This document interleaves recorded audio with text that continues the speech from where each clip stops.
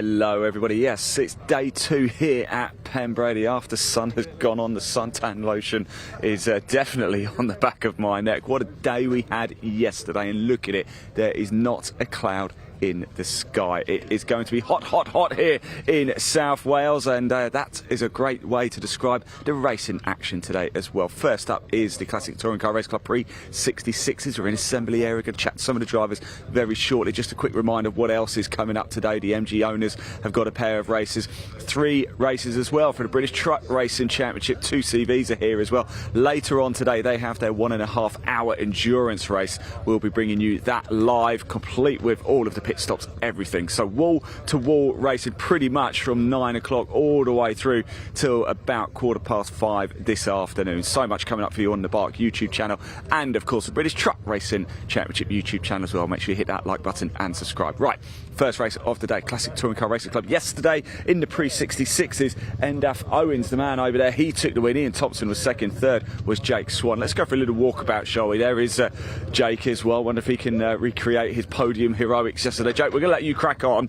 We caught up with you yesterday with somebody I wanted to speak to, and I didn't, because I didn't know he was here until I saw you a bit later in the day, James. How are you? It's good to see you, mate. How are you? Yeah, I'm alright. It's a bit early for all this, isn't it?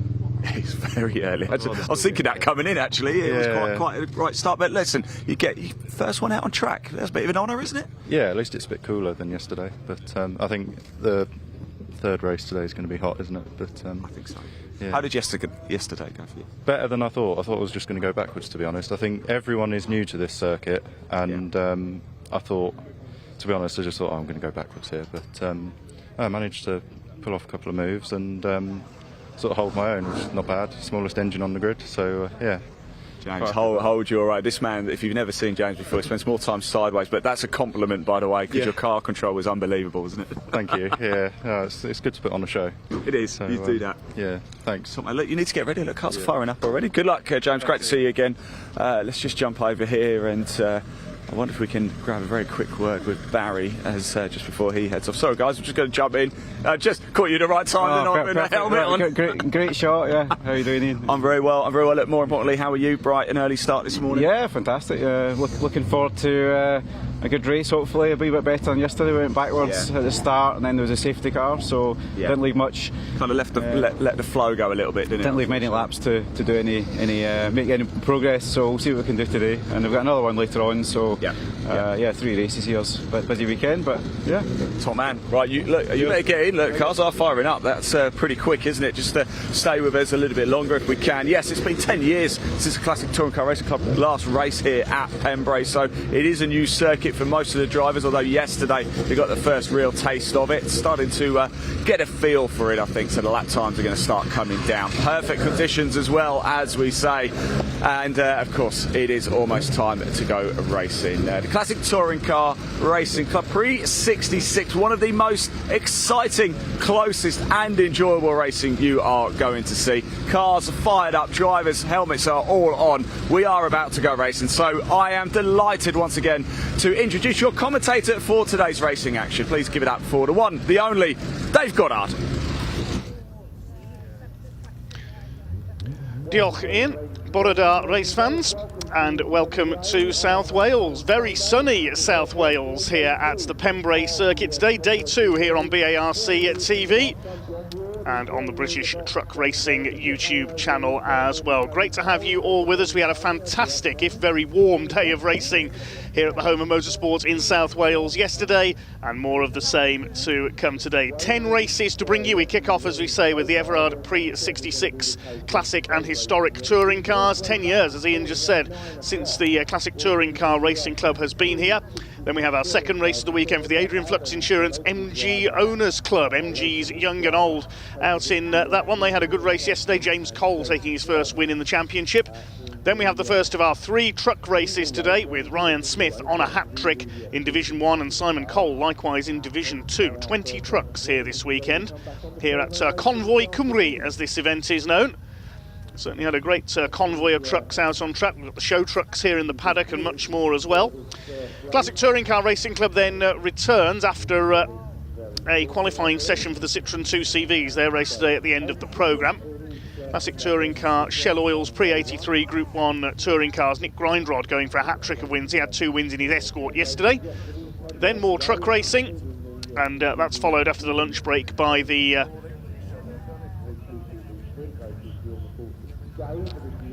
Classic Touring Car Racing Club Thunder Boss Pre-93 and Pre-03. We've got 5 championships in one in that race.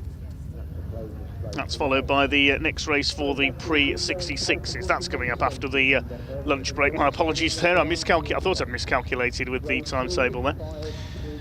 Then we've got the Adrian Flux MG Owners Club again, another truck race, and our final race of the day is the Classic 2CV Racing Championship with their 90-minute enduro pit stop race. This is going to be a cracking day of racing. Dave Goddard here, taking you through the action here on this 1.5 mile circuit, opened back in 1989, the Pembrey Circuit, by the Welsh Racing Drivers Association. Of course, they've competed for many years here with their local sports and saloon car championship.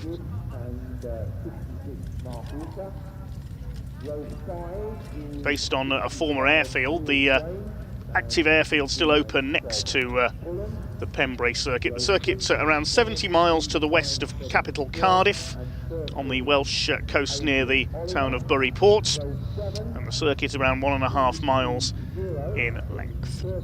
Good to see some of your comments coming in already on our YouTube stream. Hi to Maverick 41, Sean S44. He says, come on Ryan Smith in the trucks, back of the net 07.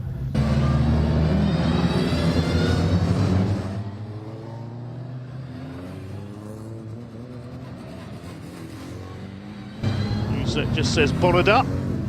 Welsh for good morning, of course, as the cars head out onto track for our first race of the morning. The Everard's Pre-66 touring cars, going right back to the very early days of what was then the British Saloon Car Championship, now known as the British Touring Car Championship, of course. We've got all manner of machinery out there, from big Ford Mustangs and Jaguars. We've got Minis, Anglias. We've got Austin A40s, Morris Minors, loads of Hillman Imps. Great to see. I think we've got 8 Hillman Imps here this weekend, and a trio of Lotus Cortinas as well. One of our Mustangs with a few problems there by the look of it. I think that's Cristiano Nardone, the local man from Cardiff, with a problem there with his Mustang. So hopefully he'll make it out in this one. They'd only just bought that car, the Nardone family. Normally race BMWs. They've got their BMW E30 here today, so that car may have to start from pit lane if it can get going at all. Great shame to see one of the Mustangs in problems. So the grid reads as follows. It's based on the results of yesterday's race, and it's local man Endaf Owens, who dominated yesterday in his Mini, who is on pole, with Ian Thompson, the reigning champion, in his Cortina alongside. Second row, Jake Swan, a brilliant drive by the young gun from Cambridgeshire to take his Anglia to the podium. He starts alongside former champion and points leader coming into this weekend, James Ibbotson, in his Hillman Imp. Swan and Owens running in the same class. We'll get onto the classes in a moment. So row 3 is Pat Keneally with his Lotus Cortina. Made a fast start yesterday, so look out for him coming through. Alongside Barry Syme, we just heard from the Scotsman with his Mini. Row 4, Ed Gibbs, Anglia, Mark Uka, another local man with his Mini. Completing the top 10, the first of the bigger cars, Piers Grange with his Ford Mustang, and Bob Bullen with a Ford Anglia completing the top 10. Row 6 we have Kevin Swan with his Ford Anglia, father of Jake, who's on second row, alongside Adrian Oliver with his Imp. Martin Armstrong's Mini starts alongside Grant Williams, another Welsh competitor with the Jaguar Mark II. Very famous Jaguar exponent is Grant. Came through from the back yesterday to finish in the top 15, having made a pit stop. Row 8 is Ed Carter's Imp, and hopefully we'll see Cristiano Nardone out with the Ford Mustang. Row 9 is Ant Astley from Cornwall with his Mustang, and Michael Loveland's Hillman Imp. 10th row, another couple of Imps, well, actually Singer badged Hillman Imps, the Singer Chamois rebadged Hillman Imp, Jeremy Dias and Stephen Platts in their examples. We've got Irishman Brendan Rooney, based in Surrey. He's got a Hillman Imp. He starts on row 11 alongside number 26 Brian Bedford, who's in an Austin A40. The 12th row of the grid, Patrick Harris with his Morris Minor. There's a gap where Keith Wright's Lotus Cortina should have been. He's a non-starter. And the final row of the grid, we should have seen Simon Knight in his Hillman Imp, but he suffered engine trouble yesterday, dumped some oil out on the run into Hatchett's hairpin, so I don't think we're going to see that car. And at the back is the Davies family Mini.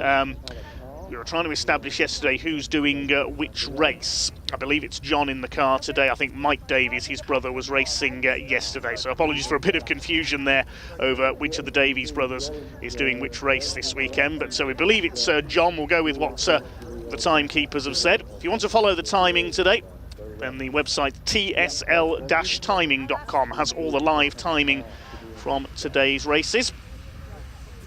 So we should see, I think, 24 cars on this grid. I noticed the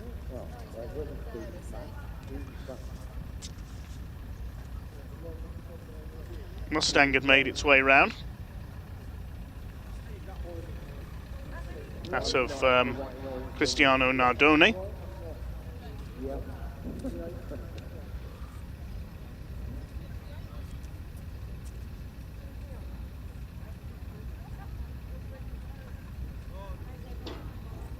Getting my timing screen set up there we go.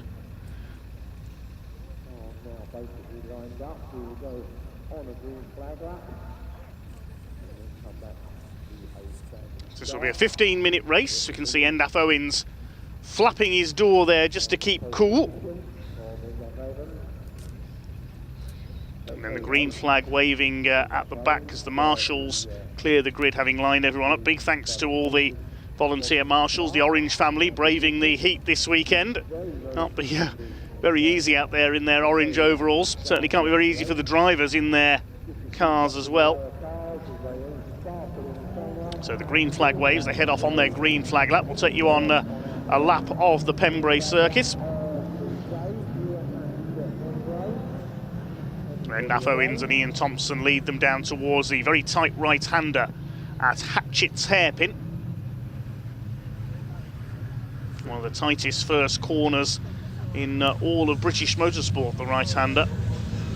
Very impressive field of cars of all shapes and sizes. Normally we'd see, you expect to see the big V8 engine Ford Mustangs up at the front of the field. Good to see Cristiano Nardone has got his Mustang up and running now. But here at Pembrey, it's a more technical and tighter circuit, and the smaller cars have the advantage to the tighter corners. So there's Hatchett's hairpin. They then go through the right-hander at Spitfires, and then the left at Debeni. James Ibbotson just weaving his Hillman Imp through now.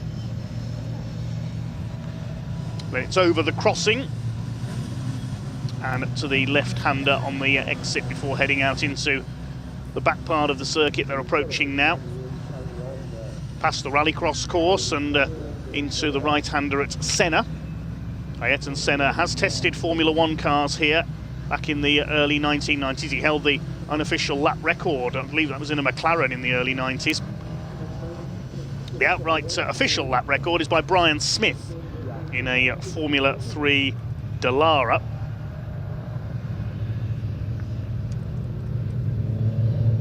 Just looking what the time is for that lap by Brian Smith, the Argentinian. 50.079 seconds, set in 1997, the British Formula 3 driver. Lap times will be slightly slower today. Cars head down the short straight and into the right-hander, past the end of the old runway, into Brooklands Corner, and then into Speedway Straight. Not 100% sure why Speedway Straight has that name. Motorcycle Speedway has certainly never been staged here at Pembrey. Then it's into Carter's Curve, which Endaf Owens, the local man, is going through now, and then up to the final corner at Honda, which takes the cars back into the Cowell Straights and into another lap. Thanks again for all your comments coming in. Do let us know where you're watching from. We'll try throughout the day to read out comments when we have time. Just a couple of gaps on the last couple of rows there. We don't have Simon Knight's Imp. We don't have Keith Wright's Cortina. There's Steve Platt's. It's one title. It's another historic saloon formulae with his Singer Chamois. The cars will now form up on the grid, ready for a standing start. A 15-minute race. We had the safety car out for the first half of yesterday's race with oil all over the approach to Hatchett's on the inside after Simon Knight's engine let go.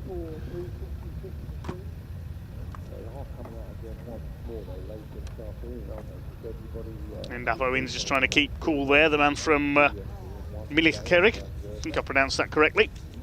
Starts alongside Ian Thompson from Surrey in his Lotus Cortina. Racing with former British GT man Luke Stevens in other events, who helps with driver coaching and looking after the car. Very beautiful new Lotus Cortina, newly prepared for this season. Used to race the Alan Mann Racing liveried, the red and gold Cortina last season, and won the championship. Watch for Jake Swan as well in his Ford Anglia. I'm sure his first win is not far away. We've seen James Ibbotson take overall wins in the past in his Imp.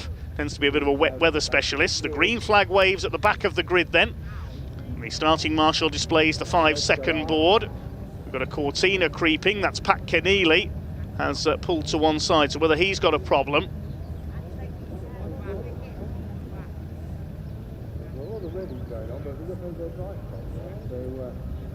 He's now pulled back, just waiting to see what's going to happen here, because Pat Keneally suddenly pulled to one side. I thought he was creeping forward. Okay, the revs are up and we get underway with our first race of the day, the Everards Pre-66 touring cars. It's a great start by Ian Thompson in the Lotus Cortina. Takes lead. Good start by James Ibbotson as well, moving across to the inside. It's 3 wide behind him. It's Thompson who leads. Look at Barry Syme down the outside in the Mini, trying to take third place away. They go through Hatchett's hairpin for the first time. Are they all going to make it round? It looks a little like it. Jake Swan running wide in the Ford Anglia there in 4th place. It's Thompson in the lead. Endaf Owens in 2nd. Ibbotson 3rd. Barry Syme is 4th. And we've got Jake Swan in 5th position. Ed Gibbs with a good start in his Anglia. Look at the Cortina sideways there of Thompson coming out of the crossing up towards Senna for the first time. And he's sideways again. Oh, he's going off. Cold tyres, I think, catching out Ian Thompson there. And he spins into the grass. Let's hope he doesn't swing back into the pack there. Get the brakes on Ian, yes, just avoided swinging back onto the tarmac there. That could have been disastrous. And so it is Endaf Owens, the local man who leads. James Ibbotson in 2nd place in the Hillman Imp.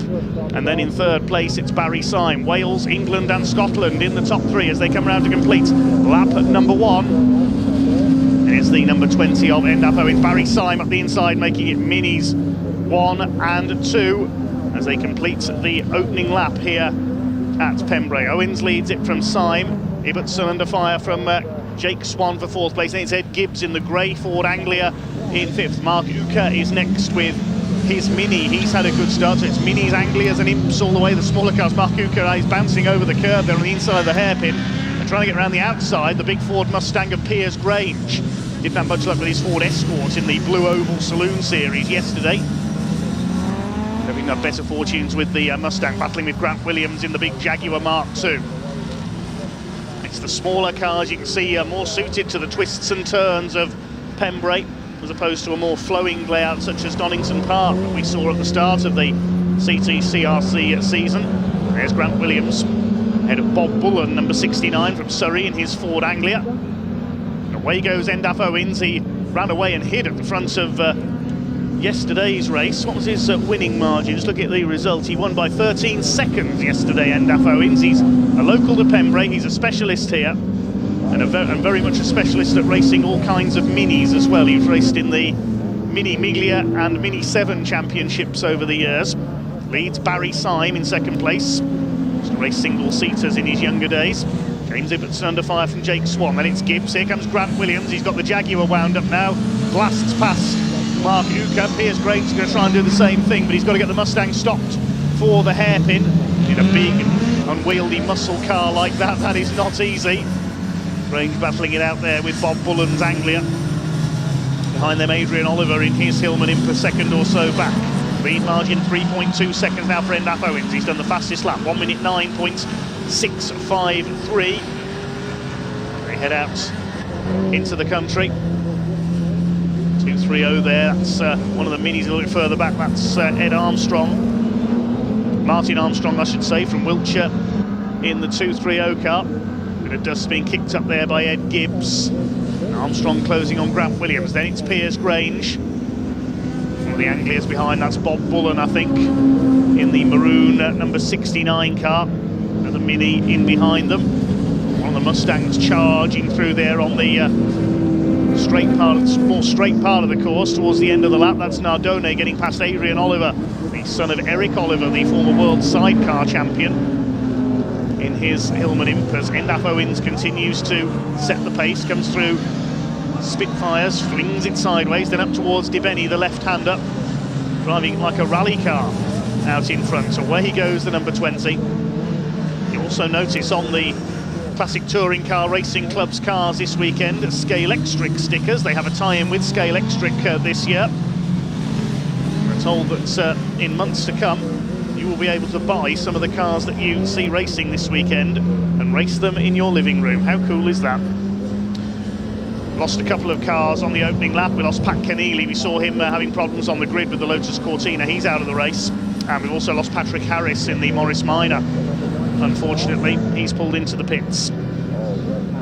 So just a couple of cars in Class D for some of the smaller engine cars. So there's only one running now, which is Brian Bedford's Austin A40. As Jake Swan up the inside at Honda Curve, and he's through past James Ibbotson, who cuts back to the inside as they come into the pit straight. Side by side for third place, James Ibbotson, who always drives the wheels off his Hillman Imp. It's a road legal car as well. You can see it's got certain number plates. He does drive it on the road occasionally. First car that James ever owned, and look at that sideways. He's always sideways in that Imp. So spectacular. He leads Class E, which is for the smallest engine cars, the Hillman Imps. Class A is for the bigger cars, the Jaguars and the Mustangs. Class B is for slightly smaller engine cars. We normally see BMWs and Triumphs in that division, but there's none here this weekend. Big cloud of smoke. Oh, and that's Patrick Harris back out of the pits. I think he might have dropped some oil there, because we saw a couple of cars go sliding. So whether there's some oil down at the crossing, Patrick Harris, who had pulled back out of the pits, I think. But I think he's dropping fluid, so he needs to come back in again, really. Anyway, Class C is for Minis and Anglias, including Ed Gibbs, who's gone autograssing there down the Speedway straight. Class D is for the likes of Austin A40s, Morris Minors and so on. Smaller engine cars. Hillman Imps in Class E for the 1000cc engine machines. And Class F is dedicated to Lotus Cortinas. Now, where's Ian Thompson after his spin earlier on, talking of Lotus Cortinas? He's in 14th place, Ian Thompson, the champion.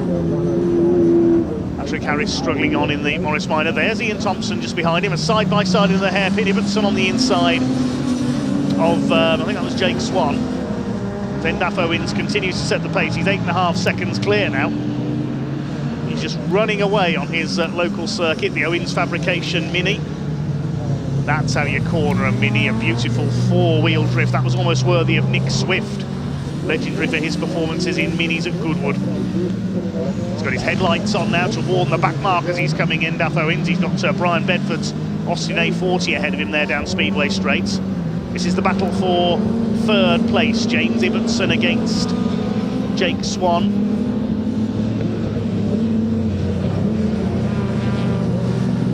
Ibbotson in the number 87 comes from Milton Keynes. Jake Swan from March near Cambridge. His father Kevin a bit further back in the order as well. Swan up the inside into Honda Curve. Seen this before, he takes the place. I bet Ibbotson will zap him back into the hairpin though. Ed Gibbs keeping a watching brief behind. Now Swan's moving to cover this time, Jake Swan in that third place, looking for his second podium of the weekend behind the two Minis. I don't think he's going to catch race leader Endaf Owens, who just passed half distance in his 15-minute race for the Everard's Pre-66 touring cars. Barry Syme up there in second. Ibbotson didn't manage to get back up the inside on the hairpin this time, so Jake Swan has held the place. Ford 105E Anglia, evoking memories of the mid-60s when John Fitzpatrick took an Anglia to the British Saloon Car title. Went on to become a very successful Group C sports car racer in his later years. In terms of Hillman Imps, it was the similar looking machine of Bill McGovern that took a couple of British Saloon Car titles, the George Bevan tuned Imp in the early 70s. In terms of minis, there was the likes of Sir John Whitmore, the English baronet, John Love from Southern Africa, from Rhodesia, and a few years after that, Alec Poole in his Mini, the Irishman who took British Saloon Car titles. As for the Ford Mustang, which is now charging up behind the Jag, Piers Grange, it was Roy Pierpoint who was successful in those in period. Jags go back right to the late 50s, the start of the British Saloon Car Championship. Formula One stars Mike Hawthorne and Roy Salvadori were among those. Found success in Jags. Tommy Sopwith as well. Lost the tie break with Jack Sears, Austin Westminster for the first ever time. Swan pulling away slightly now from Ibbotson in that third place. So it's, James Ibbotson is on for maximum points in his class, in Class E, and that should keep his overall championship lead. These cars have another race later on, of course. Some pre-83s that raced just once today. They had 2 races yesterday, both won by Nick Reinrod's Ford Escort Mark 1. 5.5 minutes to go. Here's a battle. This is Imp and Anglia as well. Brendan Rooney, the Irishman, whoa, getting a bit crossed up there. Nearly clipped the side of Kevin Swan. Swan Senior in the white Anglia. And they're being caught by one of the minis. That's John Davies in the number 21, I think. I believe it's John in there. John and his brother Mike share the car. The Imp in behind them as well. That's Steve Platts, the Singer Chamois, number 94. To the inside in the Mini, can't quite get through at Carter's. There's Platts, number 6, Ed Carter behind him, and Jeremy Dias in the red and yellow number 41. That's another of the Singer badged cars. There were Sunbeam Imps as well, and there was also the fastback version, which was the Sunbeam Stiletto. You used to see those in special saloon racing with the stiletto body over space frame chassis. Leader lapping the struggling Morris Minor of Patrick Harris. Across the line he goes. 4.5 minutes to go for Endaf Owens. Still with the fastest lap of the race. 1 minute 9 points at 3:19. See what his margin over Scotsman Barry Simon. A little bit of smoke out of the back of the Mini there as he goes through the hairpin. A couple of black and white flags going out for drivers exceeding track limits. Davies in the number 21. Minis, one number 12 was another. That's Grant Williams in the Jag. The lead is 17 seconds now for Endaf Owens over Barry Syme. Still 3 nations in the top 3 places: Wales, Scotland, England. An Ireland out there as well. Brendan Rooney further down the order in his Imp. And I suppose you could say Italy out there as well. Cristiano Nardone, Welshman of Italian descent. Well, just the one retirement so far, which is Pat Keneally's Lotus Cortina. It's not been a happy season at all for the Keneally family. We saw Billy Keneally's Anglia go up in smoke at the first meeting of the year at Donington, and he's yet to race this year, the former champion. Here's a nice little scrap further back. Where is Brendan Rooney? He's got Kevin Swan on his tail in the Anglia. Behind them, the Mini of Davies. Lifting a wheel there through the crossing. Steve Platts giving chase. This battle is for 16th place overall. Brendan Rooney 4th in Class E. Class F is being led by Ian Thompson, the only Lotus Cortina left running. Oh, and Cristiano Nardone's pulled off. More problems for the Mustang. It is a new acquisition for the team. So the Mustang has pulled onto the Rallycross course on the infield. Bedford's Austin A40 just being lapped there. Back in 1960, an A40, albeit a very modified one, won the British Saloon Car Championship in the hands of Doc Shepherd. That car still exists, it's being restored at the moment. Just over 2 minutes to go. They're not going to catch Endaf Owens. There's Barry Syme in second place, and he's nearly 20 seconds down now.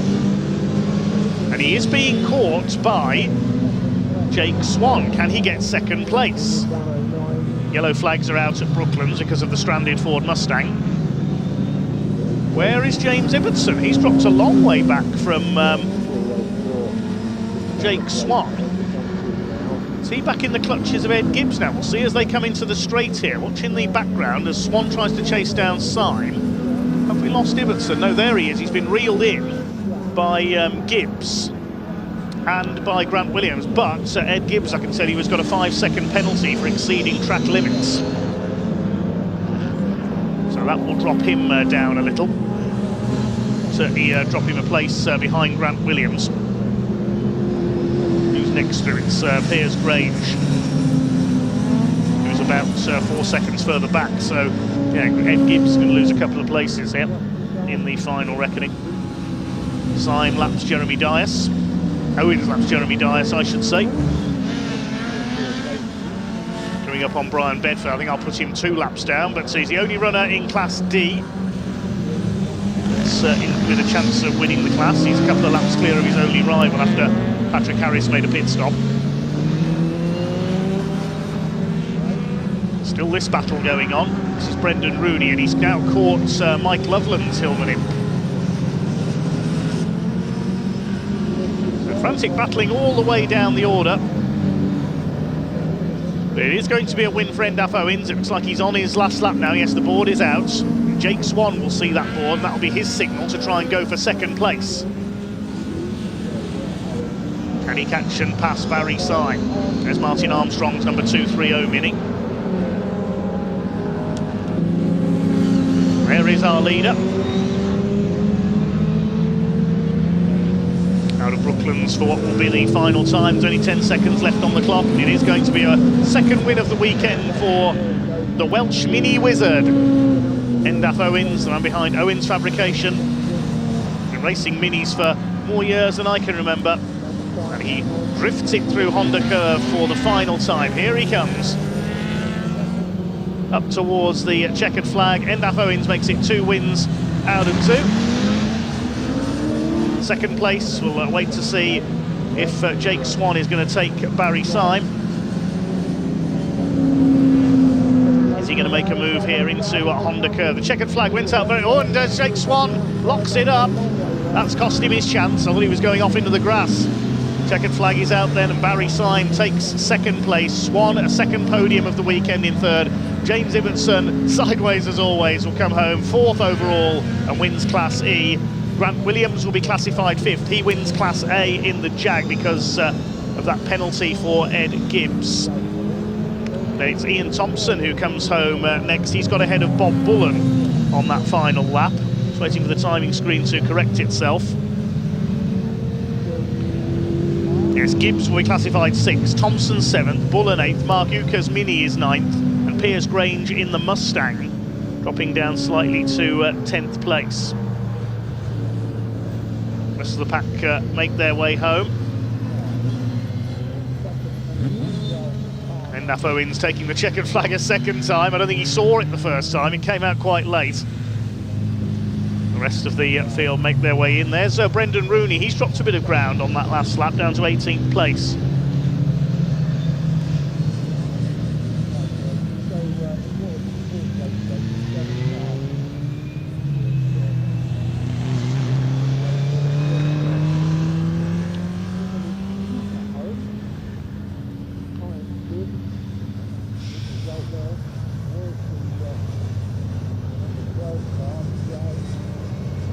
Wait for the cars to make their way into Parc Fermé. We'll check the provisional result in just a moment.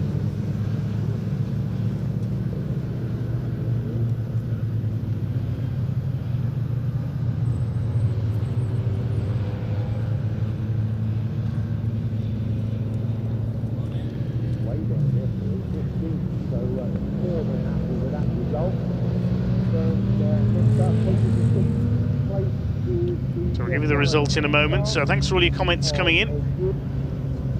Hi to Dom's Engine Conversions, cheering on the Hillman Imps. Hi to Mike Smith, Nigel Armstrong, cheering on his namesake Martin Armstrong in that one. Jamie McEwen in Scotland. And Liv Waldron was cheering on Ant Astley in the Ford Mustang. Where did he come in? Let's have a look. He was 13th. Cars making their way into Parc Fermé in just a moment. Then Endaf Owens the winner by 24.5 seconds in that race, ahead of Barry Syme in his Mini. So Minis 1 and 2. Jake Swan in 3rd place. James Ibbotson's Imp taking 4th.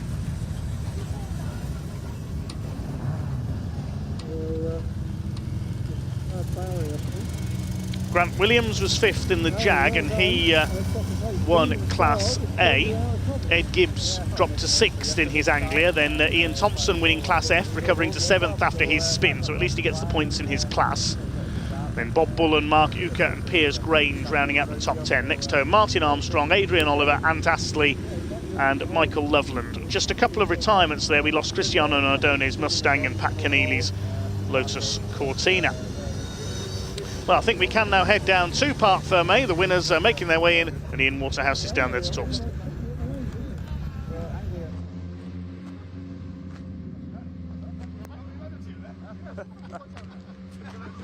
Hello everybody, yes, welcome down to Parc Fermé. I was just wondering where End Up Owens has gone. Finally made it into Parc Fermé. You should know where this is. Yeah, I don't know. Yeah, better look at it again.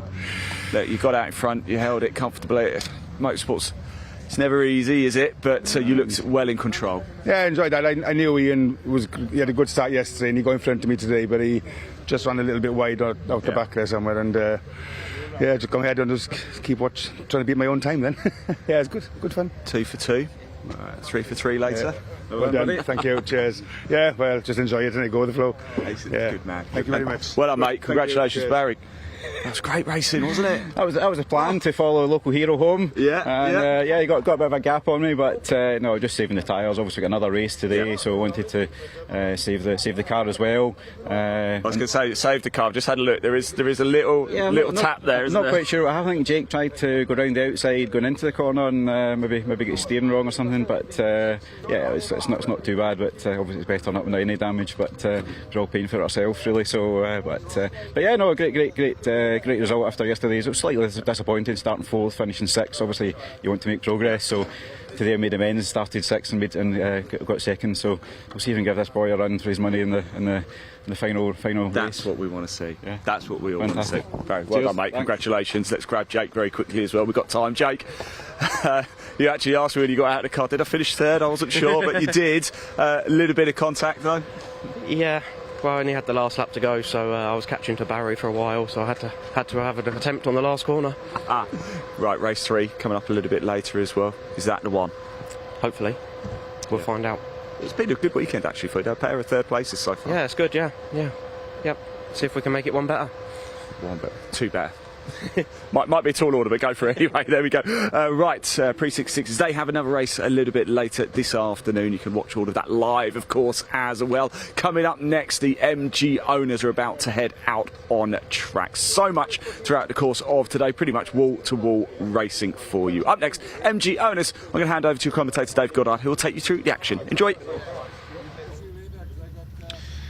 Yes, thanks very much, Ian. Good to hear from some of our classic touring car racers down there. That, of course, puts End Up Owens on a hat-trick for the 3rd race later on. But next up, we turn to the Adrian Flux Insurance MG Owners Club Championship. They had their first race in very warm conditions yesterday afternoon, and it was James Cole, number 188, who took the victory in his ZR. We've got 4 classes in this race. Class Z, which is for MG ZRs. Class F for MGFs. There's only one MGF here this weekend, and unfortunately Simon Kendrick, its owner, failed to finish yesterday's race. Hopefully he's back out today. Class A, which is A for Abingdon in Oxfordshire, where the older MGs were built. That's for MG Midgets and MGBs. And Class B, which is for cars of the British Leyland era, the MG Maestros. We've got a Maestro here for Anthony Bate. He retired yesterday as well, so hopefully he's back out. And we've got the less powerful ZRs in that class as well. Hannah Leonard is in her ZR in that class. Let's have a look at the grid then, set by the 2nd fastest time for each driver in yesterday's qualifying session. So James Cole, yesterday's winner, is on pole alongside defending champion number 1 Steve McDermott. 2nd row 20 Matt Harvey and 88 Rob Addison. At the 3rd row Jake McDermott, number 77 son of Steve, starts alongside 84 John Candler. Row 4 22 James Wade, not of darts fame, starts alongside 101 Connor Lawson, who worked hard to repair his car yesterday and got it out for race 1 after a shunt in qualifying. Looking to see if he's back out there again. We'll check that in a second. Chris Lawson on row 5 alongside Darren Leonard, not in a ZS as is listed there. That's a car he does occasionally race, but he's in a ZR this weekend. Row 6 is 215 Reese Lawson, 3 members of the family out there, and 13 of Luke Boniface. Row 7 we should have Simon Kendrick's MGF alongside 19 Jimmy Work in his ZR. Row 8, Jack Meagher's ZR and Adrian Olsen, the XMG Maestro racer. That's the blue and Dayglow yellow car, we can see on the right of the screen there.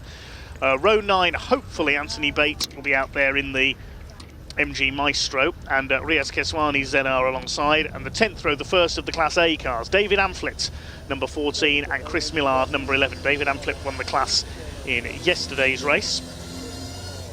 The 11th row will be number 26, Malk Best, used to race Ford Caprice, now out in an MGB GT, alongside Jim Bainham, the championship coordinator, the man who does so much for MG racing in the UK in his famous MGB Roadster. The final row, number 10, Hannah Leonard. She's the daughter of Darren in number 76 in her ZR, and Carl Bates, number 71, with his MGB at the back of the grid. So the cars will pull up onto the grid, then they'll have a green flag lap, and it will be a standing start. This will be a 20-minute race, and James Cole in pole position, not to be confused with the former British touring car racer of the same name. I believe James is the son of Doug Cole, who's been very successful in MG racing for a number of years now. We've seen James take success in other MG championships. So it's his first win. Yesterday was his first win in this championship, the Adrian Flux Insurance MG Owners Club Championship, a proper old school club racing series, a very friendly paddock. Great place to race your MG of any age. We've even had, as we said, some MG Montegos race in this championship in the past. Well, so far this year, it's been McDermott and Son at the top of the championship, Steve and Jake. Steve doing the majority of the overall winning. Jake was overjoyed to score his first outright win at Snetterton in Norfolk last time out. But this time, James Cole has been the man on top so far. Jake McDermott back in on the third row of the grid. Second row, the black and red car is Matt Harvey, and 88 of Rob Addison. He used to race a Maestro back in the day as well, in the days of full grids of MG Maestros. I remember Jim Edwards Jr. used to race in this championship. Oh, we got the XBTCC man, and problems there for 101 Connor Lawson. You can see the front of the car heavily taped together after his shunt in qualifying at Honda Curve yesterday. Connor Lawson has had to head back to the paddock, unfortunately, so a last-minute hitch with his repaired car. I can't see the Maestro on the grid, unfortunately, of Anthony Bates, the Cornishman. Hopefully he is hidden in there somewhere. We'll see as they come around on the green flag lap if there's any gaps on the grid.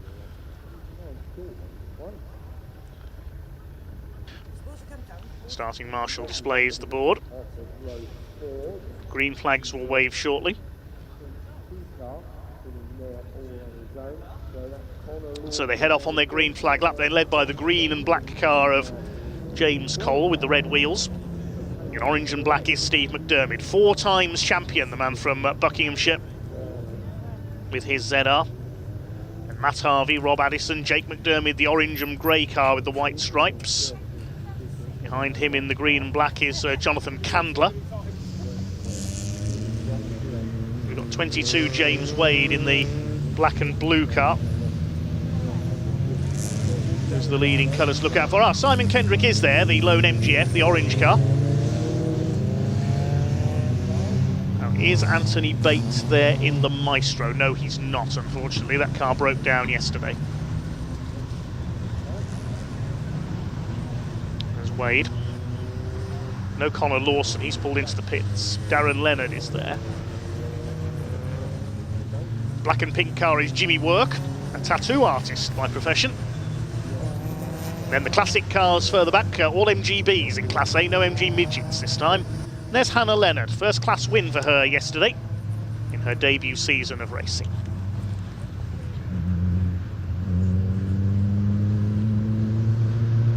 Hello to a couple of our commenters. Hi to Scott Bugner, we'll see him back out racing again later this year. We've seen him out in his ZR a few times over the last couple of years.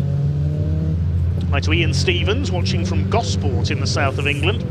Rambling Rose, and also Jack Woodcock. Oh, we saw him out a couple of years ago in his ZR in this championship as well. Good to see you watching, Jack. Delboy says good luck to the Lawson brothers in the first for Drains cars. We've lost one of them into the pits, unfortunately. Connor Lawson's repaired car has pulled off, so hopefully he'll join in from the pits.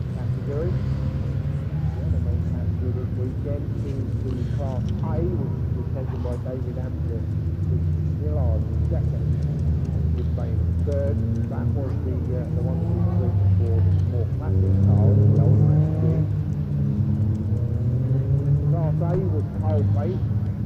There's number 14, David Amflett. He's been with this championship for many decades now. Great friend and rival of Jim Bainham. It's Chris Millard in the blue MGB Roadster. The white car is marked best. There's Jim Bainham, the number 2. Been racing that MGB for longer than I can remember. As they pull up onto the grid then, the black and yellow car on the outside is Rob Addison. He was taking the fight to the McDermidds at Snetterton. Jack Woodcock tells us having a Mazda MX-5 racing this year, trying something different.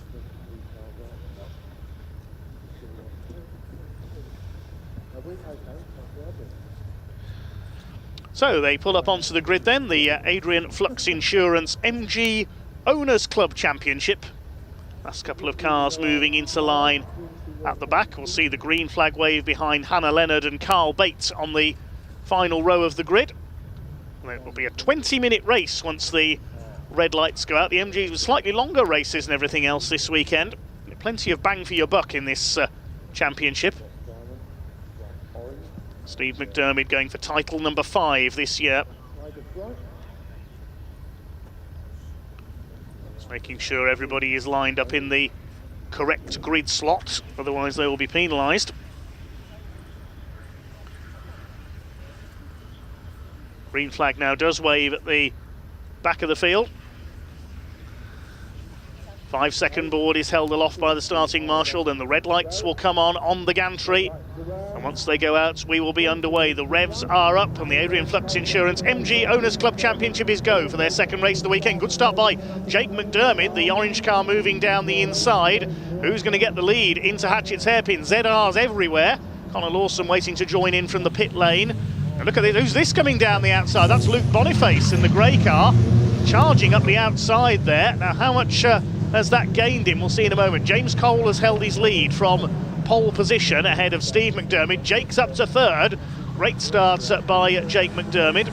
And yes, Conor Lawson has joined in from the pit lane at the back of the pack. Through the crossing for the first time. Rob Addison in 4th place. It's James Cole that leads. Father and son at McDermid, 2nd and 3rd. Addison in 4th place. That's John Candler in 5th position. 6th behind him, Matt Harvey didn't make the best of starts. The 4-3-1 of Chris Lawson is 7th. And well, the outside charge by Luke Boniface has only netted him 8th place ahead of Darren Leonard. We'll look for the other classes further back as well. Just one runner in classes F and B in this race, just the one MGF here of Simon Kendrick, and with Anthony Bate not out, there's only one runner in Class B, that's Hannah Leonard towards the back of the field. So Class A, there will be a battle further back between the classic MGs as well as Steve McDermid making a move to the inside as they go up towards Hatchett's hairpin. Is he going to take the lead? He certainly is. Steve McDermid into the lead, Jake trying to follow him, but Steve's gone wide on the exit there. James Cole trying to get his nose back down the inside in the 188, so he can't do so. Steve McDermid has taken the lead. Second place man Cole bounces over the curb. First 3 have pulled slightly clear of Rob Addison in 4th position. MG ZRs everywhere. Their numbers have absolutely exploded in this championship this year. At the season opener at Donington, we had over 30 cars on the grid, which is, I think, double what they were getting last season in this championship. It really has been a fantastic year for the MG Owners Club. ZRs everywhere. There's the leading MGF, that's Simon Kendrick. Now he's only 4th in the point standings for the MGF category so far, which is led by former champion Mark Baker.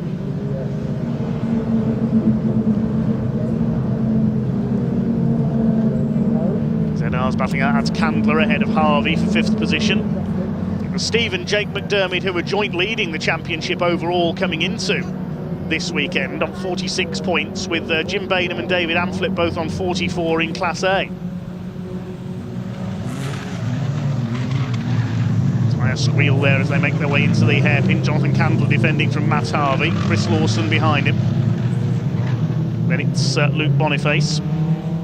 Yes, the likes of Mark Baker, Alex Forster and Stuart Plotnick all absent this weekend in Class F. Simon Kendrick with a chance here to take over the class lead in the championship. There go the leaders, Steve McDermid now up front. holding off James Cole.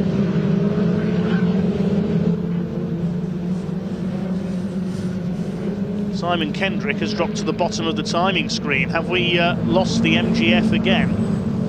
Tommy's problems from yesterday have returned. We'll pick that up when we can. James Cole's car is bouncing around there in that second place. Down the straight they come. Jonathan Candler under fire from Matt Harvey. That's for 5th position. Chris Lawson, I think that is up behind them. Maybe that a couple of cars' transponders aren't working, because Chris Lawson hasn't shown as having come through on that lap, and he is there in the top 10, so I think his transponder's not working. Through the crossing they go, still Steve McDermott, but James Cole on his tail. Here's a battle between a couple of MGBs. That's Chris Millard, the number 11, side by side with the 71 of Carl Bates. It's around the outside there, out of the hairpin. There go the leaders, 4 of them line astern now, with Rob Addison starting to close back up in the yellow car. In fact, I think it's all 3 of the Lawsons we can see on the timing tower there on the left of the screen. I don't think any of their transponders are working. Where's the battle for the lead in Class A, which is Amphlett ahead of Bainham, with Mount Best in 3rd place in the white car. Here's Class Z. Jake McDermott has a look up the inside into the hairpin. James Cole moves to defend. Behind them, Matt Harvey up the inside over the curb. He's got P5. So Harvey up to 5th ahead of Jonathan Candler. Has he made it stick? I think he has. Behind them, that's one of the Lawsons in 7th, but for some reason, none of the Lawson's family's cars are showing on the timing. There's Hannah Leonard, she's leading Class B, the number 10, and Connor Lawson, who started from the pits, is behind her. There is the 101, but it's taped together front end.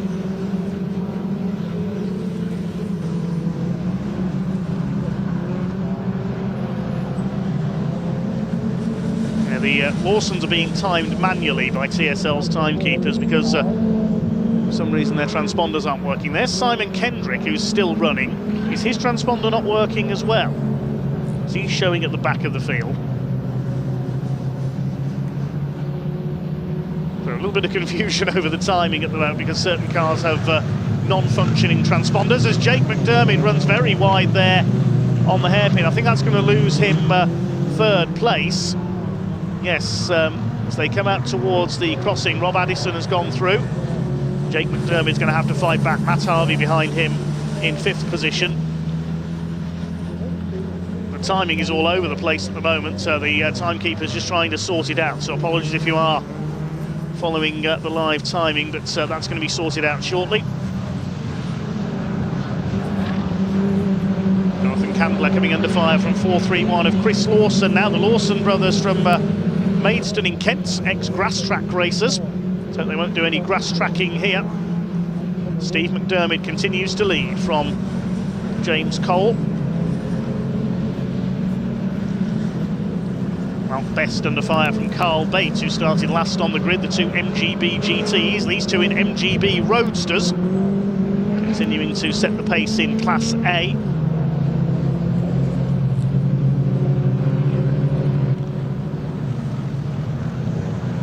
These 2 have been racing together for decades now, David Amphlett and Jim Bainham.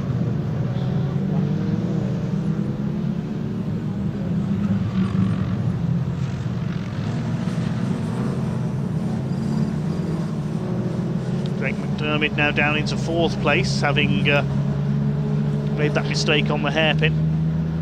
We've got just over 12 minutes this race to go, and James Cole is starting to move up to attack our race leader, Steve McDermott. It's a little bit wide there over the curbs coming out of Brooklands corner. James Cole, winner yesterday, has got the headlights on to try and intimidate Steve McDermott. Steve, who prepares a lot of the ZRs in this championship, is a 4-time champion in his orange and black ZR. Certainly very tough customer to overtake.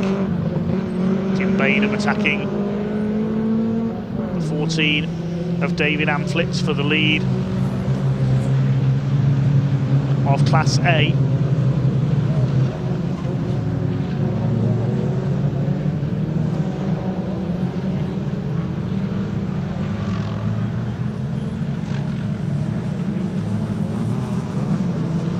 Lead gap is 0.3 of a second. I can tell you Rob Addison has done the fastest lap of the race though, 1 minute 9.982. Here comes James Cole, he's much closer there as they come through Senna corner up towards Brooklands, and Steve McDermott runs way wide. He's going to lose the lead this time for certain. Mistake there from Steve McDermott, he slid out well wide, the car understeering towards the grass, and James Cole says thank you very much and takes the lead, and Rob Addison has got through for second place in the 88. Now it's unusual for Steve McDermott to run off wide twice like that, so whether he's got a problem with the ZR, possibly a problem with the handling. It's his son Jake behind him now, Matt Harvey going with them, 5 ZRs line astern for the lead of this race. Into the hairpin once again. Matt Harvey closing up on Jake McDermott. Jonathan Candler is in 6th position with his ZR. And in 7th place behind them it is Chris Lawson. Or has Chris got through there, I think, the blue car into 6th place now? Has he got ahead of Jonathan Candler? I think he has. And next in the order, Luke Boniface, Jimmy Work, and I think James Wade rounding out the top 10.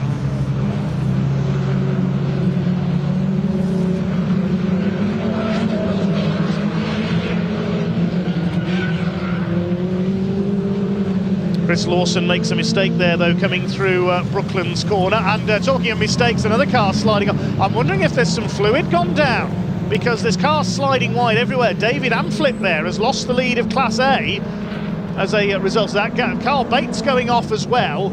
I reckon there's some fluid on the track because there's cars sliding off everywhere.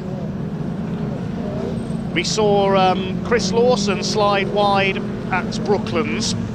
We saw a couple of the MGBs go off as well. Jim Bainham's taken the lead of their class as a result. Here are the overall leaders. So I'm wondering if somebody's dropped some fluid somewhere. Have we got any retirements? I don't think we have, so nobody's had an engine fail or anything. There goes James Cole in the lead ahead of Rob Addison, I should say.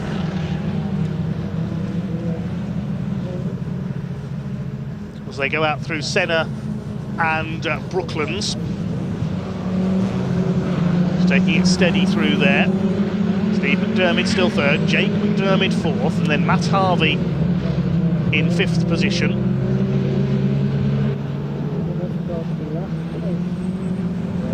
Still just under 8.5 minutes of this race to go, so things could all change. We say slightly longer races, 5 minutes longer than everything else, the MGs this weekend.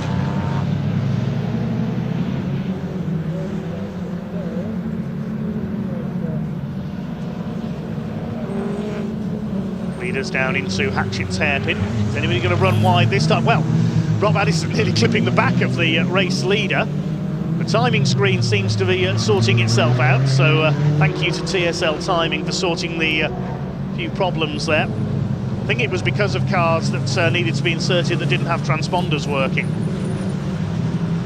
So it is Cole, Addison, then the McDermotts, Harvey in 5th, Jonathan Candler 6th, Luke Boniface is now 7th, Chris Lawson having dropped to 10th as a result of that mistake at Brooklands corner, which is where the leaders are entering now. Through the right-hander and along Speedway straights. Matt Harvey back on the tail of Jake McDermott. Those two have dropped back slightly from the top 3. Steve McDermott tries to recover his earlier mistake, and Jim Bainham now established in the lead of Class A after David Amphlett went wide on the hairpin a couple of laps ago. They've got Connor Lawson's repaired car behind them, and there's Simon Kendrick. Now, where in the overall order is the MGF? He's down in 21st place. I think he's a lap down on the leaders as well, so he's had an issue somewhere, the MGF. Side by side in the hairpin, Jake McDermott and Matt Harvey together. Jake just about holding the place. Jonathan Candler 6th behind them. It is Luke Boniface in 7th. Jimmy Work is 8th. James Wade 9th. 10th is Connor Lawson in the 431. Darren Leonard is 11th behind him. Did I see somebody off there at the crossing? Just caught a glimpse of. Thought I saw a car either spun or pulled off there. We'll pick that up in a moment. There's a couple of back markers ahead of the leaders now, so James Cole will have his headlights on to warn them. It's Hannah Leonard, and we've lost Steve McDermott. Was his car that I saw go off? Yes, we've lost the number 1. There he is. So I thought I saw a car spin there. I couldn't tell who it was. It was Steve McDermott. Now that's very unusual to see the 4-time champion make a mistake.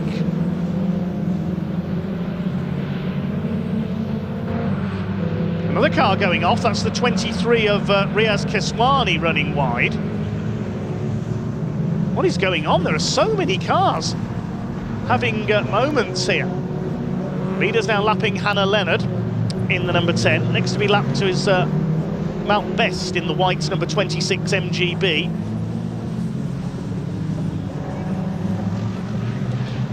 So Steve McDermott is down into 7th place.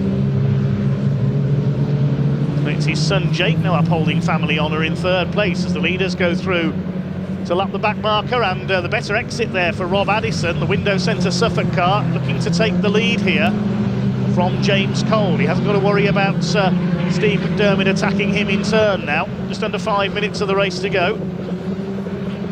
Down towards Carter's Curve they come.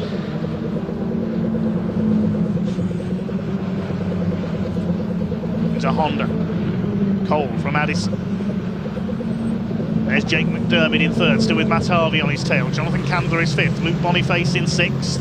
There's the Class A battle, headed by Jim Bainham, who's pulling away slightly now from David Amflitz. There are the leaders in the background. We saw, I think it was Sean Keswani recovering from his earlier moments. Rob Addison all over the back of the 188 now. Can James Cole hang on for a second win, the man from Aylesbury this weekend? Rob Addison from Bury St Edmunds in Suffolk. Up towards Senna, they lap the slow car of Riaz Keswani, or Sean Keswani to his friends. Into Brooklands. Cole was pulled away by a car's length or so.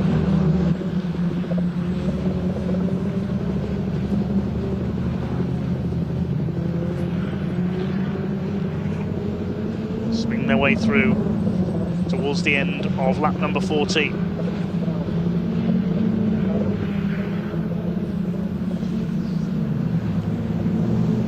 And he close on our race leader into the hairpin. In the background, Jake McDermott and Matt Harvey continue their battle for 3rd place. Steve McDermott has done the fastest lap of the race, 109.498. His last lap was a 111.5. I think there's something amiss with the number 1 car. See him in the background there at the hairpin. It's just between these two, I would say, for the victory now. Is it going to be 2 out of 2 this weekend for James Cole? Let's put him on a hat-trick going into this afternoon's race.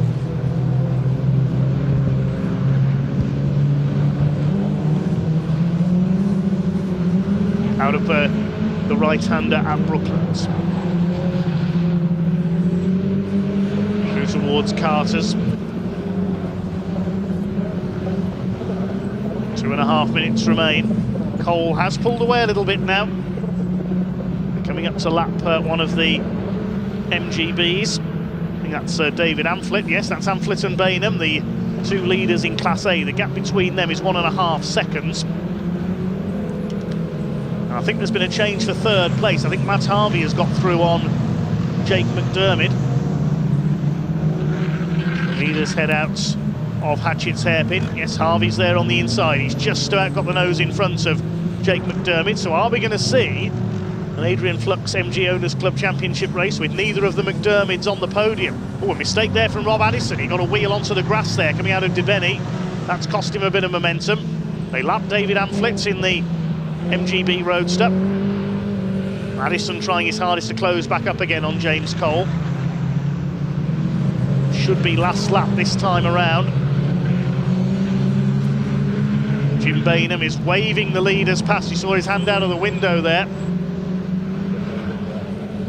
Real gentleman of British motorsport, an unsung hero is Jim Bainham. Gentleman Jim. Now James Cole's got through. Rob Addison taking a little longer to get by there, so the gap has opened up. We see the leader's car hopping there again. Pretty stiff setup on that car, clearly. The gap is, as they cross the line, 0.6 of a second. So he's pulled away just a little bit here. 1 minute on the clock as they went over the line, so I think this is the last lap. Here's a battle further back. James Wade, number 22, on the outside of Jimmy Work in the number 19. They're fighting for 8th place. They've got Darren Leonard behind them as well in his ZR. Steve McDermott is back up into 6th place. He's got ahead of Luke Boniface. But a race to forget for the champion. Bruce Senna and Brooklands. It's looking good for a second win of the weekend for James Cole in the DC Motorsports ZR. 15 seconds on the clock as they head along Speedway Straight. Looks like it is going to be checkered flag this time. One last effort for Rob Addison as he'll try to attack. He's closed back up again on James Cole. Here they come into Honda Curve. I don't think Rob Addison is going to get close enough. The checkered flag is at the ready, and it's going to be 2 wins for this weekend for James Cole, just ahead of Rob Addison. The gap 0.237 of a second at the line. Matt Harvey will take 3rd place, and Jake McDermott is 4th. A lap down, Jim Bainham just beats David Amflett home to win Class A. Jonathan Candler is 5th, Steve McDermott down in 6th. He'll be frustrated with that. 7th for Luke Boniface. Here comes that battle for 8th. James Wade against Jimmy Work. And Wade takes the place. Chris Lawson in 10th place behind them. Then Darren Leonard. Hannah Leonard wins Class B for the 2nd time this weekend. Simon Kendrick in the MGF comes in to win Class F as the sole runner.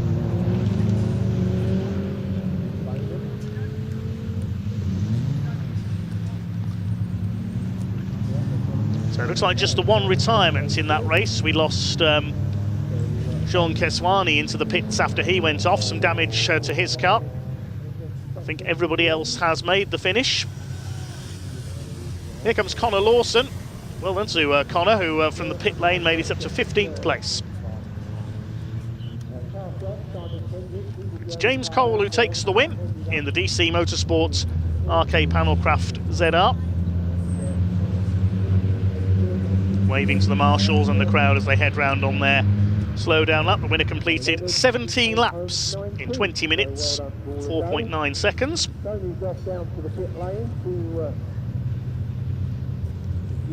Taking the win by just under a quarter of a second. Rob Addison almost catching him through the final lap there. So Cole the winner ahead of Addison. Matt Harvey taking a podium in 3rd and Jake McDermott 4th. Steve McDermott only 5th behind Jonathan Candler after a spin. So the McDermotts off the podium. That's a rare sight this season. Luke Boniface in 7th, then James Wade topping his battle with Jimmy Work, Chris Lawson and Darren Leonard for 8th, 9th, 10th and 11th. Jack Meager behind them, then Reese Lawson and Adrian Olsen. Classes won by Jim Bainham in Class A ahead of David Amflett by half a second. Class B went to Hannah Leonard and Class F to Simon Kendrick. That's the 2nd race of the weekend for the Adrian Flux Insurance MG Owners Club Championship done. Next up, it's the big rigs. Race 3 of the weekend for the British Truck Racing Championship. But first of all, we'll head down to Parc Fermé with Ian.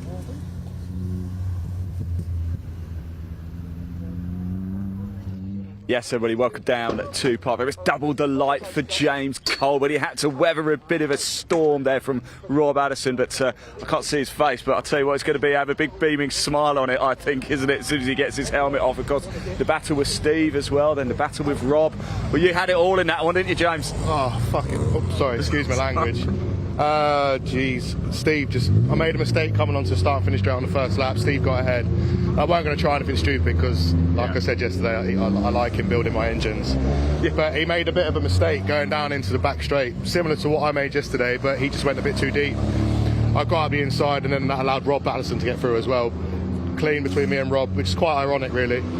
Rob raced against my dad 26 years ago. Oh, wow. So for me now to race against Rob is quite top draw, to be honest. Oh, that is fantastic. Look, congratulations. Cheers, Ian. Got to do it all again later. Well, great stuff. Well done. Apologies there if you did hear any bad language, because it is live motorsport. It is passionate. It's there. And the man who's very passionate is Rob Addison. Rob, great driving there. You had to weather a couple of storms, and you're nipping at James at the end as well. Yeah, that was a bloody good race, actually. So all of us, really. I don't know what happened to Steve in the end. But He had a spin, actually, just here. Yeah, I think we was all making sort of small mistakes and letting each other past, and it was just, for me, it was just trying to get up with James and Steve and get away.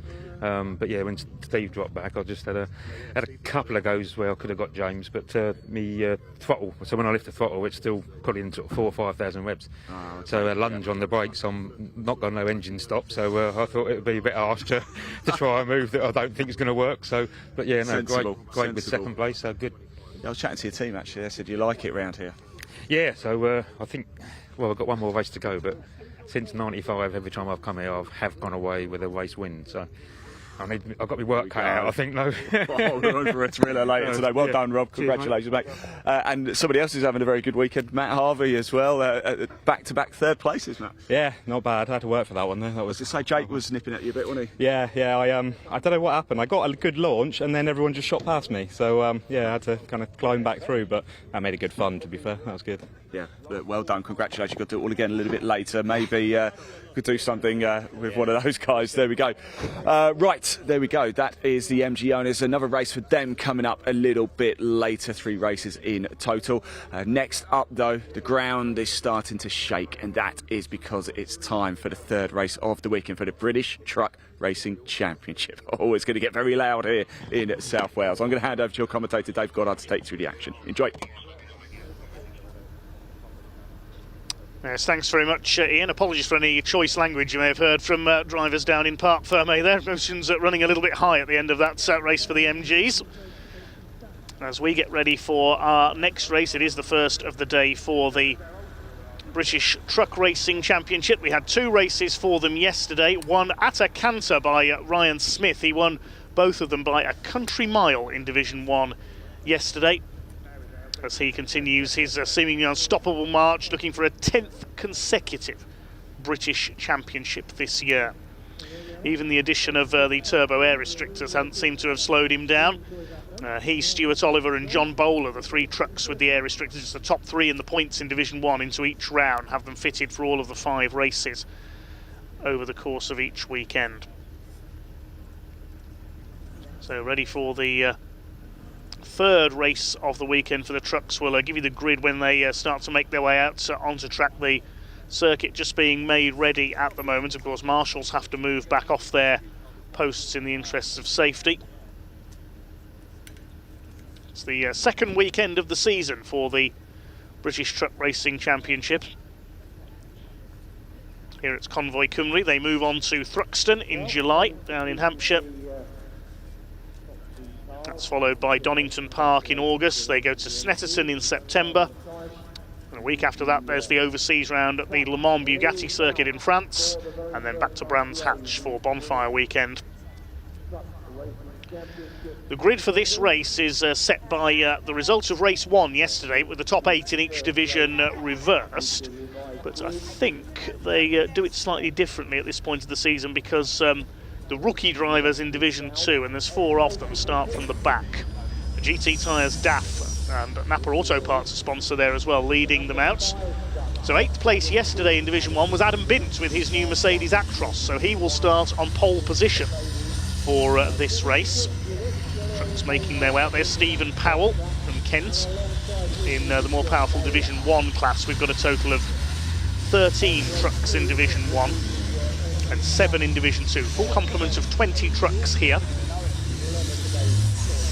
A couple of trucks that suffered issues yesterday. Michael Oliver was running in 2nd place in race 1, but he suffered gearbox trouble and had to retire, so he'll be starting back in 13th, at the back of the Division 1 trucks. And also down there on row 6 is the reigning Division 2 champion, John Powell, who has moved up to Division 1 this season with a brand new DAF XB. Had a few teething problems with it yesterday. He pulled off into the pits to retire at the end of yesterday's race, a couple of laps from home, so he'll start down in 12th on the grid. Won't let that hold him back though. In Division 2 so far this weekend, it's been 2 out of 2 for Simon Cole, the man from Dartford, in his Iveco, distinctive pink and white machine. His son Archie Handy out there in his Volvo as well, the youngest man in the championship, ex-junior saloon car racer. So there'll be ones to watch in Division 2. Archie Handy actually starting alongside Michael Oliver, so the first of the 3 more experienced racers in Division 2. The full grid as follows: Adam Bint in the Mercedes on pole alongside John Bowler, number 14 with his MAN.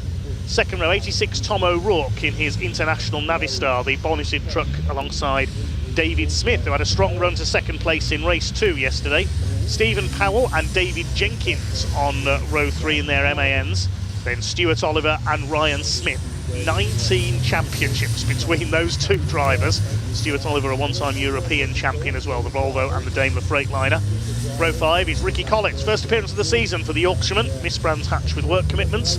Starts alongside Martin Gibson in his MN, a returnee to the championship after a couple of years away.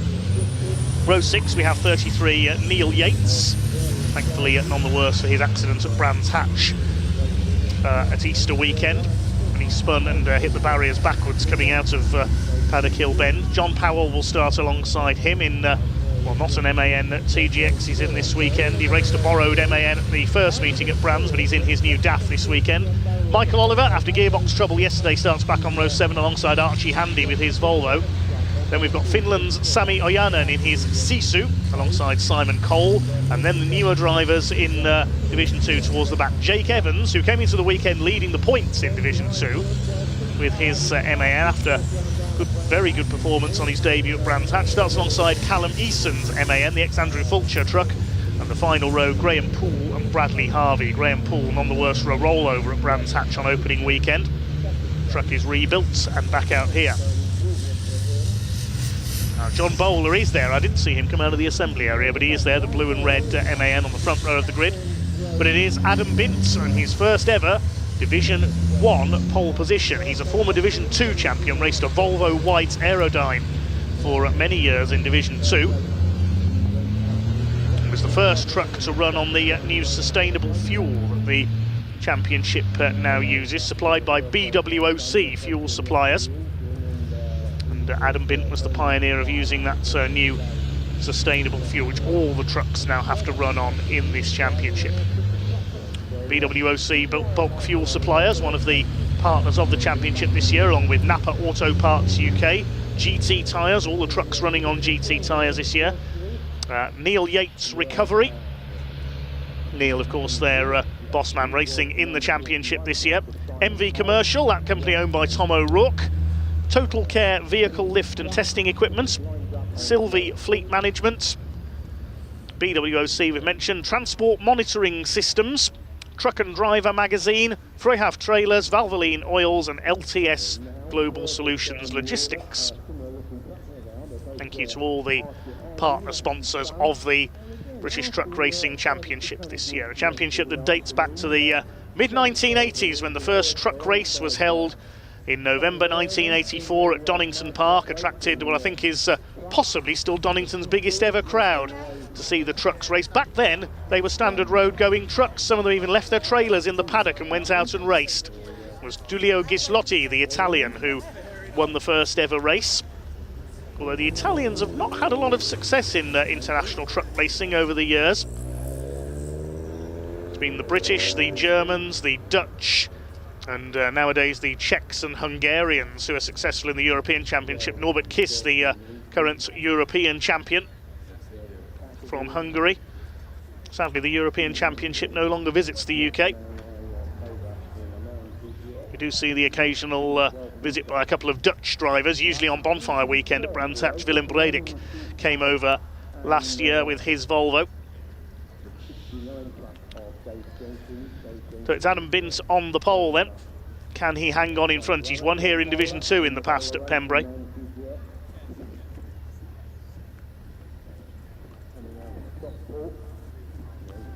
We're ready for round 8 of the championship then.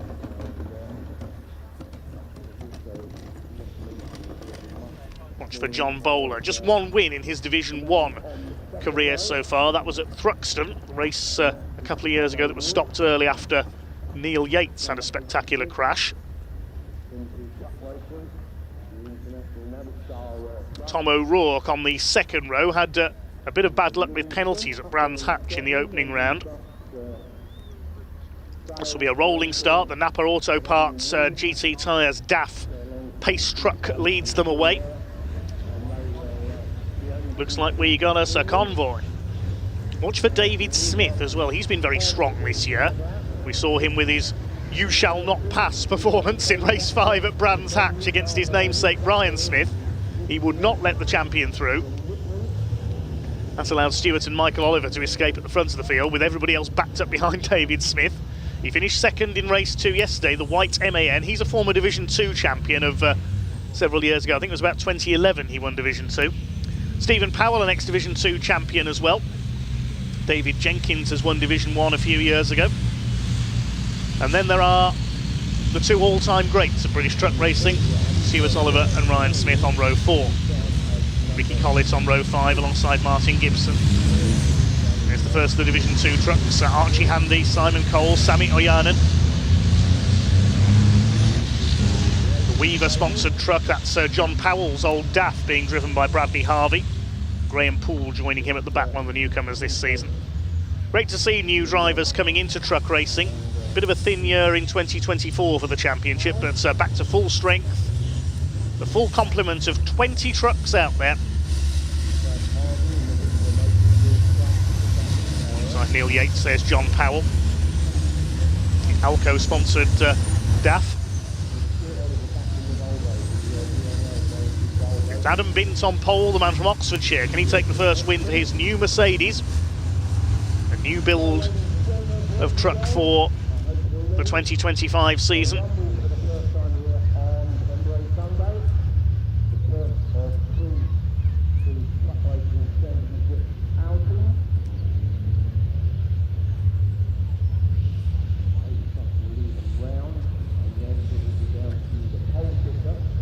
These trucks 5 tons in weight, almost 1,000 horsepower from their 12 and 13 litre turbocharged engines, limited electronically to 100 miles an hour.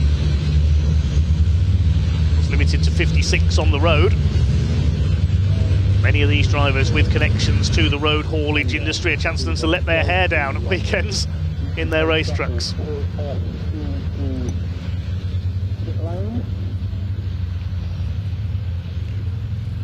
Bint and Bowler lead them round.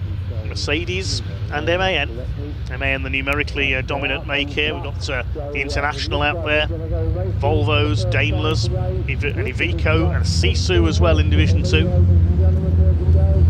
A couple of DAFs. Pace truck pulling into pit lane. Here we go. Time to go truck racing here on the Pembrey Circuit. Race 3 of the weekend for the British Truck Racing Championship. The revs are up and we're underway. Down towards that first hairpin. This is certainly going to be not for the faint of heart. Tom O'Rourke having a look up the inside. John Bowler is going to try and be late on the brakes to try and get ahead of the number 5 Adam Bint. Can he get all the way around the outside? I don't think he's going to. Are they all going to get through behind? There's a bit of push and shove out of the hairpin. Adam Bint has held his lead. Pick up who's leading in Division 2 in a moment as well. They've all made it round the hairpin okay for the first time. Leaders coming through towards the crossing. It's Bint who leads from Bowler. David Smith side by side between Tom O'Rourke and David Jenkins. Ryan Smith didn't get the start he wants. He's back among the 2 Team Oliver trucks there. Stuart Oliver's ahead of him. Martin Gibson as well, and Ryan Smith's going to be sent into a spin. Round goes the number 1 into the grass on the outside of the crossing, and he's going to have to make his way through. Well, he was in 8th place on the grid anyway. He's going to have to come through from the tail of the field.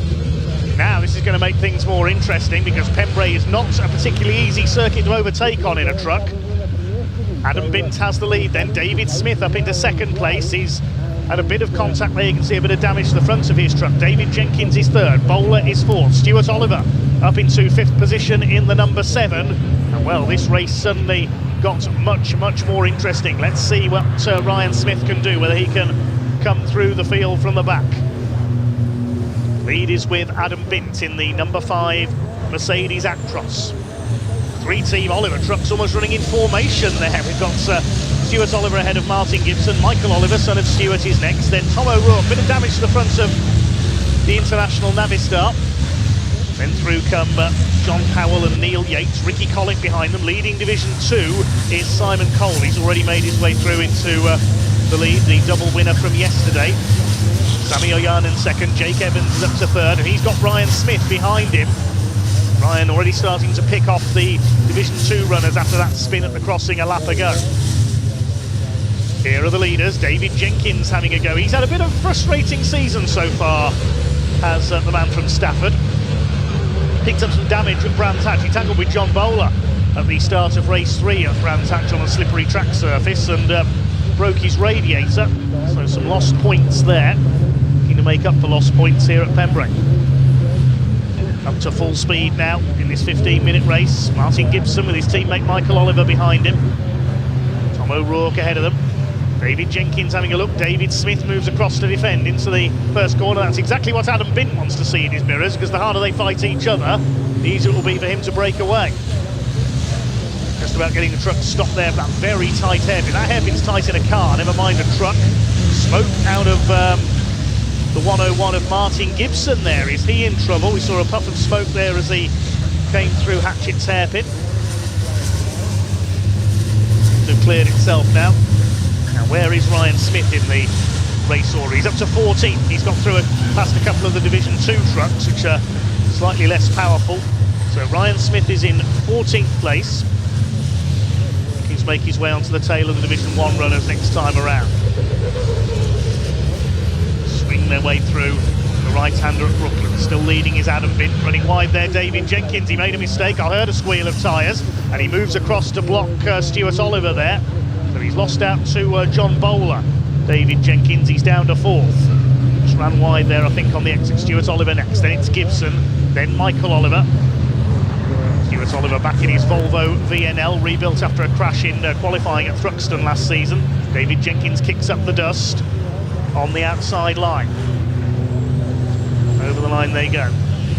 Adam Bint leading, not showing on the timing initially there because his transponder's not working. Mercedes still out in front.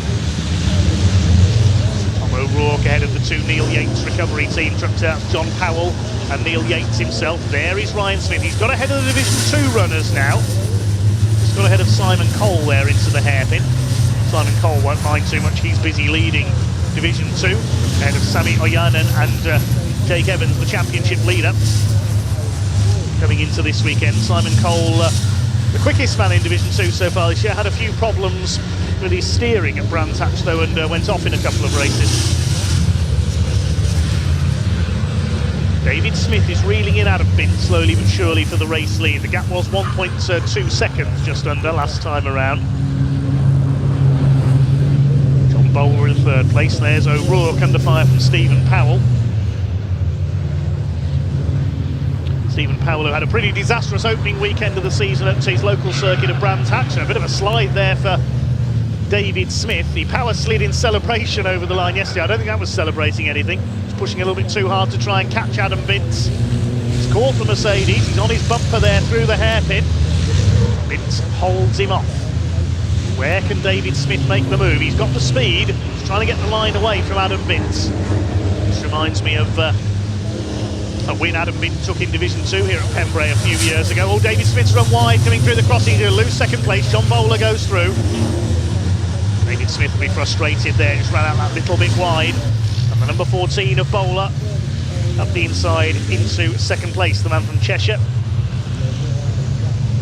Adam Bint from Oxfordshire leads the way. David Smith comes from West Malling in Kent. David Jenkins behind him, he's from Staffordshire. Here's a battle in Division 2. Jake Evans has got ahead of the Finns, Sammy Oyanen, in the Mad Croc energy drink sponsored Sisu. A few years ago, Mika Mäkinen drove the Mad Croc Sisu and won the Division 2 title. Now Ryan Smith starting to pick off some of the Division 1 runners now. He's got past Ricky Collett in the 95, past Neil Yates in the 33. Where is Smith up to now? I think that puts him 10th in the number 1.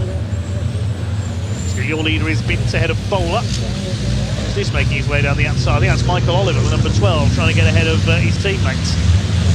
There is Flying Ryan. Yep, he's up to 10th place now. He's got 8.5 minutes left to try and catch our leaders. We have lost John Powell, I think, unfortunately, the number 6. Still 1 or 2 teething problems with his new DAF. He's not come through on that last lap. Here come your leaders through Senna up towards... Oh, and sideways there, Stuart Oliver. I thought he was going to go into a spin there. Martin Gibson will get past him. Son Michael up alongside him now. He's recovered that. There's our Division 2 leader, meanwhile. That's Simon Cole, the man from Dartford. Used to race the Mercedes Beast, as it was known. And John Bowler is in attacking mode here for the lead in Division 1. He had a quick look at the inside there at Carter's. And he get up the inside of Adam Bintz going into the hairpin.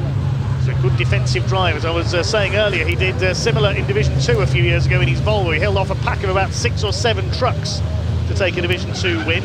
Bowler has a look up the inside. There's a yellow flag out there, I noticed. That's because John Powell has pulled off on the run in there, and Adam Bint defending very vigorously there to try and stop John Bowler's attack, but he got the nose down the inside. They're almost side by side. Bowler on the grass on the inside of Spitfires. Bint fights back.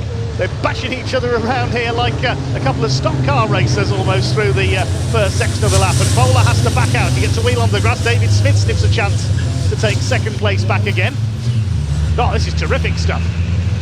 And Bint gets away at the front again as a result of that. So John Bowler back to square one. I thought they were going to go sliding off onto the grass there, the 2 leaders. And David Smith, if that had all gone wrong, could have found himself in the lead. Now he sends it up the inside. He tags the back of John Bowler. Get off, says the man from Stockport. And David Jenkins getting involved now as well. Has a look on the inside. But David Smith, a very defensive driver. I don't think he's going to stop David Jenkins getting through here, though. Martin Gibson's looking on from behind. They bash into each other again. Jenkins goes to the grass on the inside. 3 wide through Honda Curve. You can't do that. They have done it, and they've held it together as well. Bint and Bowler have been able to escape as a result of that. David Smith somehow is still 3rd. Martin Gibson's up to 4th. Where's he come from? Then it's Jenkins. Michael Oliver taking his favourite outside line at the hairpin again. Stuart Oliver's busy watching all this. And look who's creeping up behind them. There's Ryan Smith. He's got ahead of Stephen Powell. And while this lot have all been squabbling with each other and taking chunks of bodywork off each other's trucks, Ryan's been able to creep up on them.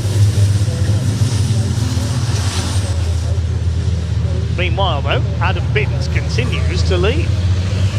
5.5 minutes to go. John Bowler 2nd, then this fight for 3rd.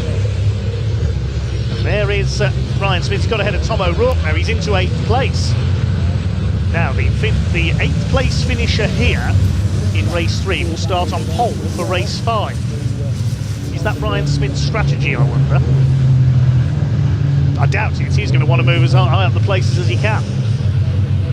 Here's the battle in Division 2, and Simon Cole is now being pursued by Jake Evans in his MAN. Could we see a change to the lead in Division 2, I wonder? There's John Powell's truck in the background, just sitting forlornly on the infield. Here's the battle in Division 2. Jake Evans is going for it, looking for his 4th win of his debut season. His cousin Craig raced that truck a few years ago and never quite managed a Division 2 win. I imagine Craig would have been pleased for his cousin, but a bit frustrated at the same time, because he got 2 wins from his first 2 starts. And meanwhile, in Division 1, John Bowler is all over the back of Adam Bint for the lead. David Smith looking on from 3rd place. This is terrific stuff. Races yesterday were relatively tame affairs, but today has been fantastic so far. They're coming up to lap Graham Poole in the treble 3. Needs to look in his mirrors here and keep out the way of the leaders. Through Carter's up towards Honda. Still Adam Bint looking for his first ever Division 1 win.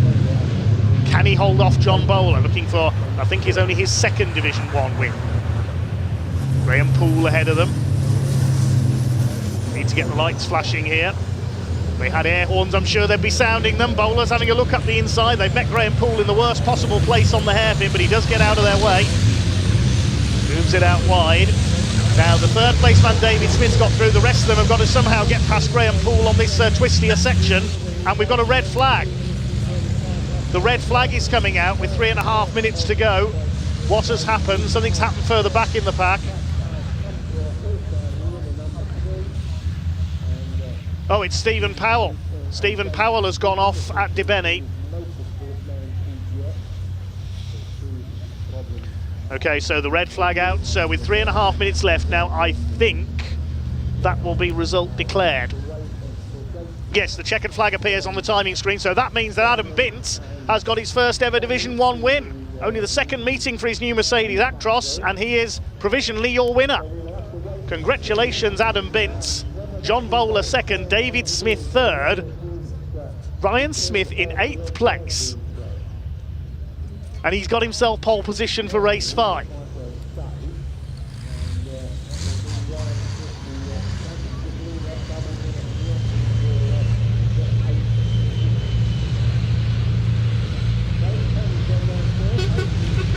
So the provisional result will bring you in a moment, but it looks as though Adam Bintz has won it. And Simon Cole will possibly be feeling quite lucky there to see that red flag, because he was under fire from Jake Evans, but that means that Simon makes it 3 out of 3 in Division 2 this weekend. There is Stephen Powell's truck. He's gone off going through Dibeni. Looks like Steve is okay.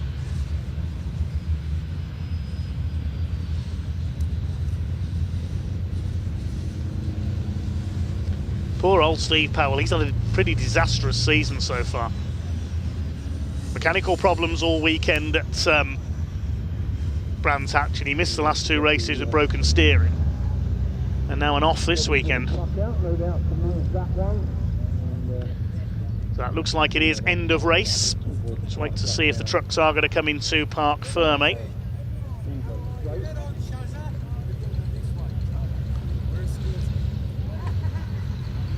The marshals and officials just checking on Steve Powell's truck there. He just slid off wide into the barriers there on the exit of Dibeni. You look from this side, directly where we are, you can see the flames.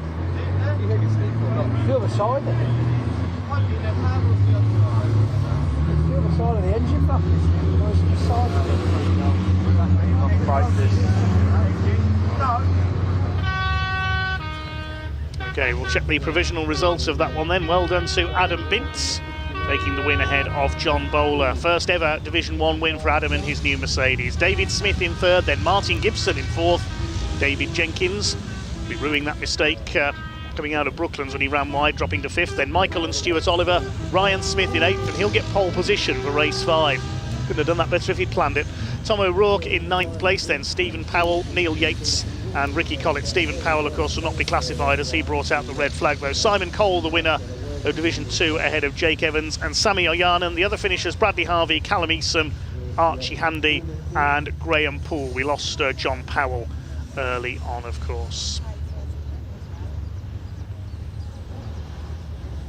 So well done to Adam Bintz. He certainly is a fan favourite, and hopefully we will shortly be able to hand down to Pointy if the trucks pull into Parc Ferme, and he could possibly grab a word with Adam Bintz. But the trucks are making their way round on another lap at the moment.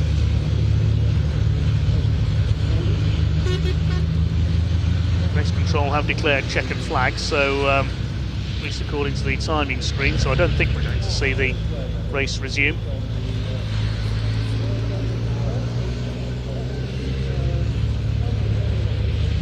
I imagine the trucks are going to head into Parc Ferme very shortly. Ryan Smith gets the point for fastest lap as well, 1 minute 11.305. Who got fastest lap in Division 2? I think that was Jake Evans. Let's head down to Parc Ferme as the trucks make their way in.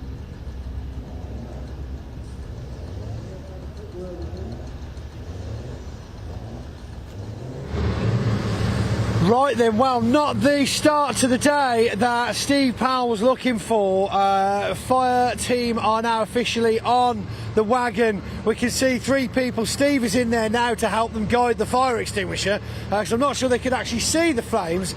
They wouldn't allow the mechanics onto the grass, of course, but still, that is a rather large issue. Yeah, not great news for Steve Powell. However, if we can find him, I want to go and try and have a word. I mean, the thing with the paddock now and with the pit lane now is that although there will be mixed feelings of I wanted to finish the race, I'm annoyed I didn't finish the race, there's also nobody wants to see someone else's truck go up in flames, and that is the priority, is safety. And among these drivers, they want everyone to have a fair shot at and getting out there racing. That's what we're here to do. So if we can manage to come across. No, he's gone over there. Is he parking up? We might have time. Come on, Paul, keep up, Paul. Right now, let me get. Do you want a handout? You okay? Oh, beautiful, what a dismount. Now, not quite the way you wanted to cross the finish line, if that's what we can call it, but I think it's safe to say, even if they reverse a lap, we're still in first place, yeah, Mr. Bin. We led it, we've kept our cool, kept it going, defended, and that's all we got to do. Absolutely fantastic. Now, before we move on, totally, well, semi-related to truck racing, I think we've both got a #1 fan out there in the world, Noah. going by the name of Noah, yeah, and I believe it's his birthday coming up this week, isn't it? It is, yes, and he's in the paddock now as well. Oh, is he? Yeah. Hi, Noah. Hi, mate. Oh, well, we'll have to go and shake his hand. And what a treat to get to see you taking a trophy home. Definitely. Thank you very much. It's been a long road, hasn't it? Right. Congratulations. Celebrations from the paddock. Remember, this is what it's about. Other drivers congratulating each other. Let's go and have another chat to Dave Smith. Oh, no. Where is he? You're supposed to take this off when he's finished. Come on. Unbelievable. No media training whatsoever. There we go. Right. Dave, what are you doing, mate? What's happening? You've been putting something new on your Weetabix. Yeah, actually, how do you know I have Weetabix in the morning? You've been watching me. Yeah, I mean, I could have just made a couple of mistakes. I reckon I could have pushed for a win then. A little bit overexcited, I think, 'cause, you know, where I was. But yeah, we've really found some pace. It was a spicy first few laps of that race. I mean, 4 minutes left on the clock when they did eventually red flag it because of Steve Powell's little engine fire. Yeah, I mean, you know, you've obviously finished in a good position, but do you think people were kind of pushing a little bit harder than they were yesterday out there? I think we're all a little bit closer anyway, to be fair. I think the driving standards, I think anyone would say it, we are just closer. You know, we was pushing hard. To be fair, I mean, I was catching them again. If it wasn't red flagged, hopefully I would have been back up with them and we could have had a bit more of a go, but I'm happy with first. It was great to see the tussle, great driving. Thank you very much for talking to us. Right, it looks like they're all heading back now. I'll just shut your door. Oh, pop that in there. Shut your door. There we go. It's all part of the parcel here, you know. It's a service we provide, shutting and opening doors. It looks like we've lost John Bowler. That is definitely not him in the truck. But of course, unless I want to get stuck over here on the infield, we need to clear ourselves back over there before they get the next race out on. They have already recovered Steve Powell's truck. So, without wanting to cause too much delay to the schedule here at Pembrey, I'm going to throw it back to Dave. Dave, what have we got coming up next? Well, we've got next one. It sounded some very loud air horns in the background there. But thanks, Pointy. That was a small engine fire on Stephen Powell's truck. I hope that doesn't put him out for the rest of the weekend. Hopefully he'll be back for race 4, which is coming up a little bit later on. So in a couple of races' time, we've got the pre-83 touring cars coming up next. But first, we'll have a qualifying session because we've got the 2 CV Racing Championship endurance race coming up later on, a 90-minute pit stop race. Just Checking if I've got the starting drivers for that race later on. Yes, we have. That's come through from BARC, so we've got the starting drivers for that event. So there'll be a qualifying session over 20 minutes for the 2 CVs. Then we'll have the Classic Touring Car Racing Club Pre-83 Group 1 Touring Car, sponsored by Shell Oils. Now the print timetable I've got says there's another Classic Touring Car Racing Club event after that, but on our graphic we have a truck race coming up next.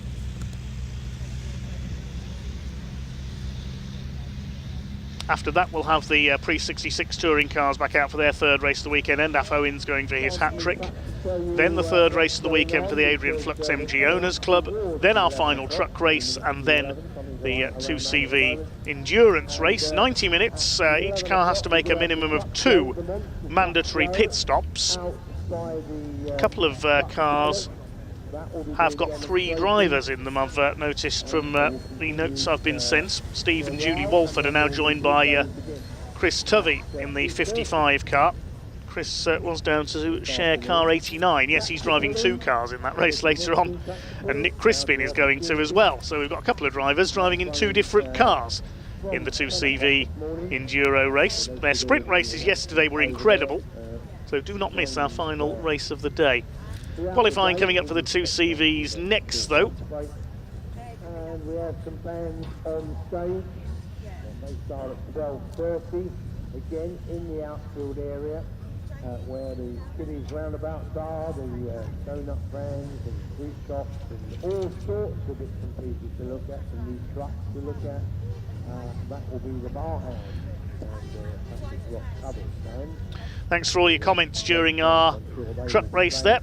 Hi to Cheryl Morris and Ian Medhurst. They were cheering on Callum Eason. Ashley Harvey, hello to you, cheering on Bradley Harvey.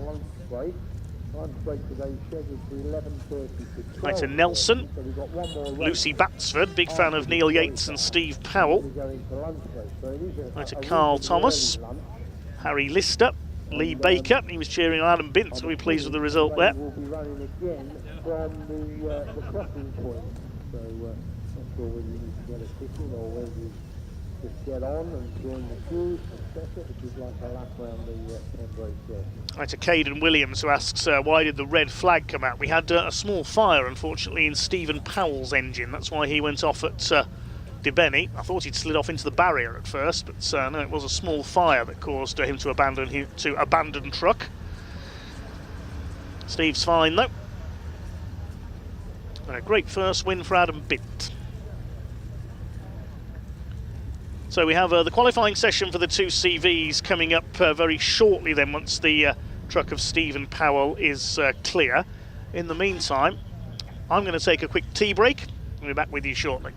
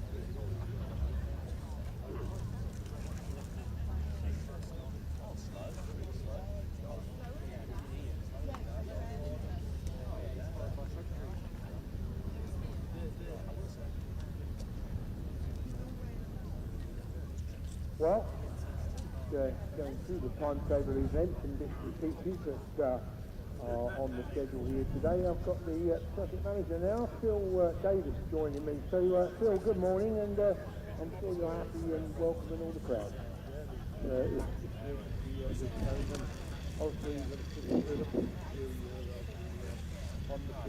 Yes, I don't know if you've seen that, John.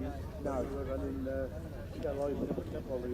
yeah, no, there's a lot of people around, and quite a few overnight campers as well, so it was a good night all round, I think. Good night. Yeah, reasonable. Was I dancing? No, I didn't dance. No, I was singing. Trying to rest my voice ready for the commentary today, but yeah, of course. So, Phil, what about these monster trucks? What are they doing? They're on a couple of times today. 11 o'clock the first time, so that's only about 15 minutes away. Yeah.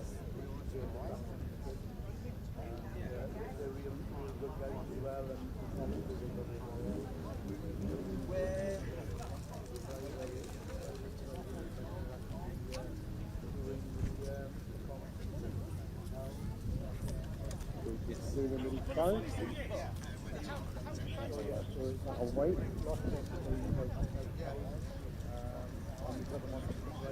Tactical, how's that going? Tactical, you just started. Yeah. And of course, yeah, it's a good one. And then we've got a bit more music that also on as well with the band outside. Yeah, yeah. It's an early run today, so 11 to 12.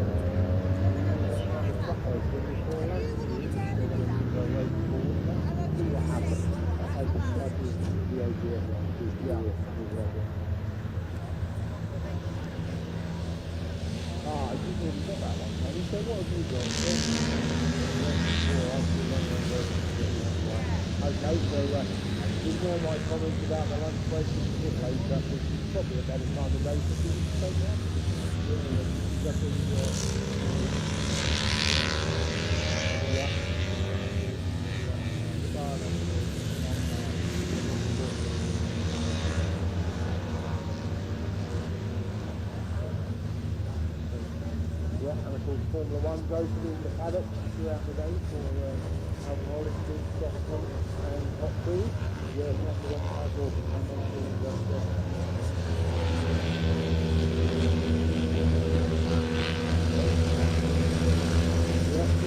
All round. Stuff that's all out there, and there's a good stuff go last week.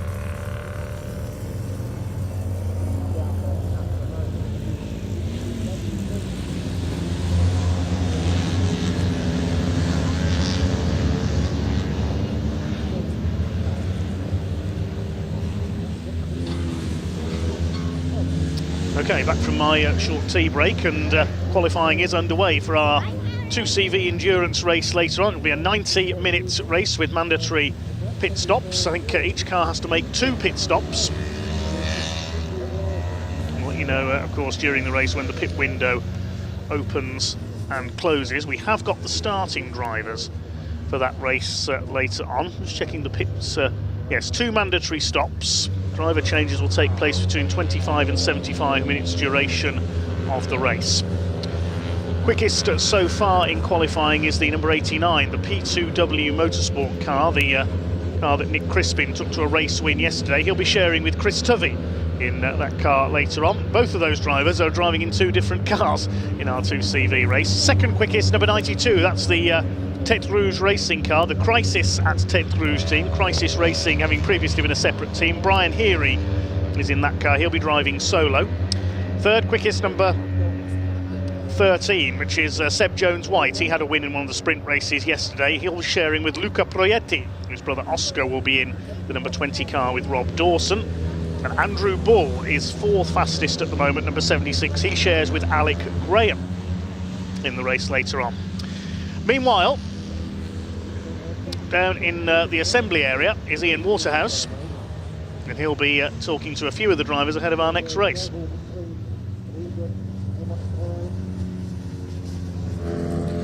Yes, hello everybody. I'm just to the right actually of the assembly area. The pre-83 cars are just making their way in ahead of the next race. Great work by Dave, of course. As you know, the 2CV is currently qualifying, so you're not actually missing any racing action right now. Now, if you did tune in yesterday as well, we are just talking about something that's quite personal to us here in the broadcast team, about something called retinoblastoma. It is a rare and can be aggressive form of eye cancer. The reason why that's important to us is one of our own in the broadcast team is a young child that sadly is suffering from this. It can be an aggressive form of eye cancer that affects babies and young children, mainly under the age of 6. There's about 50 cases diagnosed every year in the UK. Good news is, though, about 98% of children do survive retinoblastoma in the UK, although 42% of children do quite often have to have an eye removed. It is very, very important to us, so we are, of course, just asking you to just do a little bit of research, just find out a little bit. It's the Childhood Eye Cancer Trust. We do have a little video as well to play for you now, just to give you a little bit more information about retinoblastoma. Roll VT.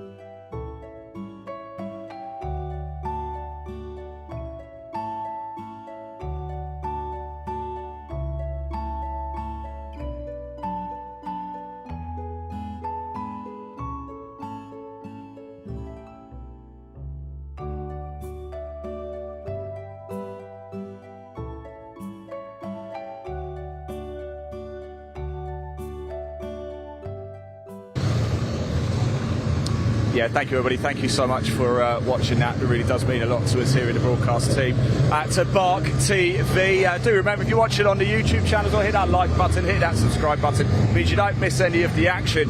In 2 weeks' time, we're going to be bringing you the live coverage from Anglesey. Make sure you tune in for that. That's going to be a cracker. My first trip up to Anglesey. Very much looking forward to that one. We've also got the action from Silverstone on right now as well. TCR Civic Cup Junior Saloons and an array of championships over at Silverstone. Back to the action today here, though, at Pembrey, the Classic Touring Car Race Club final race of the weekend for the pre-83s. This man here, Nick Grindrod, is looking to make it a hat-trick of wins. Am I about to jinx it, though, by coming to talk to him? Nick, he could be on for a hat-trick here. We could. We'll find out in the next 15 minutes. All the signs are good though, aren't they? It's pretty much identical conditions to yesterday. Yeah, I think it's about the same as what it was yesterday morning, so it all bodes well, so we'll see, won't we? We will see. Might be chatting to you in Park further. If not, it's not my fault. Jonathan and Tom there as well. In fact, it's been the same top three for both races so far. We've got some wonderful cars. Nick Williamson here in the Rover STI. Just look at it. Let's just indulge. We've got plenty of time. I think there's still a good sort of, I don't know, about 10 minutes or so left on the 2CV qualifying or so. What an absolutely remarkable car. He was actually struggling to get it in reverse when coming into the assembly area, but of course has managed to get it in now, and it is a thing of beauty. We'll show you all of the cars that we've got here as well, and maybe you can tell us in the live chat which is your particular favourite. All sorts of Ford Escort, we've got Datsun, we've got a Mark 1 Escort, we've got the Rover STI, we've got a number of Alfa Romeos. I did really want to speak to Neil Philpotts as well in his Mitsubishi Colt, because that is something pretty cool as well. Well, let's move down a little bit further, shall we? And just jump in over here. Yes. Hello. It's almost as if you were just waiting for me to come over and have a little chin wag. How's your weekend been? It's been pretty good, to be honest. I've been learning the circuit really. I've never raced it before, so yeah, it's I'm hoping to maybe get like a second in class today, but I think the Rover and the Datsun might be the Rover and the Mitsubishi might be a little bit up the road. But I've had a really good race with Sam here in the Alpha. Yeah. And yeah, I think it should be pretty exciting, to be honest. A clutch of sort of Alfa Romeos down here, which is nice. Look, what do you make of Pembrey then? Of everywhere you go racing, I know it's new here, but what's your impression been? It's a really unique circuit. There's not that many circuits in the country that are this hard on the tyres and the brakes. You've got like these really long left-handers that are you're holding the car, and it's like yeah, it's really unique. It's really unique. It's awesome. But yeah, it's taking a bit to string a lap together, which I think a couple of the other guys have mentioned as well. But it's got to be quite nice. Is it quite nice? You're sort of all in the same boat a little bit. I think it's been about 10 years since the Classic Touring Car Racing Club. Yeah, I mean, I think it's about 10 years ago. Yeah, it was. It's a very busy little circuit. It is. Of course, once you're in the infield as well, you can't get out again, can you? So you have to make a hasty exit before the 2CV race later. Yeah, after the race, we'll be loading up as fast as possible. I think it's actually going to be another race in its own for the whole of for the whole of pre-83. Maybe we could live stream that. Yeah. You lot backing up. Yeah, get the cameras out there. It'd be great. Look, best of luck for the race, mate. Take care, mate. Actually, it's a really good point to make here. Yes, we are in the infield at Pembrey. If you've been here, you'll know exactly what I mean. There's no bridge here, there's no tunnel. So once you're inside and the track is live, you can't get out. So what they've got later, they've got an hour and a half 2CV race. That's the final race of the weekend. If you haven't packed up, if these guys haven't packed up and gone by then, they are stuck until that hour and a half race is over.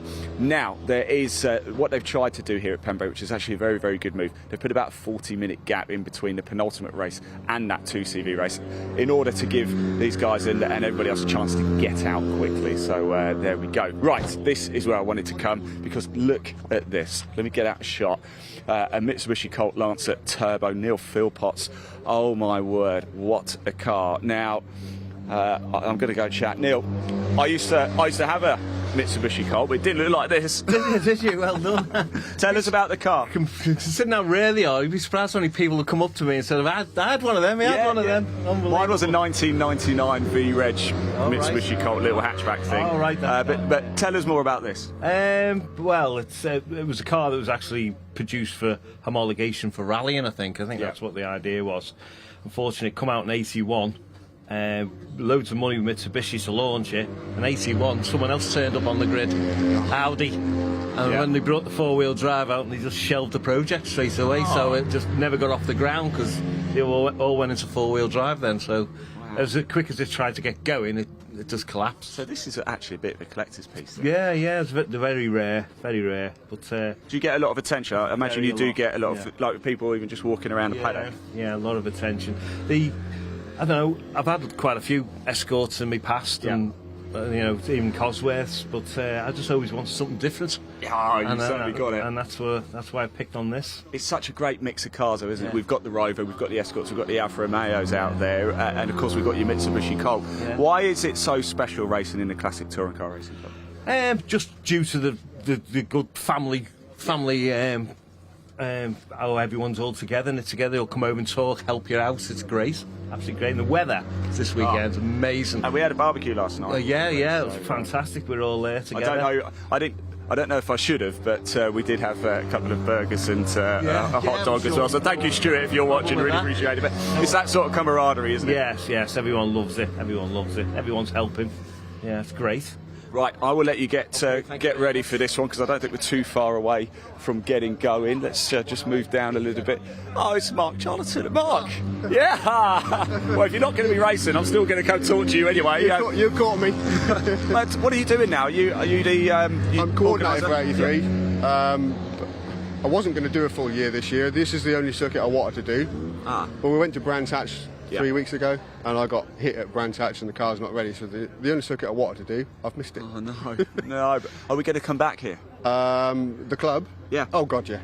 Yeah. When, I don't know, but we'll be back. Fingers crossed next. Yeah, absolutely. You do a great job, Mark. Thank you. Thanks for talking to us. Good to see you as well. I don't know how long left, but not too long to go. Let's keep looking at some of these cars. Should we get in that comment section? Let us know. We can see those comments. Which is your favourite that you've seen so far? What a mix we've got. Nick Grindrod, of course, in his Escort. Jonathan Corker in his Datsun. Again, same top three as we had in both races yesterday. This is the third and final race for the pre-83s. Double points on offer this weekend as well. We will just move a little bit further back, actually, shall we, and chat to some more of the drivers as we head on down, shall we? We just spoke to Sam yesterday, but let's just find out how his weekend's gone. Sam, do you need me to hold your phone for you again? You alright? Do you need me to hold your phone for you again? No, I haven't got it on me this time. Oh, it's a shame because I was going to open it up and text everybody. But well, you could have done. Look, it's a busy weekend for you, of course. You've been out in the Fiesta, you're out in the Alpha as well. What have you made of Pembrey? Oh, it's been really good. I really enjoyed it, to be fair. It's it's very grippy. Which car have you preferred driving? Both of them for different reasons. That's a great answer. That's a sitting on the fence answer. Yeah. No, the Alpha's great fun, but the Fiesta is a lot faster. So it's sort of like, but the Alpha's great fun because it moves around everywhere. Yeah. Whereas the Fiesta's a lot more sorted handling wise, and it's a lot faster. It's just sort of, they're both in different leagues. Sam, you know your cars where you've got an Alpha, you've got a Fiesta. If I gave you, let's say I give you 50 grand. All right, I'm not going to, by the way, but if I did, I don't have 50 grand. That's all right. If I did, what would be your next purchase? I don't know, to be honest. I'd have to think about it because I've never had 50 grand. Is there not something out there that you've always thought, I would love one of those? Not really, to be honest. It's one of those. It's like. Shall I tell you my one? Go on. Right, don't laugh. It's actually a Vauxhall Cavalier from the 90s. Don't ask me why, but I just really like them. Well, I suppose you were about, 40 when they came out? I'm going to let you in a little secret here, right? I'm 40 next month. You're 40 next month? There we go then. So we got a big party in Super Touring for you then? Yeah, I'm somewhere else actually. No, generally. Oh, that's no good, is it? That's no good, is it? Sorry about that. Oh, well, we'll make sure we have a party for you then. No, you're not invited. I've just told everybody it's my birthday. I don't want to celebrate it. Anyway, Sam, good luck. I appreciate you talking to us. Let's move down. I think we've still got a little bit of time. Still a few more cars coming in. Let's go find some more willing victims to go and talk to, shall we? In fact, I think that is Nick there. I don't know Nick particularly well in his Rover, but I've spoken to him before. But let's move in reverse here. Oh, in fact, you can see the two CVs have literally just finished, but let's just jump in with Nick a little bit, shall we? One of my favourite cars of all time, this is. What a beauty, isn't it? Tell us more about the car. I raced it last year. I built it the year before. Came from south of France, the shell, actually, so it's not rotten like most of them were. There's no welding on it yet, so that's pretty good, yeah. Just sort of been developing it last year, because it was, had a few instances and things where it was problems, and I've put a new crank in it this year.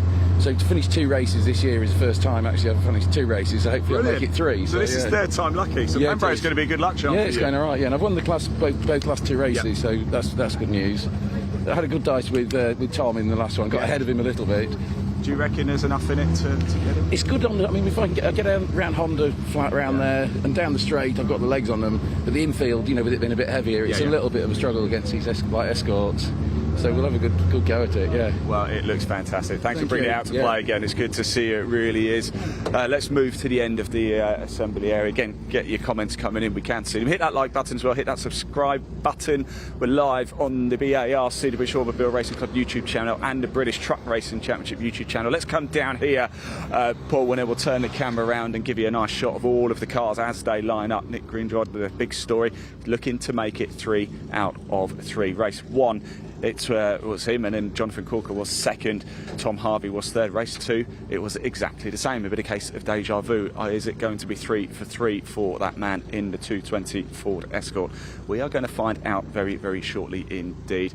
Yes, as I said, keep your comments coming in. We can see them. Dave normally reads them out as well. He does a great job monitoring that as well as commentating on all the races. A busy, busy man indeed. Hit that subscribe button just so you don't miss any of the action. A quick reminder, live right now on BARC TV as well on YouTube.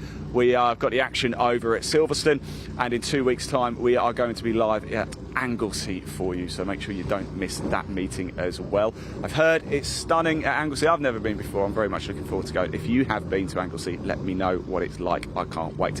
Right, enough from me. The drivers are getting into their cars. The engines are starting to rev up. It is almost time to go racing here again at Pembrey, this time for the final time for the Classic Touring Car Race Club pre-83s. They're about to head out. So Dave Goddard, over to you.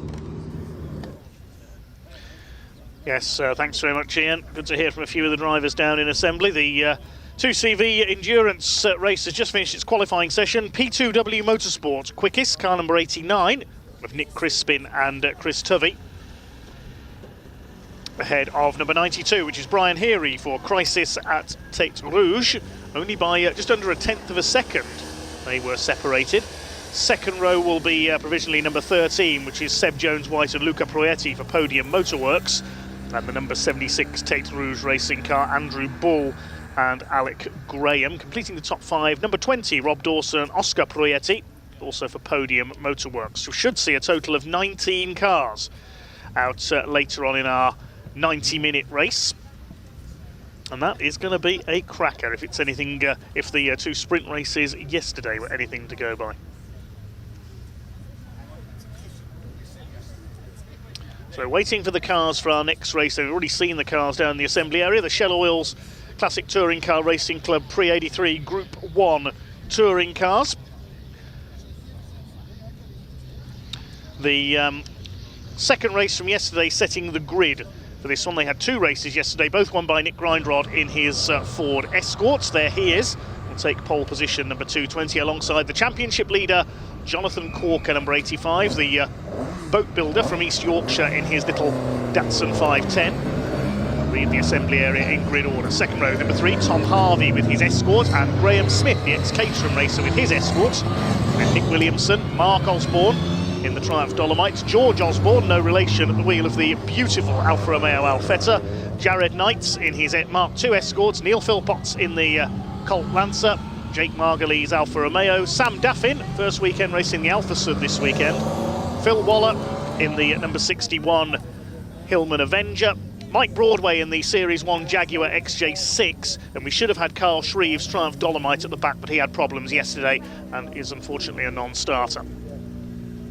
So Nick Grindrod from Birmingham began his career as a short oval racer in, among other things, Grand Prix midget racing on the short tracks, effectively scaled down, well, they were originally scaled down replicas of contemporary Grand Prix cars back in the 50s, but bespoke short oval racing cars today. He started his career in those. He's raced since in Legends cars, pickups, MX-5s, Caterhams, all sorts of things, even the Citroen C1 Endurance Series, and now in this Escort. Only the second meeting for this car, and he's on a hat-trick going into this race. He's on pole alongside Jonathan Corker. I think we're only separated by a couple of tenths of a second at the end of yesterday's second race. Jonathan Corker, the points leader in the Datsun 510, the only one of its kind racing in the UK. Second row, Tom Harvey from Kent in his Mark 1 Escort alongside the similar machine of Graham Smith from Burton-on-Trent. Nick Williamson's big Rover SD1 on row 3 alongside Mark Osborne, comes from North Wales in the Dolly Sprint. First time in a few years we've seen Mark out. He's a former champion Failed to start race 1 yesterday after a problem in qualifying, but made his way up to 6th in race 2. Row 4 is George Osborne, racing the car previously campaigned by Alfa Romeo legend Chris Snowden, the gorgeous Alfa Romeo Alfetta GT in period Napolina Foods livery as well. Alongside Jared Knight, all the way from Devon, in his Ford Escort Mark II. We heard from Mark Chollerton, the series coordinator, down in the assembly area as well. We'd normally see him in his Escort RS 2000, but that got involved in an accident at Brands Hatch 3 weeks ago, as we heard. Completing the top 10, we have Neil Philpotts and Jake Margulies, Mitsubishi and Alfa Romeo. Row 6 is Sam Daffin. Normally see him in his rear-wheel drive Fiesta. He's got that here in the Blue Oval Saloon Series this weekend, but debuting the Alfa Sub that he bought a couple of weeks ago. Phil Waller alongside him in the Hillman Avenger. Then Mike Broadway will complete the grid. No Carl Shreve, as we said, the Triumph Dolomite having had problems yesterday. Mike Broadway, the ex-Simon Lewis Series 1 XJ6, just racing the Jaguar Championship. They're up at Cadwell Park this weekend. I think Sam Daffin's car might be the former Leftley family Alfa Romeo Alfa Sud Sprint. Simon and Duncan Leftley used to race those before they moved on to VW Golfs. I may be wrong, of course.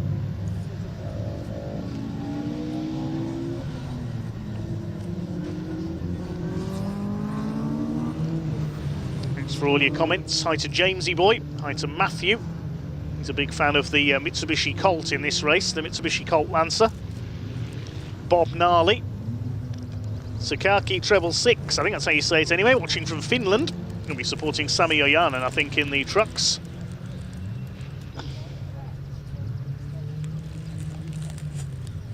The big rover of Nick Williamson out there. SD1, of course, such a great of touring car racing throughout the 80s. Dennis Leach was the last man to race one of those in British touring cars.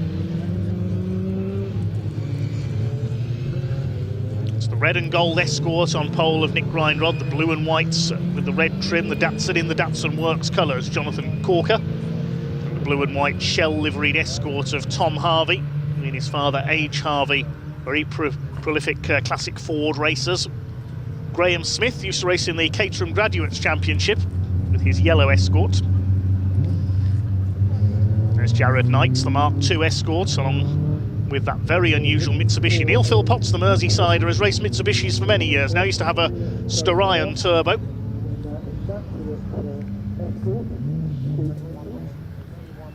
So they'll come up to the grid then. This will be a 15-minute race. The CTCRC Shell Oils Pre-83 Group 1 touring cars. Period, the Mark I Escort was a champion back in the 70s in the British Saloon Car Championship. I believe it was the Australian Frank Gardner who took the title in a Mark I Escort. Mark II Escorts, of course, much more famous as rally cars. Datsun did have a presence in British touring cars for a short while, but it was later than the 510. Green flag waves at the back of the grid then. 15 minutes coming up for the Shell Oils Pre-83 Group 1 touring cars. The championship's first visits in 10 years to Pembrey. We are underway with race 3. Can Nick Grindrod make it a hat-trick? Well, he hasn't made a great start. He didn't in race 1 yesterday either. It is Corker who's got the lead. Tom Harvey up alongside Grindrod as they head into the hairpin for the first time. 3 wide behind. Jared Knight's made a good start, the Mark II Escort, and Mark Osborne up there as well in the Dolomite Sprints. It is Jonathan Corker who leads. Grindrod in second place. Tom Harvey is third. Then Williamson fourth, and Jared Knight up into P5 in his Mark II Escort. Failed to race at the second meeting of the season for the CTCRC at Brands Hatch after problems in qualifying. He leads Graham Smith, then it's Mark Osborne. The rest of them filter their way through behind as they head out onto the back of the circuit for the first time.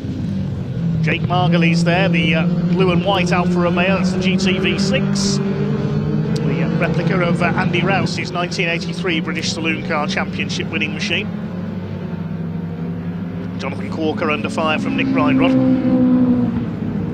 as they come round to complete the opening lap. The V-Tune Rolling Road sponsored Escort on the tail of the Aqualine Boats Datsun. Tom Harvey sideways as ever in the Escort in third place. The Shell Sport machine down towards the right-hander attachments for the second time. Datsun against Ford at the front of the field. The Ford tries to cut to the inside. The big Rover is up into fourth place now. And Jared Knight has dropped back to sixth after his very fast start. Graham Smith, I think, is back ahead of him in the yellow Mark 1 Escort. Indeed he is. So Jared Knight has dropped back a little after pretty lightning getaway. And Jonathan Corker running wide there at the crossing. He's really throwing that little Datsun around. Nick Grindrod not quite able to capitalise at the moment to try and make a move for the lead, however. Tries again, he sends it up the inside. Ooh, there was nearly contact between the two of them there heading into Brooklands. Nick Grindrod thought better of it. Third is still Harvey, then Williamson. Smith in fifth position. Then a gap back to sixth, which I think is Mark Osborne. He's got ahead of Jared Knight in the Dolomite. The Welshman up into sixth. Travelled down from his base in Bilthwells in North Wales to make his comeback this weekend. Across the line they go then to complete their second lap.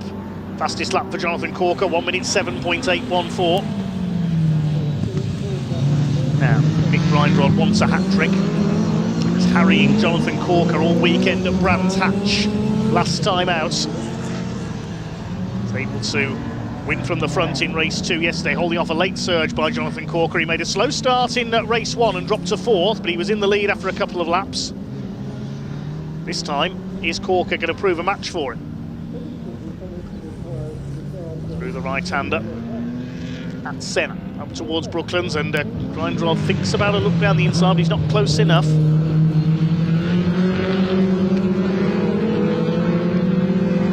On speedway strengths.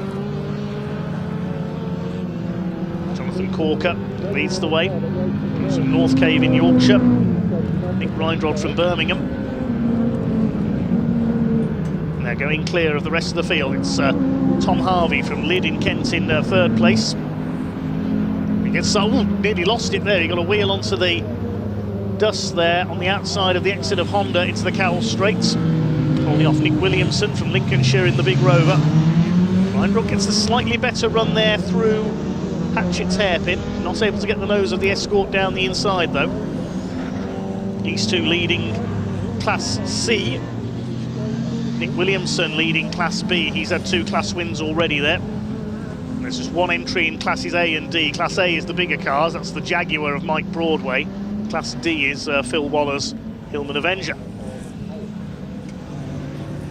Nick Grindrod coming from a long way back there again. He thinks about a move up the inside on the brakes into Brooklands, but he can't get the nose alongside the Datsun. These two starting to pull away now from the rest of the field. They're about 3 seconds clear of Tom Harvey in third.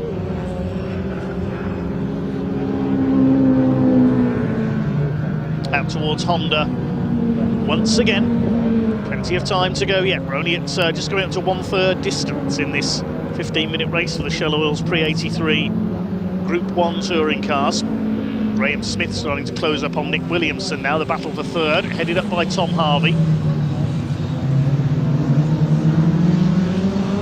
Big Rover in between the two Mark 1 Escorts.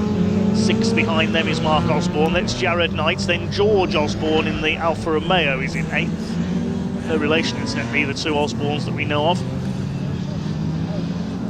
George Osborne, we've seen in recent years racing an Alfa 75 in the Alfa Romeo Championship. Jonathan Corker still leads. What's Grindrod going to do this time? He's not going to try and move at Brooklands.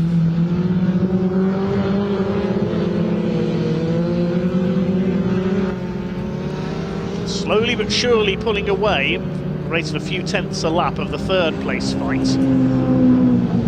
Behind George Osborne is Neil Philpotts in the Mitsubishi, rounding out the top 10 Sam Daffin in the Alfa Sud, and Jake Margulies, Phil Waller and Mike Broadway round up the 13-car field.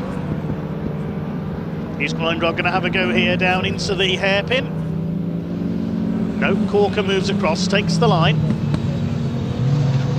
3.7 seconds back is Tom Harvey in third place. He's got Williamson's Rover on his tail, and then a rather sideways Escort of Graham Smith.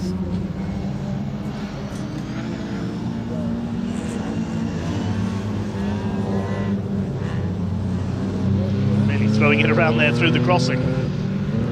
Remember him racing in the Caterham Graduates Championship against Graham Smith. Two Graham Smiths with their first name spelled differently, and Phil Waller in problems. The Hillman Avenger slowing, looks like he's pulling into the pits. In the colours of the Chrysler dealer team, of course the later model was the Chrysler Avenger, and that was raced by Bernard Unit in period. So we've lost Phil Waller, our lone Class D runner, unfortunately, the ex-Peugeot racer. Mike Broadway on his own now in Class A. And meanwhile, here's the leaders, both in Class C, across the line to complete their 6th lap. Corker's got the fastest lap of the race, 1 minute 7.3. Grindrod just outside that, 1 minute 7.31. It's a 100th of a second slower. He's all over the back of Jonathan Corker now. Coming up to half distance in this 15-minute race, and Corker sideways through Debenny. Can he keep the Datsun ahead of the Escort? He's really pushing hard here to stay ahead of Nick Grindrod. Harvey still third ahead of Williamson and Smith. They battle further back. They're coming up to lap Mike Broadway in the 88, one from Somerset at the wheel of the Series 1 XJ6. Certainly the biggest car in terms of size and engine capacity in the race. Blue flag is shown by the marshals to warn Mike that they're coming through on him. And he moves out of the way, lets them through, no bother.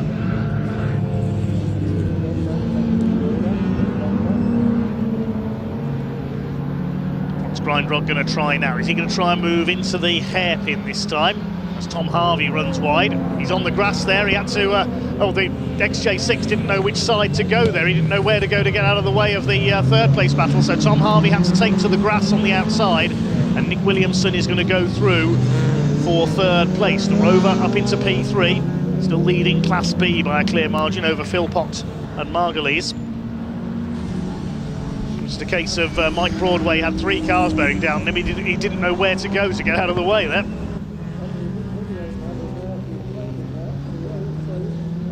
Two leaders still at it as they head around the back of the circuit.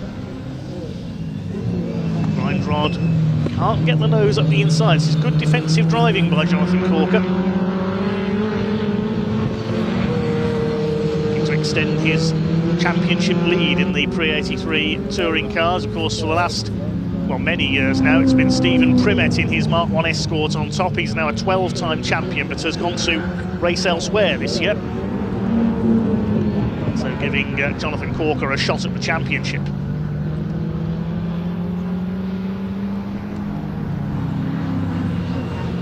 Williamson's rumbling Rover holds that third place. Having taken Tom Harvey, Graham Smith giving chase as well in the yellow Escort.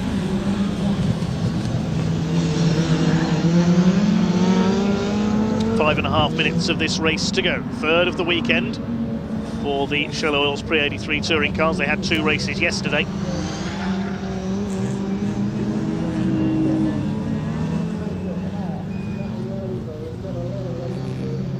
Through Senna and up to Brooklands. Is Nick Grindrod going to get close enough to challenge the Datsun? Tom Harvey's fighting back. On the back of Nick Williamson. That's a big car to try and overtake.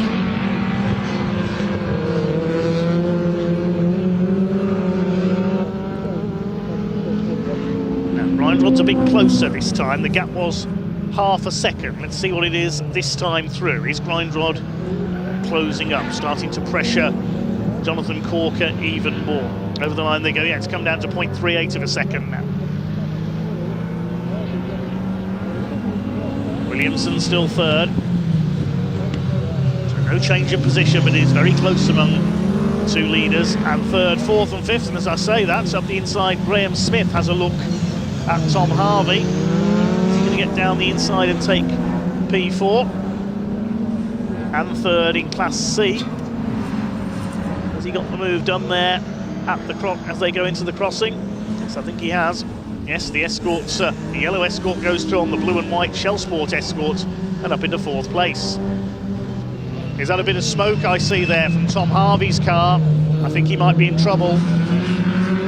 Smoke coming from, I think, the right rear of the Escort there, whether it was just a wheel locking as he ran wide at the crossing. No, He's all over the place. Look, there's something wrong with Tom Harvey's escorts. Definitely smoke there out of the right-hand side. Sliding about there as he came through Brooklands. Meantime, the two leaders over the line. There's half a second between the two of them still. It's a two-way battle for third place now. Tom Harvey's all over the place coming out of Honda curve there. Something wrong with the rear axle, I think. Either that or the car is leaking oil onto the rear tyres. Because I know he likes to drive sideways, Tom Harvey, but he doesn't normally go that sideways. There's definitely something amiss with that Mark 1 Escort. Where's Neil Philpotts? In the Mitsubishi. And here are the two leaders. Can Jonathan Corker hang on for another 3 minutes? Tom Harvey will try and keep going with only a couple of minutes and 2 or 3 more laps to go. At least get some points on the board. The Rover sliding about there as well. So either Tom Harvey's dropped a bit of fluid or one or two cars' tyres are starting to go off.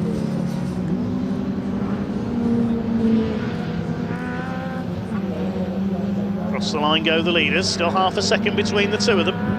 Their lap times virtually identical every time. Now is Tom Harvey still going? We'll try and confirm. Lost a couple of cars already, of course. We lost Phil Waller into the pits. Carl Shreve didn't take the start. Still Nick Grindrod unable to do anything about Jonathan Corker. Grindrod wants that hat-trick. Further back, there's the battle for third now. Can Graham Smith get the Escort onto the podium? That's a look on the inside. That Rover sliding wide again. Graham Smith's got the inside line going into Brooklands. He's going through. Up into third place. Nicely done, Graham Smith. It's now Class C cars, 1, 2 and 3. I'm wondering if the Rover's tyres might be going off. Well, Tom Harvey hasn't gone off, but he's sliding all over the place. I think my voice is going off. Still plenty of races to go this weekend. Commentary sponsored by Yorkshire Tea. Other brands are available, and Vocal Zone throat tablets. Into the hairpin. That's Hatchett's. Graham Smith holding the lead. Holding third place, I should say, and he gets a slide on there as well. I wonder if there is a little bit of fluid down. Possibly from Tom Harvey, because there's already a bit of smoke there. 40 seconds left on the clock. Now, will they get another lap out of this, or is it going to be checkered flag this time? Up towards Brooklands. Jonathan Corker still hanging on, but now Grindrod is really going for it in the Escort. He's having a look on the inside up towards Carter's. They swing their way through. I think they might get one more lap out of this, only just. Jonathan Corker will want to see the checkered flag because Grindrod is on his tail. Here they come out of Honda. They will do one more lap. The board is out. Just 5 seconds left as they cross the line. Down towards Hatchett's hairpin. And now Grindrod will go all out on this last lap to try and get ahead of Jonathan Corker in the Datsun 510. Corker will want a victory because they're both in the same class, these two as well. And they're coming up to lap for a second time the Jaguar of Mike Broadway, so they'll be hoping he doesn't get in the way. Will they catch him? I think they will before the end of the race. Corker actually pulls away a little bit there through the crossing. Grindrod closing back up again under braking. This is where he's stronger. The Escort not close enough to attack as they go into the right-hander at Brooklands. It's a little bit of a slide there. That might have lost him his chance. He lost a bit of momentum there. I think Jonathan Corker is going to end Nick Grindrod's hopes of a hat-trick. Yes, he's pulled away. Mike Broadway in the Jag gets out of the way. And into the final corner. Here comes Jonathan Corker. It's going to end 2-1 for the weekend. 2 wins for Nick Grindrod, but it is going to be a win for Jonathan Corker in the 85. He takes the checkered flag. Second place goes to Nick Grindrod. And Graham Smith, well done to him. I think that's his first podium in his Mark 1 Escort. Well done to him. Nick Williamson finishes 4th and wins Class B. And then it should be Mr. Sideways, Tom Harvey, home in 5th place in the Escort. Here he comes. No, he's lost 5th place, actually. That's Mark Osborne in 5th position. So Osborne is 5th, Harvey 6th, Jared Knight is 7th. He's pleased with that. Flashes the lights as he crosses the line.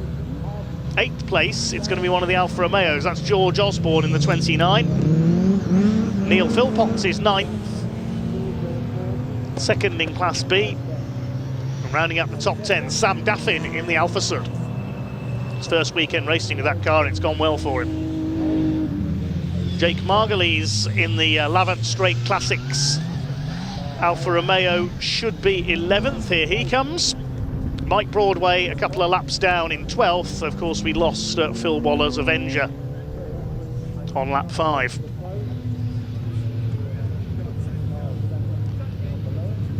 Great fights there for first and for third place in our Shell Oils Pre-83 touring cars. They are always spectacular wherever they race. Jonathan Corker ends Nick Grindrod's hopes of a hat-trick, taking the win by 1.3 seconds. And well done, Graham Smith, a fine third place in his Escort. Nick Williamson, a class-winning 4th. Mark Osborne, his weekend didn't start too well with problems in qualifying, but he takes a 5th on his return to the series in his Dolomite. Tom Harvey, more sideways than usual in his Escort, takes 6th. Then Jared Knight, George Osborne, Neil Philpotts, Sam Daffin on his debut with the Alfa Romeo. Then Jake Margulies. Mike Broadway wins Class A. We lost Phil Waller, the only Class D runner, and Carl Shreve didn't take the start. Cars are heading round into Parc Fermé then.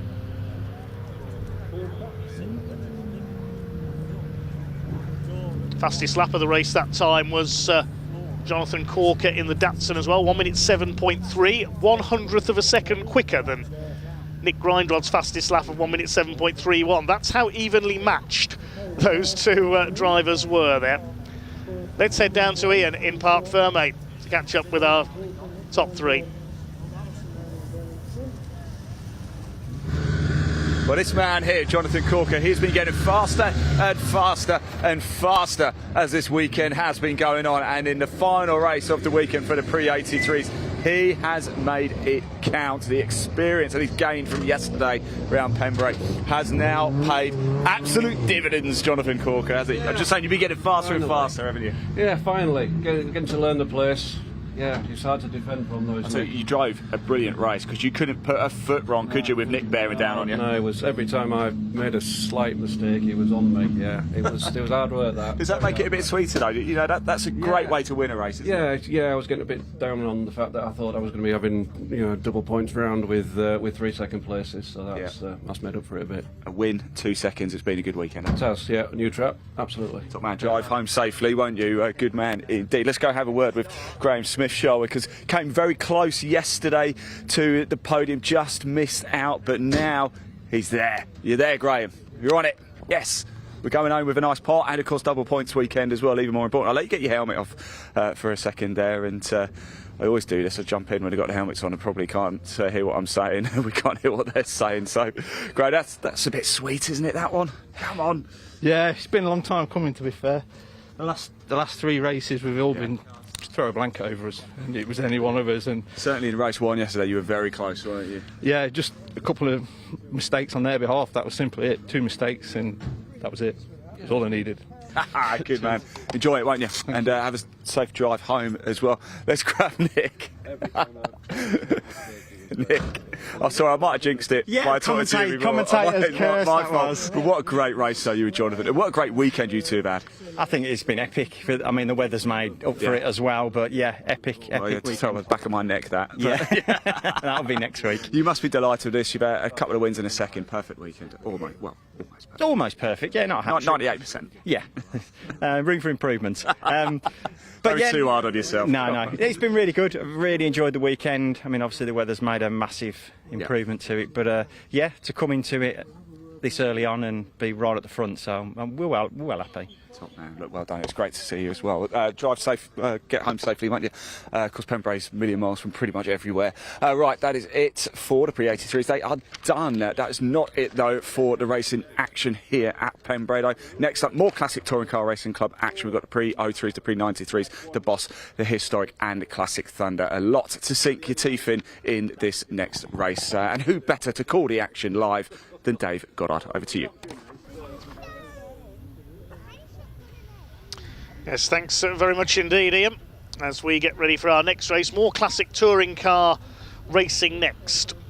We've got 5 championships in 1 in our next race, and they are, deep breath, the Track Hub UK Pre-93 touring cars, the Bertie Haulage Pre-2003 touring cars, the PRG Trailers Classic Thunder Saloons, the Ricky Can Aston Martin Specialist Historic Thunder Saloons, and the Burton Power Racing Ford's Blue Oval Saloon Series. I'm only saying all that once. Pre-93 touring cars this weekend, they're all BMWs, including a very nice E30 for Luca Nardone we've seen out this weekend. Pre-03, we've got some BMWs, a Honda Civic and a Peugeot 306. In Classic Thunder, again, they're mainly BMWs. We've actually got 3 drivers who are registered in 2 championships. 3 of them are in both Classic Thunder and Pre-93. We've also got Neil Wade's very modified BMW Mini Cooper, which I believe has a Honda S2000 engine under the bonnet, and a Honda Civic Type R as well. In Historic Thunder, we've got Colin Voice's Escort Mark 1 and an Aston Martin V8 Vantage X-Pack. And the Blue Oval Saloon Series, as the name suggests, that caters for everything Ford.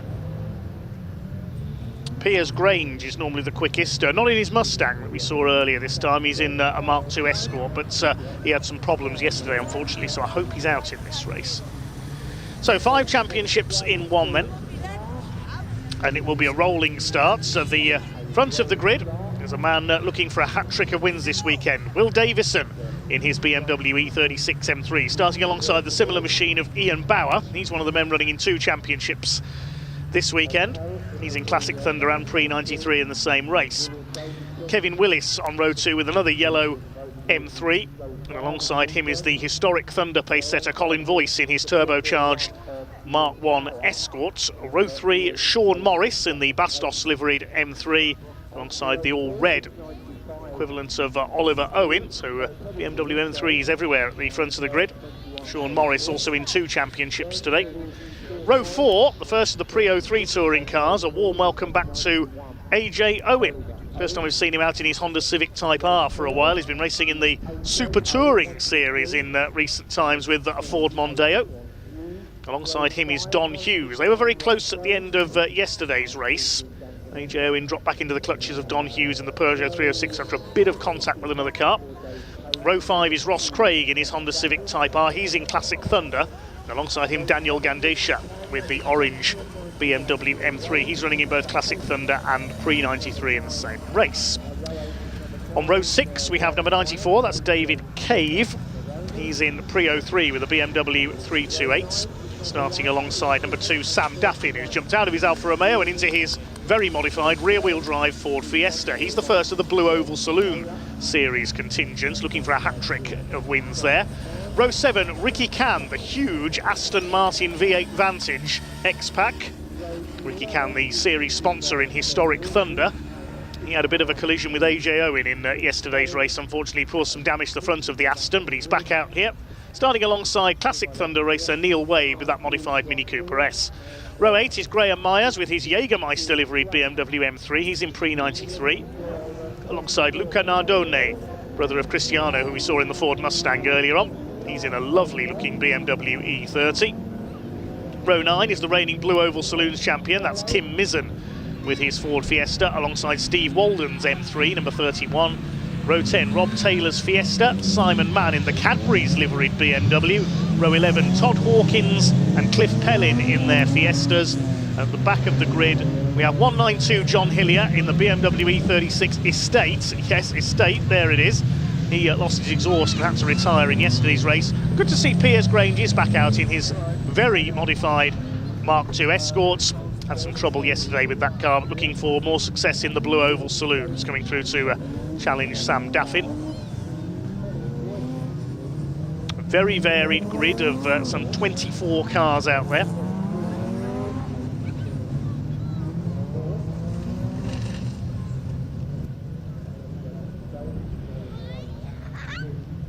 After this, we will have our next truck race before a lunch break of around an hour or so. And then 4 more races to come this afternoon, including that 90-minute race for the 2 CVs. There will be a short break before that as well, as Ian mentioned, while other drivers and crews are permitted to leave the infield paddock.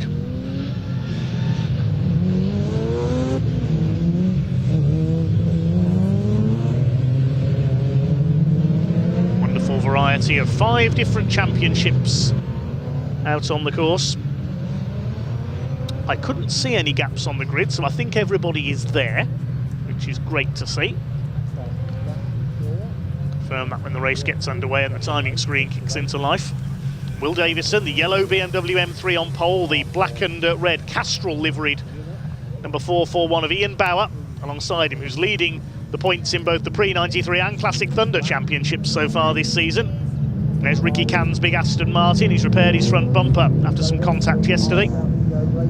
Sam Daffin's rear-wheel drive Fiesta leading the Blue Oval Saloon Series. He's looking to take the championship lead away from Tim Mizzen in the green Fiesta, the reigning champion. Here they come then. The pace car is into pit lane. It's a rolling start. 15 minutes of racing from the Classic Touring Car Racing Club. 5 different championships in a single race. I don't think we've ever seen this before at Pembrey. They're underway, and a super start by Ian Bauer from the outside the front row. He's been beaten twice by Will Davison this weekend.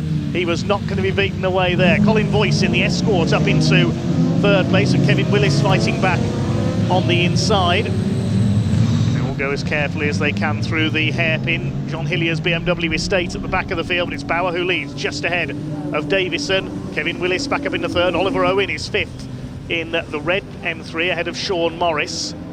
Battle is joined between these two once again. Ian Bauer in the Emanuele Naspetti Italian Touring Car Championship replica, and Will Davison, M3 Will as it says on the number plate, nearly clips the back of him there. They're absolutely together as they come out of Brooklands. Having a look on the inside, Will Davison.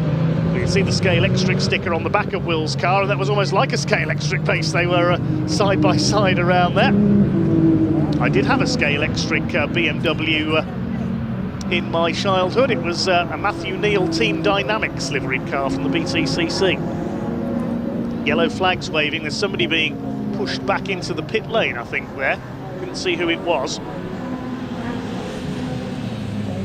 Marshall's in the pit lane exit, so the yellow flags were out, so no passing down the straight there. It is Bauer and Davison together, and Ian Bauer just about with the lead. These two M3s absolutely almost glued together. 3rd is Kevin Willis, then Colin Voice. 5th is Oliver Owen, ahead of Sean Morris. AJ Owen is the leading Pre-03 touring car in the Honda. And with these two taking time off each other as they fight each other, Kevin Willis has been able to close up in the 93. In the 95, I should say. In Pre-93 touring cars, though.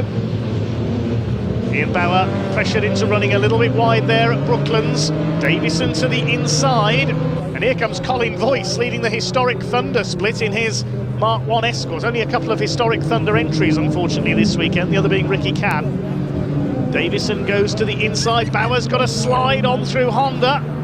He's gone wide. Will Davison surely going to take the lead, and he's done so. Now here comes Kevin Willis. What a terrific race between the 3 BMWs. So close together, it's more like a BMW M9 than 3 BMW M3s. Willis goes for the outside. Who's this on the inside? Sean Morris in the Bastos liveried car. The Team Bugatti look-alike M3. Lovely flash of flame there out of the back of the Escort of Colin Voice in 4th position. He leads the historic Thunder split. Ian Bauer's leading Classic Thunder. They charge their way over the crossing. AJ Owen's got his old rival Ross Craig, who's now in Classic Thunder with this Honda. They're in different championships. There's a great rivalry between those two. Now, Ian Bauer doesn't seem to have the handling advantage over the other BMWs here. Will Davison is up front once again. Bauer getting that slide on coming out of Honda curve, and Colin Voice charges through using the turbo power of the Escort up into P3 ahead of Kevin Willis. Now he wants to beat the BMWs here, Colin Voice, and he catch these two have been fighting at the front of the field all weekend. A bit of grass tracking there. Oliver Owens run wide. That's going to allow Sean Morris a stab at P5. It's just come up on the timing screen. Race start will be investigated after the race, so maybe a few drivers a little over eager on the rolling start there. Ross Craig, I see, is up into 7th. He's just got past AJ Owen. The car we lost at the start of the race was Don Hughes, the Peugeot 306, unfortunately. One of our leading contenders in the Pre-03 Touring Car Championship. He had a chance to take the lead of the championship this weekend with points pace setter Joe Dorrington not here with his Honda. There's Oliver Owen, and that grassy moment half a lap ago. Ross Craig on his tail in that Dazzle Camo liveried Honda. He's got AJ Owen and the Matt Neal lookalike behind him. And up into 2nd place goes Colin Voice. That's Speedway straight towards the end of the lap. Is the one real place that you can really get the hammer down in the more powerful cars, and then onto the pit straight. And Voice did just that, exploiting the Escort's power advantage. Look at the way he's pulling away from Ian Bauer. He's finally got the Escort turned up to 11, as they say. AJ Owen, behind him Daniel Gandesha, the orange M3. And who's that behind? That was Piers Grange. So he's come up from the back in the Escorts. He's challenging Sam Daffin for the lead of the Blue Oval Saloon Series, and he's taken him, we just saw in the background. So Piers Grange from the back of the grid has cured his problems. Sean Morris with a problem there, he got sideways. Ross Craig taking the fight to the M3s now in his little Honda. Here's a classic Thunder spec Honda Civic Type R. He's going for Sean Morris here into the right-hander at Brooklands. Morris will have to give way because Ross Craig's got the inside line. And through he goes up into, well, I think he's 5th place overall. Sean Morris using the power of the M3. Oliver Owens out there on the outside as well. This is the classic example. In the twisty bits, the front-wheel drive Honda has the handling advantage, but on the straights, the BMWs go breezing back ahead of him. Speaking of breezing ahead, Colin Voice has almost caught Will Davison. He must have turned the boost up on that Escort. Chasing Davison now for the lead. The BMW E36 M3, an icon of 1990s touring car racing. Car that super touring drivers wanted to race. Colin Voice. Earlier era, that's a stunning modified Mark 1 Escort. Honda Civics came later in touring cars, of course. They're in the Pre-03 series, although this one is in Classic Thunder, the more modified machine of Ross Craig. Kevin Willis sliding his way out of Brooklands there. That was more like rallying than touring car racing. Then we've got Morris, Craig. We see Ross's father Ian Craig out in his BMW M3, but he had problems yesterday, so not racing today. Colin Voice monstering up behind Will Davison. He's going to have a look down the inside into the hairpin. Davison later on the brakes and holds the lead. That's the packed spectator bankings up towards the crossing past the truck show. Take a look further back down the order. I know it's hard to take our eyes off the lead battle, but there's Steve Walden. Used to race an E30 BMW, now in the E36, leading John Hillier's estate. Davison's pulled away a little bit again, coming through the crossing. Maybe Colin Voice ran a bit wide. Bauer still 3rd ahead of Willis. These 4 have got clear of the rest of the field now. So Davison leads Pre-93, Voice Historic Thunder, Bauer Classic Thunder, Pre-03 is AJ Owen, and the Blue Oval Saloon's now led by Piers Grange. Started last, he's up to 9th. There's Grange, no, he's up to 8th now, he's just charged past Oliver Owen. AJ Owen, meanwhile, got back ahead of Ross Craig. There's Don Hughes. He's waiting to rejoin from in the pit lane by looking at this. He's going to at least put some racing laps in.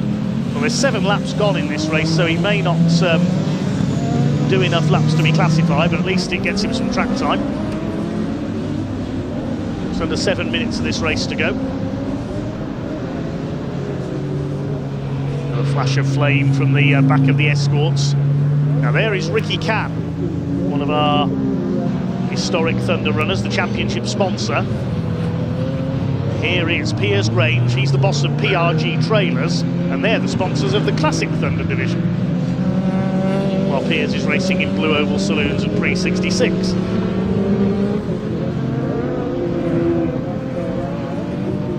He's won many Ford racing titles over the years, Piers Grange. Quite a collection of historic Fords. He's got Colin Voice in his historic Ford and able to catch Will Davis. Leaders of 3 different championships in the top 3 places. Grange makes up another place, past AJ Owen. He's tried to fire one down the inside there of Ross Craig. Craig didn't see he was there, moved across and took the line, and Piers Grange had to slam the brakes on. That would have been a disaster if he'd hit the back of the Honda.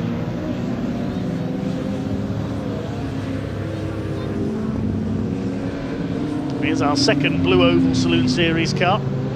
That is Sam Daffin, number 2, the rear drive Fiesta. Couldn't hold back Piers Grange. The man from Cheshire ahead of AJ Owen now. Next gunning for Ross Craig.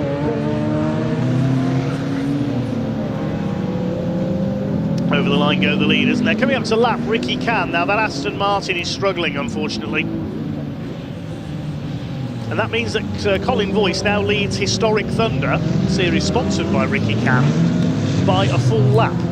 They're the only 2 entries on their grid, unfortunately, in their segment of this 5 championship race.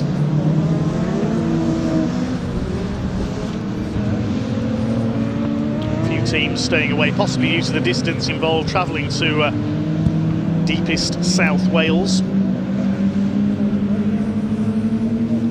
It is great to have the CTCRC, the Classic Touring Car Racing Club, back at Pembrey for the first time in so many years. The gap between Davison and Voice was just under a second last time through. Colin Voice has got the fastest lap, 103.248. Lapping in the 104s at the moment. There's Bauer still in 3rd place, half a second ahead of Kevin Willis.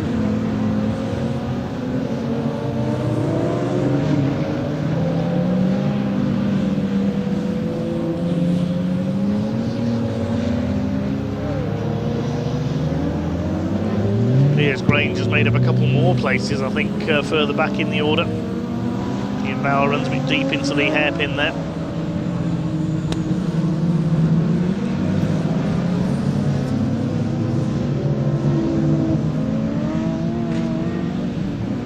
Allowed Kevin Willis to close up just a little. Lead gap was 0.9, just under 0.9 of a second last time through between Davison and Voice, and Kevin Willis is on the attack here, having a look on the inside of Ian Bauer. Bauer cuts across to take the line for Brooklands Corner. Kevin Willis ready to try again. Willis from Salisbury, Ian Bauer from Southampton, 2 BMW M3s fighting it out. Look who's starting to close on them. There is Piers Grange in the background. Now, Grange's lap time's a couple of seconds quicker than the M3s at the moment. They're on a par with our 2 race leaders. Colin Voice has closed the gap to just over half a second now. Last lap time was a good near half a second quicker than that of Will Davison ahead of him. Are we going to see the escort burst through into the lead? They're coming up to lap Rob Taylor's Ford Fiesta, the Blue Oval Saloon Series runner. Be shown the blue flag by the marshals. Well, it's already getting out of the way there at the exit of the crossing.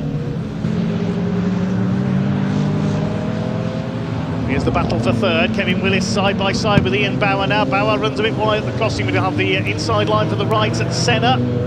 Is he going to be able to keep his nose in front? Willis trying to drive around the outside. They go towards Brooklands, but Bauer will have the inside. This is frantic, the 3rd place. Bauer holds it into the right-hander. Willis kicks the tail out. Continues the chase.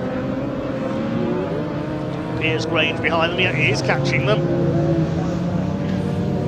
Grange taking Nearly 2 seconds a lap out of the BMWs in front of him. Here he comes, Silver Escort. As long as the Escort doesn't let him down again, he's certainly got the Blue Oval Saloon Series win in the bag. Only got just over 90 seconds of this race left to go. Ross Craig holding off Sean Morris. That's a strong performance from the Honda. Oliver Owen behind them.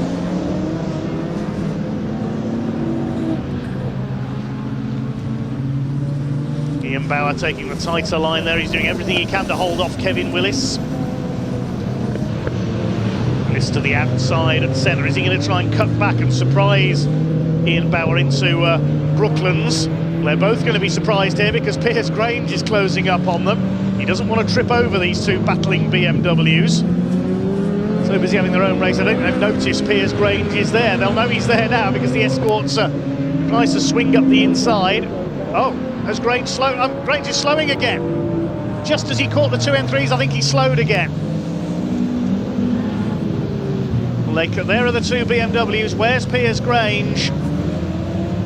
Oh, would you believe it? He's suddenly slowed again there. Did he miss a gear? Because he's back up to speed now with Ross Craig.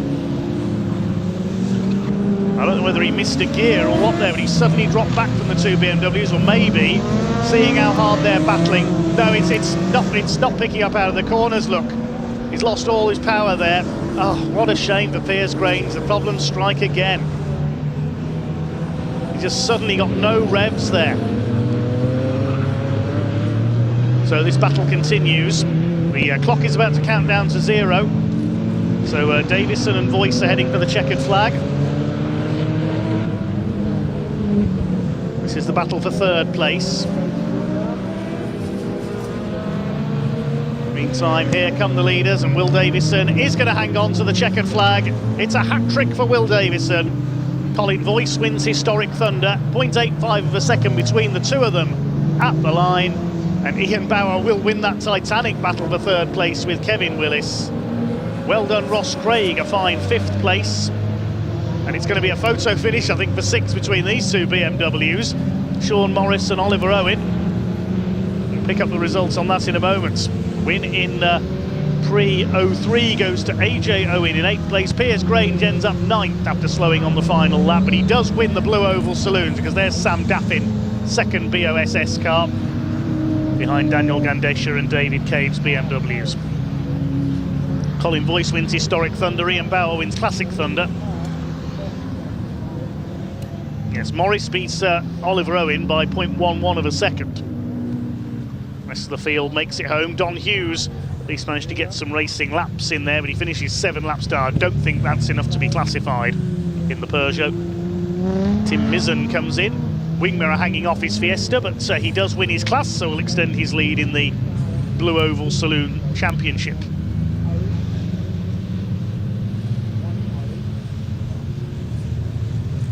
Best of all, no retirements in that race. Will Davison then, M3 Will, scores a hat-trick. He hadn't defeated Ian Bauer so far this season in the first 2 meetings, but that will really kick-start his challenge for the Pre-93 Touring Car Championship this year. Been racing BMWs for quite a few years now. He defeats Colin Voice by 0.85 a second. Voice wins the historic Thunder split, and that will take the fight to Ricky Can, who struggled this weekend. Ian Bauer wins Classic Thunder in 3rd place with that huge fight with Kevin Willis. Then Ross Craig, Sean Morris beating Oliver Owen in a photo finish. AJ Owen wins pre-03, no relation to Oliver incidentally, I don't think. Then Piers Grange wins Blue Oval Saloon Series back in 9th, but he could have been on the overall podium had the Escort not started struggling on the last lap. Daniel Gandesha, David Cave, Sam Daffin 2nd of the Blue Ovalers, Graham Myers, Luca Nardone, and the rest of them. And all 24 starters went the distance. Let's head down to Ian in Parc Fermé.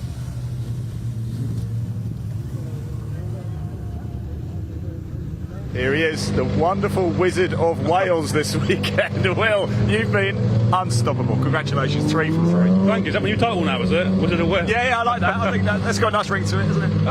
Yeah, it's been a good weekend. I can't complain. 3 of 3 was, often you get that. It's been a really clean weekend, I think. A little bit of contact at the start there, but it was only just Robin's racing. But no. I'll tell you what though, Colin was bearing down at times, wasn't he, on you? He's bloody quick. Sorry, swearing. That's all right. You can say that one, that's all right. We've already had one we've had to apologise for. But he was catching me up there, and I was running out of tyres again. I'm glad it wasn't any longer. Not 5 minutes he'd have had me, I think. So he was, every single time he was coming straight, he was catching me. Every back section he was catching me. He was really running me hard. But no, really good race, really happy, and bring on Brands GP. Bring on Brands GP. Well, congratulations, well done. So, a little bit earlier, everybody, I was coming out of the water closet, and there was Colin. And he said to me, yeah, I'm just going to take it easy for this one. Tyres, I'm struggling a bit with tyres, Ian, so I'm not going to push it. I was going to take it easy. You lied to me, Colin. The old boy come to life. Yes, you did. That was brilliant. Yeah, I just give it 110%. Yeah. And I drove my heart out, but it's pointless battling. He had the speed, and I could have overtook him on the straight, but it's a fantastic race. I've really enjoyed myself. Yeah, you look at you always smiling, Colin. It's great to see you as well. And heart rate's a bit high, but I've enjoyed myself. There you go. Go and put a bottle of water or something. Yeah, well done. And have a safe journey home, Colin, won't you, as well, Ian? Well, it's just pre-93s this weekend. Not quite there. Classic Thunder's great. Yeah. Will just got the legs in you this one, hasn't he? He's just, in fairness, he's driven really, really well, and the car's just not quite been right. And we tried something different for this race, and I went slower. So it was just all over the place. Well, at least you tried. I couldn't caught him as it was. So I had to roll the dice, and sometimes you win, sometimes you don't. But I had a good battle with Kevin, so he kept me honest, too honest actually at some points. But it was good fun. I see you were lightning off the start though, weren't you? Yeah, well, Will actually. Looked like he full started because he went before he went before the lights changed. Right. So he just got a run on us. So I thought I best go, and then he slowed down. Yeah. And then I went again. Brilliant stuff. Right, so you might get penalised. Save that one for the stewards. Nice one. It's good to see you again. Right, you take care, won't you? There we go. That is it for the classic touring cars there. Pre-93s, the 03s, Boss, Classic and Historic Thunder. Great job, Dave Goddard, as well. That is a lot of different classes to get through, so great job indeed. Still more coming up for you. In fact, just come with me a second a little bit, because it should be the British Truck Racing Championship about to head out on track. If we can pop the camera, I don't know how good the zoom is on this.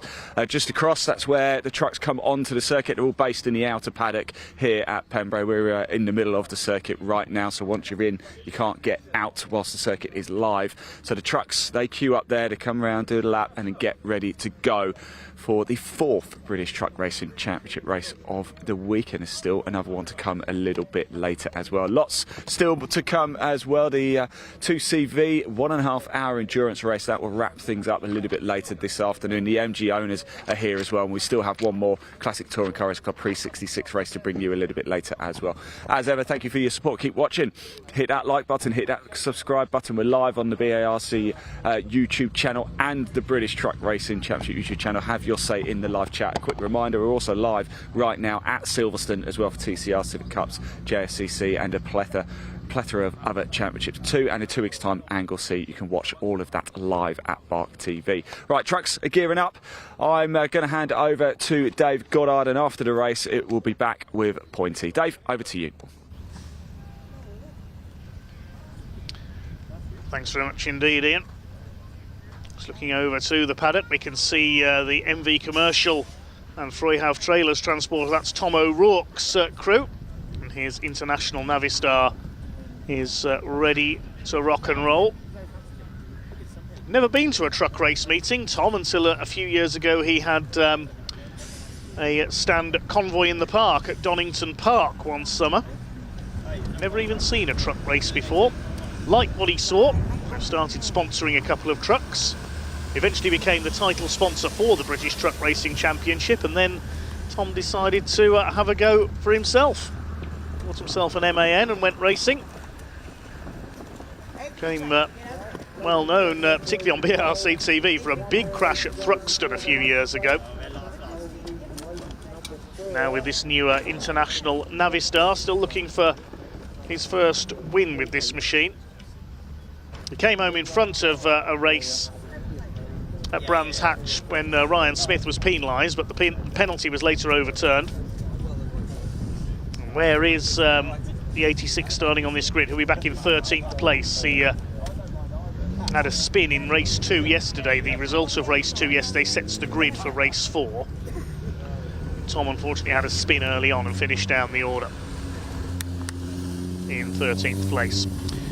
So the results of race 2 yesterday sets the grid for race 4 with the top 8 reversed. So it will be Martin Gibson, number 101. We just see him manoeuvring into position behind the pace truck there. Team Oliver MAN will start on pole. And it's an all-team Oliver front row because Michael Oliver will be alongside him. Michael celebrating his birthday this weekend. He'd love a victory to celebrate it.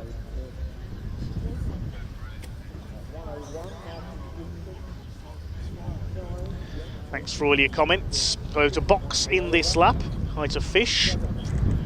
Mentioned Jamesy boy.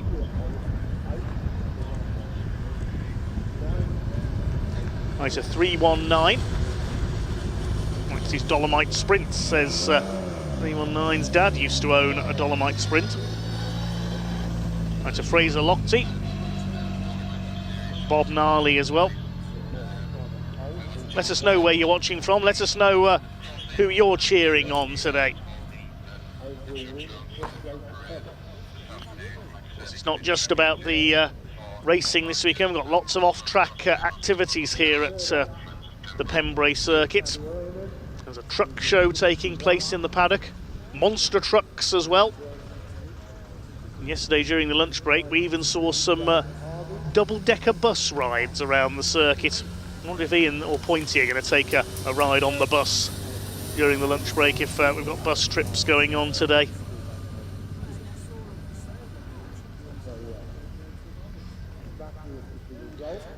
It'd be great fun if we could use the bus as the pace vehicle for the trucks. Pace bus, anyone?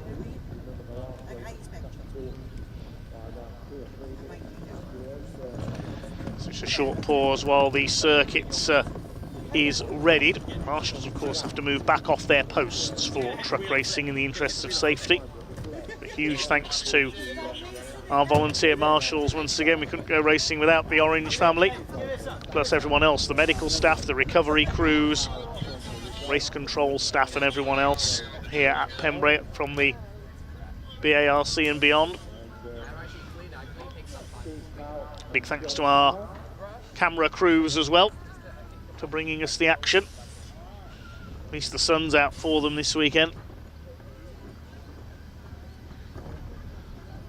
And of course, in inclement weather, their main concern isn't staying dry themselves, it's keeping the cameras dry.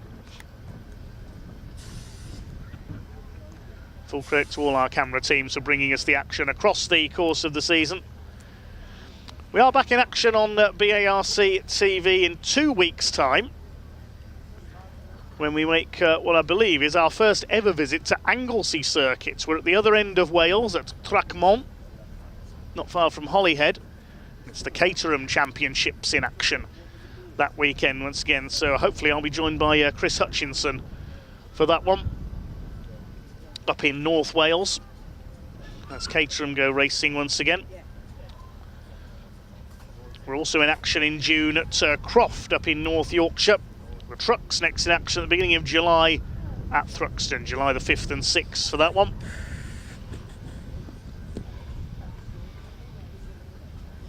We also have the Caterhams from Zandvoort at the end of July over in the Netherlands, the home of the Dutch Grand Prix. They were in great form there last year as well. Trucks will be in action at Donington Park in August. We'll also be going to Alton Park, Snetterton and Silverstone later in the year with various classes of racing. We close out the season at Brands Hatch in November.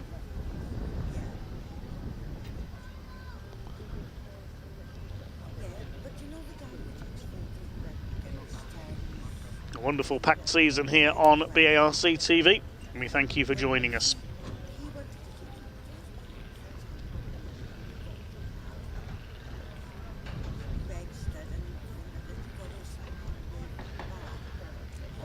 Your comments coming in. Hi to Mark Robinson, he's watching from Brisbane, Australia.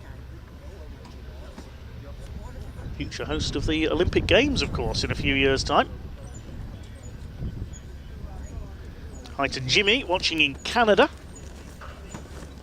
Fans from all over the world watching this weekend. We've seen representation from Finland, the USA, even Indonesia.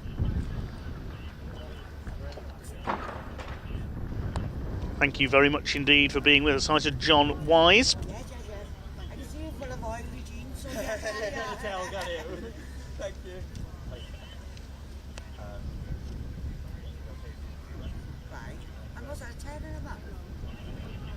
There's a short pause before we get the trucks out on track then. For race number 4 this weekend, they have another race this afternoon. Coming up after the lunch break, we will have the Everard's Pre-66 touring cars out again with Endaf Owens, the local hero, in his Mini going for a hat-trick. Third race of the weekend for the Adrian Flux MG Owners Club Championship. Final truck race, and then after a short break we'll have our 2CV endurance race. The gate is being opened over there by the marshals, I can see, so it looks like we are about to get underway. Yes, the driver's just getting into the pace truck, the GT Tyres MAN. Thanks to GT Tyres for their support of the championship this year, all the trucks running on GTs.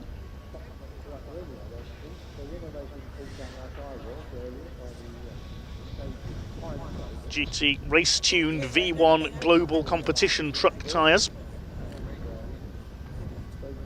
being used. And I know Martin Gibson does a lot of testing and development work for GT Tyres, and he's on pole position for this next race, having finished 8th in race 2 yesterday. It's an all-team Oliver front row, Martin Gibson alongside Michael Oliver. Second row, we'll wait to see if Stephen Powell is there, because he of course had a small fire on his truck in the race this morning, so whether that's proved terminal, we will wait and see. But the pace truck is now leading them out, the 3-axle MAN.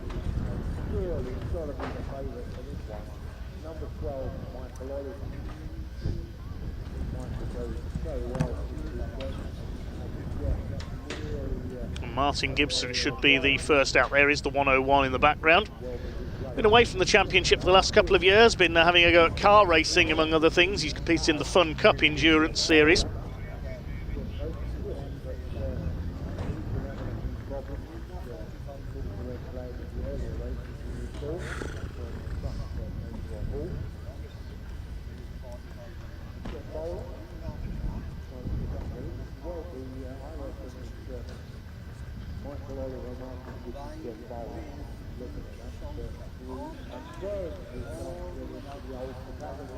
Michael Oliver will be alongside him.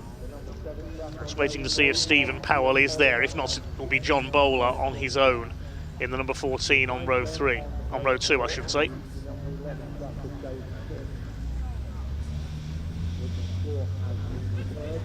Up come the 2 Team Oliver MANs.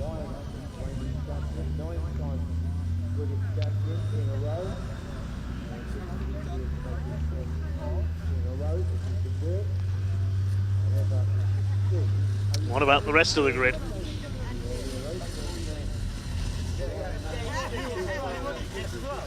you very much, so I mean that, it means a lot. Thank you.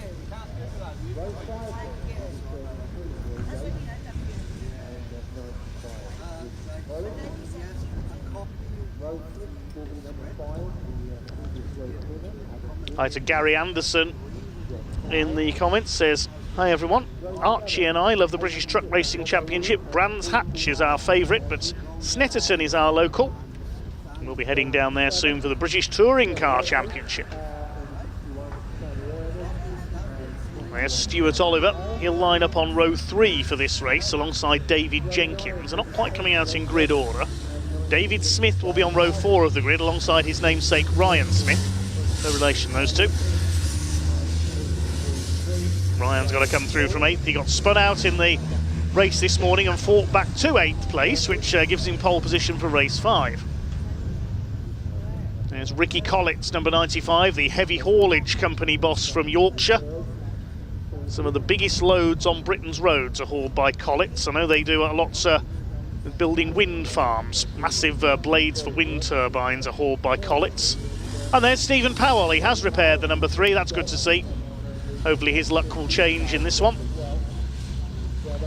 Tom O'Rourke makes his way out. He'll line up 13th on the grid. And there is Flying Ryan.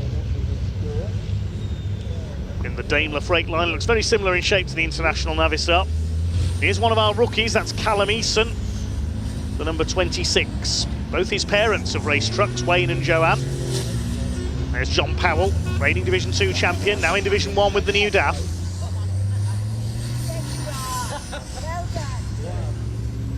All these Team Golf buggy-style machines making their way out. We should have a race for them, shouldn't we, in the lunch break? 33, Neil Yates. There's Adam Bint, the winner this morning. First ever win in Division 1 for him. Archie Handy, the youngest man on the grid, number 40. Sami Ojanen, all the way from Finland.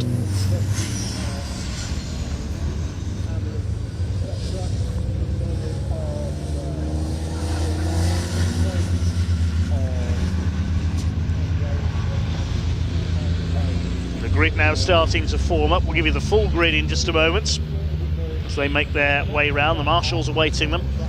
So the full grid will see Martin Gibson and Michael Oliver on row 1. Second row, Stephen Powell alongside John Bowler. Row 3, Stuart Oliver and David Jenkins. And David and Ryan Smith on row 4. Neil Yates and Ricky Collett complete the top 10 in their MANs. Then on row 6 it will be Adam Bint alongside John Powell. Adam Bint with a bit more work to do this time. He's going to repeat his win from earlier on. Row 7, Tom O'Rourke, and the first of the Division 2 trucks, that's Archie Handy. Row 8 will be Sami Ojanen and Simon Cole, looking for his 4th win out of 4 this weekend in Division 2. The 9th row, Jake Evans alongside Bradley Harvey. Jake Evans very close to catching Simon Cole when the red flag went out on this morning's race when Stephen Powell's truck caught fire. Bradley Harvey, the newcomer in the ex-John Powell DAF alongside him. On row 10, Callum Eason alongside Graham Poole. Of course, the last 4 there are newcomers to truck racing this year, so for their first couple of meetings they start at the back. One driver we haven't mentioned so far this season is a long-time competitor in British truck racing who has now announced his retirement ahead of the 2025 season. That is gentleman Jim Bennett. He was always there, giving it his all in his Seddon Atkinson. A venerable truck and a venerable driver. Jim contested his last races last season when he was in his 70s, and he has now announced his retirement from racing. So thanks for the entertainment over the years, Jim Bennett, and a very happy retirement to you. Real unsung hero of British truck racing. He's always been, we'd always see him out there in the Seddon Atkinson in Division 2, one of the older trucks on the grid. The oldest of all, I think, is that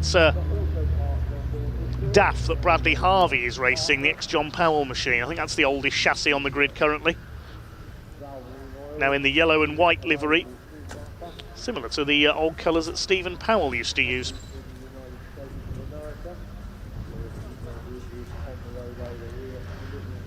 Although Archie Handy's Volvo can't be much more modern, the ex-Paul McCumiskey truck.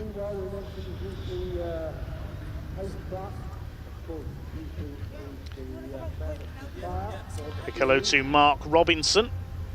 Danielle Austin as well, the Austin family watching from Llanelli, not far from the Pembrey Circuit. They were at the meeting yesterday, watching online today. Good to hear from you, Danielle.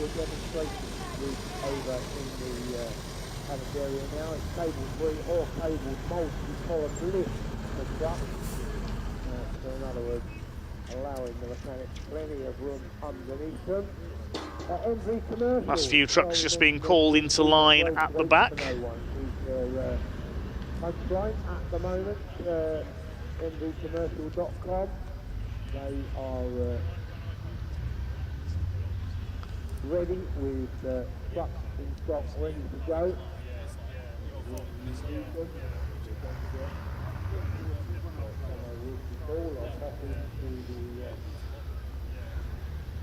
Website and get information. We mentioned the show trucks, they also out there displaying today and of course last evening for the truck show.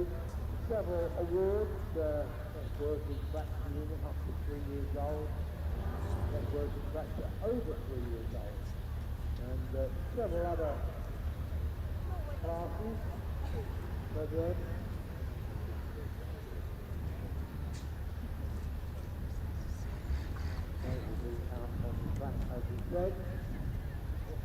On around the circuit, well, the music will continue. The monster truck will be back up later this afternoon around 3:30. That will be interesting as well. The Guinness third round ride, the street shop, burger bars, donut man, whatever you wish, ice cream man on a beautiful day like this. They are all available. So the grid is now almost formed for truck race 4 of the weekend. Jonathan Baker says, good luck Stuart Oliver. Ashley Harvey cheering on Bradley once again in the 96. Matt Stone says, let's go treble 3 motorsports. That's Stephen Powell, Neil Yates, Graham Poole, and I think John Powell now as well in the number 6s in their colours. Right, to Kirk's Audio Sanctum says, this is my first live truck race. You're going to love it, Kirk. That's good luck Steve Powell and Neil Yates from Dory and Luca. David Hewson says, been 10 years since I've last seen truck racing. Nice to watch it again. Welcome back to the sport, David.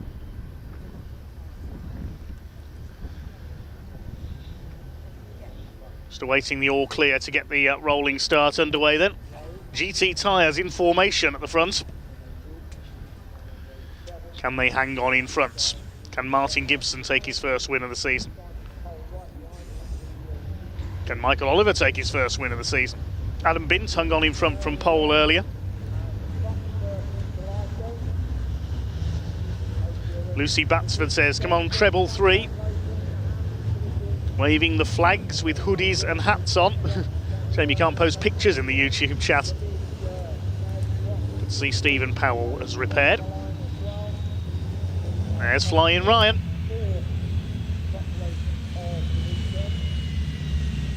There's John Powell hoping for a good result here for the new DAF. He's lining out 1 or 2 gremlins with him. Had a retirement yesterday and this morning. They need to get some points on the board here. It's 20 points for a win in the British Truck Racing Championship. 20, 18, 16, 14, 13, 12, 11 and so on downwards is the points in each division. Looks for the top 15 in each class.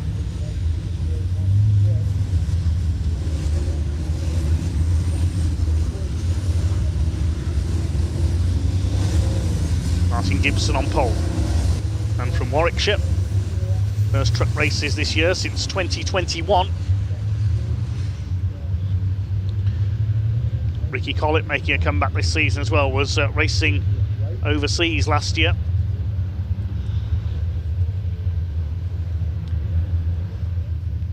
Great to have David Smith back over the last 2 years as well.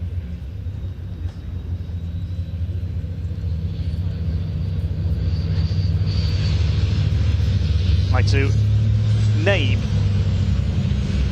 in the YouTube comments supporting David Jenkins. Chris Woodrow says I was at Brands Hatch watching today. Thank you for making my Sunday. No problem, Chris.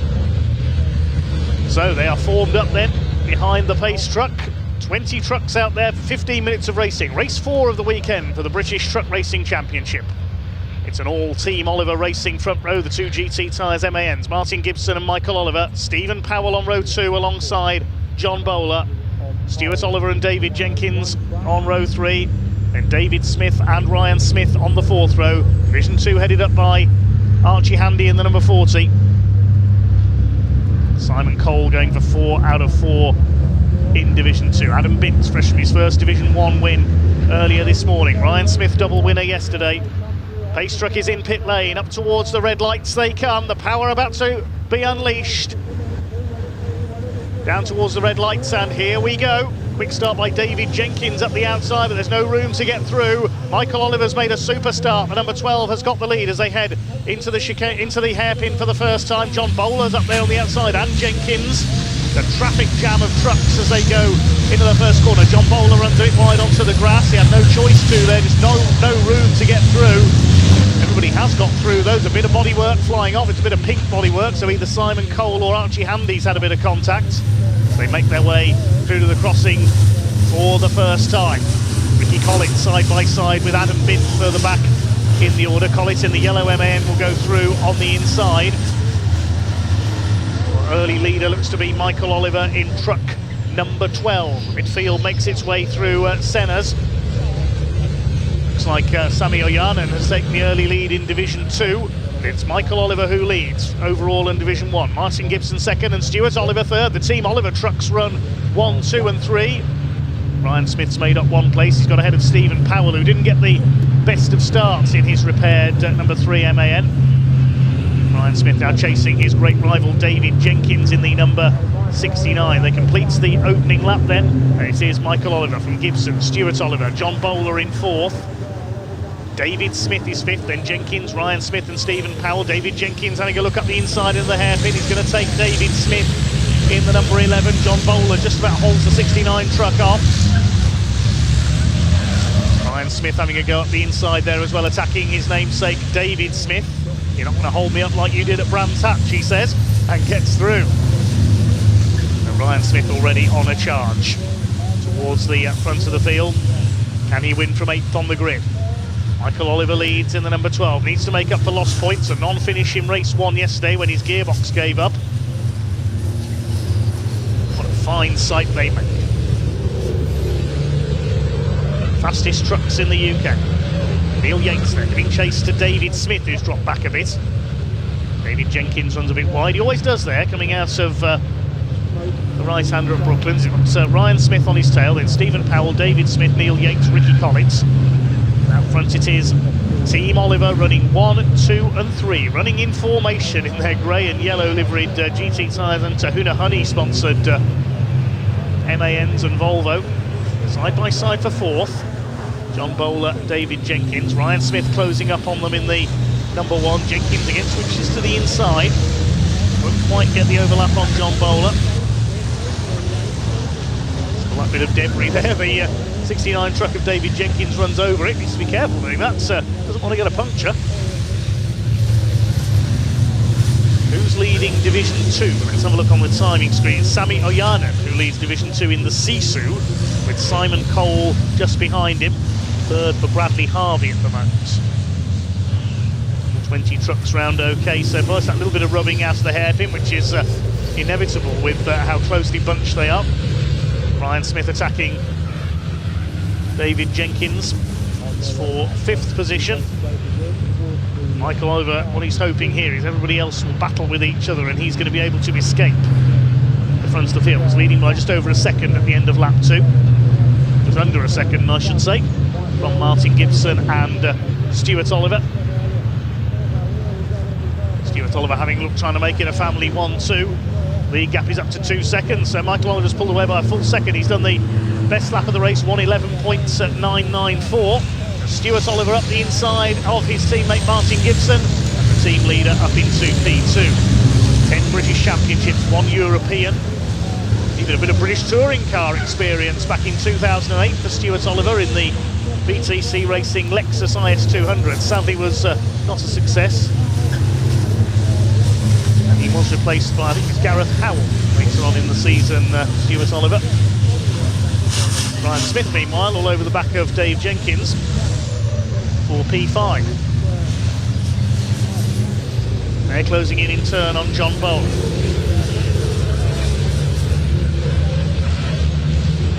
Smith all over the back of the number 69, the LKQ, Digraph Transport and Morris Lubricants MAN. And behind them, Stephen Powell closing up. Then a gap back to David Smith and Neil Yates in 8th and 9th. 1/3 distance reached, just over 10 minutes to go. A couple of trucks running wide onto the grass there out of Honda Curve. Sami Oyanen, I think, is still leading Division 2. We'll check that in a moment. David Jenkins working to hold off Ryan Smith. Oh, we've lost Simon Cole. He's pulled into the pits, so that's his unbeaten run this weekend in Division 2 ended. Simon Cole with a problem. thought I couldn't see him behind Sami Ojanen. There is the Division 2 leader. So Ojanen who leads, Bradley Harvey going well in second place. He could be on for his best ever finish. Jake Evans in third, Archie Handy fourth, then Eason and Poole. Yes, Simon Cole unfortunately has pulled up in the pits. Ryan Smith still can't get past David Jenkins. There's been a bit of rubbing there. You can see tyre marks on the side of Jenkins' truck. Whether that was with Smith or someone else, I'm not sure. I'd imagine it was on the first corner into the hairpin. Chasing John Bowler in the 14. Leader comes through to complete another lap. 5 laps in the book for Michael Oliver. Stuart Oliver, his father, in second place. 2 3/4 seconds between the two of them now. Ryan Smith takes a run down the inside. Here's a battle in Division 2. Archie Handy coming under fire from young Callum Eason. 2 of the young guns of the championship here. Battling for 4th in Division 2, 17th overall. Volvo FM12 ahead of the MAN TG of Eason. The ex-Andrew Fulcher truck used to be in the red and blue colours of Lenham Storage, Andrew's company. Now Andrew's daughter Hannah usually watching on. A bit of a slide there for Ryan Smith. Still hasn't managed to catch David Jenkins. If anything, he's dropped back a bit from Jenkins there. He's got Stephen Powell closing him down as well. Man who lives just down the road from Brands Hatch in Kent. He's got David Smith, another Kentish driver behind him. We come up towards half distance in this race 4 of the weekend for the British Truck Racing Championship. John Bowler drops the wheel onto the grass coming out of Carter's Curve. That could allow David Jenkins up for an attack. The gap still substantial, 2.8 seconds for Oliver over Oliver. Got a glimpse there of Sami Ojanen. He's still leading Division 2, looking for his first win of his first UK Championship season. John Bowler being closed down, yes, definitely by David Jenkins here for P4.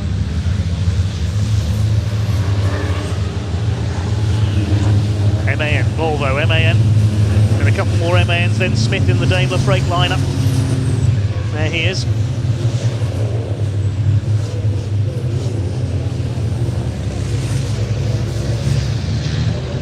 Jenkins closing right up on Bowler here, out of Senna. Bowler closing in turn on Martin Gibson in the 101.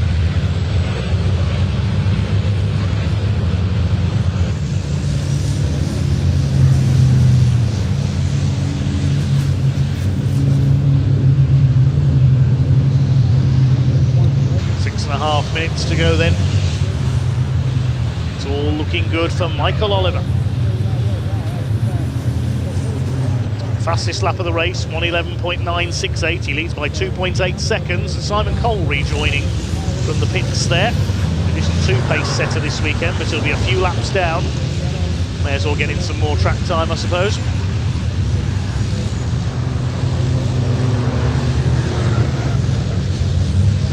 David Jenkins still trying to pressure John Bowler into a mistake, possibly trying to take P4. And best of the non-Old Team Oliver drivers.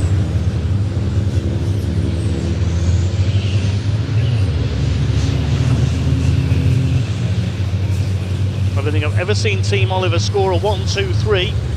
Meantime, here's the Division 2 battle, a rather smoky Sisu of Sami Ojanen. That's not an indication of problems. Leads Jake Evans. Far behind them is Bradley Harvey. Evans up in the second now. Had some contact somewhere. Look, a bit of his front bumper's missing. Sami Ojanen comes from Punkalaidun in Finland. By Mad Croc energy drinks. He's got Jake Evans on the chase in the number 10 MAN.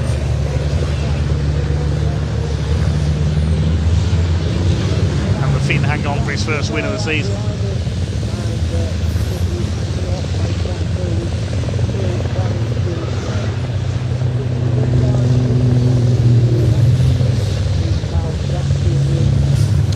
Close enough to make a move at the moment.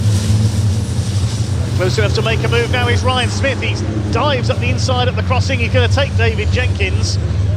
finally Ryan Smith gets past his arch rival of the last few years. Jenkins will try to fight back again.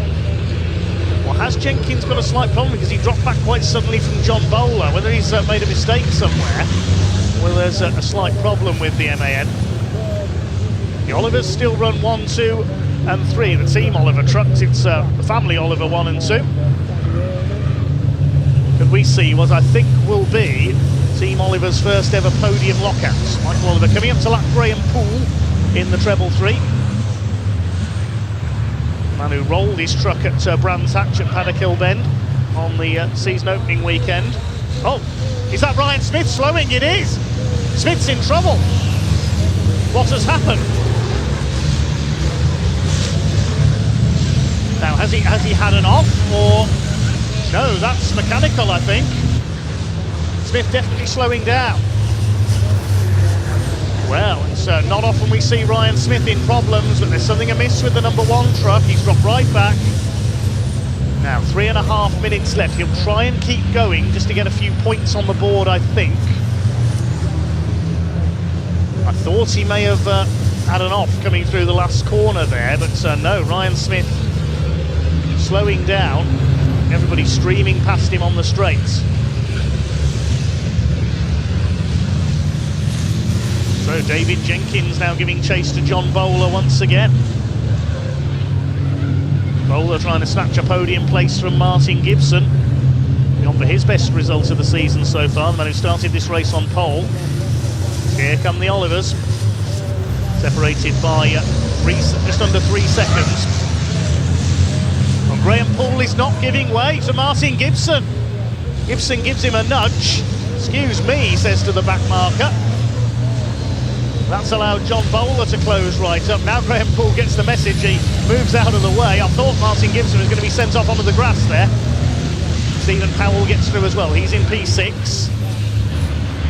David Smith 7th, it's Neil Yates in 8th place. Here's a battle in Division 2. These two have been together all race long. Callum Eason and Archie Handy. Eason's just taken the 4th place in Division 2 in the Green Group and Tool Maniac sponsored MAN. Now, have we had a change for the lead in Division 2? We have as well, while that drama was going on with Ryan Smith, because yes, Jake Evans has taken the lead in Division 2. So it's all happening. Evans now leads Division 2, looking for his 3rd win of the season. More frustration for Sami Oyanen. And mentioning that battle between Easton and Handy, they're soon going to be lapped by the race leader. Here's Bradley Harvey, he can sense a chance to take 2nd in Division 2 now. There go the leaders over the line. Gap's up to just over 3 seconds now, so Michael Oliver is pulling away slowly but surely. He's heading for his 1st win of the season. Can Martin Gibson hang on and make it a Team Oliver 1, 2, 3? Ryan Smith trying to keep going, but he's being lapped. I don't know what the problem is, whether he's lost turbo boost or something, but he's doing the right thing there, keeping out of the way of the quicker runners. Great shame for Ryan. He had fought his way up from 8th place, was trying to challenge, but not been his day so far. Was spun out in race 1 today, race 3 of the weekend. Whether he's, I don't think his turbo's blown, because you'd see a fair bit of smoke if it had. The leaders now lapping this battle in Division 2 between Archie Handy and Callum Easton. Michael Oliver's got through, he'll have 1 lap to go this time. He's heading for his 1st victory of the season. Well, it is his birthday this weekend, Michael Oliver. Frustration yesterday with gearbox problems in race 1, but he's about to make up for it.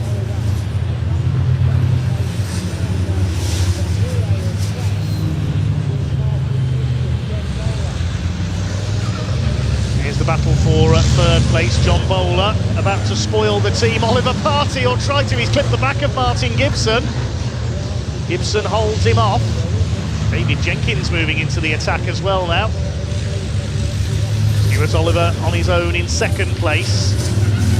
This is the battle for 3rd.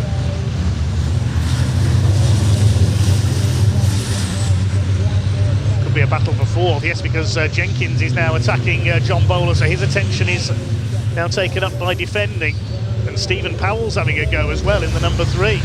hoping to turn his disappointing season so far around. Ryan Smith at the back is just trying to keep going, but the clock is counted down to 0.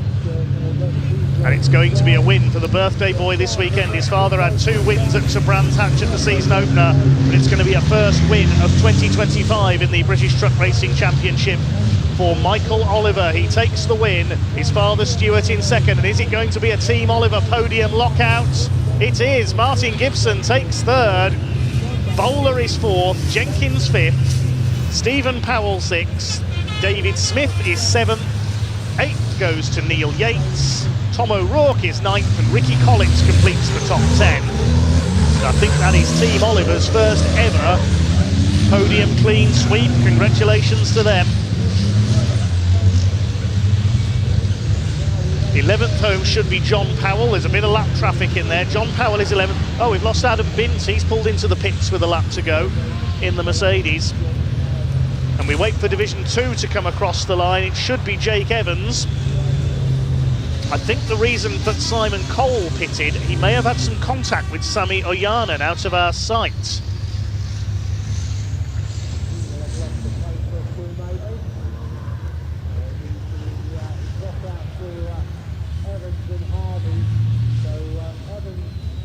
Sami Ojanen pulling into the pits there as well.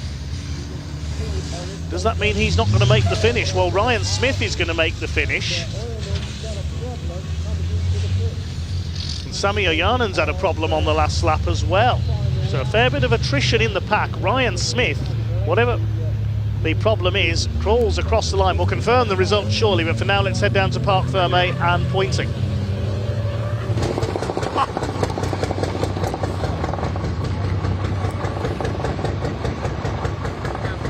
Oh, nice countdown. Thank you very much. Here we go. Right, so I tell you what, I know I'm not allowed to be biased, but my goodness, this is going to be a podium to beat all podiums. 3 teammates, 3 trucks, all in the top 3. We didn't see it going like that. It was a clean race. It was a great race. And my goodness, am I looking forward to seeing these guys pull back in. I don't know whether they work together. I don't know whether that's just the way it went, but it was a great clean race from all of the trucks involved. And here they come now. We've got all of the Team GT mechanics gathering to celebrate. Absolutely incredible. We're bringing them further down, I've been told, so we're going to run down now to the front to see Michael, who of course got first place, and we've got Father Stuart, and then of course teammate Martin behind. Here he is. Absolutely brilliant. Well done, Michael. Do you know who's behind you by any chance? Everyone was too far behind, but yeah, I do. Honestly, what a race. We saw a fantastic start. You managed to get away from the pack early on. Come on, get yourself out, get yourself out. The adrenaline and the energy, being able to pull that ahead. Yes, come on! Oh, we haven't done that since Le Mans. It's been a while, baby. Oh, well, I mean, what a visual. I mean, look, the top 3 trucks in that race. Who thought that was going to happen at some point this season? Oh, me. We all knew. We all knew. Seriously, that was, and then that order as well. It was always going to be me. Always going to be you. Honestly, I mean, your lap times this year have been extremely consistent, very, very quick. This is the result you deserved and you were looking for all along. Well, that's what I was really wanting, yeah. No, honestly, the family on the podium, it's what I was wanting. Me and Dad wanted to. We had it at Brands, we got it again, and Martin's joining in. GT threesome. GT threesome. Oh, now that's we get through some tyres on that night, wouldn't we? My goodness me. Now, whilst we've got you, is there anybody at home that'll be watching this later on that you want to give a shout out to? Oh, the missus, Mason, Mummy. My sister's out in New Zealand watching. Oh, absolutely, of course, brought to you by Tahuna Honey, I think, is that where that's from? Some honey, aye. Honey, baby. Honey, baby. Bye, honey. We've got Martin Gibson over here as well. Let's get you in. Well done, bud. Absolutely phenomenal. Now, obviously, we saw you kind of whether you left the gap or whether Stuart found one around you, like kind of early race, we were like, oh gosh, what's going to happen here? But you really were like the gatekeeper for the rest of that race, keeping Bowler, Dave Jenkins quite far back. What an energetic, adrenaline-filled race. No, that was brilliant. I knew that I wouldn't have the pace of these two later on in the race. There's no point backing them up into the other guys. Bit of a hairy moment with the back marker pushing me on the grass down the straight, but we got through that. Honestly, the team, I could see on all their faces, every time you came round the back of the tower, it was like, are they still in the same order? Are they still in the same order? Exactly that. Just counting down the laps. Come on, we need this. We plan to get this in maybe mid-year when I get up to speed, but to get it now is brilliant.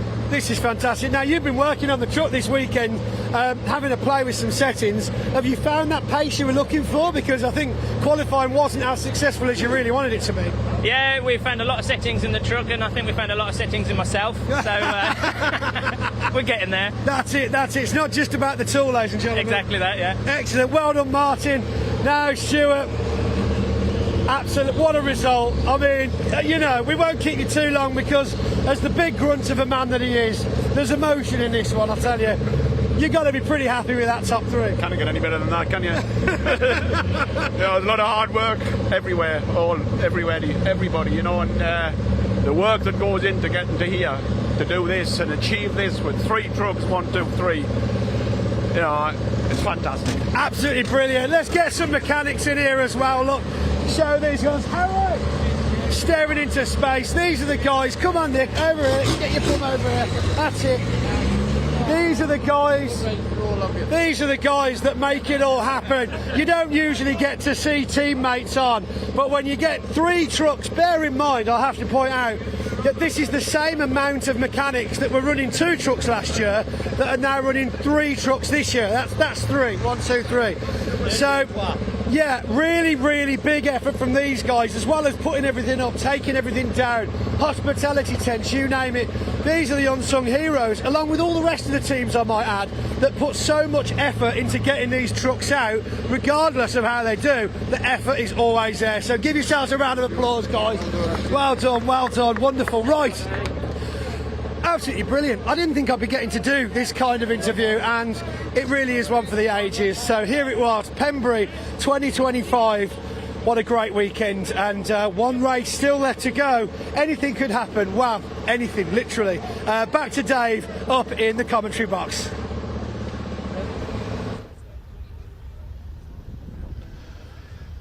Well, mentioning the sponsor Tahuna Honey there, Pointy, I think I'll need some honey to keep my voice going the rest of the weekend after that race. Original result then, a win for Michael Oliver by 4 seconds ahead of his father Stuart, and Martin Gibson making it a Team Oliver Racing podium lockout in 3rd. John Bowler takes 4th ahead of David Jenkins. Did well to keep going with a broken windscreen in that race.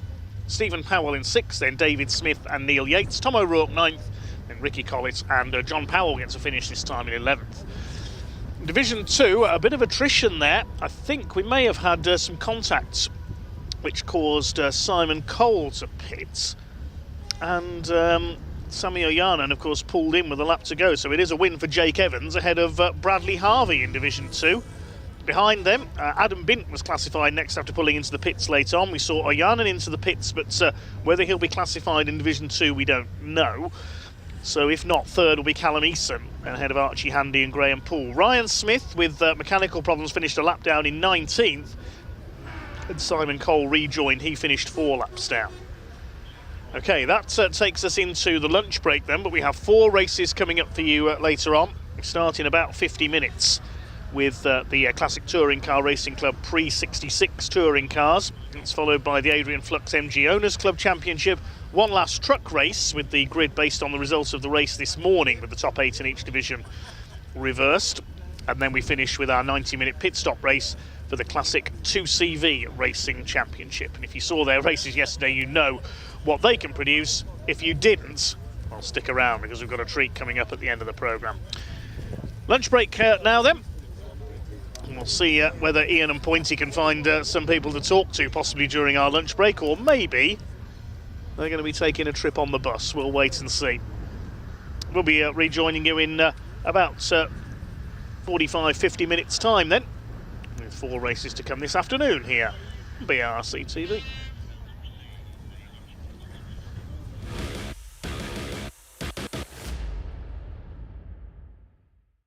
So here we are, joined with Dave Smith. Dave, didn't get much chance to speak to you at Brands, but what a beautiful day you joined me down here at Pembrey. Have you had much to do since our first weekend of the year? Yeah, I mean, we've done a few changes to the truck, springs, moving springs, different positions, just to try and get a little bit more performance out of it, which seems to have paid off. So touch wood, literally, qualifying went quite well. So I like your table. Where'd you get it? Did you make it yourself? I didn't actually make this myself. This was made by my youngest son, Matthew. This is made out of a pallet on the top and just an old oil drum. And if you want to find out how to make this table, then head over to our other YouTube channel, racingtables.com. Yeah, that's it. It doesn't exist. Other tables are available.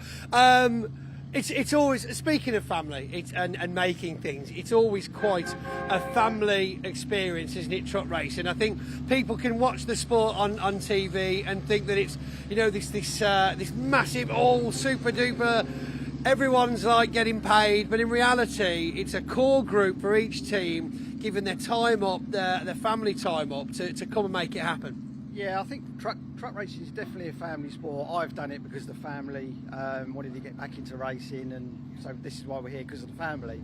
But also it's very professional. So you've got a very family element to it, but it borders a very professional sport where you need to be, you know, top of your game. So there's a lot of time and effort goes in when you need the family behind you, really, to back it up. Talking about professionalism, I feel over the last couple of years the regulations have been changing very fluidly almost to try and kind of mitigate issues on the track, off the track. Do you feel that that's making the sport a better place to be, something better for the spectators?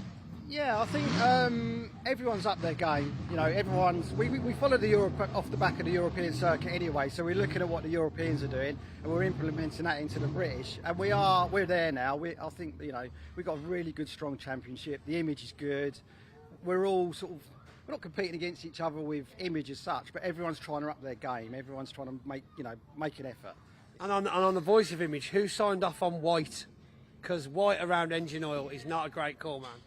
That was a little bit of a debate when we started. The company colours are white and blue. That's the problem. Right. So we wanted to carry the theme through, obviously, for the company. But yes, this wasn't the best idea. Possibly should have gone for majority blue with white accents. Yeah, I think it's going to be a bit of an off-white. I think that's what we're going to be. Yeah, it's going to be camouflage, looking at the state of your hat. Yeah. I think this is one of the mechanics' hats, actually. Yeah, of course. Right, well, thank you, Dave Smith. Good luck for the rest of the weekend. Thanks for joining us. Oh, we've got someone on the monster trucks.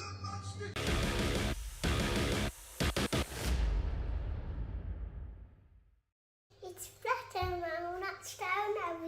If your eye is dull, go to the doctors. If your eye looks wonky, go to the doctors. That's also called the swing. If your eyes change colour, say in the light, go to doctors. Thank you.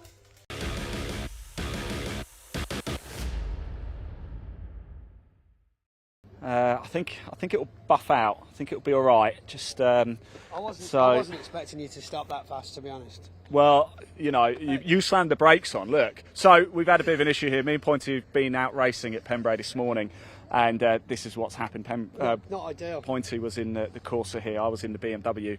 What happened? Typical BMW drivers, really. It was too close behind me, and I just came to a gentle standstill from about 60 to 0, and you know, instantly. Let's not offend everybody, sure. Of course, we are joking. Of course, we are in the monster truck zone right here, aren't we? Just behind us, we've got Big Pete over there and the Grim Reaper. Just some of the activities going on here this weekend. Absolutely loads to see and do here at Convoy Cymru. It's really brilliant. Hopefully we'll get some more footage of what's going on around the paddock, around the circuit. They really have pulled out all the stops. There's a couple of shows on here. We've also got tractor pulling this weekend. I know, they did try a couple of years ago. not quite the right ground for it, but I have been told that they've actually upgraded that entire patch over there to have clay down so they can actually do proper tractor pulling. I had no idea, like when you said different ground. Have you seen tractor pulling before? On telly. On telly. Oh, it's pretty actually impressive. happening here. It's actually happening here. The other side of the show trucks, and of course, let's mention the show trucks as well. Yeah. Huge amount of show trucks. Probably the best turnout we've had down at Pembrey for quite some time, and everyone's really excited. We've got a bar up here as well. We've got games. We've got monster truck rides. Do you want to go in a monster truck later on? I do want to go in a monster truck. We were hoping to actually get in one, weren't we? Anyway, We're going to see if we can pull some strings. And of course, these cars are probably going to get driven over, aren't they? They are. They're starting moderately three-dimensional, and by the end of the weekend, hopefully they'll be less. So yeah, I mean, it's actually incredible to see the first few crunches. But when I've been working on circuits, hosting live action arenas before, that it's actually really difficult to get a monster truck to go over a car. You think it's just instant there, but they have to really work into it, and then they can start doing the jumps. It's going to be something special, isn't it? So much coming up. Classic tour cars are here as well, MG owners. And of course, we have a bit of the French flair, the Citroen 2CVs. It's endurance race tomorrow, 2CVs, hour-and-a-half race. An hour and a half in a 2CV? I tell you something, at Silverstone, the racing was brilliant, not to be missed. So really, really, really good stuff. I think I can hear them going round now, actually. Yeah, I hear them in the background. That is them right now, qualifying. Right, that's it from us. We better go do some work or do something and get out of here, actually, before they fire up, because we are right in the middle. I don't want to get squashed by those. You know, monster truck versus car, little bit of time. Monster truck versus people, no time at all. No, it wouldn't even notice us, would it? That would be that. Right, thanks for tuning in, everybody. Don't go far, we'll see you soon.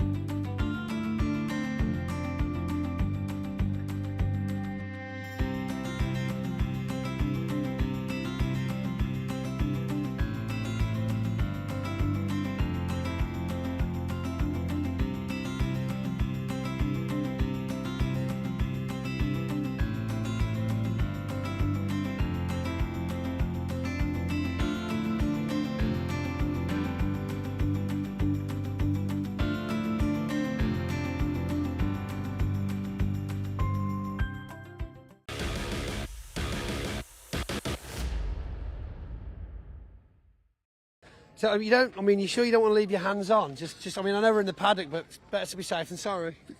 You're better safe than sorry. I mean, you know, there's trip hazards everywhere, isn't there? So, Neil Yates, ladies and gentlemen.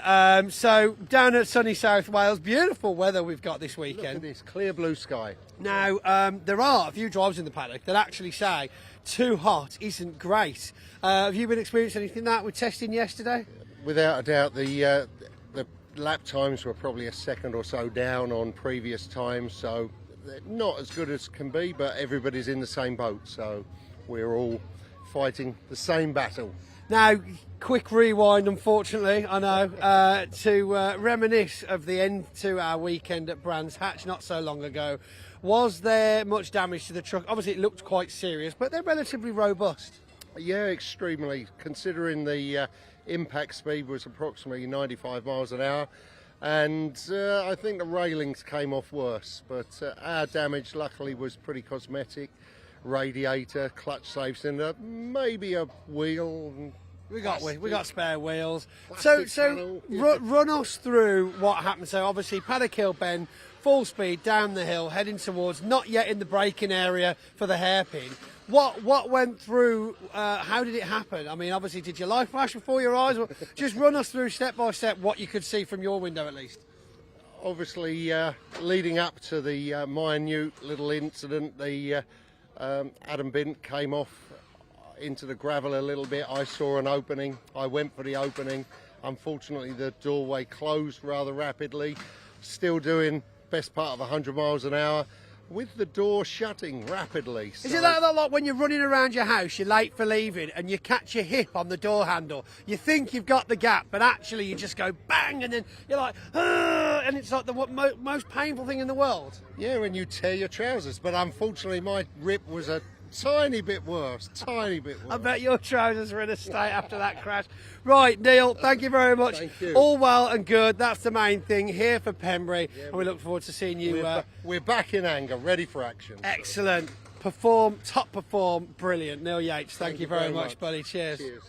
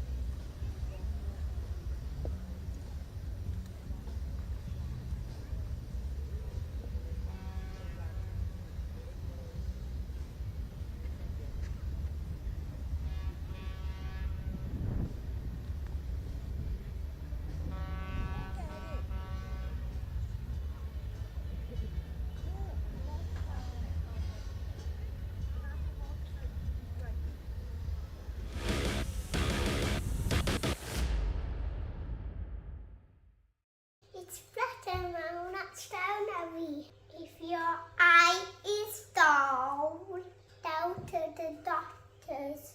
If your eye looks wonky, go to the doctors. That's also called the swing. If your eyes change colour, or in the light, go to doctors. Thank you.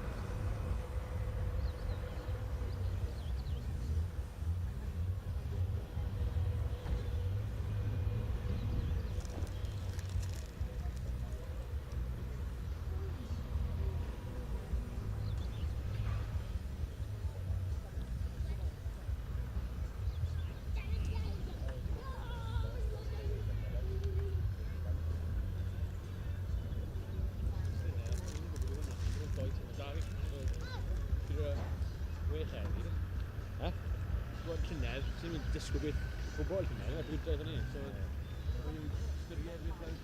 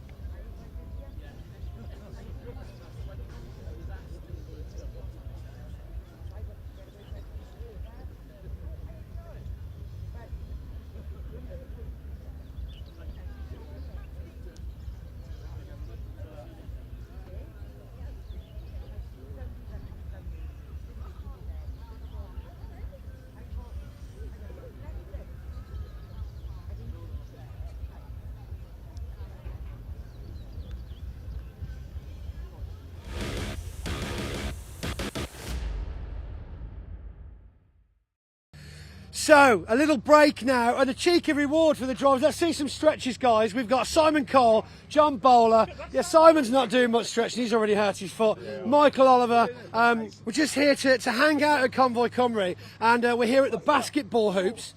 Johnny, do you feel like you're going to be okay at this? Yeah, I'm going to have a good go. A good go. Give it a good go. Simon, you had any experience with balls? No. Right, brilliant. And Michael, what about you? What about you, sir? How are you getting on with the handling of balls? I've just watched that semi-pro thing. Semi? And it's like Jackie Moon. Jackie Moon. Don't Google that just in case. Jackie Moon? Jackie Moon. Still don't know. Semi-pro. What's he called? Oh, semi-pro. Yeah, that's him. Sorry, I was spelling it different in my head. Right, okay, gentlemen, assume the position. Cameraman, Paul, let's get an angle. Okay. Line up your shots. We're going to go all together now. Ready? In 3, 2, 1, go. Let's see what we got. Oh, it's a terrible start for all three drivers. Let's keep going. We want the first one in now. Come on, guys. Show them that you've got skills on and off the circuit. John Bowler looking very good. Oh, is it going in? Yes, Simon Cole takes the first one. Nice shot. Hey, no! Yes, Michael Oliver gets one in as well. Oh, and it's John Bowler bringing up in 3rd place. Come on, keep that target, keep that target. Oh no, Michael's run out of balls. I got one in. You got one in? I got one in. One in. Hey. Two in, mate. No! Professional, remember. I tell you, unbelievable. Right, so you got 2. Yep. You got 2, you got 1. I got 1. You got 1. I got 2. Got 2, right, okay, so I think now we need 2 more balls each, and we need to have a shootout now between John and Simon. Michael, first place on track, obviously just doesn't translate to the basketball court. Got to let people win someone, haven't you? You know what I mean? Can't win it all. Such a noble way of thinking about things. Right then, okay, are we ready? 2 balls each. Simon, up to the pass, let's see. First shot, Simon. You can do it, baby. Oh, it's a miss. Over to John. Over to John, no pressure. Oh, it's a good shot. Last chance, Simon. Oh, my goodness. Last go. Come on. I got 2, got to cut it back. No, that doesn't work like that. Come on. Get it in. As if we couldn't film it. Instant death. Instant death, another one. He had 3. Come on, Simon, get it in. No, they're both rubbish. So it's a draw. Yay! Because just like in racing, you can just still get rewarded for not winning directly. I don't know where we're going with that one. Yeah, Clerk of the course. One of you can go and moan about the fact that you didn't beat the other one, and then whoever moans the loudest will actually win a prize. I'm paid £500 for that.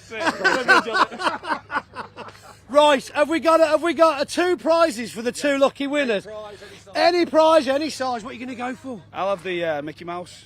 The Mickey Mouse down here. Oh, that'll rub it in his face. To the losers. Yeah. So I'm going to give this to the loser. Oh, John! Come on, let's have a Oh, this is beautiful. Beautiful, gents. And Simon, what are you going to go for? I'll have a duck. You're going for a duck? I think that's a seagull. Same thing. Same family, innit? Same family, innit? Look at that. One of those well-known chip-eating ducks. It just said quack. It just said quack.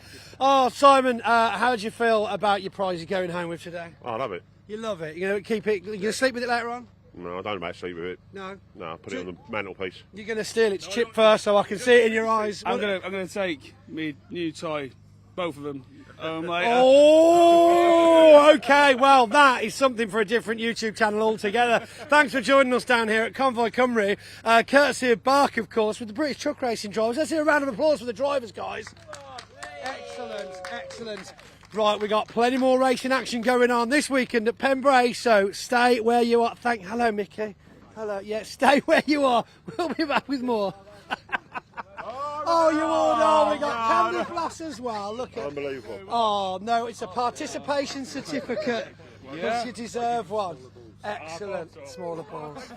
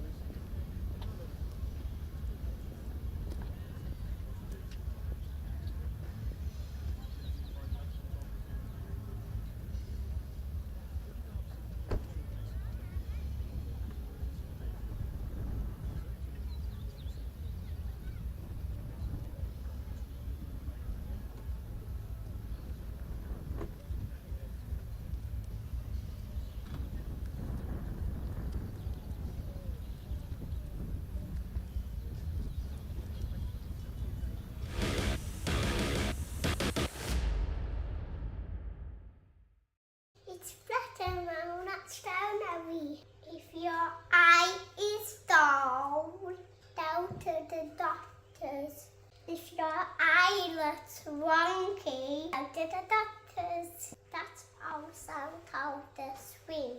If your eyes change colour, say or in the light, go to doctors. Thank you.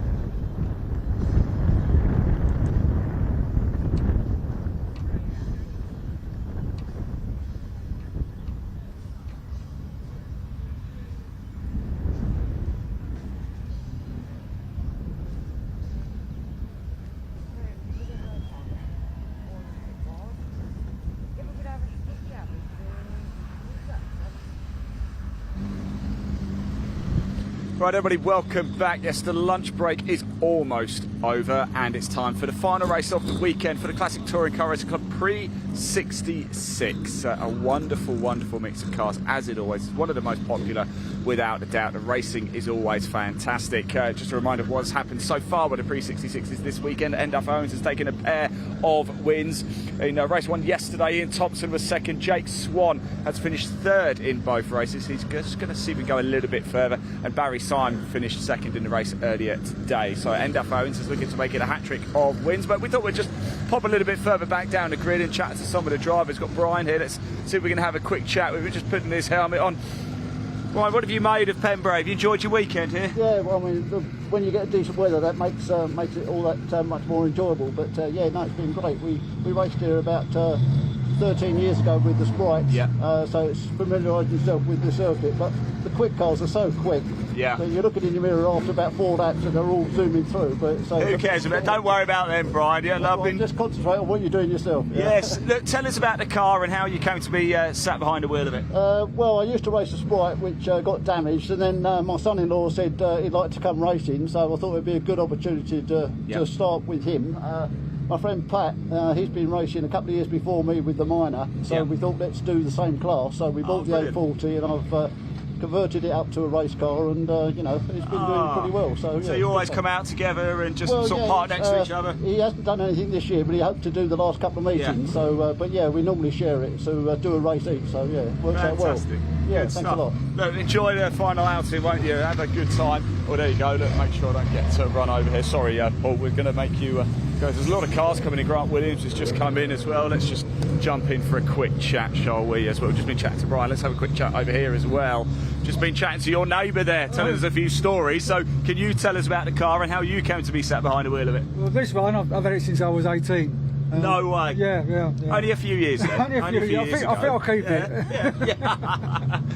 You must love it. It must be a real joy. It's been good, yeah. It's been a good old thing for me, yeah. Obviously, it was a road car years ago when I was a youngster. Yeah. And it sat in a garage for 25 years, and I thought, well, I'll scrap it or rebuild it. And so we said, go racing, and that's it. So it's been out for about 5-6 years now, so we've had a good time. Didn't laugh. You did the best thing by not scrap. I bet you're so happy now, aren't you, that you didn't scrap it? Oh yeah, of course I am, yeah. Top man, thanks for talking to us. Enjoy the final race, won't you?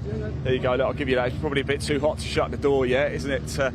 We'll just move a bit further down, shall we? See who we've got. A couple of the minis over here.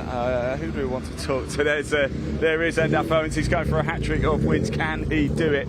Can he see it through? Let's just quickly jump in with Mr. Loveland over here for a quick chat. Yeah, we're going to sneak up on him. And then you did. I really did. Yeah. How's your weekend been? Oh, it's been great. We came down Friday and had a go at trying out the track because, like most people, never been here before. Great track, grown into it as it's gone by. I had a 4th place in class, a 3rd place in class, 18th and 13th overall. So you know, it's weather's been beautiful. So when you saw at the start of the year that we're going to come to Pembrey, was that I have to be there? I can't miss that one.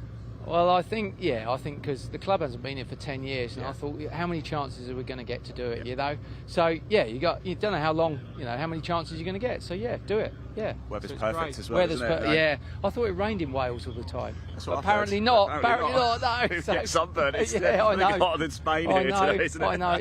It's been fantastic. It's been a great weekend. It's a real credit to them. Yeah. Been fantastic. Yeah, and good racing. So here we go, last one. Let's hope we all come out without any dents. Yeah. I was just about to say elbows out, but maybe not. Yeah, no. Well, yeah, until the red lights go out, and then it'll all be. Then we all forget it. It'll be elbows out completely. We've seen that a few times. Yeah. All right. Take care. Nice to see you. And you, jolly good indeed. Let's jump in for a very quick chat, shall we? Look, it's always a bit sad, isn't it, when we get to the final race of the weekends? But it's been a special one, hasn't it? Fab weekend, yeah, really good. I've really enjoyed it. It's a lovely circuit. It's well worth the trek. Is this your first time here as well? Yes, yeah. It seems to be a bit of a theme for everybody, I think, doesn't it? But, yeah, it's quite friendly to learn the circuit as well. I thought, when I saw videos of cars going around, crikey, that looks fast. Where would you say it's most like? If you compare it to another track in UK, where would you say? No, it's a bit sort of Thruxton-y because you're keeping your speed everywhere, but it's not as silly quick. So that's what, for me, makes it nicer. Do you know what somebody else has said? They said it's like a mini Thruxton. In fact, the infrastructure's similar as well, isn't it? Yeah. It is, but everyone's great. It's so friendly, all the staff and everything. It's been, definitely well worth a visit. Well worth a visit. I'll let you get ready to go race. Thanks for talking to us. Take care, enjoy the race, won't you? And if we don't talk in pot firmly, have a safe journey home as well. Oh, let's go say hello to Piers. I haven't spoken to Piers yet. Piers, I haven't been ignoring you, I promise. I promise I haven't been ignoring. How's your weekend been? Yeah, it's been busy morning. very mixed this weekend, so good and bad. But yeah, it was nice to do all right in the last race. Yeah, we sort of cooked the tyres in this towards the end in the last race, so I'll have to make sure I don't make that mistake again. Well, look, you've had 2 goes at it, so now this is the one for everybody, isn't it? They've had a couple of races to learn it. That's it, yeah. Look, where's the best place? Where can you make the most time up? I think round the back here, the fast bits, and down the pit straight, definitely, yeah. And the little cars are far better on the squiggly bits down there, yeah. So we'll see. This looks better, doesn't it? Yeah, that's all right. Thanks for talking to us, mate. Have a safe journey. I'd like to see you a little bit later. Let's go back up to the top, shall we? Have a little look around, as we did a little bit earlier, actually. Let's put the camera on some of the cars, shall we? Just slowly walk past them, and you can tell us which is your favourite. Let us know in that live chat. We've got a wide range of cars. I mean, NF Owens in the Austin Cooper S. We've got Lotus Cortina, Ford Anglia. We've got Hillman Imps. Grant Williams' Mark II Jag is just there as well. He's just having a quick chat with a couple of drivers there. Is NF, look, certainly getting himself tanned up there, ready for this. James Ibbotson, we spoke to him a little bit earlier too. So Jake Swan has finished 3rd so far in both of the races. He is looking to go one better. There is Barry. He's going to give us a bit of a thumbs up. Woo, woo, woo. Barry, you going back home later? You go back home, aren't you? How far's the drive? Work tomorrow. It took a long time coming down. It was 400 miles, so yeah, it's it'll be Monday by the time we get home. But thanks to everyone that helps make it happen. And we're probably the furthest travelled in the championship. But we'll hopefully give this man a good race, get another trophy, and make the journey home even sweeter. Make the journey a bit sweeter. I imagine in checker flag or fall, and rather than coming into Parc Fermé, you just hit the road straight in the trailer.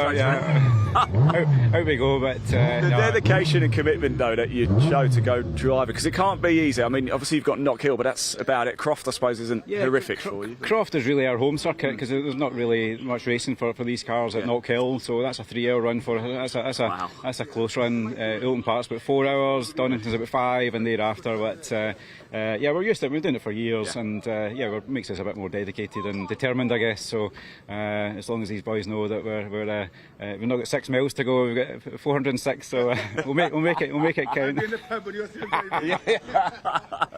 Endef is literally. I've heard on that hill, Endef. I've heard you live literally on that hill. Is that so? Is it? Just by the sheep. You said it. You said it. Right, I'm going to let you crack on anyway. I hope we see you at the end, Ian. Hopefully yes, I'm sure you will. Yeah, I'm sure. I have a feeling you might. No, top man, Barry. Right, let's get ourselves to the end, shall we? Not too long to go. We'll turn the camera around as well and look at it again in that comment section too. There's a great camaraderie, isn't it, in the Classic Touring Car Racing Club. In fact, we had a barbecue last night where we all got together and just had a jolly good chinwag, which was rather fun, I have to say. And after that, found our way into a pub, and I still can't get over how cheap the prices are down here. Quite remarkable indeed. Please hit that like button, hit that subscribe button as well. If you've enjoyed the coverage, please do let us know. We'd love to hear from you guys. As we always say, the pictures we bring you are completely live and free for you to tune in and watch. Just hitting that like button, subscribe, doesn't cost anything, just means you keep up to speed with all of the action with the BARC this season. Right now we're also live over at Silverstone as well for the TCR and Civic Cups, and there's a number of other championships there too. In 2 weeks time we've got Anglesey for you as well, the live stream there. I'm looking forward to that one. So from South Wales to North Wales, that's going to be a cracker. Make sure you tune in for that as well. Right, drivers, they look like they're getting into their cars. I think we're moments away from firing up the engines. A lunch break almost over and time to go racing very, very shortly for the Classic Touring Car Racing Club Pre 66, the final race of the weekend for them. I'm delighted to hand back to your commentator Dave Goddard to take you through the action. Enjoy. Thanks very much indeed, Ian. Yes, welcome back after the lunch break very shortly. We'll have the cars on track for the Everard's Classic Touring Car Racing Club Pre-66 Classic and Historic Touring Cars, the oldest cars we have here this weekend. 2 great races already with 2 wins for the Welsh mini wizard himself, Endaf Owens. It's an all-mini front row this time, the grid based on the race we saw this morning. We know that one or two cars won't be out. We know that Keith Wright in his Lotus Cortina has withdrawn, so we won't see the 68 car. Hopefully we'll see everyone else out there. Looking at the grid sheet, Simon Knight is on the grid, being number 55, so we'll see if the white and red imp is there. We'll give you the full grid once they are lined up. They're heading out of the assembly area now. The number 21 car at the back, because they've swapped drivers again. It's Mike Davies at the wheel this time. Mike and John Davies, the brothers, share that Mini. Piers Grange we heard from in the Mustang. Circuit very tough on tyres for the bigger engine cars.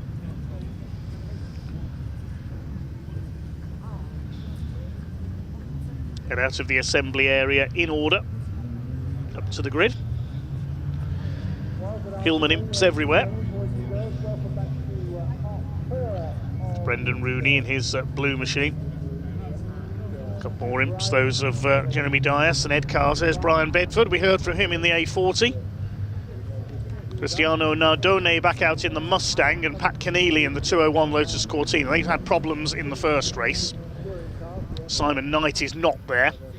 Unfortunately, hasn't been able to repair the imp after problems yesterday. So the grid then, it's an all-mini front row. Endaf Owens and Barry Syme. Wales against Scotland on the front of the grid. Second row, Jake Swan, 2 podiums for him this weekend in the Anglia, alongside James Ibbotson in his imp. Grant Williams in the Jaguar on row 3. Could we see an overall win for one of the bigger cars? Ed Gibbs in his Anglia alongside him. Row 4, reigning champion Ian Thompson. His race this morning ruined by a spin on the first lap at Senna Corner. Starts alongside Bob Bullen in his Ford Anglia, completing the top 10. Mark Uca's Mini, Piers Grange in the Mustang, little and large on row 5. Moving on back to row 6, we've got 230 Martin Armstrong's Mini, Adrian Oliver, number 13 in the imp. Row 7, a pair of imps, Michael Loveland and Steve Platts. Row 8, 2 more imps, Brendan Rooney and Jeremy Dias. The 9th row, Ed Carter imp, Brian Bedford A40. And the 10th row, Patrick Harris in the Morris Minor, Cristiano Nardone in the Mustang. Row 11 is Pat Keneally's Lotus Cortina. Watch for him coming through if he has a problem-free run this time, alongside Mike Davies in the Mini. And we won't have Simon Knight at the back. I think his engine let go in yesterday's race.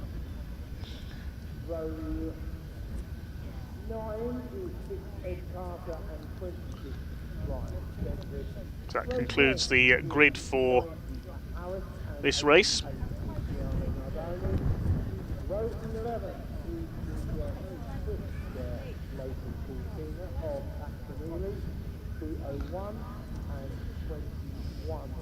And on the back on his own, moving number 55, Simon Wright.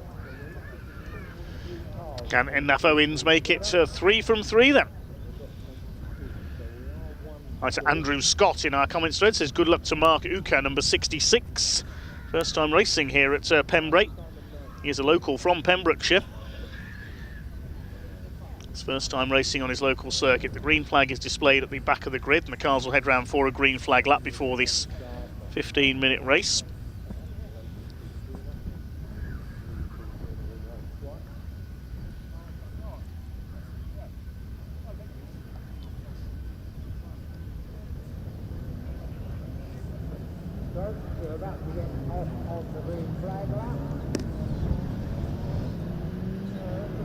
Time to get some heat into those tyres. There's enough heat in the cars. Another glorious day here at Pembrey.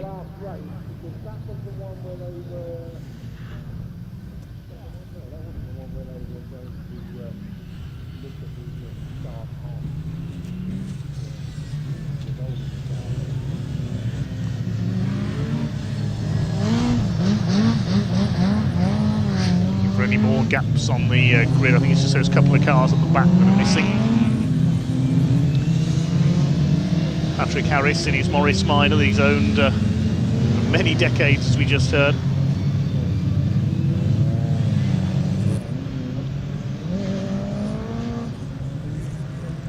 I really do not know who's going to top this race, if Endaf Owens can be reeled in.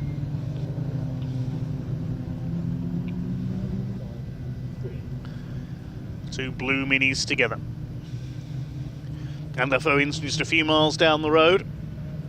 Barry Syme, as we heard, 400 miles away in East Kilbride in Scotland.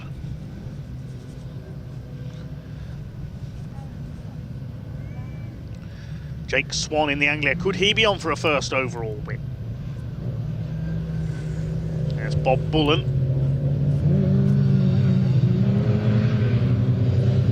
He's got quite a few old school Fords. He's raced Lotus Cortinas. He's got a Mark 1 Escort as well. We saw that out at Brands Hatch earlier this year.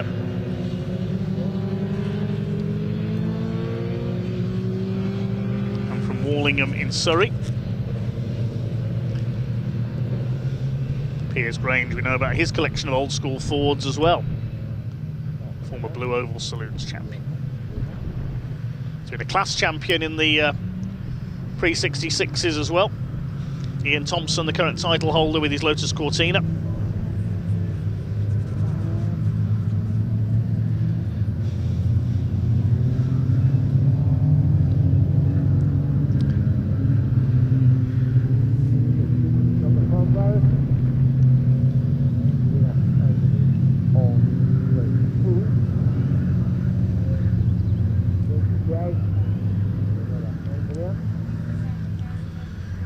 Another 15-minute race coming up then, the third race of the weekend for the Classic Touring Car Racing Club Everard's Pre-66 Classic and Historic Touring Cars.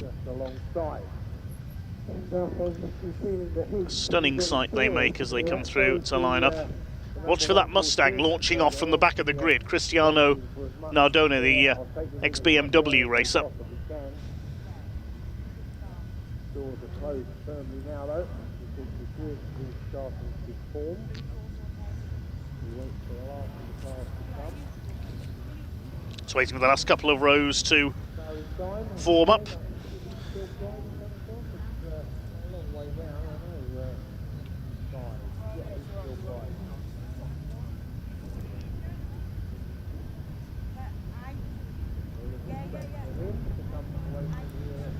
So waiting the all clear then from the marshals, then we'll get this race underway. Last action this weekend for the Classic Touring Car Racing Club on their return to Pembrey. Green flag waves at the back of the grid. The 5-second board is displayed. Red lights are on, the revs are up, and away they go. Does Endaf Owens get the start from pole position? A super start by James Ibbotson in the imp. Look at the Hillman imp up the outside. Grant Williams is being squeezed off to the inside. Who's going to have the lead here? Ed Gibbs coming through in the Anglia as well. Well, any one of about half a dozen cars could be leading this as they come out of the hairpin. I think it's Endaf Owens has held it from pole position. And look at Mike Davies in the Mini as well. He's got past about 10 cars around the outside. What a start by Mike Davies. So who's come out with the lead? Owens leads it, Gibbs up to second. What a sensational start by him in the Anglia. And Jake Swan's dropped back a little in his Anglia as well. Well, there's a real mix-up in the front of the field. Then Gibbs in second place, Ibbotson third. I thought Ibbotson was going to have the lead going into the hairpin for the first time. Barry Syme is fourth, then Grant Williams. He would have had the lead as he not got squeezed towards the inside, towards the grass. Piers Grange in the Mustang, trying to get some heat into his tyres. Battling Bob Bullen and Martin Armstrong's Mini. But Endaf Owens, he got the hairpin right, and now he's started to check out already at the front of the field. Watch for the Mustang monstering its way up the straight. Here comes Piers Grange, past Bob Bullen. But what a run to the first corner that was. Quite a few cars caught napping at the front of the field. But Endaf Owens wasn't one of them. He's away and gone already. Ed Gibbs up there in second. This could be his best ever result if he can hang on in the Anglia. Barry Syme's come through for third. And James Ibbotson just hasn't got the power down the straight there to hold off Syme or Grant Williams in the Mark II Jaguar. Oh, Pat Keneally into retirement again. He's had zero luck so far this season with his Lotus Cortina. Just the one finish this weekend. Ian Thompson's Lotus Cortina faring better. He's got past Ibbotson, so has Jake Swan. Well, the imp got that super start up into, well, I thought it was going to get the lead, but now it's been shuffled back again by the more powerful cars. Pause for breath after that start needed as they head into Senna for the second time. Here's Grange sliding the Mustang out wide. Martin Armstrong's Mini on his tail. See how the more nimble cars have the advantage over the Mustang. Looks like this is going to be a race for second place once again, because at the end of lap 1, 2.6 seconds was the lead gap for Endaf Owens over Ed Gibbs in second place. He's already gone out of sight. There he is. Barry Syme putting the Anglia under pressure now. Grant Williams twitching the Jaguar there. He's up into P4 as they come over the line, with Ibbotson having lost 3 places on that last lap. Barry Syme on the brakes up the inside.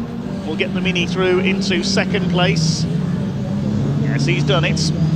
Grant Williams on the inside battling with Ian Thompson there behind them. Jake Swan in the black Ford Anglia. Barry Syme makes it a Mini 1-2 once again. He'll try and go after Endaf Owens. Endaf Owens' last lap was a 1 minute 9.987. Ed Gibbs' last lap in second as they crossed the line was a 1:12.557. Endaf Owens is just pulverising his opposition here this weekend.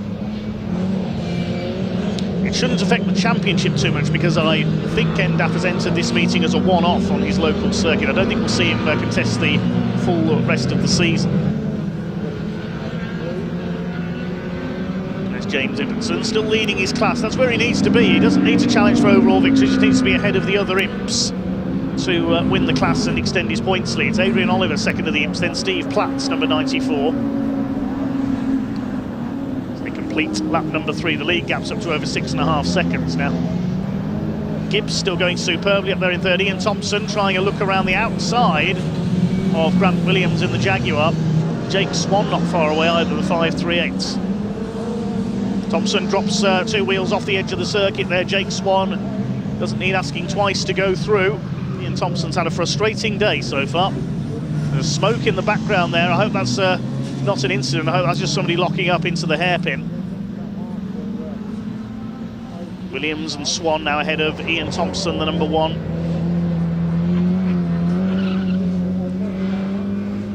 Reel of tyres, they make their way through Senna up towards Brooklands. Dr. Grant Williams dancing the Jaguar around with Jake Swan on his tail. One of his collection of Mark II Jaguars, Grant Williams. There's a gap back to Piers Grange, who's next in the order in the Ford Mustang. Who's complete another lap. Endaf Owens continues to lead. Barry Syme over the line, second place, nearly 8 seconds down now. Then this 4-way battle for third. Piers Grange has got ahead of James Ibbotson. Now, can he use the Mustang's V8 power to catch this group? Ian Thompson having a go at Jake Swan, trying to take the place back again after he ran wide a lap ago.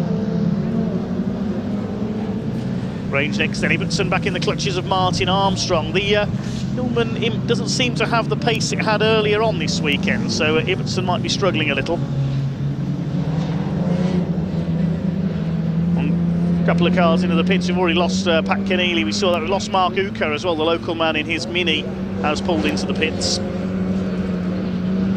So problems for Mark. No problems for the 2 Minis up front. Ed Gibbs sideways in the Anglia. That's how George Polly would drive one on the short ovals. One of the greats of UK hot rod racing, of course. He was famous for his Ford Anglias, while his legendary rival Barry Lee favoured Escorts. As did Duffy Collard, the big 3 of hot rod racing for so many years.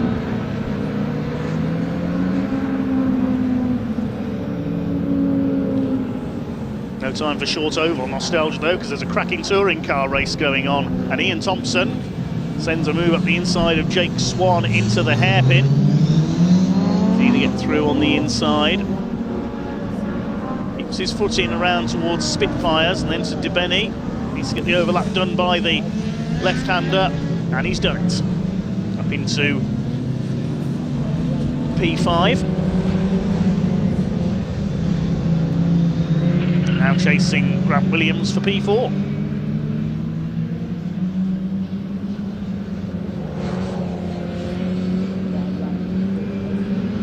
Kevin Swan further back in the order. Where is Swan Senior's Anglia? Jake is in 5th place. I don't think Kevin took the start, actually. No, Kevin Swan is not there. There's Ed Gibbs, leading Anglia in this race. He's got Grant Williams on his tail. Gibbs, the man from Kent. Losing ground though to Barry Syme in the Mini. 10.4 seconds between the two leaders. Syme 5 seconds ahead of this battle for third place. Here comes Ian Thompson going around the outside this time. Is it going to work? He ran wide onto the grass when he tried this, so he's gone wide again. And he loses out to Jake Swan. Saw Bob Bullen pulling his Anglia into the pits. He's out of it. There he goes. And here's our leader. We've not seen much of Endaf Owens so far.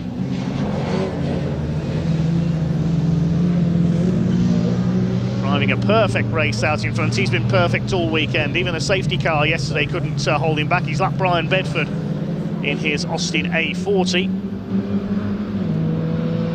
Brian Bedford still leading Patrick Harris in Class D. The other classes, Class A is being led by Williams, Class C by our race leader Endaf Owens, Class F by Ian Thompson, Class E by James Ibbotson. No entries in Class B this weekend. As Thompson up the inside at Carter's, attacking Jake Swan's Anglia.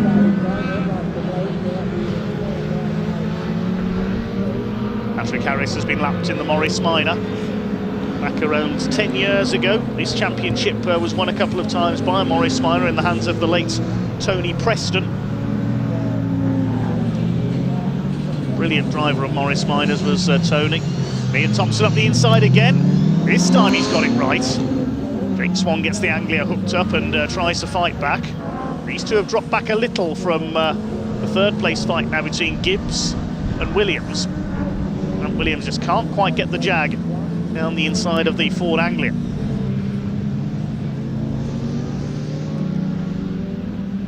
Fastest lap of the race still with Owens, 1 minute 9.987. Next best lap by Barry Syme, 1 minute 11.459. So there's nobody lapping within about a second and a half of Endaf Owens at the moment.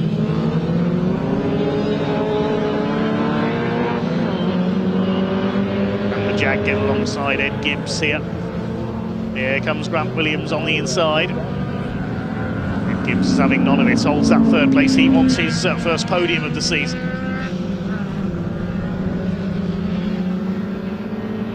Come up to lap Brian Bedford, who moves to one side to let them through. And Grant Williams dodges out from behind the Anglia. With a bit of judicious braking, he could get third place here. Looks like he's going to do it. He's got the inside line for the hairpin.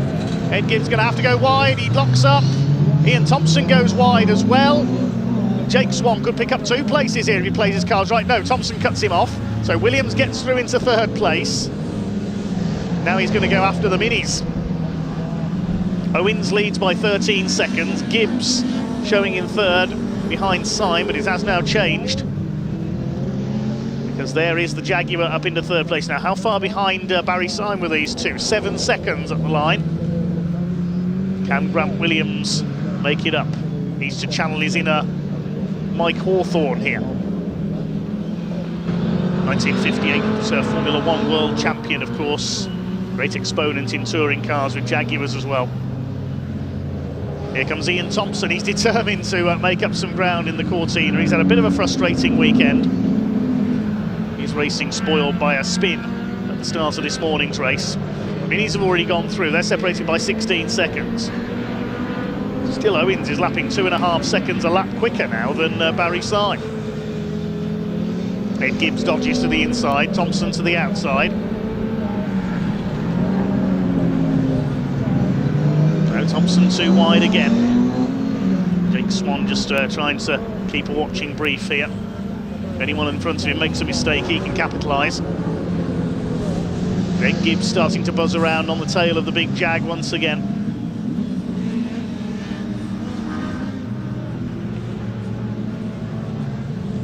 Out of the crossing, through towards Senna. Past the rallycross course. Ed Gibbs really throwing that Anglia around now. Here comes Swan at the inside. He thought about a move on Ian Thompson, had to lock up there to avoid the back of the Cortina. Behind this group, Piers Grange is 7th, then James Ibbotson, Armstrong and Mike Davies from the back of the grid, rounding out the places. Out up the inside, Thompson takes Gibbs through Carter's. Good move there by the Cortina man, up into P4. 18.4 seconds now between the two leaders. Owens still lapping well over 2 seconds faster than Barry Syme behind him. Gap has come down slightly between second and third. Williams has closed just a little on the Mini, only by a couple of tenths.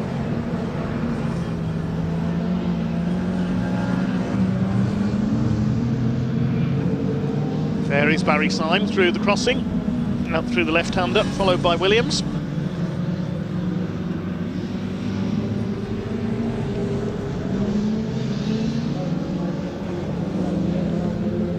And the two Anglias, Gibbs,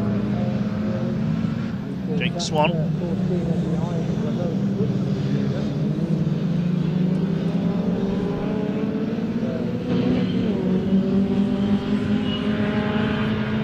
Scrap further back, James Ibbotson has got back ahead of Piers Grange in the Mustang, which has now got minis swarming all over it. Martin Armstrong going for the inside. There's only just over 90 seconds of the race to go now. I suspect the Mustang's tyres are going off again. So absorbed in this battle for third place, I hadn't noticed there was only 1.5 minutes of the race to go. We know that Endaf Owens is going to win this as Thompson up the inside. Whoa, he's never going to get the car stop there. Off he goes. That was just over-optimistic there by Ian Thompson. He's lost 3 places as a result of that, and he nearly ended up heading for the airfield.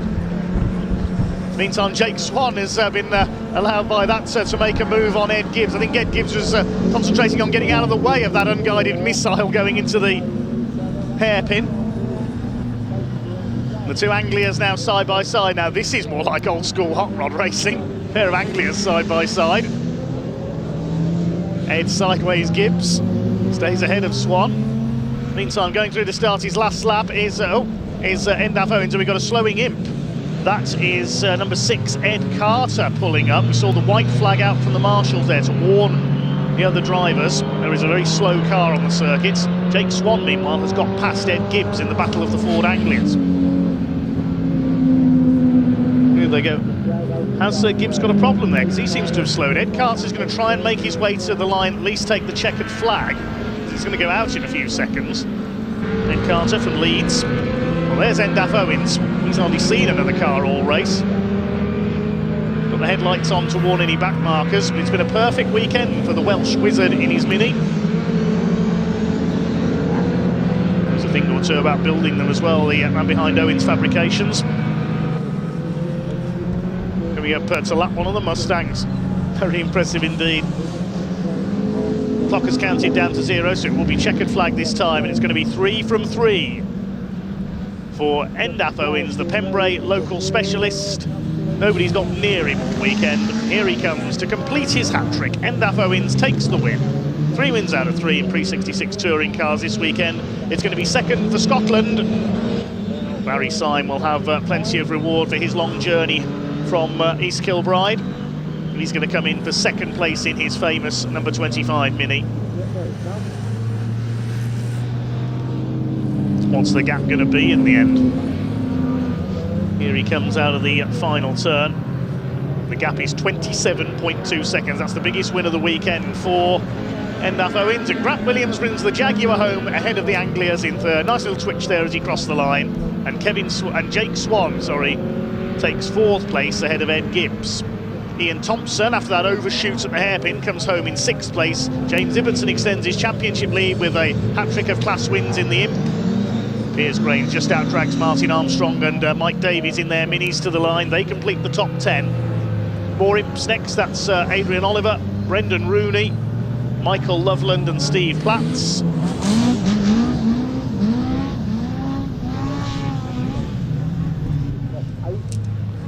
Endaf Owens, a perfect weekend.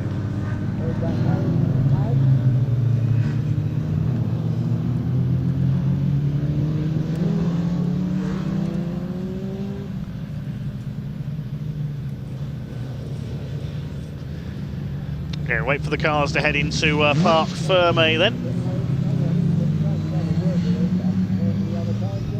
Original result, a win for Endaf Owens by 27.2 seconds over Barry Syme. 1-2 for the Minis. Grant Williams wins his class in 3rd place. And a good battle with Jake Swan, Ed Gibbs and Ian Thompson, who despite that overshoot at the hairpin, ends up 6th and wins the Lotus Cortina class. James Ibbotson wins Class E, so he'll be still leading the championship at the end of this weekend. And the rest of them coming home behind. Class D was won by Brian Bedford in the Austin A40. Let's head down to Ian in Parc Fermé.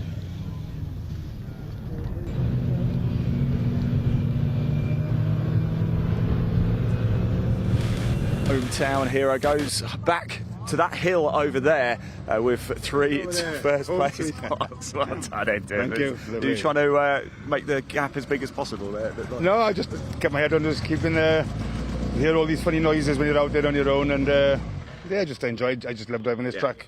Yeah, so we've done loads of work on this car. No, we haven't done nothing. We've had so many oil leaks this weekend. I've discovered what CT1 does. It covers all, it's like a building glue, so that's good. And yeah, good engine off Dave's flatbed, so yeah, all good, can't complain. Good bunch of lads, so yeah, no, yeah, very, very good club. Thank you for the welcome. So it's been great to see you again, mate, and thanks for coming out to play. We appreciate it. And from one man who only has to go there to another man who's got to go the whole length and breadth of the country. In fact, he's got to go through Wales, and then he's got to go through England to get to Scotland as well. Barry, but it's worth it, eh? Another piece. Oh yeah, glorious day in the sunshine, keeping this man as honest as we could do. The track's really abrasive, so the tyres started to fall away, so I was conscious that I was in a good place, that I just wanted to nurse it home really, and come second to end off. Local heroes, no mean feat. Everyone knows he's a great manipulator. I'll let him have it. But although he's enjoyed it so much, he might come back out of Brands Hatch, so we'll see. But no, as for the journey, a lot of people helped to make it happen. Many thanks to all my friends and family watching from not just back home. My wife Alison, my son Adam, and mum Joy. They'll do a lot behind the scenes. Brilliant. But we've got the viewers all around the world actually. It's done good. Yeah, so no, genuinely a lot of people tune in from all over the world, and obviously that's the power of the internet. But it's amazing how many people.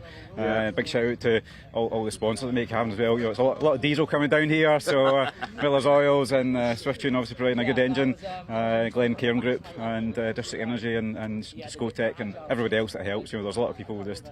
I think people at home, maybe don't appreciate how much is involved, but it's an all-consuming affair. This, but we love it. It keeps us coming back, especially when we get a couple of pots to take home up the road. Exactly, well deserved, Barry. Well done. Look, you better go because you've got a 400-mile journey to go home, haven't you? Before the 2CV endurance race, we need to go across the circuit before that. If you are here when the track goes live, you're done. You're staying here to the end. Somebody was saying if we're struggling for time, we just drive the trailer out with the back door open, doing the Italian job with the Mini. So we might do that. Yeah. Let's do that. We'll film that. I'd love to watch that. It's good to see you. Come on up, Barry. Have a safe journey home, won't you, mate? Yeah, we'll grab Grant for a chat in a second as well. Truck's out next, so we've got a little bit of time. We're not even actually loading up at the loading bay there, but Grant Williams in the Jag. Look at it. Let's pop the camera on the car, shall we? Because it is a thing of absolute beauty. The number plate there, Jag 400. Of course, Grant has been a regular this season with the Classic Touring Car Racing Club in the pre-66s, and look at some of the names on the side as well of the car. Truly, truly remarkable. And he gets his reward as well. He goes home with a 3rd place. There are a number of classes in this one as well, don't forget. But we'll leave that one for Dave because there's so many different ones, isn't there?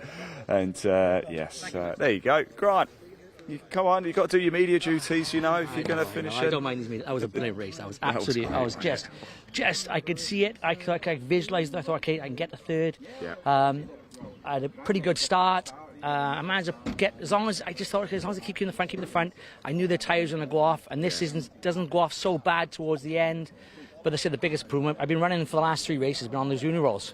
Yeah. So they just don't work in the dry. So how heavy is it? It looks. It's 1,300 kilos. So it's compared to everybody else, it's an heavy car. It's a big old boat, like a big old bus. But no, don't call it that.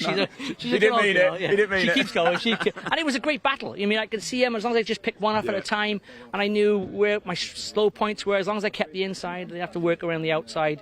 And I know he was getting frustrated, and said he kept making mistakes, and he was locking up. He was overshooting the airpin every time, trying to get the gap closed, but. That's racing, so yeah. Robbins Racing, as they say.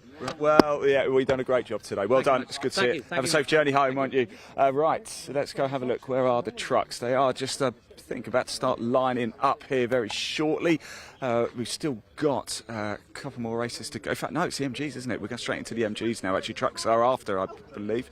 Yes, MG owners, of course. Yes, apologies. That's why they're not lining up there. I was wondering what's going on. MG owners out next. Then it's the trucks. Then we have a little bit of a gap. There is actually going to be a truck parade.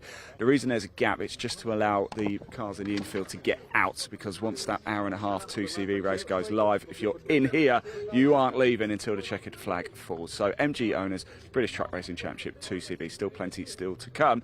In fact, the marshals are gearing up as well, so almost time to go racing. I better shut up and hand back to Dave to take you through the action. Enjoy. Bye-bye. Thanks very much. Yes, I think the sun's getting to him a bit down there. You can see he's a little bit sunburnt. Pretty warm here in the commentary box as well, as we get ready for our final race of the weekend for the Adrian Flux Insurance MG Owners Club Championship. 3 races this weekend, and this final race, the grid set by the 3rd fastest time for each driver in qualifying. So it is the reigning champion Steve McDermott who takes pole, with a double winner so far this weekend, James Cole, alongside him. Second row, McDermott Jr. in number 77, and 88 Rob Addison. Row 3, Matt Harvey and Jonathan Candler. Then Darren Leonard and Reese Lawson, the first of the 3 Lawsons, on row 4. Chris Lawson on row 5 alongside Luke Boniface. Then Connor Lawson in his battered car after his crash in qualifying yesterday is on row 6, and he'll be alongside number 95, Jack Meager. Row 7, we have James Wade, number 22, and 3, Adrian Olsen. Row 8, we should have the lone MGF of Simon Kendrick, Anthony Bates with the MG Maestro. I don't think that's going to be out there because we didn't see it earlier. He lives down in Cornwall, so it wouldn't surprise me after his problems yesterday if he's headed home.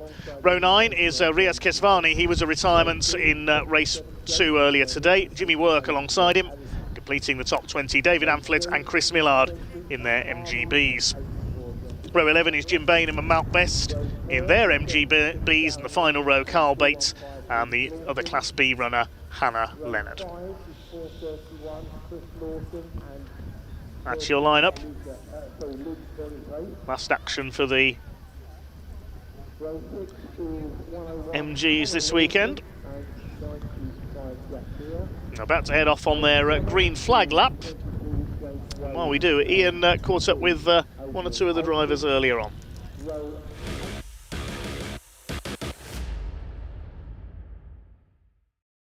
Right, it's time for the final race of the weekend for the MG owners. The cars are starting to come into the assembly area, and oh, look who it is! I didn't see you there, Hannah. How are you doing? How's your weekend been? It's been really good. I had loads of fun this weekend, yeah. What do you make of the circuit here? I wasn't too keen at first, to be honest. No, my first time out here, but yeah, qualifying wasn't the best. I came back in, I was like, I hate it, it's awful. But the more I've gone around, it is quite fun. I do like it here. What are you making now of your experience with the MG Car Club? Because it's, you know, it's starting to get a few races under your belt now. Yeah, it's really good. It's such a good championship to be in. Everyone's so friendly. Even if I do make a little mistake, or I've got so much advice off of everyone, and where they're behind me and they've seen me do something, they go, oh no, here you got to be doing this. So it's all really helpful. So yeah, I could not be in a better championship for my first season, I don't think. Yeah, no, very special indeed. And look, one final roll of the dice in this race. What can we do from here? Oh, I just got to put my foot down a bit. Yeah. Right, look, I'll let you crack on. Best of luck. Thanks for talking to us. We've got Darren over here. Let's just quickly say hello to him as well. Yes, almost time to go. Final race for the MG owners. Here he is. How you doing, mate? You all right? Yes. You had a good weekend? Yeah, better second race. First race was bloody awful. Went backwards and spun at Honda in the first lap. So I went to bang last and pretty much was just recovering it from there. It's all right. I don't think we got it on a stream. It's all right. That's all right. But no, it's been a positive weekend. Hannah's done well. She's brought the car home in one piece, and she's getting quicker, isn't she? She's getting more confident. She's getting more confident, getting a lot quicker.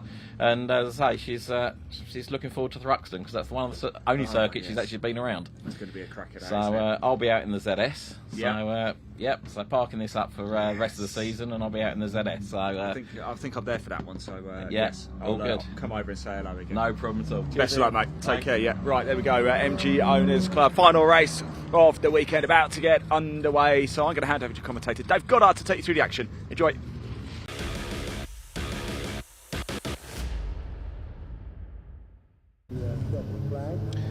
Thanks Thanks, Ian. Yes, the car's on their green flag lap, and there is Hannah Leonard at the back of the field in her ZR, newcomer to racing this season alongside her father, and a class winner this weekend on 2 occasions. Her only rival in Class B, though, was the Maestro, and sadly problems for Anthony Bates. Now, I can't see him on the grid for this one, unfortunately. So Hannah could be a class champion in her first season of motor racing. Father Darren's raced this championship for a number of years. He had the ZS Saloon previous to his current ZR. But we didn't catch the spin he had earlier on in race 2 either. Spare him his blushes slightly. So can James Cole make it a hat-trick? Earlier on we had the rare thing in this championship of no McDermidds on the podium after Steve had a spin coming out of Dibeni.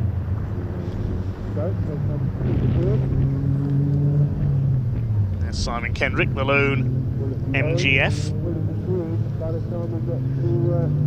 Jean Keswani's back out in the number 23.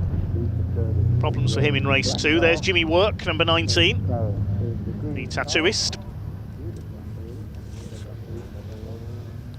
He's going to need to do a bit of work to make his way to the front of the field, isn't he, in this one? A bit further down than we normally see him, 18th on the grid. The man from Milton Keynes. A lot of drivers in this championship from Milton Keynes or Buckingham. A lot of those cars prepared by Steve McDermid. And he's on the pole. Can the McDermidds take a win here and stop the hat-trick for James Cole? It'll be a 20-minute race for the Adrian Flux Insurance MG Owners Club Championship. The orange and black car of Steve McDermid alongside the green of James Cole. Jake McDermid in the grey and orange car with the white bonnet stripes. Alongside him, Rob Addison had a strong run in race 2 earlier on, the black and yellow car. 5-second board is held aloft. Revs are up and away they go. Race 3 for the MGs gets underway, and not the best of starts for James Cole. It is Steve McDermid who takes the lead from pole position. James Cole slots in second place. Not a great start for Jake McDermid either. He's in there on the inside somewhere. And Luke Boniface, another flying start up the outside, side by side with Rob Addison. He did that earlier on this morning as well. Hannah Leonard's already gained a few places among the older MGBs further back, and this time Luke Boniface has got it right. He's up to third ahead of Rob Addison. Then it's Jonathan Candler and Jake McDermid as they make their way through over the crossing for the first time. Jack Meager coming under fire from one of the Lawsons, that's Chris Lawson.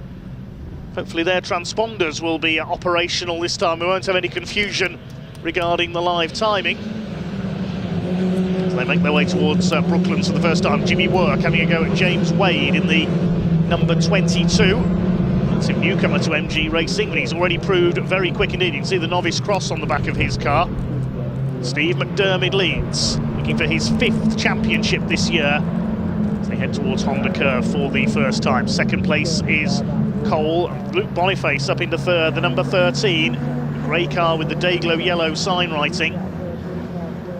Made a sharp dash down the outside in the race earlier on and couldn't quite get slotted into place in the pack, but he got it right this time. As they sort themselves out around the opening lap. At the inside there, that's another of the Lawsons attacking Matt Harvey, I think. It's 215, I think, of Reese Lawson. He's had a decent start. He is showing on the timing tower this time, so it looks like at least one of the Lawsons has a working transponder this time. Jake McDermid attacking Jonathan Candler. This is for 5th position. Jake a little bit off the boil. I think he had a shunt in that car in testing recently, and Jimmy Work goes off. Rallycross anyone? He's going to lose at least 2 or 3 places there into Brooklands. Gets it back together though behind Connor Lawson in the number 101 car. McDermid tucked in behind the Asgood car of 84 Jonathan Candler, mechanic in the British Army in the green and black machine. Matt Harvey behind them. And we've got Reese Lawson in the 215 ahead of 9th position. I think that's Meager ahead of James Wade. Matt Harvey closing up on this battle in the lower reach of the top 10, and that's Chris Lawson going around the outside, or trying to go around the outside of Darren Leonard. He's just got ahead of the 95 of Jack Meager. Out front it is still Steve McDermott, but only by 0.8 of a second on lap 3. James Cole in second, and Luke Boniface looking for his first podium of the season in that black and Dayglow, in that grey and Dayglow yellow car. Then it's Rob Addison, Candler, McDermott, Harvey, Lawson, Leonard and Meager, your top 10. With Chris Lawson in 11th place, the 4-3-1.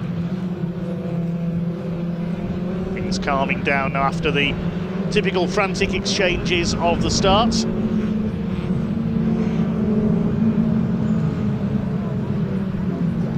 Jake McDermott determined to find a way past Jonathan Candler, try and catch his father for the race lead. He proved he can win at Snetterton. There were absolute scenes of celebration in Parc Ferme at Snetterton when Jake finally scored his first outright win. Where is Hannah Leonard? Where is she in the overall classification? She's in 19th place, leading Class B. She's up there with the quicker MGBs as well. Maybe a newer car, but some of those MGB racers have decades of experience. It's only Hannah's second meeting.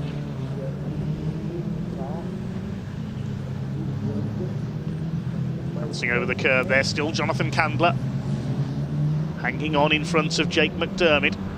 Jake originally started off in a less powerful ZR in Class B, and Candler puts a wheel onto the grass there to lose him a little bit of momentum. Trying to close up on Rob Addison for 4th place as well. 7 of them in the lead group, effectively. First 2 slightly clear. Dermot and Cole separated by just over half a second.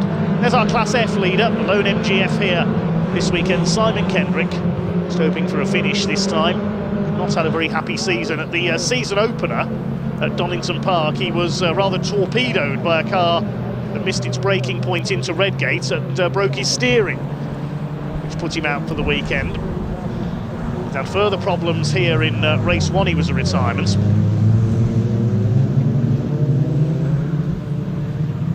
He's closing in on James Wade there in the 22, so that's for 11th place overall. First of the non-ZRs. Chris Lawson ahead of him, and then Jack Meager. Here comes the 3rd place battle. The first 2 have escaped slightly now. There's just under a second in it between McDermott and Cole. 2.3 seconds. They are ahead of Boniface. Still holding on to that 3rd place. 1 minute 9.796, the fastest lap of the race, recorded by Steve McDermott, the race leader. Wonderfully evenly matched, these MG ZRs.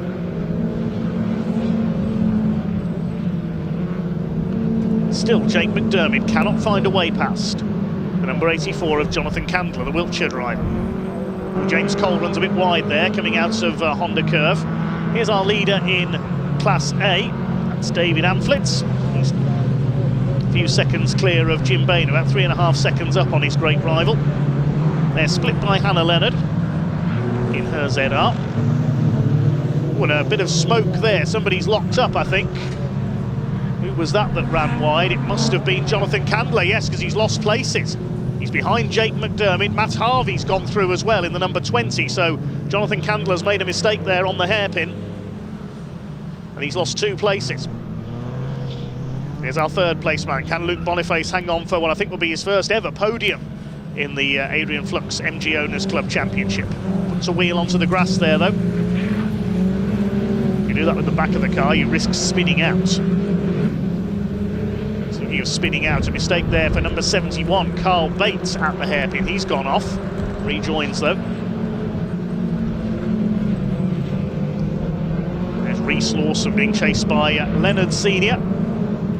That's Darren Leonard. I just think if Darren and Hannah continue their move up the order, we could soon have father and son and father and daughter fighting for wins.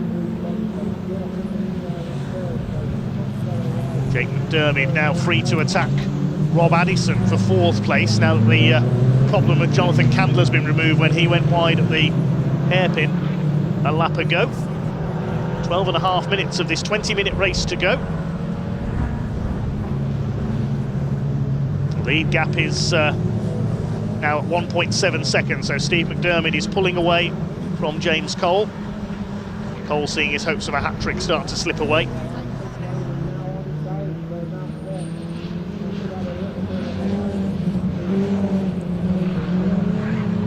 Towards Brooklands comes the window centre Suffolk car of Rob Addison. Jake McDermott nearly clipping the back of him there into the right-hander.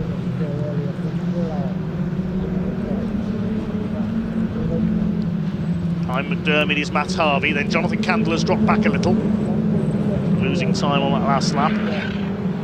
Behind him is Reece Lawson, best he's run this weekend. And Darren Leonard and James Wade completing the top 10.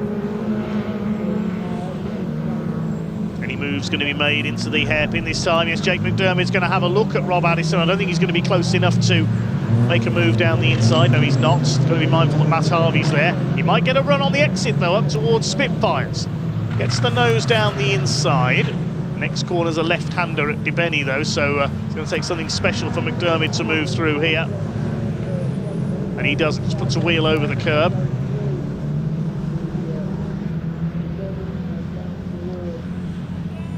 Jake McDermott tucked right on the rear bumper of Rob Addison, the ex-MG Maestro racer. More dust being kicked up out of Senna and towards Brooklands.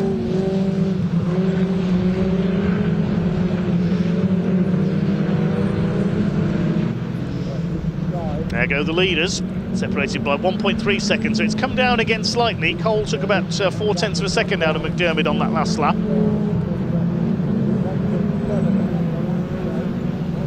Across the line they go, 8 laps completed, and it's come down again, 1.095 seconds the gap now.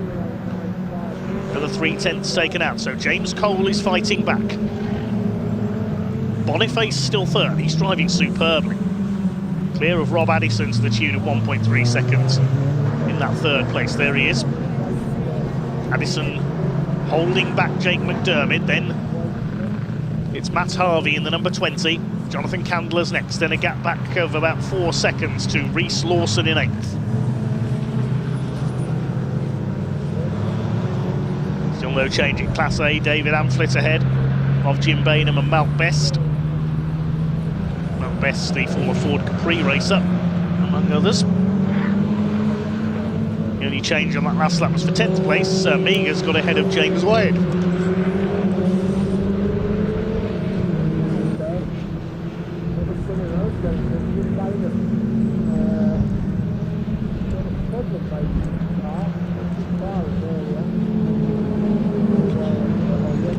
Minutes 20 of this race still to go.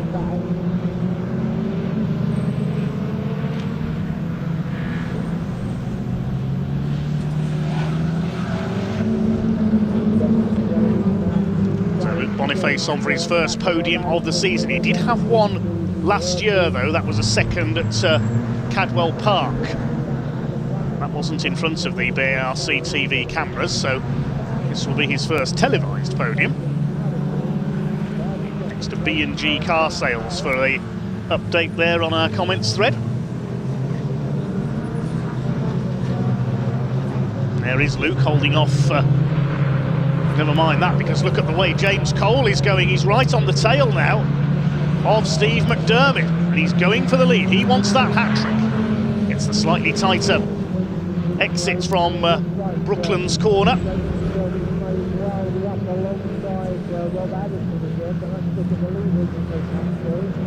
Just a car or two's length in it now for the lead.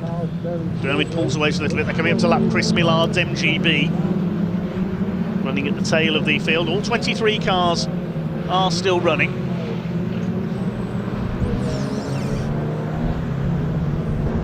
They get past the back marker into the hairpin, no problem. Is Cole going to be able to make a move? No, he's not. There's Boniface in third.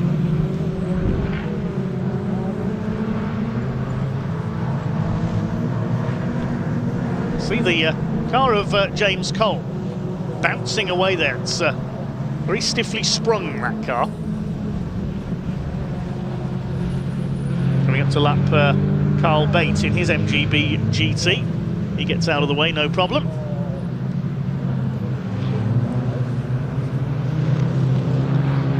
James Cole's kicked up a little bit of dust. He always does there.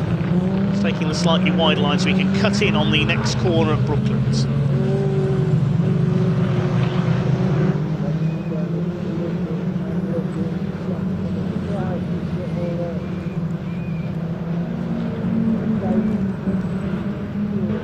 Seven minutes to go. Here's a battle a little further back. This is for 11th place. We've got Jack Meeker, Jimmy Work. Behind them, two of the Lawsons, Chris and Connor. So Jimmy Work has worked his way back up nicely from 18th on the grid, despite an off earlier on. One leader running a bit deep there into the hairpin. Steve McDermott, we saw an understeering wide. Still holding off James Cole. Still quite a way to go yet. They're coming up to lap mount best in Class A, making up for lost points. He had to miss the opening round at Donington due to illness. He needs to get out of the way of our leader. They've not encountered him in a good place here. Leader gets around the outside of him. They both have to go wide. Mount best slows the MGB to let them through.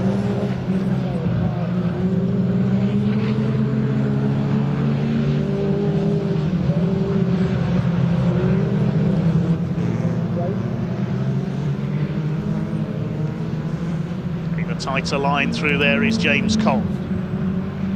Trying everything he knows. Steve McDermott, with so much experience, a four-time champion. Soaking up the pressure.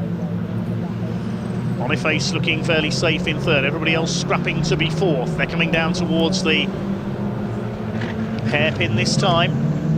Boniface has pulled away by quite a bit there. He's about over 2 seconds clear of Rob Addison. Then it's Jake McDermott, then Harvey.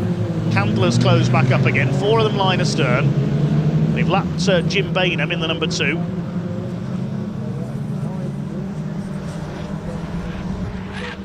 Still no change between our top two.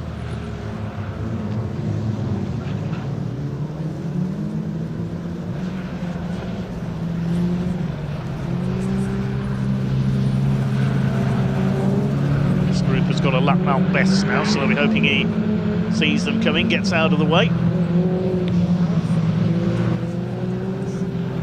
Boniface has got through no problem. What about the next four?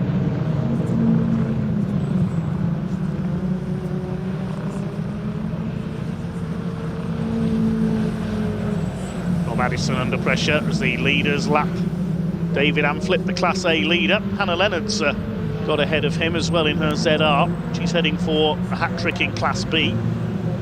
The fewer points than if there was a larger entry, of course. And look how much curb James Cole takes on the inside there. Is it going to work for him as they go towards Spitfires? Not quite. Steve McDermott covers the line. Right up over the curb there, taking as tight a line as he could. McDermott continues to lead, goes past the point where he spun in race 2. Towards Senna, 4 minutes left. At least a couple more laps after this one. They come up to lap Hannah Leonard from Wokingham in Berkshire. Boniface in third, then this group fighting for 4th place. No real change in position at the moment though. It's still Addison, McDermott Jr., Harvey and Candler. Leaders past Hannah Leonard, no problem.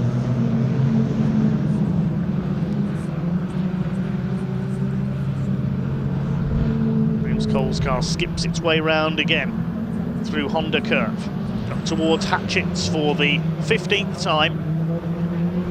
Don't think he's within range to make a move. They've got their headlights on to warn the back markers they're coming. There's yellow flags out and somebody's pulled over. It's one of the Lawsons in the pit lane exit there. I think that's the 101 possibly of Connor Lawson, the car that was damaged earlier in the weekend. Because there is Chris Lawson having a go at Jimmy Work. Up the inside, James Wade going to get through on Jack Meeker. He's lost a couple of places. So good bit of place swapping here. They've got to be careful though because there's yellow flags out for that stranded car there. As I say, I think it's Connor Lawson that's pulled up. We've also lost Carl Bate in the MGB into the pits as James Cole has a look up the inside there at Brooklands. He almost got alongside Steve McDermott. He's really on the attack now. You can see his headlamp shining on the rear panel of Steve McDermott's car. That's to intimidate him, put him under pressure. Less than 2.5 minutes to go now, so a couple more laps left. Steve McDermott still with the fastest lap, 1 minute 9.796. These two are lapping in the 111s at the moment, so they're taking a bit of time off each other. They're well ahead of Luke Boniface now. It's between these two for the victory. They're nearly 6.5 seconds clear of this group. Jake McDermott trying to take 4th place. Rob Addison flashes the headlights just to warn Hannah Leonard that he's there. James Cole is really on the attack now. Less than a car length in it as they came through Dibeni. Over the cross. Taking some curb there on the inside. What can James Cole do? He wants 3 wins out of 3. Steve McDermott wants to make it a record of wins at every meeting this year. But Donington, Snetterton, now Pembrey. On the absolute edge, these two. Luke Boniface looking for his first podium of the season. Rob Addison hanging on in 4th place ahead of Jake McDermott. Through to start their final lap at this time. Over the line they go. Yes, the last lap board is out. James Cole will see it and he'll know it's time to launch an all-out attack. Down towards the hairpin for the final time. Can he pressure Steve McDermott into his stake? McDermott running a bit wide. This is Cole's opportunity. He's up alongside as they head towards Spitfires. No, Steve McDermott cuts him off, closes the door. I thought Steve McDermott had gone too wide there through the hairpin. Now James Cole's really on it. Oh, he clips the curb on the inside of Dibeni there. That bounced the car, he's lost some momentum. He does it again coming through the crossing. Up towards Senna. He's got to get this move absolutely right if he's going to be able to make a move. This is his opportunity if he can get the line for Brooklands. Can he do it on the brakes? No. Steve McDermott takes the inside line. Cole will hope he runs wide on the exit. He does understeer very slightly wide. This is going to be close. James Cole into the slipstream of Steve McDermott. Can he snatch it on the run to the line? That's going to be his main hope. No, he won't get the inside at Carter's.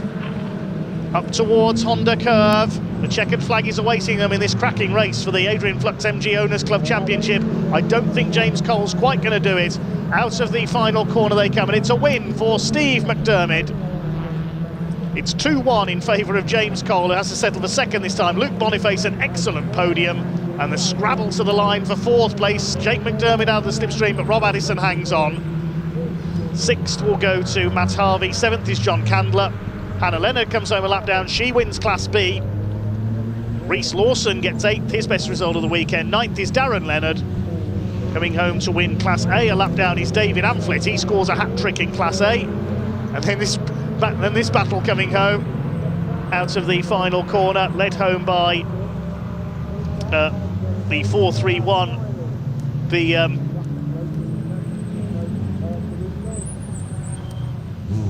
431 of Reese Lawson. Chris Lawson, I should say. I knew I'd get the wrong one there. Ahead of Jimmy Work, Jack Meeker and James Wade. There's Adrian Olsen and Simon Kendrick, the MGF. Jim Bainham coming home behind them. Sean Keswani as well. Just a couple of retirements in that race. We lost Connor Lawson and Carl Bates into retirement. But it's a win for Steve McDermott. That'll extend his lead in the championship, especially with Jake struggling slightly this weekend. Some repairs needed to his car. Winning margin 0.371 seconds. Great weekend for James Cole, 2 wins and a 2nd place, and well done Luke Boniface, first podium of the season.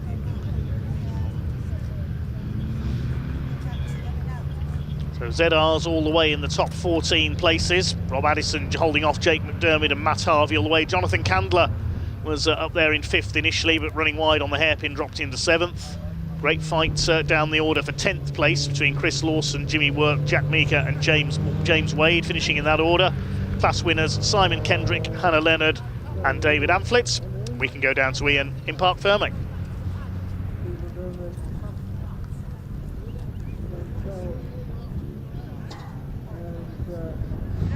Oh, that's a little bit more like it, Steve. Come on.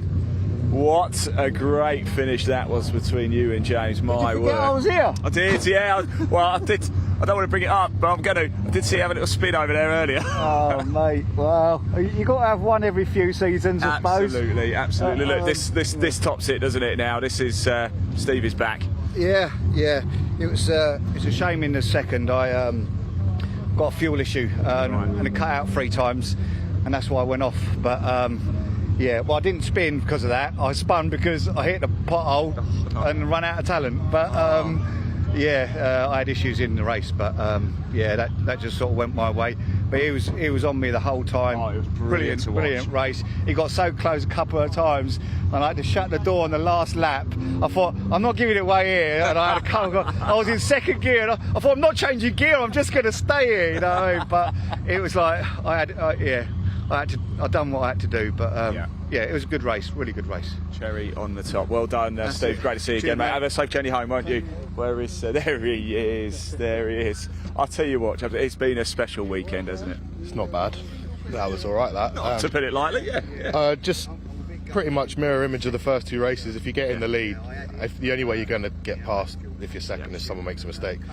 He made a couple of mistakes, but he built that lead at the beginning, which just, I think, helped him out a bit. Well, you still gave it a good go, though. Oh, I tried. I nearly had him here. Entrance to Dibney. Oh, God, that was close. But yeah, it was really good fun. Didn't touch once, that's what we want. If I'd have said to you yesterday morning, look, you can walk away now with 2 firsts and a second, you'd have taken it, right? Oh yeah, I didn't even see the track before Friday night. Last time we was here, it was 2007 when my dad was racing, so brilliant. It's not changed, but cracking little circuit, good for racing, just you've got to be really defined for an overtake, and with the lap times as close as they are, it's difficult, it's very difficult. Yeah, well done, mate, congratulations, superb weekend. Cheers, buddy. Have a safe journey home, won't you? As well, let's go and grab a chat with Luke. It's nice. I haven't spoken to you much, Luke, this week, and I'm sorry about that, mate. But this makes up for it, doesn't it? The P3. Oh, mate, I'm over the moon. Yeah, 3rd place, happy, very happy. You okay? You look like you caught the sun a little bit. Your neck looks like mine. Like a drumstick, yeah. Yeah, good, very happy. Top man. Still filled with adrenaline at the minute. Are you? Yeah, love it. Go on then, go celebrate, go have a good time. Oh, don't slap him on the back. Wash your hands. Yeah, it's a little bit. Right, I can confirm now it is time for the British Truck Racing Championship. Final race of the weekend. As I said, though, still lots to come. That 1.5 hour 2CV race. That will round out the weekend, so don't go anywhere. Do hit that like button, hit that subscribe button, as always, at BARC TV on YouTube, or also at the British Truck Racing Championship YouTube channel as well. It's completely free to do. Right, I'm going to hand over to Dave Goddard. The trucks are lining up. They are about to come out on track, and we are going to go racing. Dave, over to you, my friend. Thanks very much, Ian. Before we bring on the trucks, I have news of amended results to the 3rd race for the combined 5-in-1 championships race for the Classic Touring Car Racing Club, their 3rd race of the weekend. On the road winner Will Davison and also Ian Bauer, the 2 BMW drivers, have both been given a 10-second penalty for jumping the start. They went off too early on the rolling start before the red lights had gone out, and they've both been penalised 10 seconds. So Davison drops to 2nd, Ian Bauer drops down to 8th. And therefore the winner overall is Colin Voice. Davison keeps the win in pre-93 touring cars, and in Classic Thunder, Ross Craig is now the top finisher in 4th place. So that's race 15 on the programme, the combined Classic Touring Car Racing Club Championships race, the 5-in-1 race, their 3rd race of the weekend. Will Davison and Ian Bauer both penalised 10 seconds for jumping the starts. So 2 races to go then. We're wrapped ready to go truck racing with their final race of the weekend, round 10 of the season. And the Napa Auto Parts GT Tyres DAF leads them out. And it is Ryan Smith who will be on pole. Hopefully he's repaired whatever problem he had with the Worldwide Truck Racing Daimler Freightliner in race 4. Saw him finish a lap down. 8th place in race 3 is what won him pole position. He fought back from a spin and was very lucky to be in 8th place when the red flag went out for that problem for Steve Powell.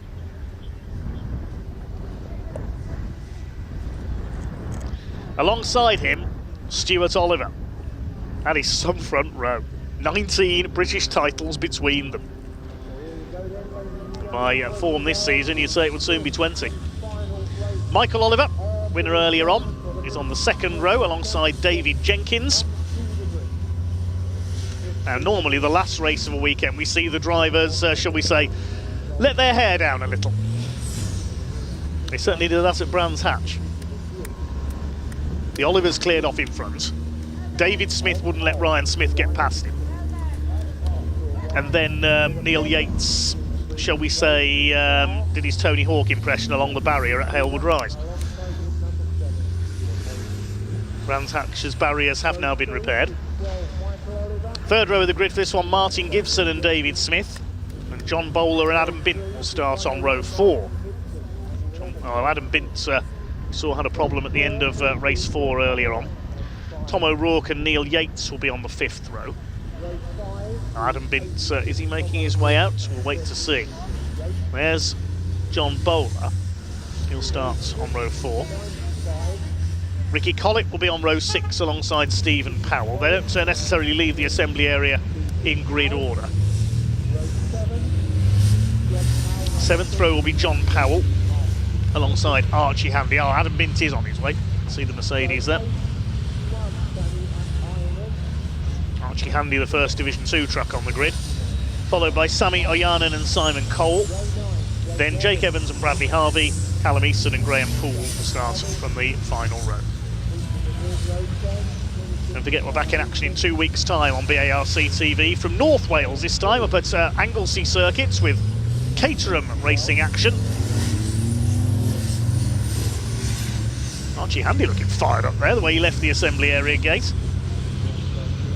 Sammy Oyanen in the Sisu.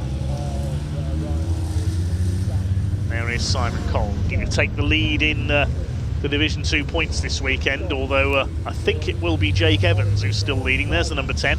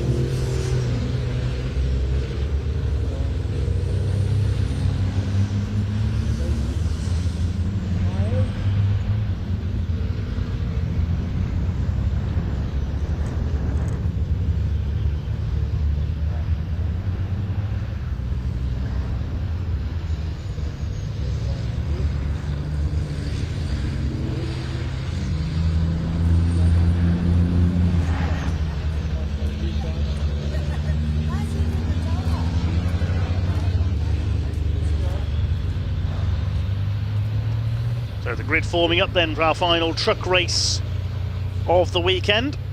Next time we'll see the trucks in action is the start of July at Thruxton. So Ryan Smith and Stuart Oliver, Daimler and Volvo on the front row of the grid. Can anyone stop Ryan Smith making it another win for this weekend?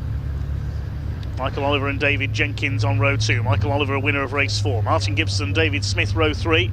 4th row John Bowler and Adam Bint, fresh from his first Division 1 win ever this morning.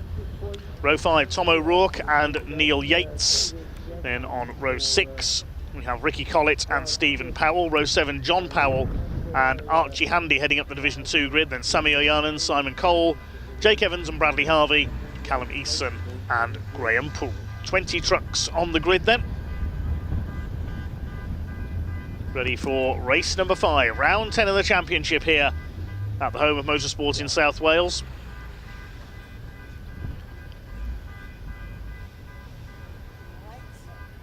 Marshall's just gridding them up. Big thanks again to the Orange family. Archie Handy looking determined here, looking for his first Division 2 win, second season of truck racing.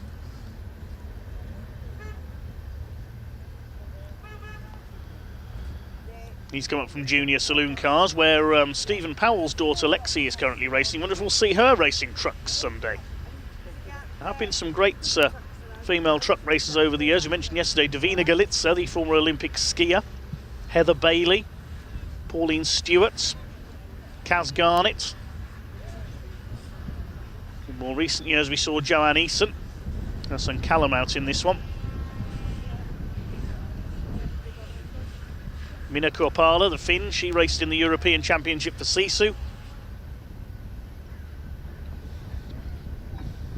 So it looks like we've got the full complement of trucks down there on the grid, waiting to do battle in this final race. Well, Davina Galitsa in her previous motorsport career very nearly made it to Formula One. Raced in the British Formula One Championship for older cars, and one year did attempt to qualify for the British Grand Prix at Brands Hatch, but didn't make it onto the grid.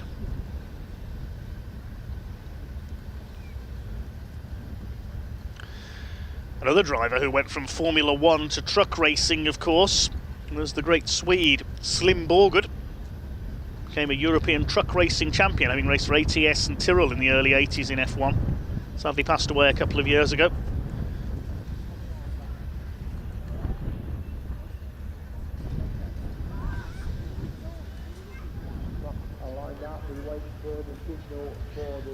The 1967 F1 world champion Denny Holm from New Zealand, in the last years of his career, he had a go at truck racing. Sadly passed away during the Bathurst 1000 in 1992, the great New Zealander, the Bear as he was nicknamed.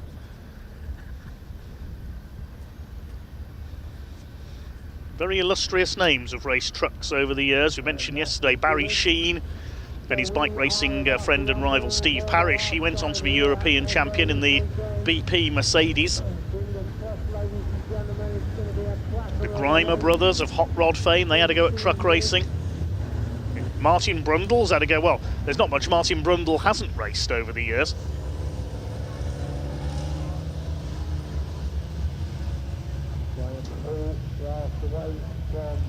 So the pace truck leads them round the final race of the weekend. This is going to be a cracker. I've got a good feeling about this race.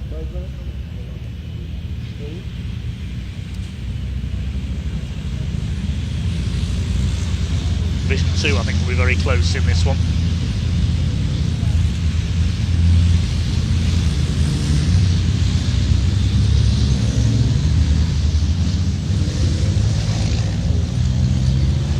Anyone stop Flying Ryan, looking for win number 3 this weekend.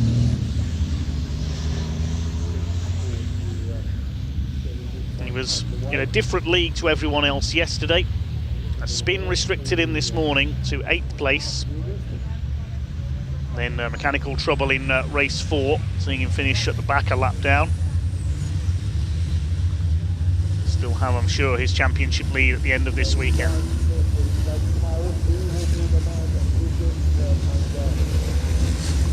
All the points will be available soon on the British Truck Racing Championship official website.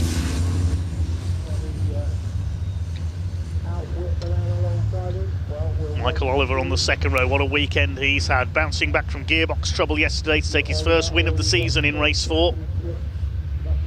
Adam Bint covered himself in glory, got a great reception from the fans as well.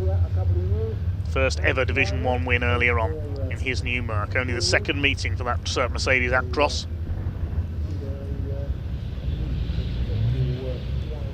Good to see Stephen Powell back out as well.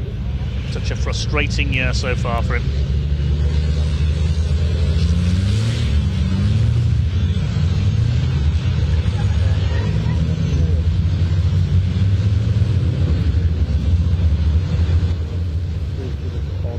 Two bonneted trucks on the front row.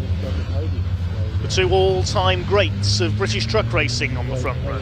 Ryan Smith, 9 titles. Stuart Oliver on 10. David Jenkins, also a former champion, on row 2. David Smith, a former Division 2 champion, on row 3. Adam Bint, a former Division 2 champion. So much talent packed into this field. Stephen Powell's been champion in Division 2 as well, and John Powell. Plenty of future champions, the young guns towards the back. Final truck race of the weekend here at the Pembrey Circuit in South Wales. 15 minutes of racing, round 10 of the season gets underway. Here we go down towards the first corner. Stuart Oliver on the outside, Ryan Smith on the inside. Smith is going to be later on the brakes. Oh, there's problems further back. David Smith's been punted into a spin there. I think there was some contact possibly with Martin Gibson. Everybody going wide to miss him. It's a great cloud of smoke. Sami Ojanen's got caught up there as well. You can hardly see through the smoke there. David Smith left facing the wrong way. I think that might be a race stoppage upcoming. We continue for now. Everybody slowed up there because they couldn't see for the amount of tyre smoke from the back of David Smith's truck. I think he got a tap from Martin Gibson possibly. Adam Bint running wide there in the number 5, battling with Tom O'Rourke. That's the point where O'Rourke spun in yesterday's second race. Well, the race is continuing for the moment, with Ryan Smith at the head of the field. David Smith is getting going again. Please replace your divots. Look at the state of the grass. Sami Ojanen's continued as well. So it looks like we have got away with that. There's Ojanen in the background. So yes, the race continues on. Ryan Smith leads as they complete the opening lap. Second place, Stuart Oliver. It's Michael Oliver in third place. Then David Jenkins in fifth place, Martin Gibson. Then John Bowler. There's a hole in the field behind, and there's several holes in the infield as well in the grass. Some bodywork from David Smith's truck as well, but he was able to get going again. Behind John Bowler, the gap to Adam Bint in 7th place, a couple of seconds. The rest of them come fighting through. Who's leading Division 2? It is Simon Cole, ahead of Bradley Harvey and Archie Handing.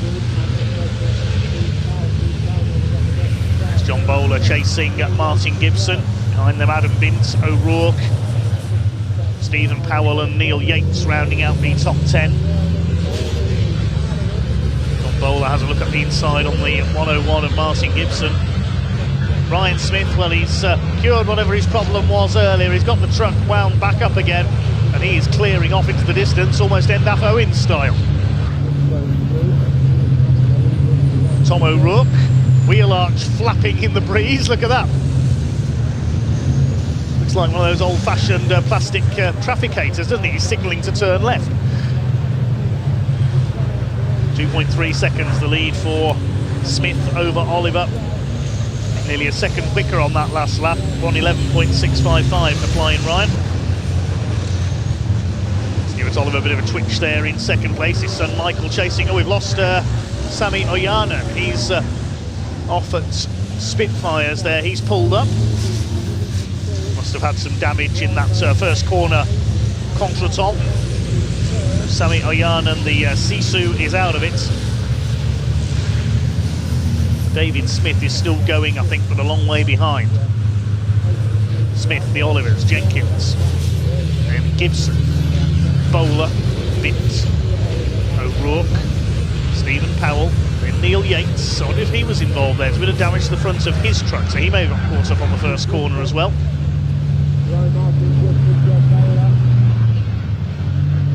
Division 2 still led by Simon Cole. He's just lost out overall to John Powell further back in the DAF. Leading Bradley Harvey by nearly 1.5 seconds.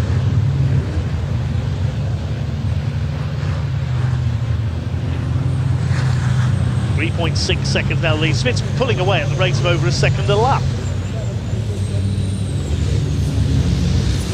These three fighting for second place. Can Michael Oliver score another podium?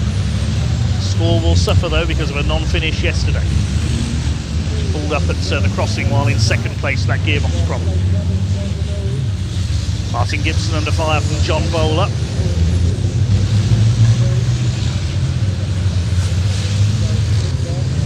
Division 2 heading through towards the hairpin.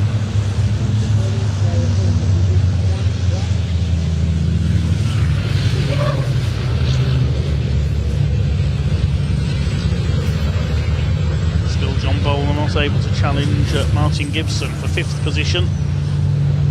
Things quietening down somewhat after those opening exchanges.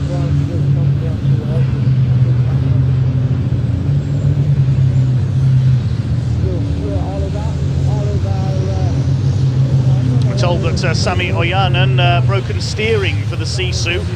I assume that was because of contact on the first corner. So Sami Ojanen, the Finn out of his last race of the weekend. Not been a very happy start to the season for the Finn. His first year in the British Championship with the Mad Crop Racing team. There is the sea suit, goes against the tyre wall. He is very much out of the race. David Jenkins chasing the Olivers in P4. 9.5 minutes of the race to go, so plenty could change as yet in his final race of the weekend here at Pembrey for the British Truck Racing Championship. Still Martin Gibson holding off John Bowler. More dust being kicked up there as they head into Brooklands. 4.5 seconds now the lead gap.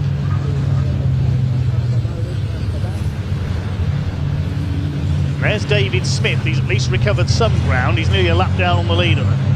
Here's our Division 2 leader, Simon Cole in the Iveco. Beats Bradley Harvey by over 2.5 seconds now. Oh, and Adam Bint pulling into the pits. That's a great shame. A few teething troubles still with the Mercedes. He was in 7th position. The Olivers swing their way through Spitfires towards Debenny. No catching Flying Ryan at the moment. 4.67 seconds his lead now over Stuart Oliver. Coming up to lap Graham Poole in the treble 3, the newcomer this year, with Neil Yates' treble 3 team.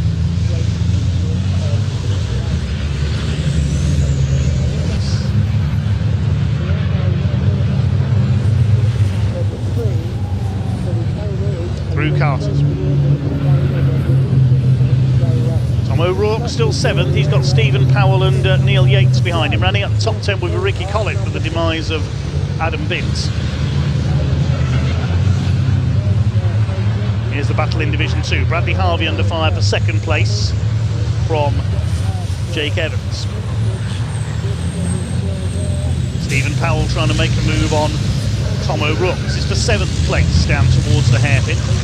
O'Rourke holds him off. And wheel arch still flapping in the slipstream. Jake Evans, I note there, is on the back of Bradley Harvey going for 2nd in Division 2. He always seems to come on strong in the second half of races, Jake Evans, so far this season. Maybe that could become his trademark, late charges to the front in Division 2. Here he is on the tail of the yellow and white HGV Direct and Weaver-sponsored DAF of Bradley Harvey. Very similar to Stephen Powell's old colours on the ex-John Powell machine. Ryan Smith continues his charge.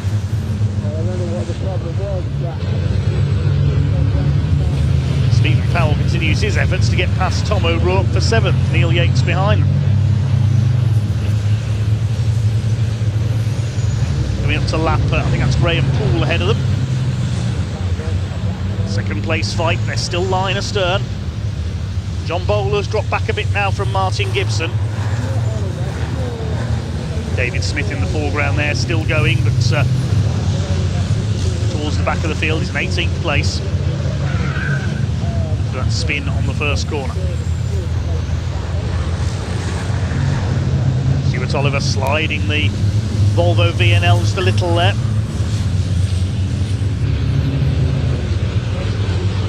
It's under 6 minutes to go, and you'd be forgiven for thinking that Stuart Oliver's settled for 2nd place here.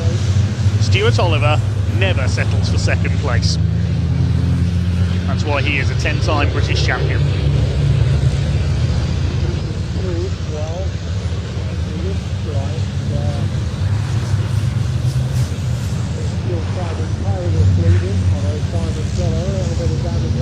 Son Michael following in his father's wheel tracks. We saw them 1st and 2nd in the last race at Brad. Is that Ryan Smith pulling into the pits? Yes, it is. And a cloud of smoke from the back of the race leader. The race leader's out of it. Oh my goodness, more trouble for Ryan Smith. The door is open. He's out of the race.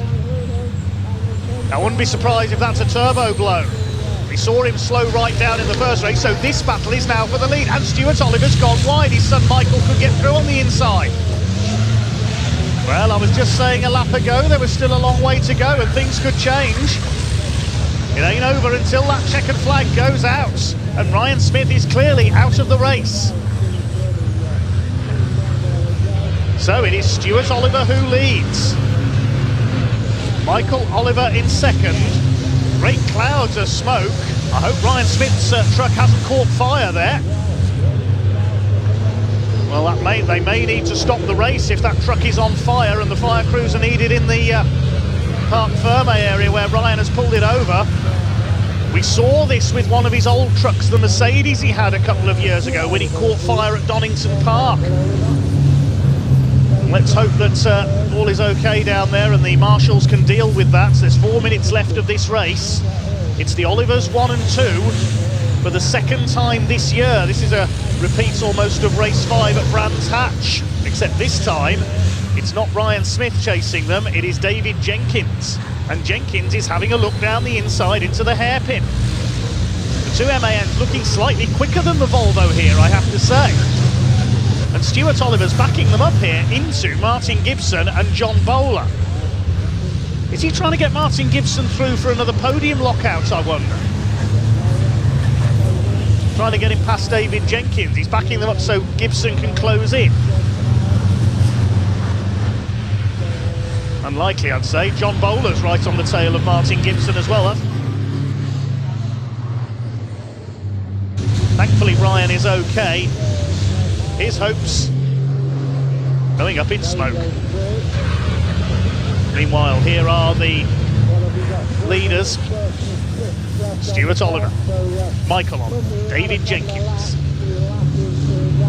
They're about just over 2.5 seconds clear of Gibson and Bowler. O'Rourke is 6th, then Stephen Powell, Neil Yates, Ricky Collett and John Powell rounding up the top 10. Incidentally, in Division 2, Simon Cole is still leading. What's his gap? 3.2 seconds over Jake Evans, who's now got ahead of Bradley Harvey.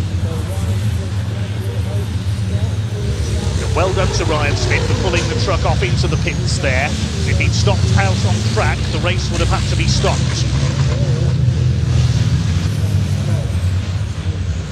Can Stuart Oliver hang on for the victory then? His 3rd win of the year. If he does so, he had 2 wins at Brands Hatch. Only a couple of points for Ryan Smith earlier on, and no points in this race. This is going to close the championship up. So, is Ryan Smith's march towards a 10th consecutive title going to be brought into consideration here? Black and orange flag has gone out for a black and orange truck. Adam Bint, he's been given the black flag with the orange disc. He needs to call into the pits. We know not the reason why. We haven't seen Adam Bint, whether he's trailing smoke or trailing bodywork or something, I'm not sure. That's usually the reason. Well, he's come in. There is the number 5. It's his race over. Here's the 4th place fight. There's only just over a minute to go now. I think they'll get one more lap out of this after the one that they are on, because the leaders have already gone through. There's Simon Cole, still leading Division 2, we caught a glimpse of. And the change for the lead while that was going on. Michael Oliver's taken Stuart. This race never ceasing to surprise. I looked away for one moment there to see what the damage to Adam Bint's truck was. You can't take your eyes off a lead battle. And Michael Oliver's taken Stuart for the lead. Well, family ties clearly being ditched here. They're battling it out, the father and son pairing. David Jenkins could get past these two as well. One more lap to go, I think.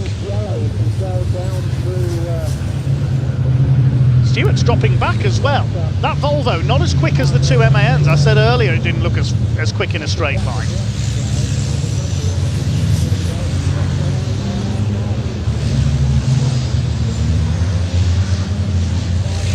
Stuart is trying to attack back again. They're on the last lap now. Here comes David Jenkins round the outside on Stuart Oliver. I don't think he's going to get round there at the hairpin. No, you don't, says Stuart Oliver. Bits of debris around there from David Smith's truck, and this is allowing Martin Gibson to close in on Jenkins as well. Oliver gets away, having shooed off David Jenkins' attack there. So what an extraordinary race.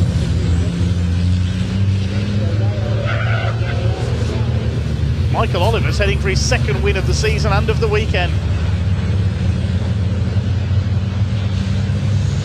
Now can Martin Gibson make it a second podium lockout for Team Oliver Racing? If he can get past David Jenkins on the last couple of corners, I don't think he's quite going to get close enough. It's going to be a win for Michael Oliver ahead of his father Stuart. Here they come up towards the final corner of the weekend for the British Truck Racing Championship. Round the right-hander at Honda, and it's going to be win number 2, is it, for Michael Oliver? They finished side by side. No, Stuart crosses the line in first. I think Michael's let Stuart win it. But what a bizarre race. Stuart crosses the line, 0.2 of a second clear of Michael Oliver. And David Jenkins third ahead of Martin Gibson, so Stuart gets the win. Maybe a few team orders among Team Oliver Racing there, as John Powell finishes side by side with Ricky Collett. So Stuart Oliver it is who takes the win. Maybe that's the championship being brought into consideration because they knew Ryan Smith was out. Meanwhile, in Division 2, there was a change as well. I can't keep up with this. Jake Evans taking the win in Division 2.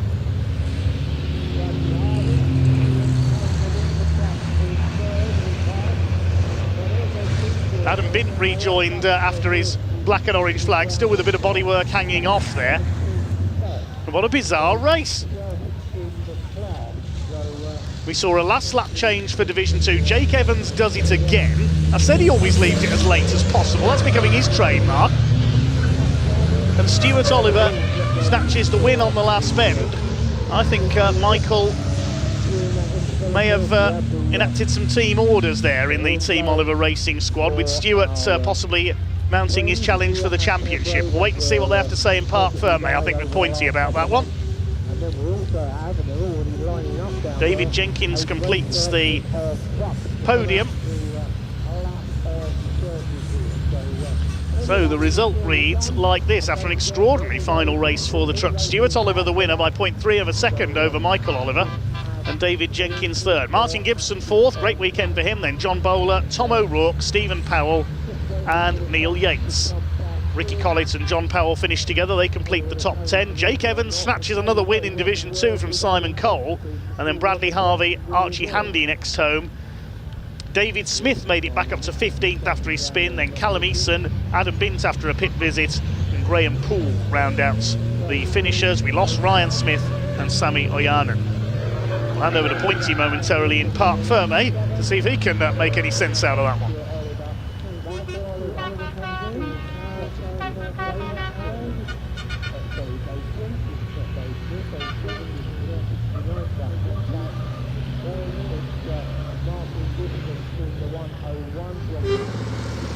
Right, wow, what an exciting but unfortunate way to finish the weekend here at Pembrey. Some coolant issues earlier on with Ryan Smith's truck meant that he was certainly hoping for the best this afternoon, not evening. And yeah, unfortunately we did have flames, we did have fire, so fingers crossed he's going to be able to get sorted out in time for Thruxton. However, another great result for GT at the front there. Dave Jenkins taking third, he's going to be really happy with that. But here I am waiting as far up the paddock as I can get, a pit lane as I can get, because we want to speak to a couple of the Division 2 drivers, namely Jake Evans, if we can get into him, and Bradley Harvey. So let's head over here first. Watch the door. Paul's getting run over. I tell you, it's all action-packed here. No room for error when it's in the pit. Just get that angle. Just get that angle there. Just look at them all. This is what it's like. Last race of the weekend. all hands on deck. These engines are absolutely roasting hot right now, as we could see by the issues some of them have had in this weather. But most importantly, the drivers are all relieved that they've made it through the weekend in one piece. Right, hold that out your way. Jake, thought I'd come and say hello. You know, been a long weekend, but what a way to finish. Yeah, fantastic. We had it all to do because of the qualifying that we had on Saturday morning. There was diesel down and I struggled like crazy in quali, to be fair, so we put it P4. With the novice rules and that, we'd be starting P4 anyway, but it was just frustrating for myself. We've really found the pace with it. We're faster today than we were in testing on Friday. And yeah, picking them off one by one has been an absolute joy. It's been fantastic, yeah. Absolutely, I can see the smile on your face. You've obviously got a great team behind you. You know, you've been having a good weekend regardless, you know, because yes, it's important to get these results, but it's all about enjoying the time you're spending here at the circuits, isn't it? 100%, yeah, and I must give a massive shout out to the team for what they've done for this weekend. Past 3 weeks have been hell on earth for everyone. My dad, my brother, all the lads on the team, all the sponsors have pulled together to help us put the engine in, so no, we're where we want to be now. It's just fantastic everyone pulls together to get it over the line. Absolutely, watch this space. Thank you very much, Jake Evans. Let these guys get in there now. Mr. Harvey, how are you? I'm good, thank you. What a great race that was. That was an entertaining race. The start especially. Yeah, well, exactly. I mean, you all made it round. I mean, we could have seen a very different outcome to that first corner. My back tyres clipped the grass, and I thought, oh, we're off, and then it just come back straight, and we. I mean, what a result. We've not really had much time to talk to you this season so far. But coming to the end, that's why. Well, this is why I thought I'm going to walk up the pit lane, get to the back, speak to the Div 2s, because if there's one thing I've been hearing on the banks, in the paddock, that the racing standard in Division 2 this year has just come on leaps and bounds, that it's so exciting to watch you guys battling it out. And it seems, even though we're only the second weekend in, everybody does, even when you're pushing them, seems to have a lot of respect already and understand that you don't barge one another off.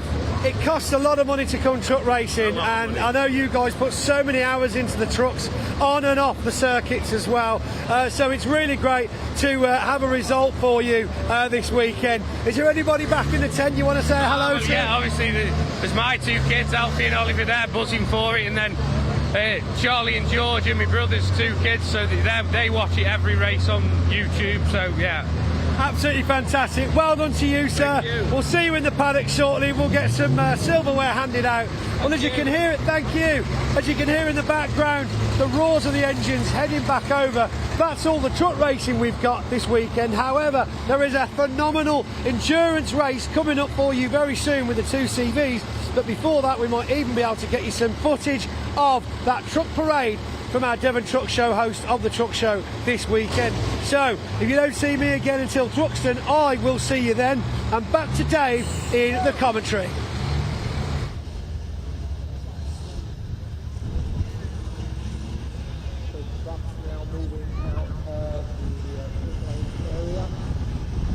Well, thanks, Pointy. Yes, the truck's heading back to the paddock. Getting my breath back after that extraordinary last race for the trucks, and now one or two drivers with repairs to do ahead of the meeting at Thruxton at the beginning of July, the most important being Ryan Smith. We're now getting ready for in a short while the 2CV endurance race. We'll give you the grid for that one a little closer to start time. It will be a 90-minute race for the 2CVs. Pit window opening 25 minutes in, and 15 minutes from the end it closes. The cars have to make 2 pit stops during that time. We've got, I think, 19 entries on the grid for our 2CV Enduro race, and if you saw the sprint races yesterday, you know you'll have a real treat coming up. But we will have a parade of our show trucks in the meantime, and also a bit of time to let those on the infield here at Pembrey leave over the crossing. Wonder if our double-decker buses from yesterday are here to do a parade as well.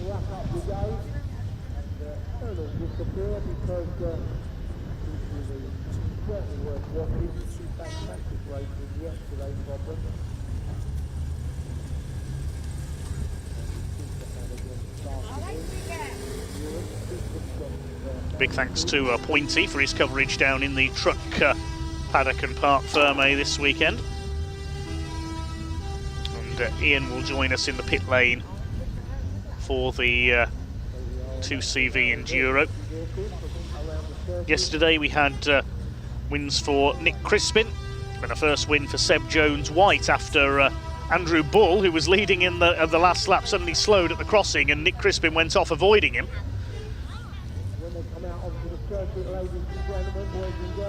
We had a 2CV Enduro here at Pembrey a couple of years ago, and I seem to remember one team changed their engine during the race. We put a stopwatch on them in the pits during that stop to change engines. I think they did so in about 15 minutes and got the car back out again. Now the tow vehicle is there because of course Ryan Smith's truck is going to need a tow back to the paddock. Thank you again to the fire marshals there for dealing with Ryan's problems, and credit to Ryan for as soon as he realised something was wrong, for getting the truck into a safe position where the fire marshals were nearby to deal with it.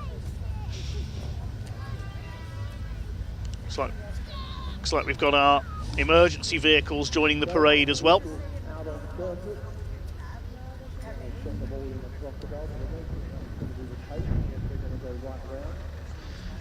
Okay, we're going to take a little afternoon tea break before we see the truck parade, and then I'll be back with you shortly for parade of trucks and the 2CV endurance race.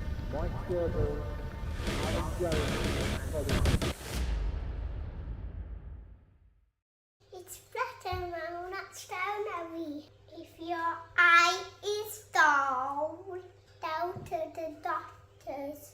If your eyelet's wonky, go to the doctors. That's also how to swim.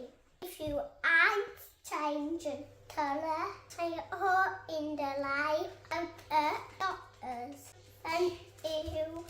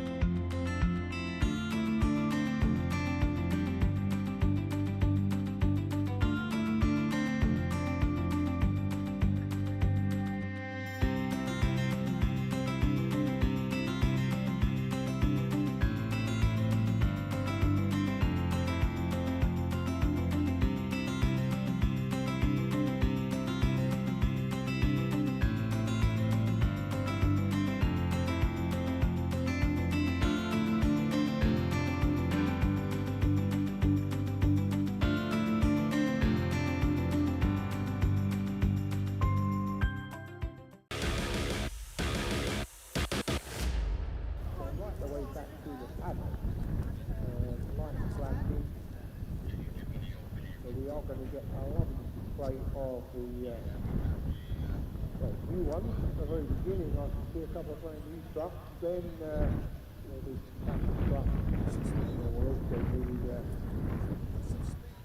with it some custom trucks, etc. And indeed it is. They are lining up now behind the emergency vehicles. The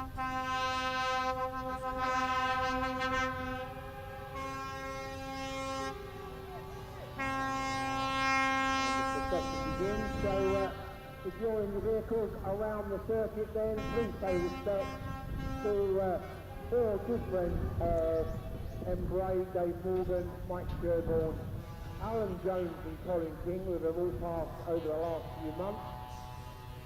And if you are with your truck or your cars or whatever, then blow your horns, flash your lights, let's make some noise.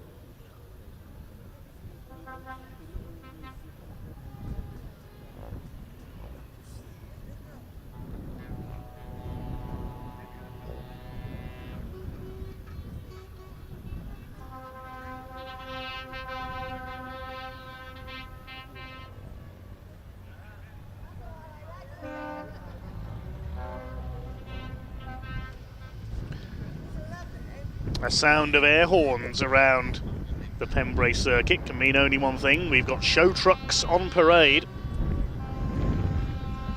Very impressively painted tractor units there making their way around.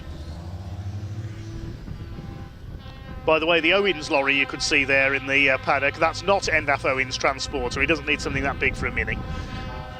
We've got our emergency response vehicles leading the parade around. The ambulances, the BMW fire tender is there as well.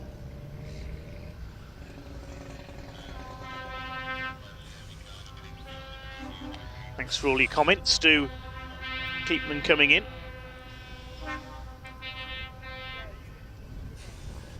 Hope all the marshals are keeping themselves safe at Pembrey this weekend, says Kev's Banger Racers.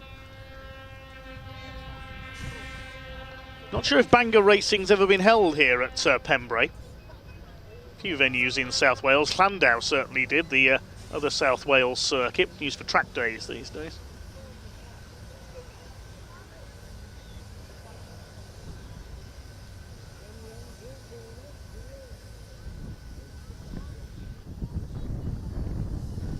Hello, where's the smoke coming from? Well, let me say we've got the fire tenders out there. I hope we haven't got something on fire.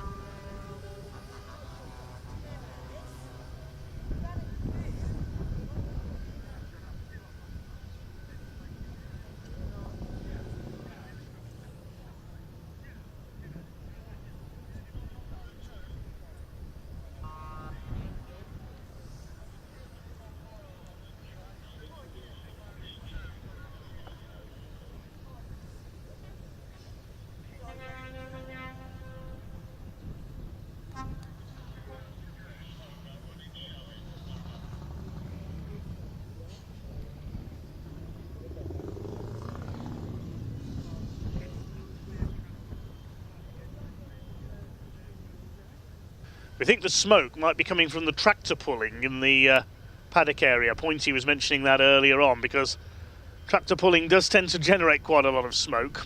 We'll pick up footage of that if we can.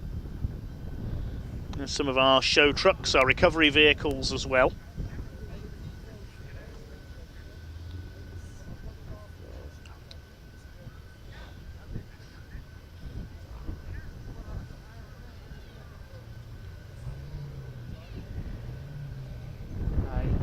Be able to, because trucks are still coming out, and he's on the opposite side of the Guard of Honour of Marshals down there, flags in hand.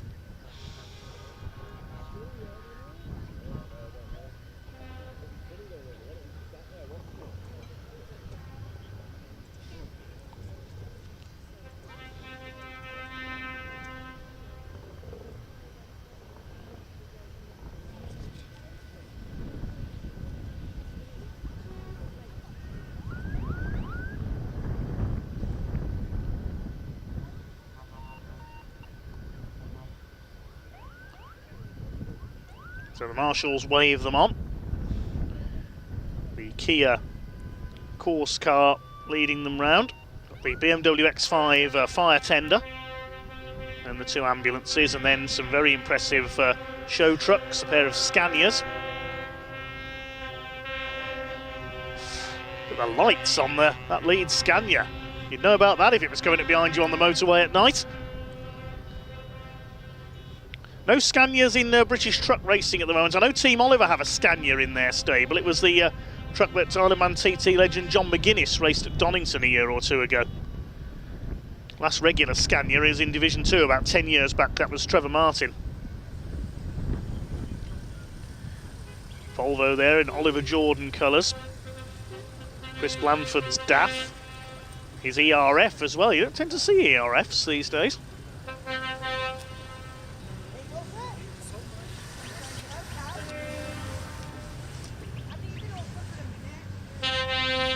Beautiful paintwork on these machines.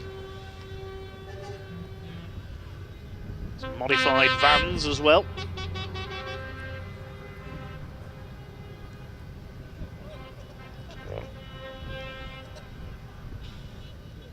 Liking the unrestored condition of that tow truck as well. Patina, I believe that's called.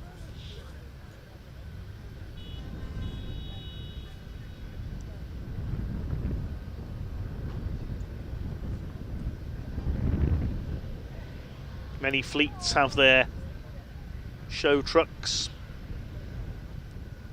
very lovingly painted and polished.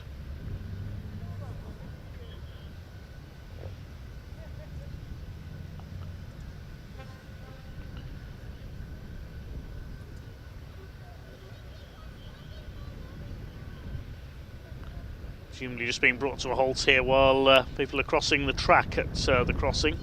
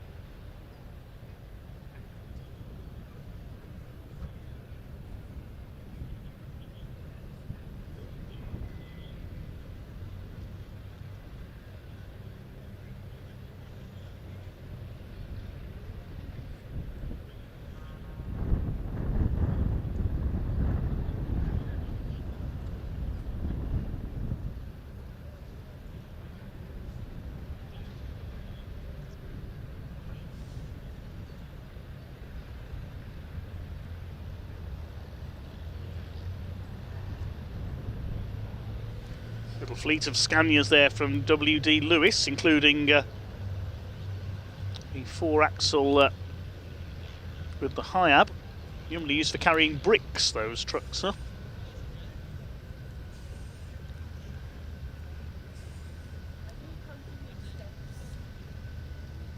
Some big, I think I have Freuhauf trailers in the background as well. Bulk haulage of grain and things like that, those high covered trailers.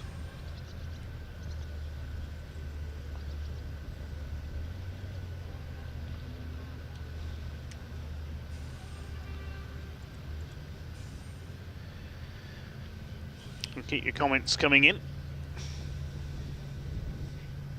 Jonathan Baker says, well done Stuart Oliver on his victory there, just pipping Michael.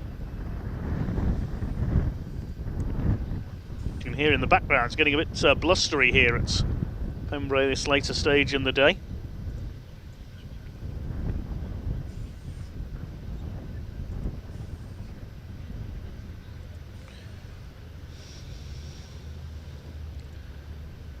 Taking the chance to scan the results from earlier in the day, see if there's been any alterations. We told you that the third race for the combined Classic Touring Car Racing Club event have been amended, the top two getting a 10-second penalty for jumping the start. There was an amendment, as we heard at the end of yesterday, to the first race for the two CVs as well. Brian Heary was disqualified for passing under yellow flags. He'll be back out in the endurance race though coming up.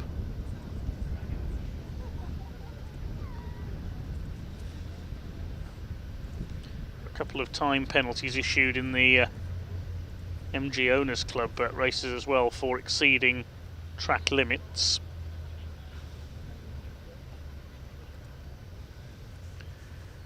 That was 5 seconds for Jimmy Work. This was in race 2 of the weekend. Jimmy Work got a 5-second penalty, and Chris Lawson a 30-second penalty in lieu of a drive-through.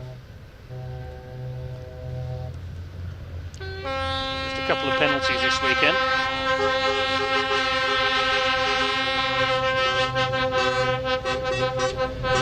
Parade moves off again.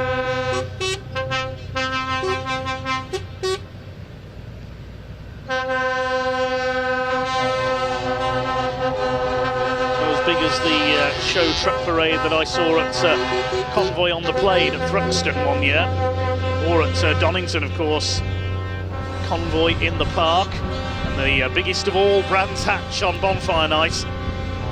They managed to fill the entire circuit last year at Brands Hatch, ahead of the firework display.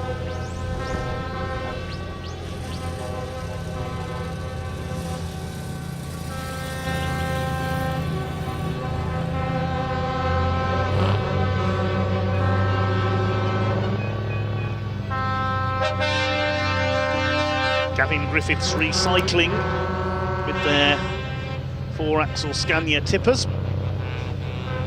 Liking the Stitch mascot, I think it's Stitch anyway on the front of that one.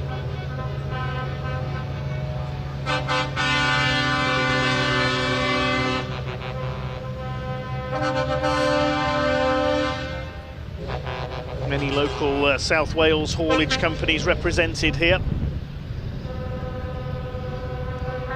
Brothers, Volvo and Scania bulk carriers. They've got a big fleet there, Evans Brothers.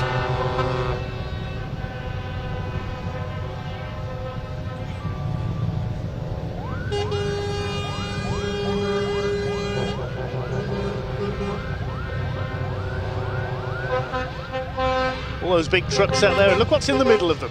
A Bedford Rascal pickup. Little and large.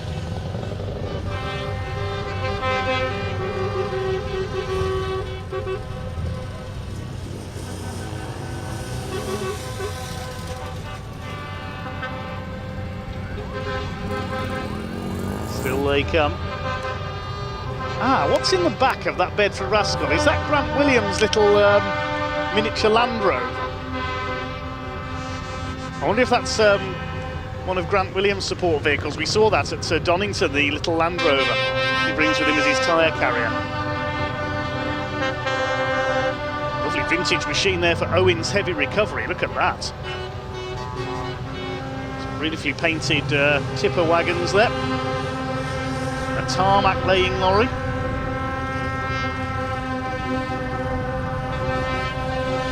There's one of Neil Yates' show trucks, I think that is, the bonneted Scania. Even Tomate has joined in.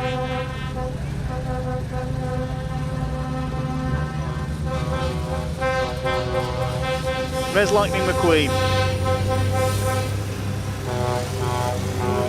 Big 3-axle bonneted Scania. We've got St Atkinson, the heavy recovery vintage vehicle there.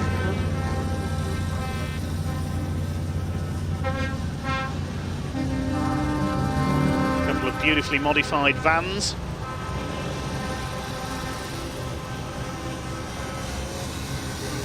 Golder with their fleet of Scanias. Oh, there's Tomater again on the RJS recovery truck.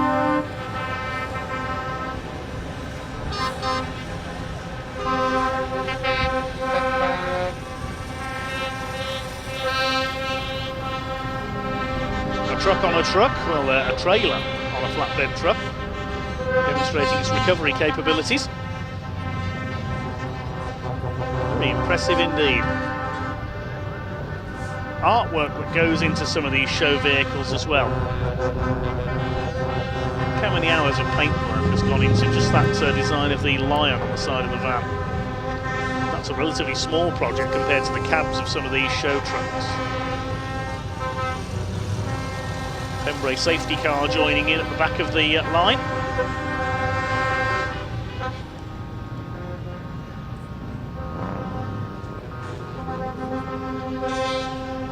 Beautifully painted DAF XF. Circuit ambulances joining in as well.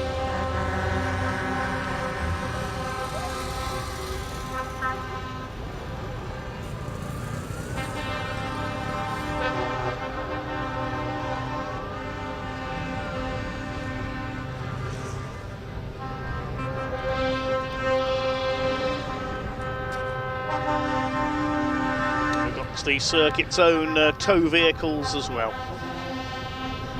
What a fine sight.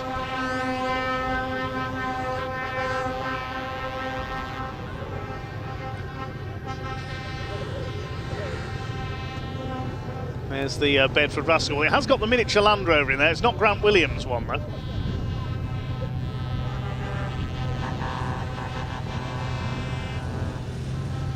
That is very cool indeed.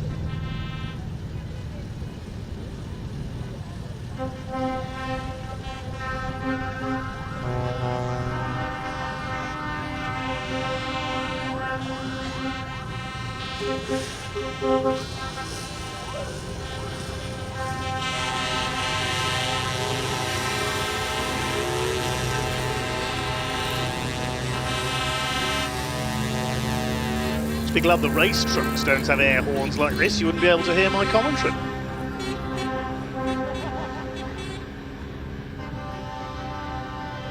I think that has to be my personal favourite, the Atkinson from Owens of Llanelli.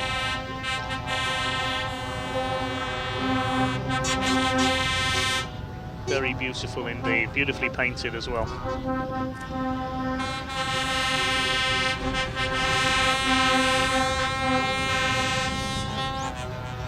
Soon be time for the trucks to head back into the paddock, and we'll bring on the two CVs for their 90-minute enduro. The drivers won't treat it like an enduro, I can tell you that. They'll treat it like a 10-minute sprint. BT Jones and Sons with their fleets of Volvos.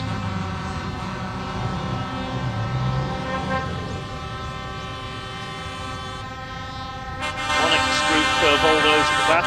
So mainly Volvos and Scanias out there in our parade, a few DAFs as well.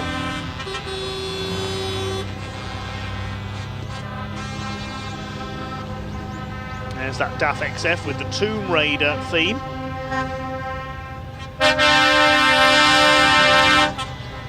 Not sure we've seen Lara Croft driving a lorry in any of the Tomb Raider games over the years. You never know.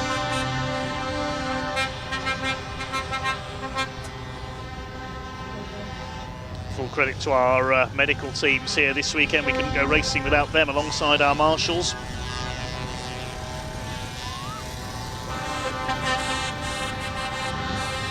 Pembrey's own recovery vehicle there, the Iveco, and the Ford Ranger pickup as well.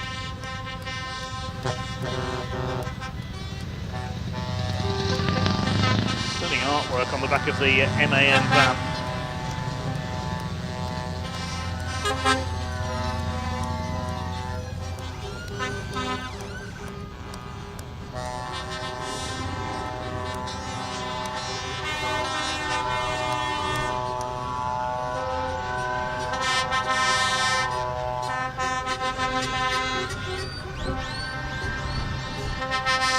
There'll be another parade of trucks as well when all of these machines head home on the M4. The marshals getting a chance to show off their flag waving skills as well. Fair play to Evans Brothers Bulk Haulage. They've brought most of their fleet here today.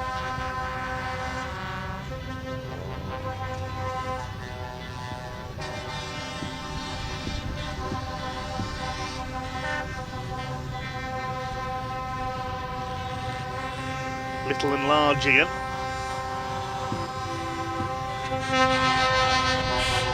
When I grow up, I want to be an HGV like all of them, says the Bedford Rascal.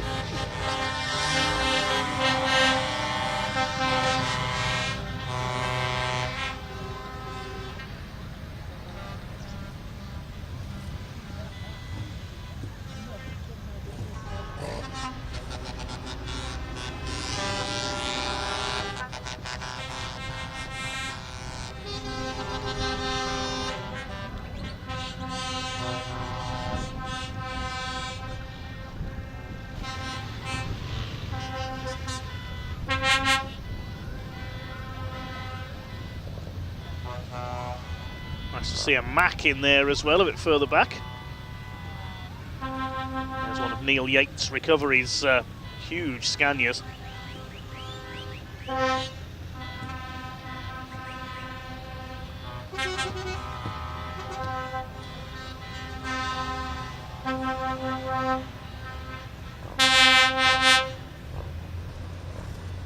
Full credit to all the owners and fleet managers, all the exhibitors in our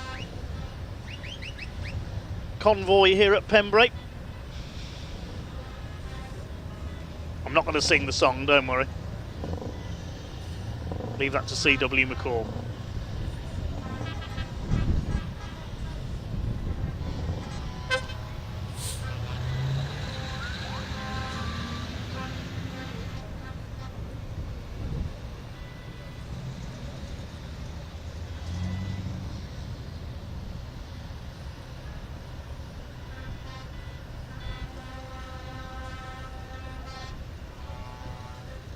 So once the trucks have departed back into the paddock, we will bring on the two CVs for their 90-minute pit stop race.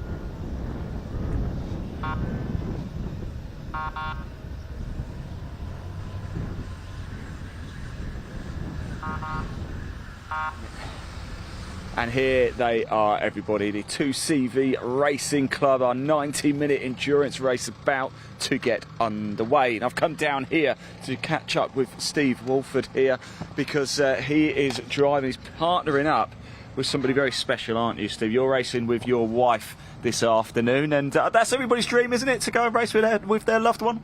Oh yeah, we met through racing, so yes, it's it helps if you've got a common interest, to say the least. it certainly does. Do you have a little bit of rivalry between the two of you? Yeah, unfortunately, she's normally quicker than me, so yeah, I have to concede that. Well, you've taken it very graciously. I'll speak to her a little bit later in the garage as well, see what she says about it. Look, what are you expecting from this race this afternoon? Well, we've had a slightly troublesome weekend, but I think the car's finally sorted, so if we can make a few places, that'd be great. Fantastic. It's they just look so much fun, these, don't they? And is that what this is about, really? This enjoy. I know everybody wants to win, of course they do, but this is about having a good time. Right? Oh yeah, they're brilliant fun. They're not particularly quick, but they handle really well, and it's a good paddock. Everyone's friendly, everyone helps each other out. Excellent. So yeah, it's a lot of fun.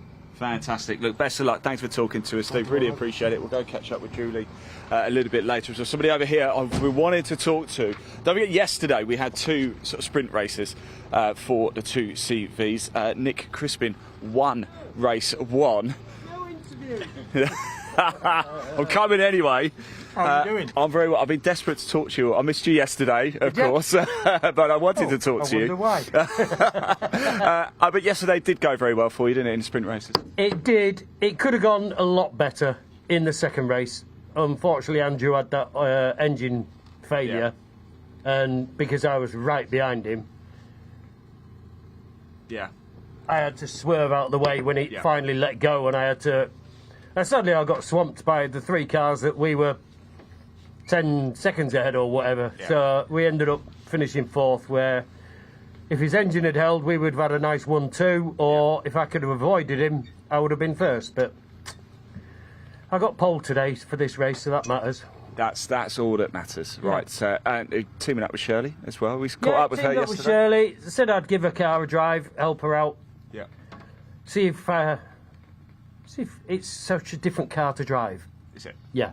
Okay. Explain. Explain. The steering is a lot lighter than on my car, so whereas I feel as if I'm fighting mine, this feels like you are in an armchair and just gently driving round.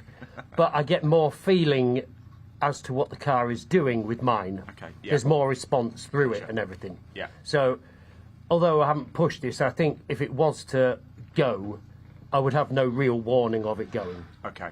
So, but yeah, just nice to go out. Obviously nice to let Chris have a drive in my car and have a share. So we'll just go out and I'll go out and do 25 minutes, have a bit of fun. Yep. And then swap over with Shirley, and then we'll call Chris in and I'll go out and do the final stint. Brilliant.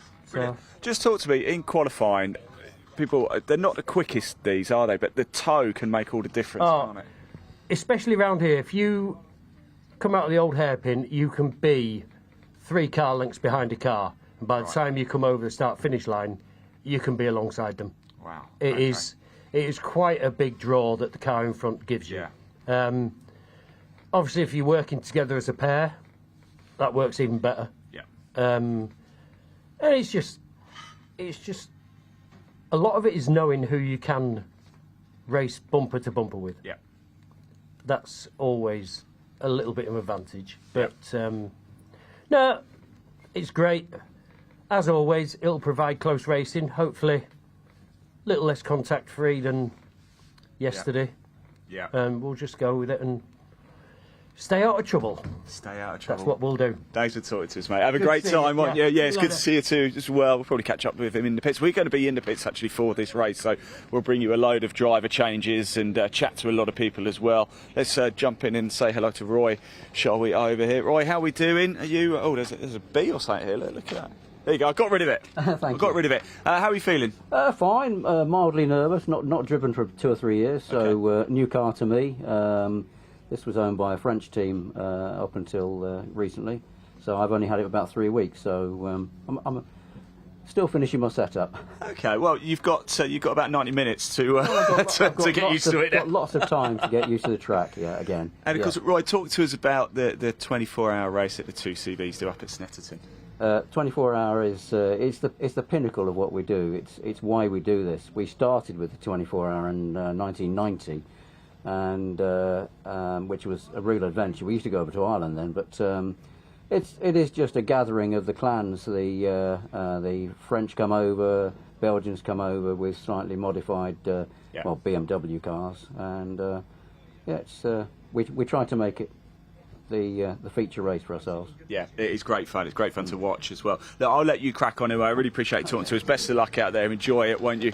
Let's just move on a little bit further. You've just been watching the show tracks, of course. I think they've all headed off, so it looks like we're not too far away from getting going. Are we far away from getting going, Ian? Are we close? Let's go find out. Let's go find out how long we've got before we... Oh goodness, yeah. I did see that. Yeah, we've got ages. Yeah, we'll keep going around and talking to some people, shall we? Let's go. Let's go talk to the boys over here. It's been a great weekend for Sebastian this weekend, isn't it? So let's jump in, and here we go. The endurance race is coming up now. Dear. Is this what you're looking forward to? Yeah, I'm more of a sprint guy. Well, yeah, we saw that. Yesterday, yeah, but no, I love a bit of endurance. It'll be the first enduro I've done. I've done 24, okay. But yeah. So a bit of a baptism of fire then for you. Yeah, but my teammates are very experienced, got a lot of race. You're out at Luca, aren't you? Yeah, Luca, yeah. Super quick, cool-headed, well, most of the time. So what's the plan? Are you doing this for enjoyment, or is this, no, if a safety car comes out, we're going to take advantage of it and get the pit stop done? Yeah, I mean, our plan ideally is if a safety car comes out, try and get both stops done. But we're definitely here to win. I can tell you that. I love it. Yeah. But we'll see. The car's still a little slow down the straight, so we'll see if we can just capitalise on it. Tuck in behind Brian, take advantage of his toe. Off you go. Well, the problem is they're so quick, even when I tuck in behind them, they pull away. So got to make up in the corners, but we'll see what happens. Anything can happen. You say that, you won a race yesterday, so it's not that slow, is it? Yeah, the two leaders had to come off. It doesn't matter, Seb. It doesn't matter. You still won. I'm confident the car's quick enough, and me and Luca are quick enough. So.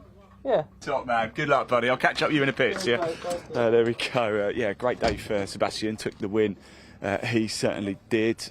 Brian's in the car. Let's go have a quick chat with Brian as well. Brian's always looking racy and ready for this. I always find it interesting with these sorts of races, Brian. Is this about the win? You're solo driving, are you, Brian? You are solo driving, so you don't have to worry about sort of the tactics of, when to drive a change. You can just, if a safety car comes out, you'll dive in, right? Yeah, if there's a safety car in the pit window, I'll be coming in under that and doing 2 pit stops on the bounce, 1 lap, back in. So you're okay to do that? There doesn't have to be... Otherwise, I'll be running to 60 minutes and then doing 2. Yeah. And then just crack on. Okay. Just giving all of his secrets away there.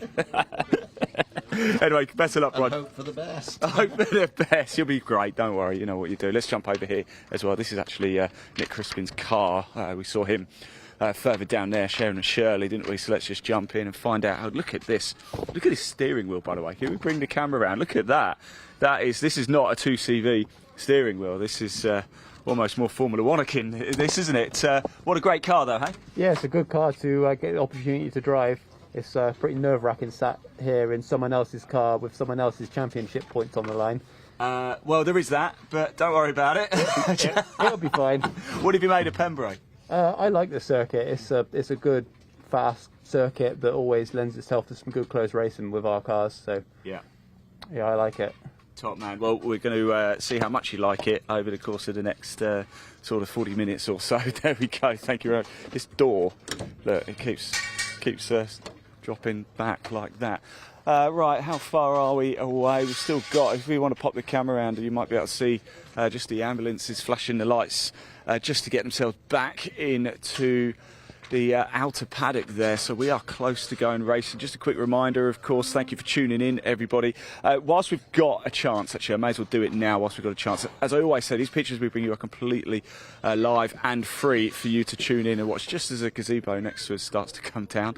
And of course, there's a team of people who bring you those pictures live. They spend all weekend out on the hills. In fact, there's Andy up there. You might be able to see him there next to the white van.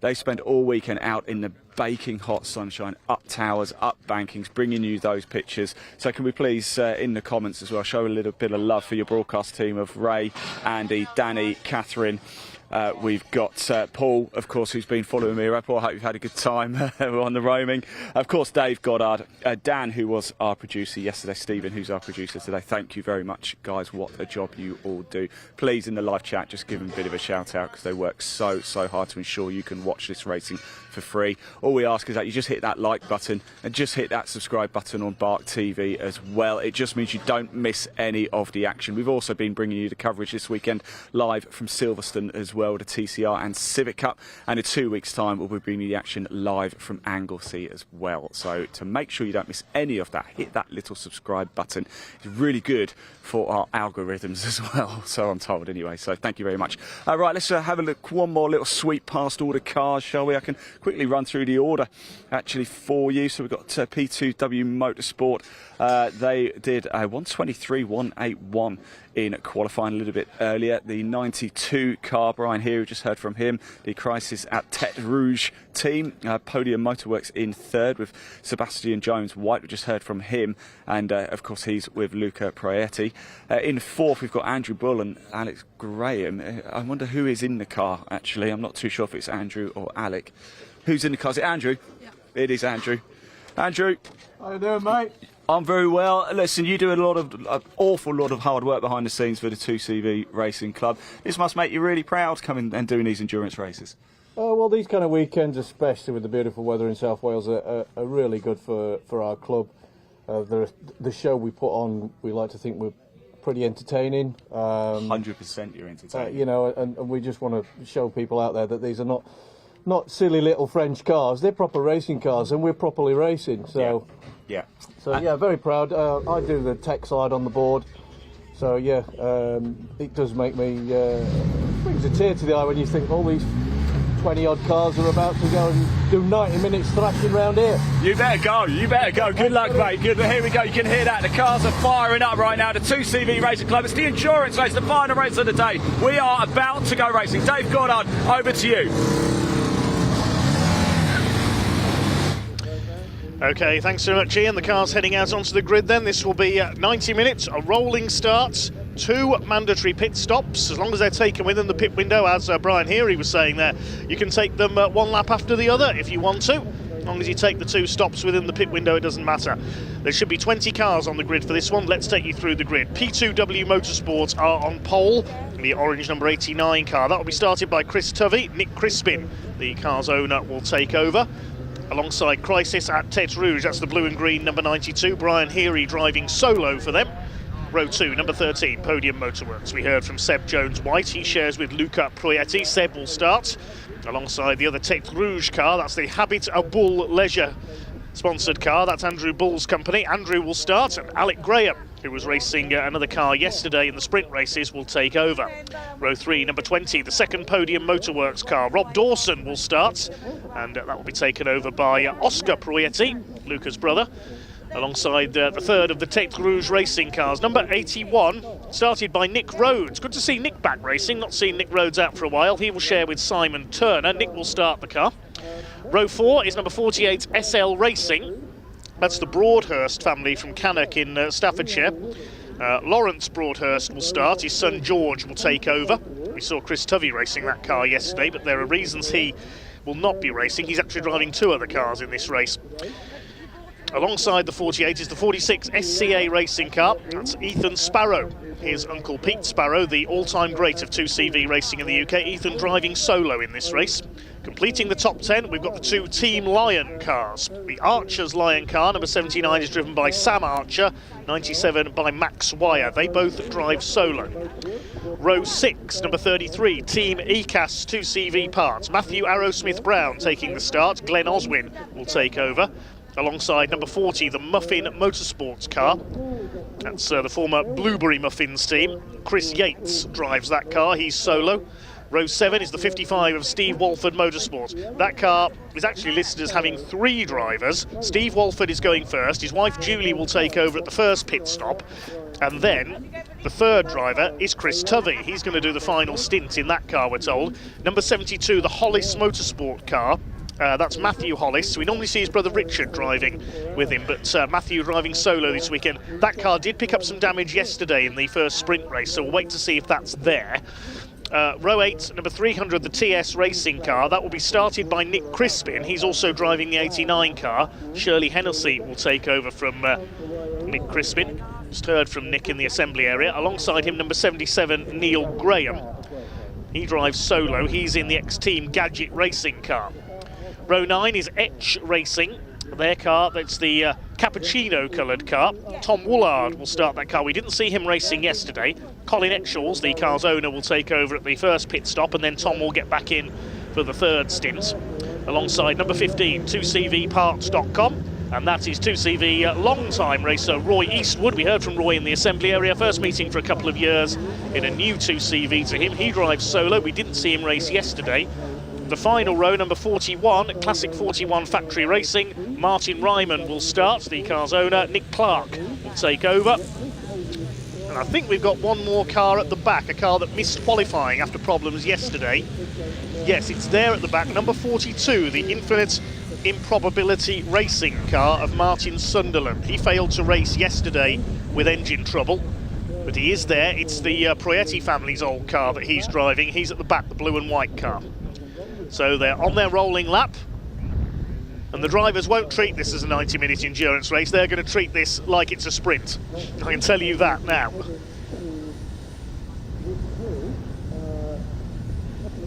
I think we've got the full complement of cars. It looks like all 20 are out there. Yes, the Hollis Motorsport car was there. That was the one I wasn't sure about. There's the two Team Lion cars, the grey and red. There's the Hollis car, the blue and orange. Yep, all 20 cars are there, present and correct. So something a bit different then to sign off our weekend. Let us know who you're cheering for in the comments. Let us know who you think's going to win.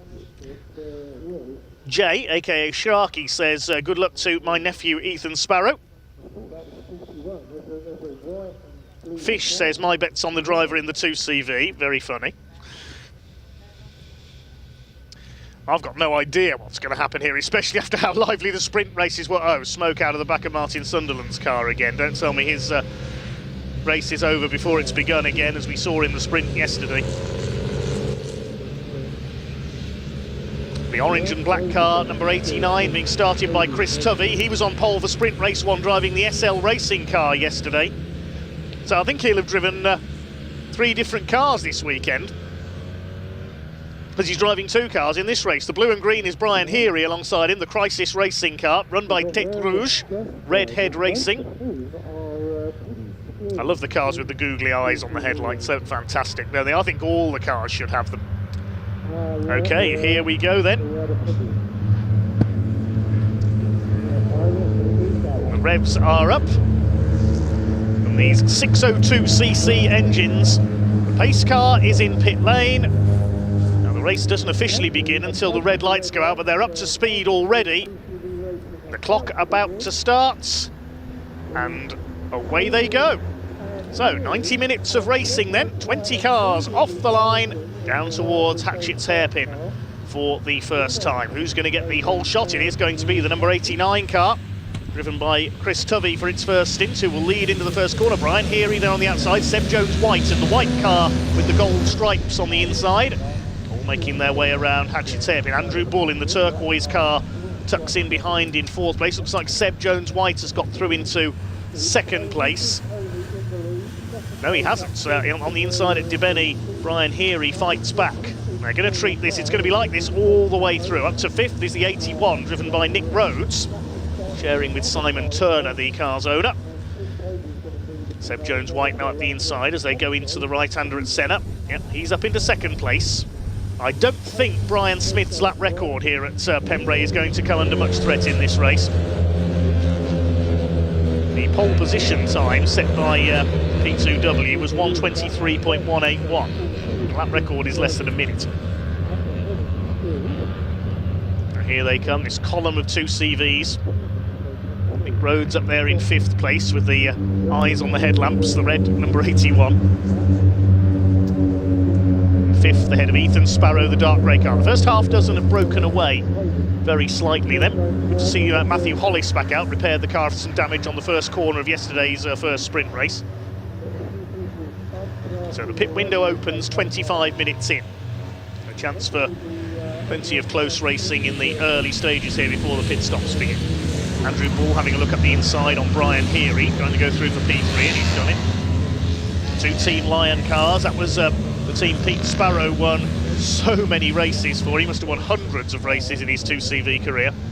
Team Lion win the 24-hour race at Snetterton almost every year as well, but they'll have things not quite their own way this year. It's going to be a very competitive 2CV 24-hour at Snetterton this year, I think, over the August bank holiday weekend. As the number 89, Chris Tovey in Nick Crispin's car from yesterday. Nick had a win with that car in the sprints. Chris Yates in Blueberry Muffin, challenging Max Wire in the Team Lion number 97. Bit of dust being kicked up. That was Ethan Sparrow who ran a bit wide, the dark grey car. He's got ahead of the number 81, driven by Nick Rhodes. There's a black and orange flag gone out to number 41. That's Martin Ryman towards the back of the pack, so he's going to have to call into the pits early.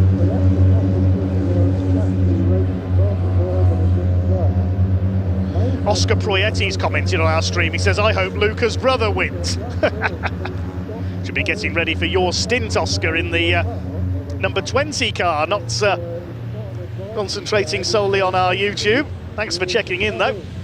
There's the reason that the 41's coming in. Its front wing has come off. That got knocked off in the second sprint race yesterday, but it came all the way off and was left on the track for the marshals to pick up. It's hanging off this time, so in the interest of safety, he's been flagged in. Battle for second, Andrew Bull up alongside Seb Jones-White. Then we've got Brian Heary in 4th position in the number 92, the Crisis car. Yeah, contact between the 41 and 55 Steve Walford, we're told. 81 Nick Rhodes ahead of Ethan Sparrow. Then the first of the Team Lion cars at Sam Archer. The number 20, I think, is in 8th position. It's the black car with the gold stripes. That's Rob Dawson. That's the car that Oscar Proietti will take over. The leaders make their way through right-hander at Brooklands.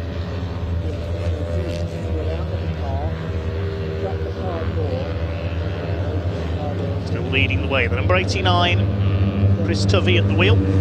Out in the SL racing car in sprint race 1 yesterday. The car's owner Lawrence Broadhurst took over that car for race 2. He's currently running 14th today.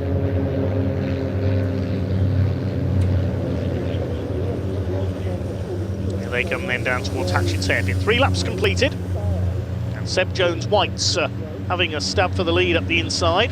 Andrew Bull on the outside in the 76, who led the championship coming into this weekend after a win at Silverstone last time out. Brian Heary and Andrew Bull, who won the 2 sprint races at Silverstone on the international circuit. Brian Heary was excluded from race 1 yesterday for overtaking under a yellow flag. Andrew Bull is going through for second. It was coming through this part of the circuit on the last lap of race 2 yesterday that Andrew Bull's engine suddenly gave up the ghost. Nick Crispin went off, avoiding him in the 89 car, and Seb Jones-White came through to snatch the victory. He's just gone through into second place there. Andrew Bull's got the fastest lap of the race so far, 1:24.066.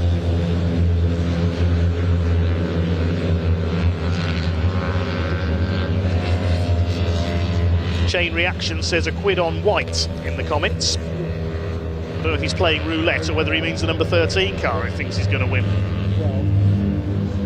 Seb Jones-White is currently pursuing Chris Tovey for the lead here in the 89 car.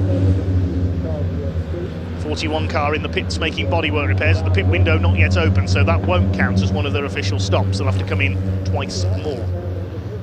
There is the 41 just backing out of the garage, so Martin Ryman is going to rejoin, the ex-Fiat racing champion. He's still got his... There's Ian, our pit reporter for this race, down with Paul, our cameraman. Big thanks to them once again this weekend. First 3 breaking away slightly now. And into the pits comes the number 77. That's Neil Graham in the ex-Team Gadget car. Tom Perry and Leon Davies used to race that machine. And it was one of Team Gadget's cars that, believe it or not, a current Formula 1 driver once raced at Alton Park. It might even be that car. Who was it? Tell us in the comments if you know. Which current Formula One driver once raced in the 2CV Racing Championship at Alton Park a few years ago? There's one for you. Because in that blue and gold Team Gadget car, well, one of their team's cars, we don't know if it's that actual car. Some problems here for Neil Graham in the 77. We'll try and find out what's wrong. Maybe needs Inspector Gadget to put it right. So two cars in the pits then, the 41 and the 77. I think the 41 has now gone back out.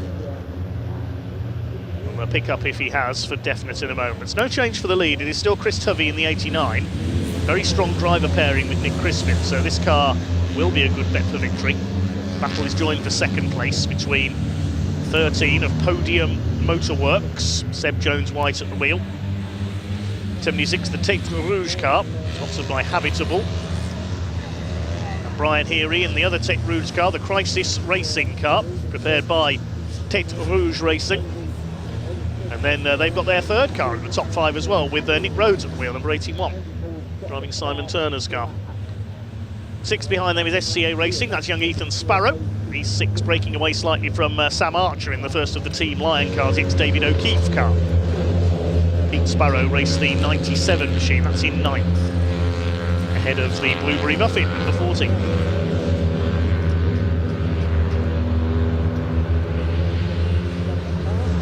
Nobody's answered our quiz question yet. Which current Formula One driver once raced a 2CV in this championship at Alton Park?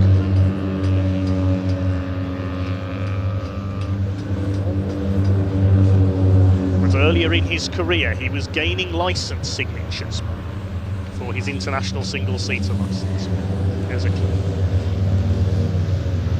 Seb Jones-White has a look up the inside. He's determined to have a spell in the lead here, but he just can't shift Chris Tovey in that orange 89 car. Six of them still together. Archer looking on in the 79 behind. Then there's a gap back to Max Wire in 8th place, the other Team Lion car. He's got past Rob Dawson's number 20. Number 40, Chris Yates, is up into 9th now as well. The mauve and turquoise liveried Blueberry Muffins car. Well, Muffin Motorsport's the official name. I think the car's known as Blueberry Muffin. A lot of these 2CVs have names as befits their individual characters. There's even two cars out there called Ronnie and Reggie. I think one of them is the 67, Colin Etching's car. As up the inside, Andrew Bull takes second place from Seb Jones-White. Yep, the answers have come in. Wayne Cowling, ex-2CV racers, got it right. Simon Pugh's got it right. And Josephine Gray. The answer? Formula One driver who raced a 2CV several years ago, George Russell. Yes, really. He raced a Team Gadget car at Alton Park. So in just a few years, he went from one of the slowest race cars in Britain to the fastest. Up the inside, now Andrew Bull's going for the lead. Into the hairpin, and he's through. And into second goes Seb Jones-White. Down to third goes the 89 of Chris Tovey. So that's the first time he's lost the lead. Pit window not yet open. Won't open for another 15 minutes or so yet.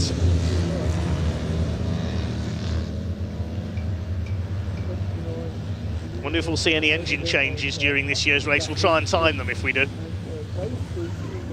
That's Andrew Bull, the championship leader. There are points on this race as well. All races count towards the championship. It's in the use to lead.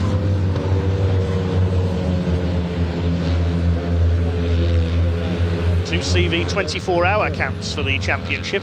Coming up to lap Neil Graham, who had to make a call into the pits. We'll try and find out what the problem was there.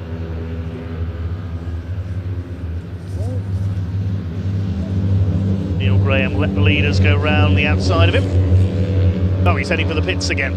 Problems with the 77 car. He's already 2 laps down after his previous pit visit. So it is the 76 Habitable Leisure at Tête Rouge car that leads from Podium Motorworks number 13. Third is the 89, it's P2W Motorsports, and Going around the outside was the 81 into 4th place, I think, so we'll try and see what the problem is. And you can see just how little there is under the bonnet of a 2CV there. Probably one of the simplest cars to work on in the world. We'll try and get a word with Neil Graham if we can to try and find out what's wrong with the 77. I think we can hand down to Ian in pit lane so we can find out what's wrong.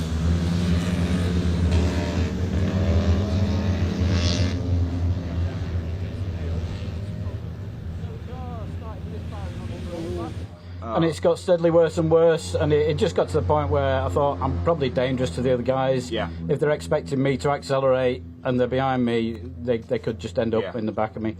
So I brought it in, and they just said, see if it's cleared itself, because it did some big bangs and pops. But it's still the same, so they're just going to try and spray some bits in and have a look and see what we can find. Get out, do another lap and see how it is, eh? Yeah, well, we'll see. We'll see. Top man. I hope it's all sorts for you, Neil. There we go. Look, 77 car with a few issues here. Of course, there are a couple of mandatory pit stops they have to make, and it was a pit window too, so no matter what happens, the cars we've seen in the pits already will still have to make sure they do their 2 stops. So quite a busy opening start in the pit lane here. Still in the early stages of this race here at Pembrey. Dave Goddard, back to you, my friend. Yes, thanks, Ian. So it sounds like a misfire on the number 77 car, unfortunately, then. While that was going on, Brian Heary has taken Chris Tovey for 3rd place. 6 cars line astern at the front, next to the 2 Team Lion cars. Muffin Motorsport 9th, and the other Podium Motorworks car, Rob Dawson, who had some issues, failed to finish one race yesterday, rounding out the top 10. Steve Walford is in 11th place in his 55 car, the only car with 3 drivers in this race. TS Racing, number 300X, that's the car with Nick Crispin on board. Sharing with Shirley Hennessy. She used to race a Triumph Dolomite in Classic Saloon Racing. Behind her, the team behind her car, driven at the moment by Nick Crispin, the Team ACAS number 33, Matthew Arrowsmith-Brown on board that machine. It's the yellow and purple car. Matthew Hollis is 14th, and Lawrence Broadhurst for SL Racing, rounding out the top 15 ahead of the 16. 16th place is Tom Woolard, number 67, the Etch Racing car, Colin Etchel's car.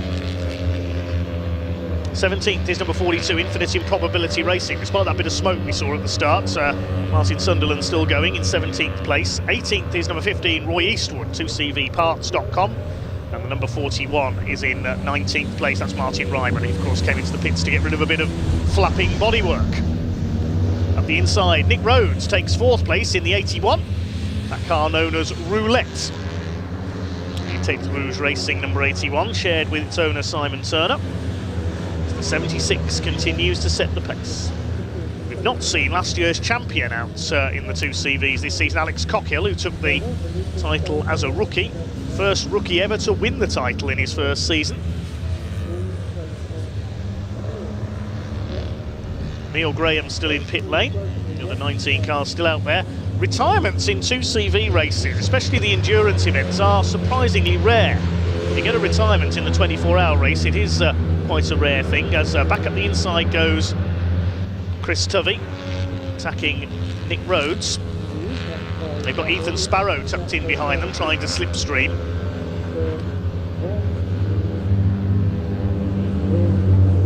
Almost bump drafting the 81 there, with Nick Rhodes on board Simon Turner's car. And he's gone round the outside of the 89. So Chris Tovey is dropping back here. His best lap time, the 89, a 1:24.143. He's lapping in the low 125s. So he has lost some ground. The first 3 have pulled away. And now they are separating into bump drafting trios, aren't they? Ethan Sparrow having a go at the 81, trying to take P4. Pit window not yet open. It'll be about another 10 minutes before the pit window opens, I think.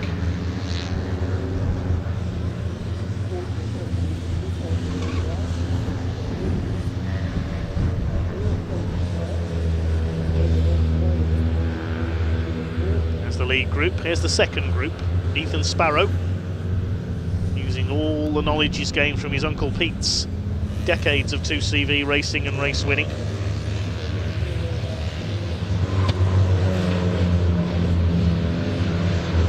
questions in. A few more of you got the quiz question right. Mick Rollins, the whole damn show.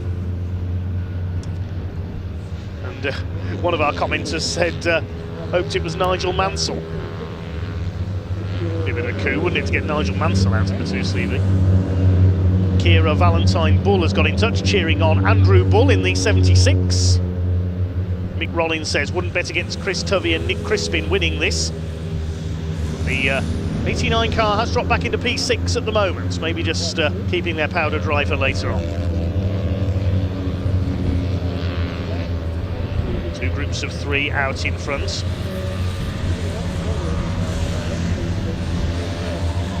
Further back it's still Sam Archer, number 79, in 7th place in the Team Lion car. His teammate Max Wire, number 97, in the ex-Pete Sparrow car, is 8th. Chris Yates from Muffin Motorsport is 9th, and Rob Dawson driving for Podium Motorworks, number 20, the black car with the gold stripes, is in 10th place.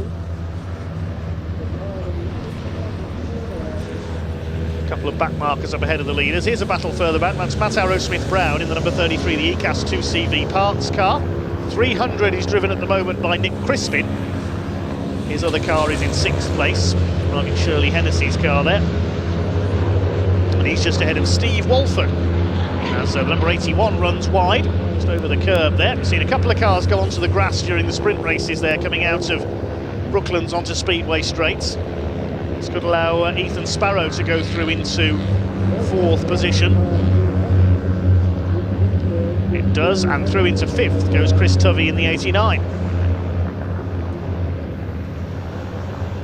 It's still the 76, Andrew Bull, who leads. The championship leader, just a couple of points ahead of Brian Heary coming into this weekend.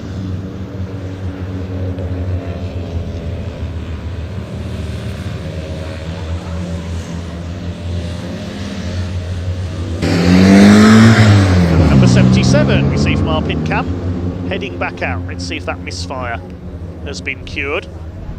He's lost several laps, of course, Neil Graham. He's about 7 laps down on the field. But he'll try and keep going, because this is endurance racing. To finish first you have to finish. Oh, the number 20's come in. Now the pit window's not yet open. Is this a problem for Podium Motorworks? Ah, they've got some damage on the right front there. I noticed the wing was pushed in, so there's been some contact somewhere.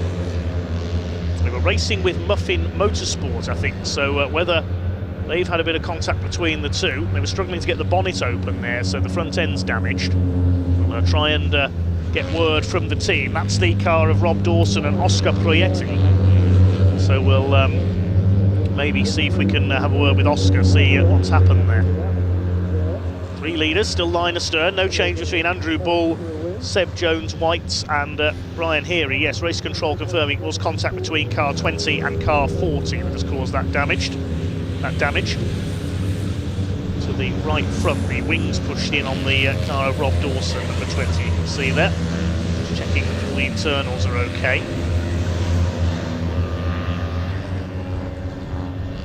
The leaders continue to battle it out.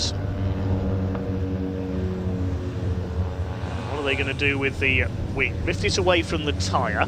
Very thin tyres on a 2C, very narrow wheels. Tape it back into position, and then the car will be sent back out. And the 300 car is rather caught there behind Neil Graham. His car, you can see, really struggling here. It's back in again. That, I think, is going to be a retirement. The 300 is coming in. That's the TS Racing car with Nick Crispin on board. Pit window is still not yet open. So whether that's a problem for the 300 car as well. A couple of cars hitting problems early on. The leaders, meanwhile, are lapping Roy Eastwood, who's been racing 2CVs, I think, since the championship started back in 1989, and also Martin Sunderland in the 42. That's the ex-Proietti family car, goes a lap down. The 300's in as well. The bonnet is up, so another car in problems. Let's see what Ian's got for us in the pits.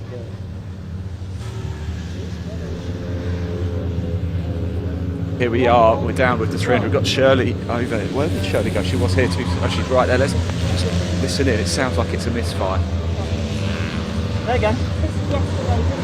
Is it? Shirley got a misfire. Hi. It's misfire. It's misfire, yeah. Oh, no. Yeah, it's misfire. We had it yesterday, and it's a bit early for a change, so we can't do a driver change. Well, yeah. But might as well put you in anyway. well, I'll get a 5-lap penalty.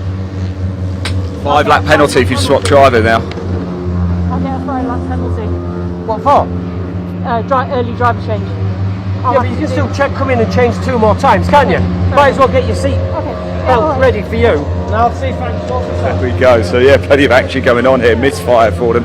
Shirley's going to take over driving duty. Still, pit window not open, so they'll still have to do their 2 mandatory stops. So as you can see, a bit of work going on in the engine. Yeah, still plenty of activity down here. Neil Graham is back in as well. The number 77 still back in the pits. The engine issue there not solved yet. So I'm going to hand back to Dave, but we'll keep poppering down into the pits here and see what is going on. Dave, back to you. Yes, thanks Ian. So a misfire on the 300 car as well, and interesting to note there, quite a draconian penalty for making your driver change outside the pit window, a 5-lap penalty. But they're sacrificing their race effectively, the TS race now, to give Shirley Hennessy, whose car it is, some seat time. Crispin, of course, he's got other things to think about because he's taking over the 89 car later in the race when Chris Tovey comes in. So he's driving more than 1 car in this race. We saw the 20 car, that's now gone back out with that bit of damage repair, contact with the Muffin Motorsport car number 40, and the leaders are coming up to lap number 67. This is Tom Woolard in the Etch Racing car. Colin Etchells will take over that car at the pit stop. There it is, moving out of the way. We said it was cappuccino coloured. Complete with the googly eyes on the headlamps. He lets the 3 leaders through there. Pit window should be opening fairly shortly, in just over a minute's time, I think. See the first of the leaders come in. Still work going on in the pit lane. That's Neil Graham's car. Still trying to cure those engine issues. The leaders coming through to complete lap 17. It's still Andrew Bull who leads. Seb Jones-White, Brian Heary. Ethan Sparrow is further back in 4th. He's got ahead of 81, or has he? No, the 81 is back in front of Ethan Sparrow. 81 driven by Nick Rhodes.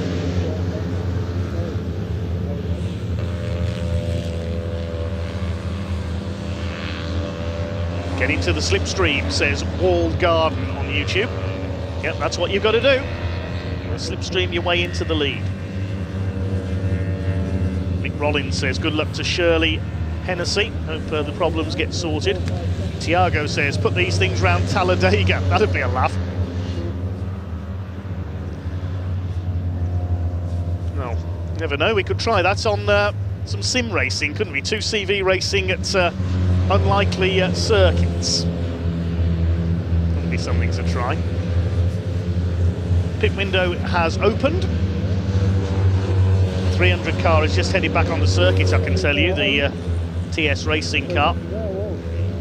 Here's the battle for 4th place between Nick Rhodes and Ethan Sparrow. Now, who's going to be the first to make one of their 2 mandatory pit stops then? The pit window has just opened, and it looks like the 77 car, sadly, of Neil Graham, those engine issues still persisting, and it's in the garage. That could be a retirement. We'll keep an eye on it, of course. We'll see if he is going to make it back out. Here come the leaders. Still Andrew Bull hanging on in front. Brian Heary's going to have a look up the inside. Ooh, decided against it there at the last second. He wouldn't get the nose down the inside, so he locked up the brakes and has lost a bit of momentum there. It's all about momentum in 2CV racing. Apart from at the hairpin, you don't really use the brakes very much in a 2CV. You just let the momentum carry you around and lift off the throttle when you need to. Especially at a circuit like Silverstone or Brands Hatch, you're flat out virtually all the way round.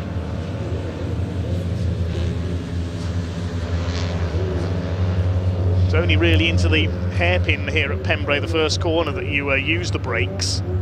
If you lose that momentum, it takes a lap or so to build it back up again. Here's the battle for 4th, overtaking 67 of Tom Woolard. The eyes have it. The 81 goes through. Got the window open. Look, Tom Woolard, the strange way that windows open on a 2CV. You fold the bottom half of the window upwards. Everything about a 2CV is quirky. Citroen had to come up with a model name for to replace 2CV. Quirky would be my word to choose.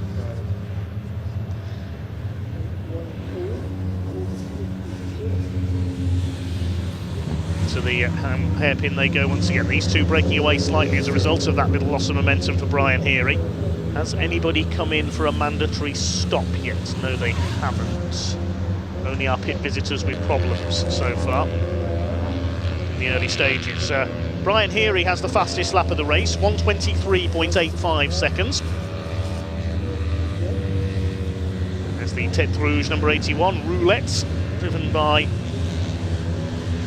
Nick Rhodes. If you own a 2CV, you've got to give it a name, haven't you? I know the 300 car is called Willow, of Shirley Hennessy and Dick Crispin. I know there's two cars called Ronnie and Reggie out there as well. One of them is the 67 car. We know about Blueberry Muffin. I think one of the other named cars was the one raced by Pork Pie Racing. They're not here this weekend. The number 40 car, Chris and Jenny Hall, raced for Pork Pie Racing.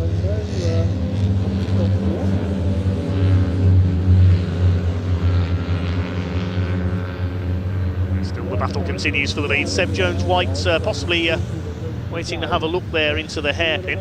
We concentrate on the fourth place fight because Ethan Sparrow possibly going to have a look at Nick Rhodes to try and retake P4. No pit visitors as yet. I wonder if they're waiting till the middle of the pit window and then they're going to make their two stops one after the other on successive laps, or waiting to see if a safety car comes out. They'll lose less time that way.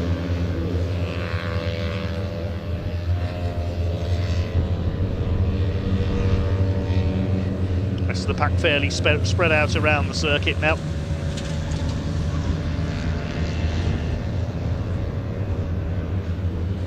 Kira Bull, who says the number 76, the race leader, is called Pascal.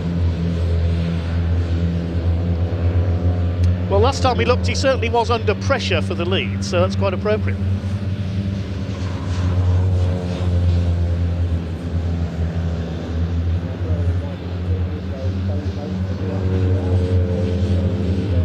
Mick Rollins says, I call my 2CV many things sometimes. Yes, I'm sure we all call our cars, whatever they are, a few things sometimes, but I won't repeat many of those. There's number 300, that's Willow. About to be lapped by Pascal. Still holding the lead ahead of the 13 of Seb Jones-White, Andrew Bull.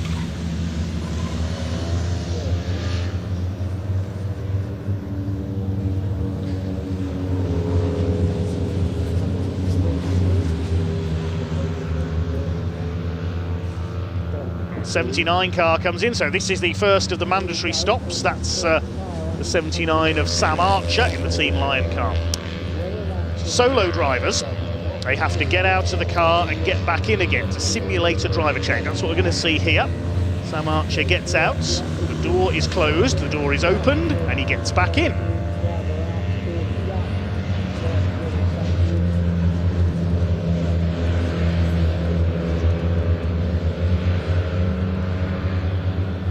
Leaders still nose to tail. They have been for many laps now, and Andrew Bull responding to the pressure in Pascal. He's just done the fastest lap of the race, 1:23.806. Quicker than Brian Heary's time at 1:23.850, only by a few hundredths.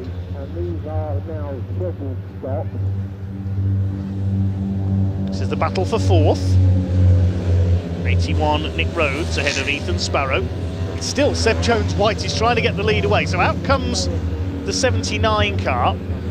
So you lose about a lap when you make your pit stop. Steve Walford's in, his wife Julie's going to take over that car. And the 48 SL Racing car's in as well. That's a father and son pairing. Lawrence Broadhurst will hand over to his son George. Let's head down to Ian in pit lane.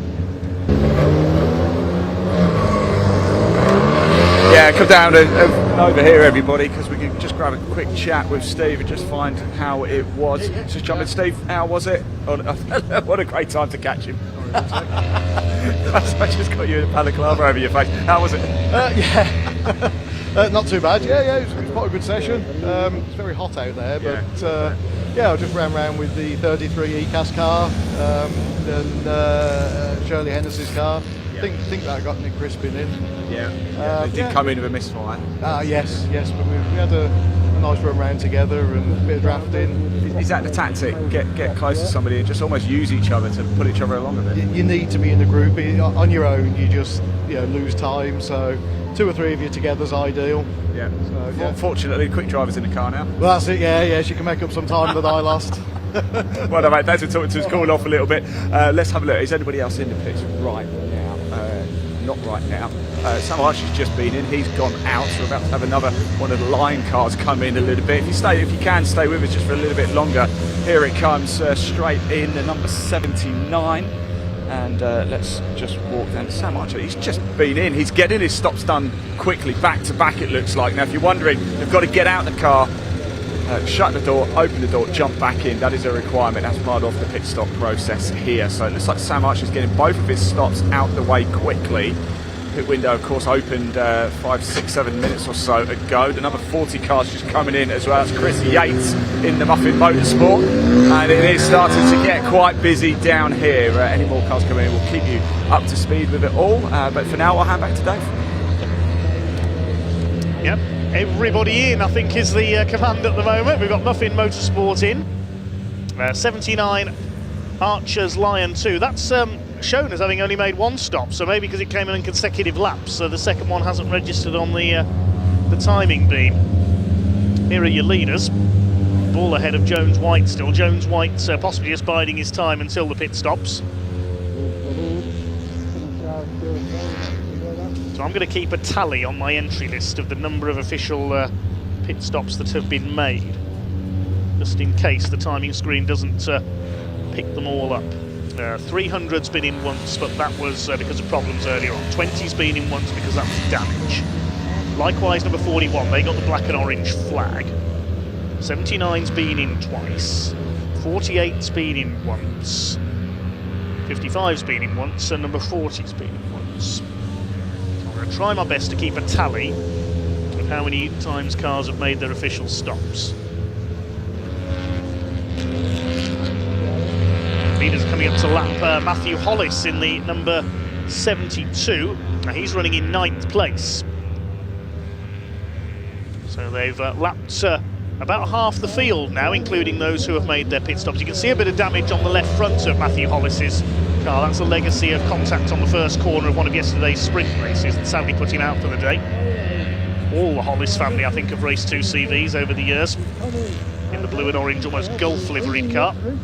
Brian Heary catching back up to the 2 leaders now. It looks as though Seb Jones-White is content to sit in Andrew Bull's slipstream here. Saves a bit on fuel, I suppose.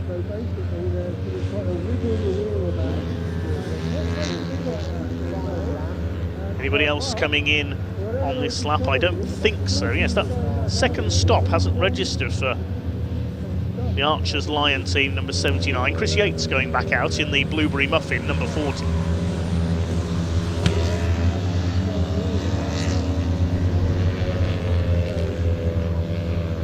He joins just alongside the 4th place fight, and yes, Ethan Sparrow has got back ahead of the 81 of Nick Rhodes. Got the windows open as well. Getting pretty hot in these cars. Beautiful weekend weather-wise here in South Wales.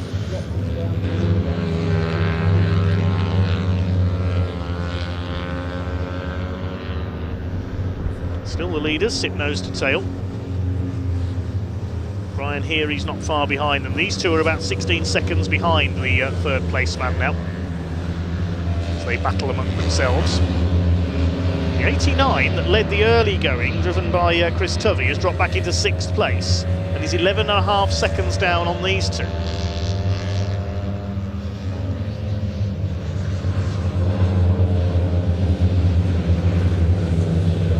I'm not sure why Chris Tovey's pace has dropped off. He has certainly dropped back in the order. Do keep your comments coming in. If you owned a 2CV, what name would you give it? Keep them broadcastable, of course. What would you call your 2CV? I said all these cars should have names. They're just that kind of car, they have character. Still the top three together. They have been throughout this race and got ahead of the 89 when Chris Tovey dropped back. TS Racing car, I can tell you, has come in for a second time, so that's an official stop this time. That's the first of their 2 stops. I think we can now establish that Neil Graham is out of the race. There is Shirley Hennessy as the driver change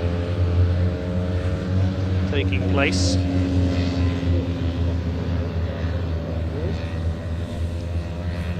Muffin Motorsport car has gone back out, but it's shown as being still in the pit, so have they come in for a second stop immediately after the first one?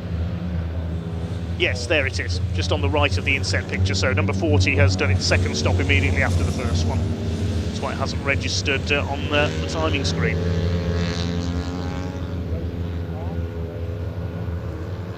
Seb Jones-White, is he going to take a turn in the lead? No. Stays behind the 76. Is he going to sit behind him for the whole race and then pinch the lead on the last lap?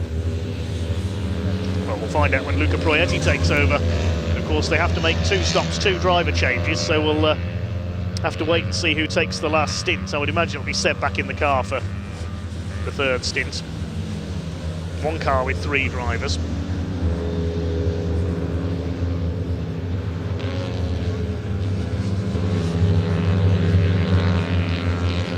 Needs to make 2 mandatory driver change pit stops, so I imagine cars with 2 drivers will put the first driver back in at the second one.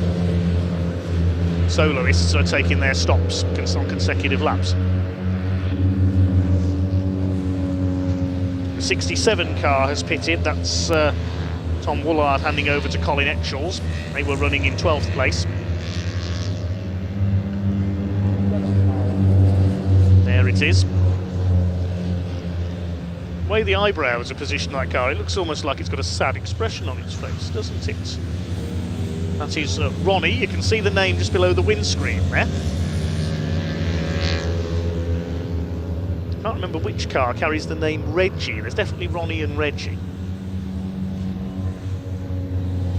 Colin Etchells, the car's owner, takes over. Whoops, the leader's nearly collected Martin Sunderland there. He rejoined from going wide on the hairpin. That was nearly a Code Brown moment, as David Addison would say. They've survived that. The 20 car is in for its first mandatory stop. The 46 is in as well. That's the first of the leading group. Ethan Sparrow's come in. 20 car, you can see that damage being repaired. Are they repairing it? It looks like that's a black plastic bin bag around the spoiler there. Around the front wing, I should say.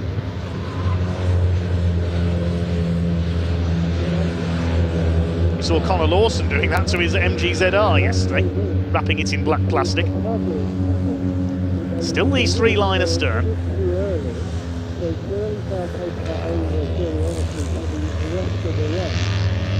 The 55 car has made its second stop, I think.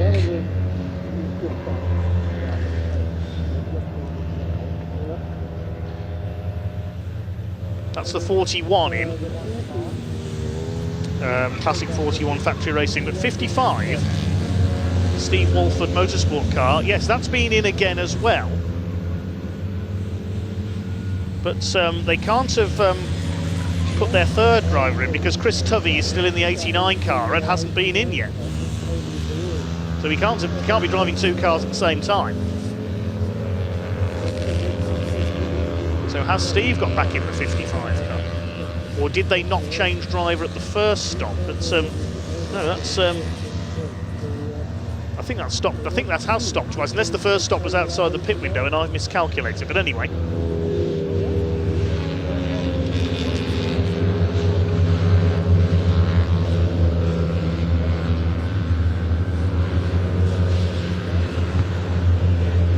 your suggestions for team names. Mick Rollins has cleared up the Ronnie and Reggie question. Yes, Andy Donaldson's car is Reggie, and that's why his team is known as Regimental. Now, Andy Donaldson not here this weekend. And his car is Reggie. Colin Etchells is Ronnie. Names for 2 CVs. Chain Reaction suggests Tin Shoehorn. Jay suggests Mrs. Doubtfire. And Andy J suggests Cheesy.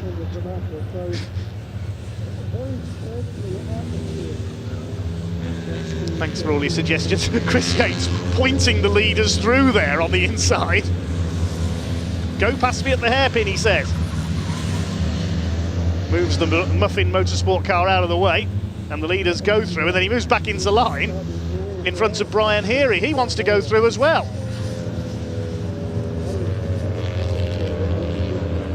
Any more pit stops? Yeah, the 72 Hollis Motorsport car has come in. The 46 is immediately back in, so Ethan Sparrow doing the back-to-back pit stop strategy.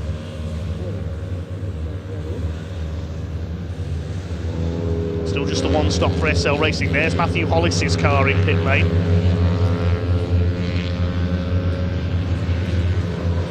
The number 20 car is listed on the timing screen as having stopped twice, but they pulled in to fix some damage early on. Contact with the number 40.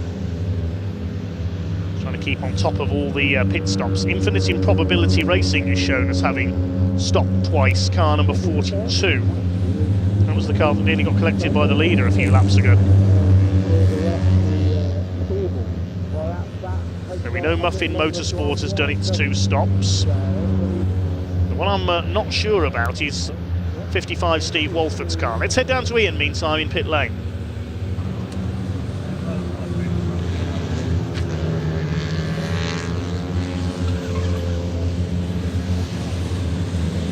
Yeah, here we are, everybody, unfortunately, with Matthew Hollis, the 72 car.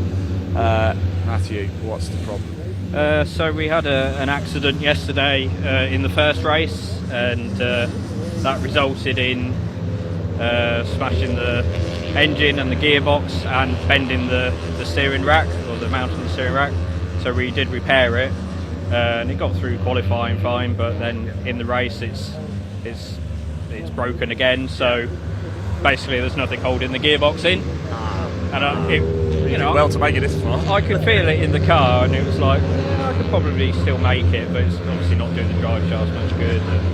So yeah, it's better to be better safe than sorry. Yeah, absolutely. Yeah. I'm sorry about that, buddy, but hopefully we'll see you first Snetterton, definitely. Yeah, excellent. Let's have a quick look in, shall we? Yeah, not quite the day. A number of cars still coming into the pits as well. Still a long way to go in this race. Dave Goddard, back to you, my friend. So unfortunately it looks like that's our second retirement. The Hollis Motorsport car, broken gearbox mountings has put them out. The 89 car has come in. That's P2W Motorsport that led the early going. Chris Tovey is in to hand over to Nick Crispin. And the SL Racing car has come in as well. The Lawrence and George Broadhurst machine. Oh, number 41 has stopped. That's Martin Ryman's car. He stopped on the exit of the hairpin there. Now that car had just been handed over to Nick Clark. Yellow flags at the hairpin. That might bring out the safety car. Because number 41, no, he's going again. He's going again. That's Nick Clark at the wheel. You can see the wing is taped together. That's why they were brought in at the end of the first couple of laps to repair that damage. They've made one pit stop since then, so it's Nick Clark on board. I think Andrew Bull continues to lead. He's yet to stop, ahead of Crisis at Tête Rouge. Ahead of Podium Motorworks, sorry, in second place. Crisis at Tête Rouge third. 81, the red Tête Rouge car is fourth. And number 97, Max Wire for Team Lion fifth. Team ECAS, number 33 in sixth place with Matt Arrowsmith-Brown on board. All 6 of those cars have yet to stop. Andrew Bull's just done the fastest lap of the race, 123.404. Now the leading car that has stopped, I think, is Ethan Sparrow. He's completed his 2 stops, number 46. Number 15, Roy Eastwood coming in. That will be his first pit stop.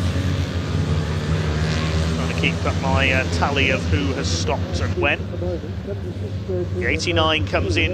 Again, there's a bit of smoke trailing there from the back of the 89 car.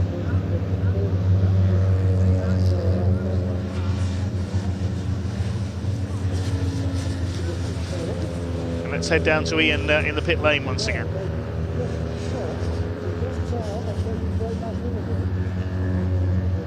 Again, it's an awful lot of smoke coming from underneath the bonnet here as well, but nobody looks particularly concerned, so it looks like he's going to head straight back out again. A number of other cars coming in as well. The number 41, Martin Ryman and Nick Clark, they're in for their second stop.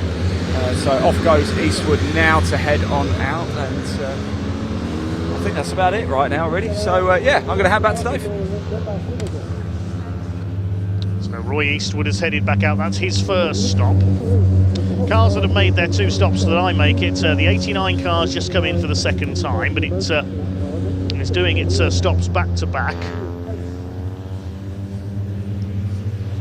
So if Chris Tovey gets back in the 89 car, then he won't be able to take the 55 out. The 33 just coming in there. Matt Arrowsmith-Brown's going to hand over to Glenn Oswin. So I assume that Nick Crispin is going to do an out and back in again stop here, and a simulated driver change, if you like. And he'll drive stints 2 and 3. There's the 33. Matthew Arrowsmith-Brown gets out. Glenn Oswin getting in the ECAS 2CV parts car. They were in 6th place. So there's been some contact between the ECAS car and the 79 of Sam Archer at some points as well. Saw Sam Archer's completed his 2 stops. The 55 car, Steve Walford Motorsports, that's been in twice, shown on the time stream. That's the only car I'm not too sure about. Did it make its first stop for another reason than to change driver? SL Racing have done their 2 driver changes.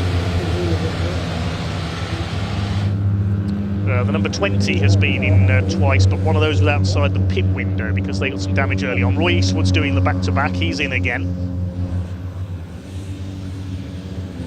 Still concentrating on the on-track action as well. There's no change among the leaders. There's Neil Graham's car. They're still working on that. You can see on the inset there. Is that an engine change going on? Are we going to see Neil Graham back out with a new engine? He's been in the pit since he's only completed 6 laps so far. 15 car, 2CV Parts.com car of Roy Eastwood is back in again. 42 of Infinite Improbability Racing has been in twice. The Muffin Motorsport car has stopped twice. The 300 of TS Racing has been in twice, but one of their stops was before the pit window because they had a misfire. So they've got to stop again. The Classic 41 factory racing car has had a problem, we know that. That's in the pits, and we think Hollis Motorsport is out with that gearbox mount damage. Well, Seb Jones-White is happy to just sit in the slipstream of Andrew Bull, it would appear. The top 5 have all yet to stop even once, so they're waiting perhaps to see if a safety car will appear later on, or just biding their time. The pit window closes 15 minutes before the end of the race. They can take those 2 pit stops at any time they like, as long as they don't miss the pit window.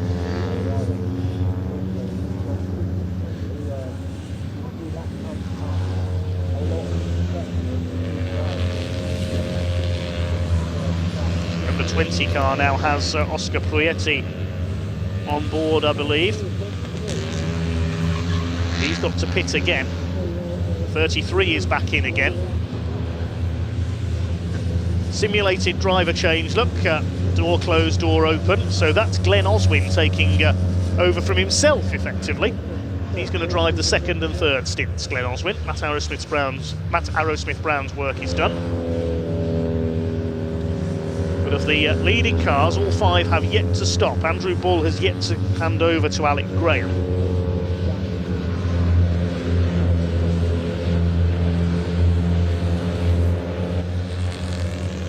Seb Jones-White is yet to hand over to Luca Proietti. Brian Heary has yet to hand over to himself. Here's a battle further back. The 42 of Martin Sunderland up the inside there into the hairpin, attacking the Etch Racing car with Colin Etchells on board. They've yet to make their second stop. I think Martin Sunderland has made his 2 stops. The 89 car is being caught by the leaders, about to go a lap down, so they'll have lapped everybody up to 7th place. Let's head down to Ian in the pits in the meantime.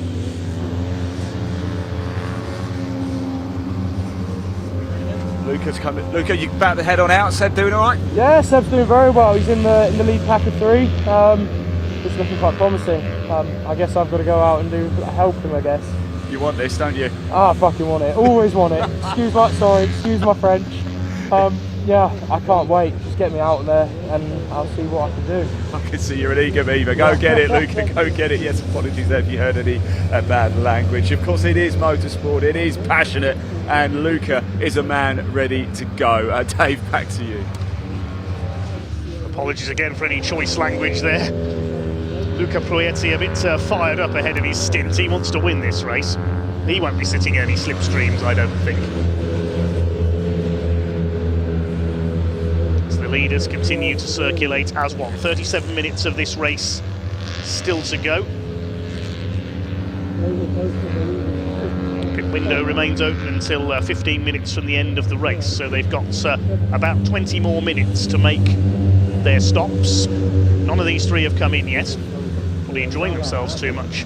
The 81 hasn't come in yet, and the 97 of Max Wire hasn't come in yet. They're the only 5 that haven't yet made a stop. Less than a second covering the top 3, but they are way ahead of everybody else. And now, the 13 having a look down the inside. No, he doesn't want to go through. Look, he just wants to sit there. He's content to sit there in Andrew Bull's slipstream.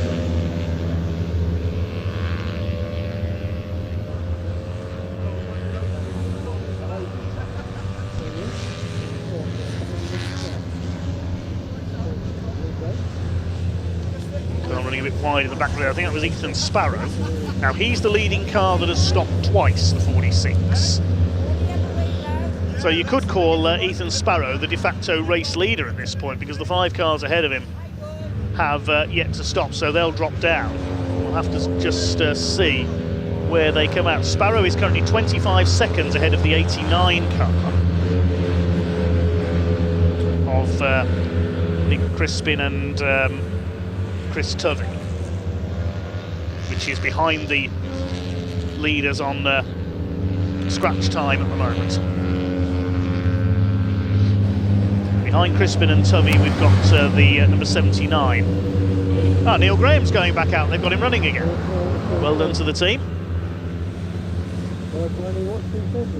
3rd of the 2 stoppers so far is number 79, Sam Archer. He's about 9 seconds back on the 89 car.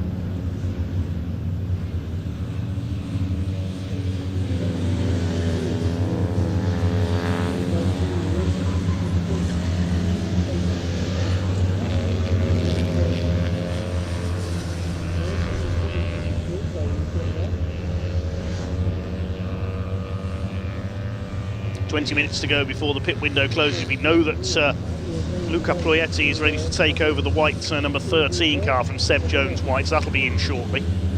Are these 3 all going to come in together, I wonder?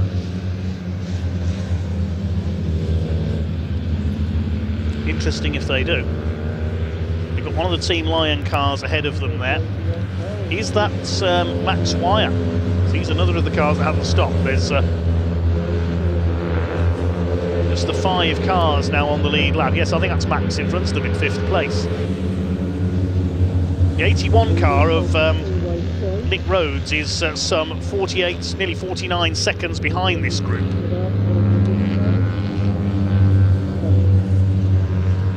'76 still has the fastest lap of the race as in comes one of the Team Lion cars. That will be the 97 of Max Wire, because he's not yet been in.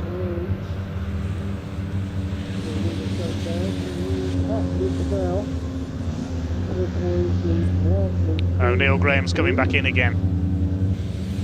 Just can't get that 77 car to run right.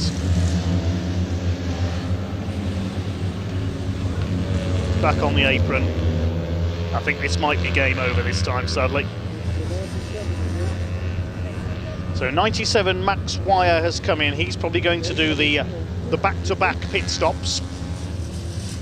One lap and then back in again.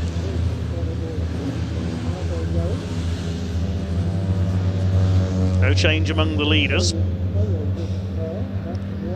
Brian Heary sitting in behind these two.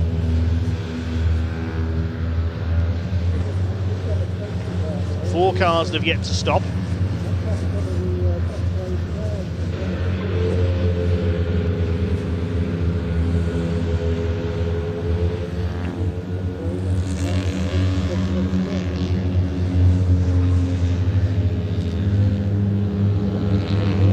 The 13 car does peel off. The first of the leaders to come in is Seb Jones-White. I thought they all might all dive into the pits together, but no. The other two have stayed out. Puts Brian Heary up into second place, just over a second back on the leader. Seb Jones-White pulls up at his pit in the background. Door open. Pick up the pictures. Luca Proietti almost pulls him out of the car. And we see back at the hairpin, Neil Graham is trying to keep going, but not having much luck. Is it going to be lucky 13 today then? The 41 car being pushed back out, the Classic 41 factory racing team. I imagine that will be Martin Ryman back on board that machine now. He's heading back into the race. The 13 is taken over by Luca Proietti. We'll get a word with Seb Jones-White once he's got his breath back. Luca heads back out. Now, where is he in relation to the other two race leaders? We'll have to work it out. So let's see where they are. Where's the 48? That's the SL racing car, the Broadhursts. And as George is normally the quicker of the father and son pair, I would imagine it's still George on board. He's got the 81 behind him, that's Nick Rhodes, who has yet to come in. Three cars now that have not stopped. Well, there are the leaders. Yes, Max Wire's back in, the number 97, so he's doing the back-to-back stops. Top two continue on.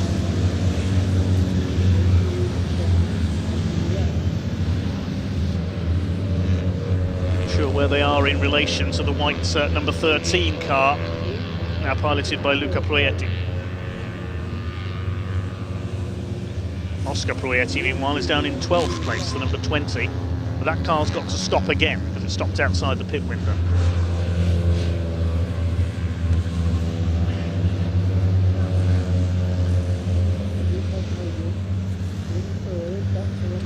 "30 minutes to go then. The order is 76, Habitable Leisure at Tête Rouge, who leads this 2CV Mini Enduro, sliding a little there through Brooklands.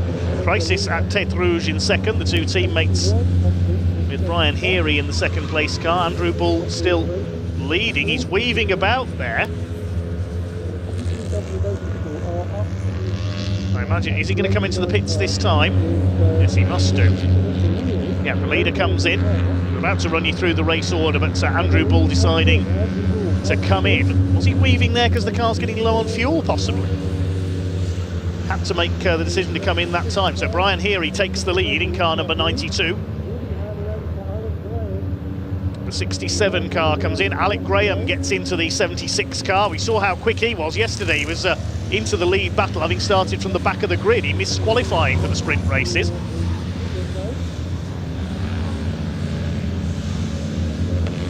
The 76 is going to be taken over. But he was weaving there as he came down the straight. I thought it was because the car was getting low on fuel. We'll check that though with Ian. The 55 car comes back in again for another stop, so this might be Chris Tovey getting on board. He's got out of the 89 car. Has the 89 made its second stop yet? Yes, it has. So I think Nick Crispin will be taking that car through to the end of the race. It's up to the teams how they organise their driver shifts, of course.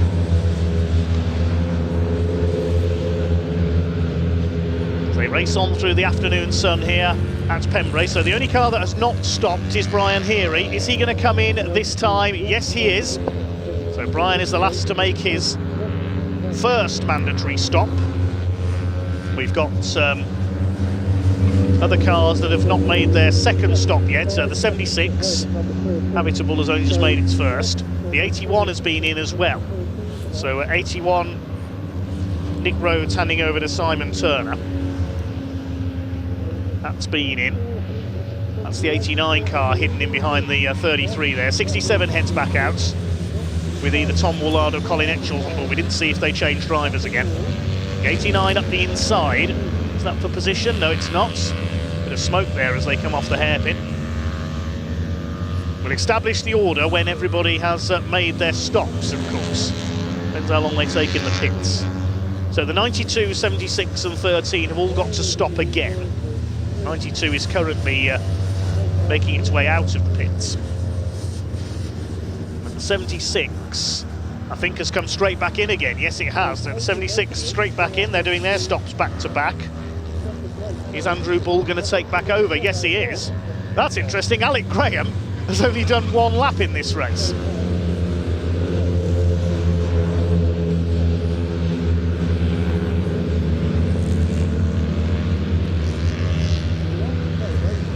Uh, 81 is also back in. Well, I would imagine Nick Rhodes is the quicker driver to Simon Turner, with all due respect to Simon, so it wouldn't surprise me if he's got straight back in the car. There's no length of stint mandated in the rules for this race, so drivers can just do one lap, and that's what Alec Graham has done.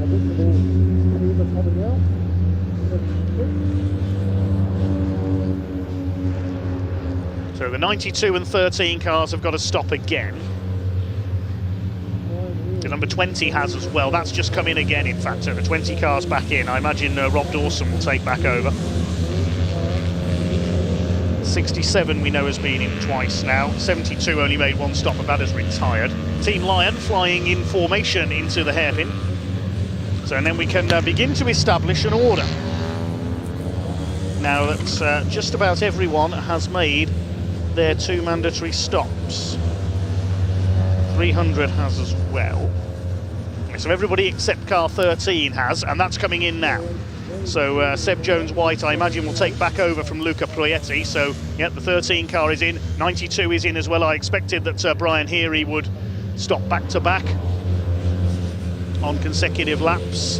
And now we'll see what this is going to do to the race order. There's Brian Heary's car. A veteran racer, used to race MGs and Rovers back in the day, among other things. So we'll wait to see what happens when the race order settles down.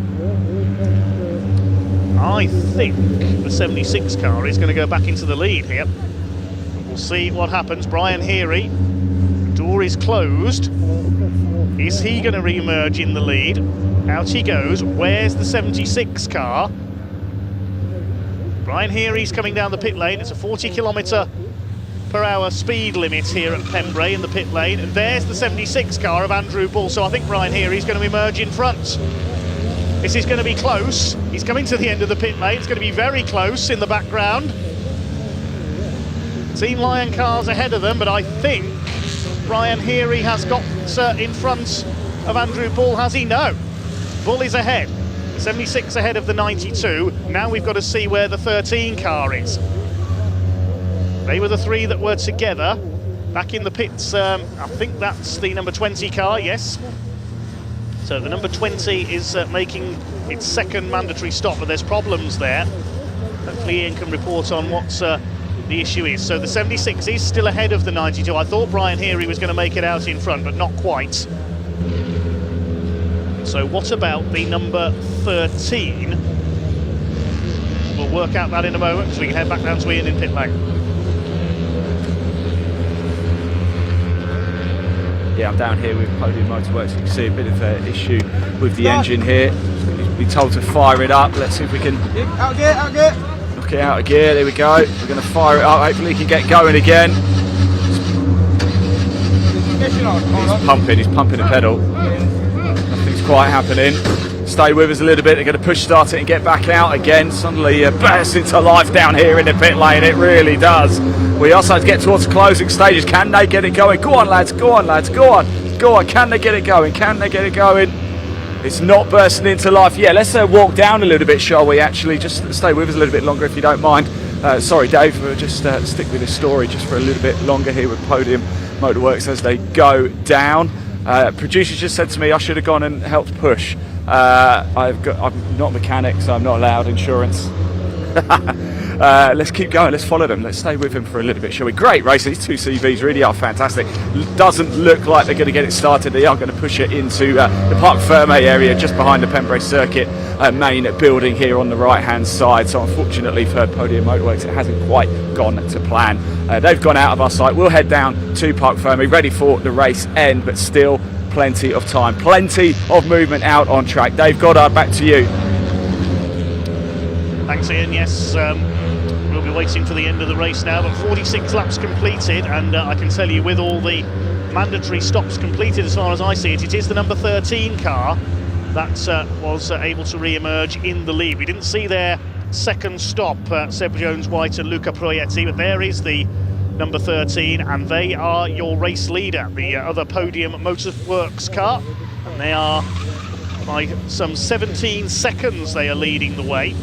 So they got the advantage with the quicker second stop. We'll wait to see what the gap is. Yes, 17.3 seconds ahead of Andrew Bull, who's now back in the number 76 car, as we saw. I think it is Seb Jones-White who's back on board the number 13 now. We didn't see their second stop, unfortunately, in pit lane. Too much else going on in pit lane at the time. 92, Crisis at Tête Rouge is third. That's Brian Heary. So the 76 and 92 are still together for second place. Fourth is the number 46 SCA racing car. That's Ethan Sparrow. That's the battle for second place. Number 81, Simon Turner and Nick Rhodes. They're in fifth place for Tête Rouge Racing. Sixth is the number 89 for P2W Motorsports. It's the car of Nick Crispin and Chris Tubby. Seventh is number 79, the Archer's Lion 2 car, Sam Archer. Eighth is 97, Max Wire. We saw the two Team Lion cars running together as they were being lapped, and the second place man got a bit bolt behind them. Ninth is number 48, that's SL Racing. I think it's, George Broadhurst stayed on board that car after the second stop. He's the quicker of the two of the Broadhurst family. 10th is number 55, Steve Walford Motorsport. I believe it's Chris Tubby on board that machine now.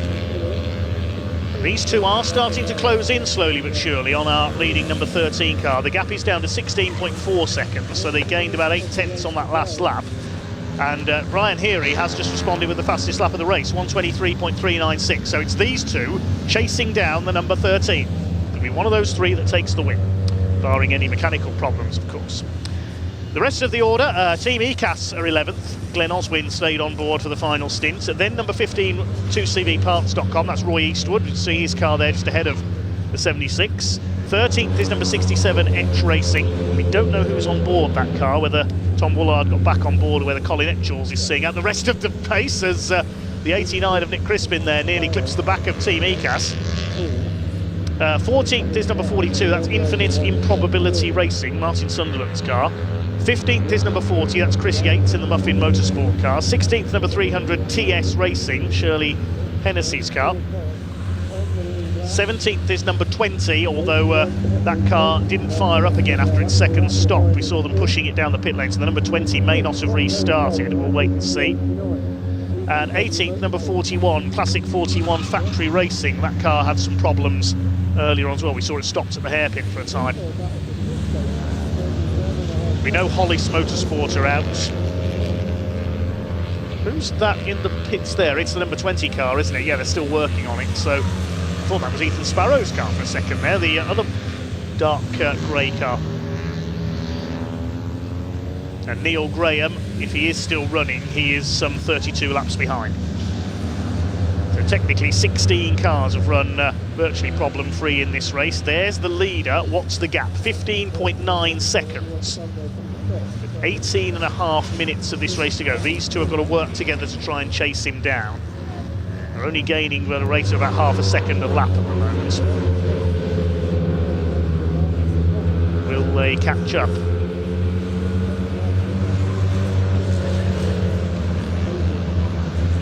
say it's unlikely at the moment. They'll get the gap down a bit, but I don't think they're going to catch the number 13. We will wait and see what transpires.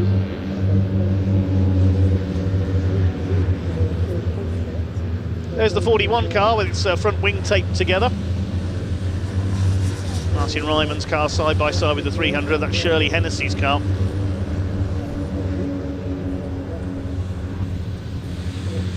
I think Nick Crispin at this stage is in the 89 car, so it'll be Shirley on board the 300.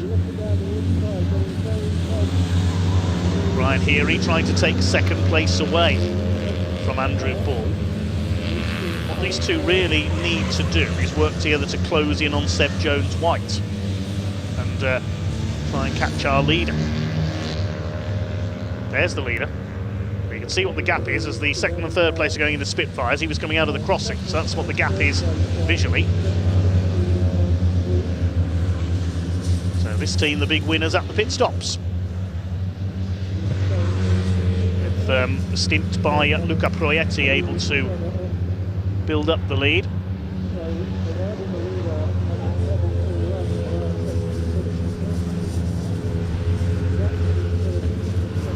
Olivia Turner says, "Go on, George." Assuming that means George Broadhurst. We're told it is Alec Graham who stayed in the 76 car at the second stop. Thought it was a bit unusual that he'd appeared to only do one lap in that race, so he must have got out back in again at the second stop. Brian Heary just trying to draw past him here. They're side by side through Honda Curve, these two.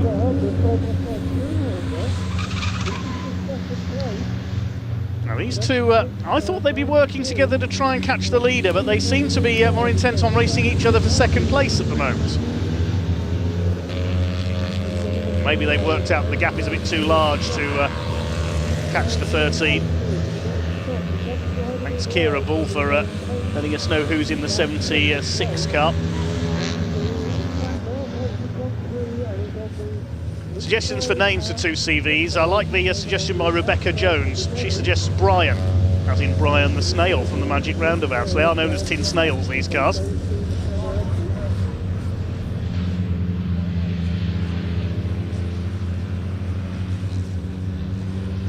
Still, Brian Heary has the fastest lap of the race. He is now up to second. Alec Graham behind in the 76. Right on his tail there. He's going to clip the back of Brian Heary. Maybe Alec Graham's going to try and push him towards the front of the field. Not sure we want bump drafting in this race. This is not NASCAR. There's the leader. See what the gap is as they come over the line this time. Are they catching our leader? The gap was just over 16 seconds between the podium Motorworks car and the battle for second place. They're over the line. 15.6 now, so it's coming down, but only by about half a second a lap still. With less than 15 minutes of the race to go. The pit window has now closed, incidentally.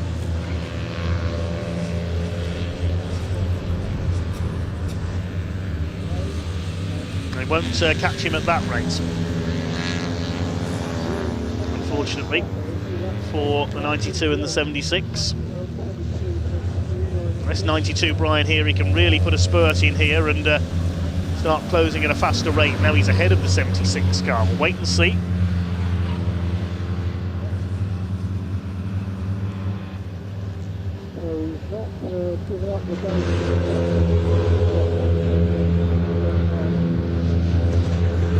Estimated these cars can get up to about 80 to 85 miles an hour with a slipstream. Or a good following wind. Bert 1981 says bump drafting is 100% what two CVs do.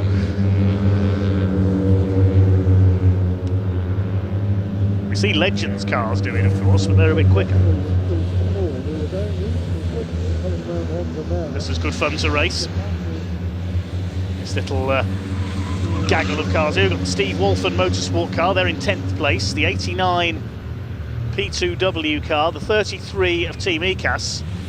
55 and 33 are on the same lap. 89 and 81 of the backup group, they're a lap ahead of them. And a lap ahead in turn are these two. So we've got 3 two-car battles. Each battle is on a different lap. They're all intermeshing with each other.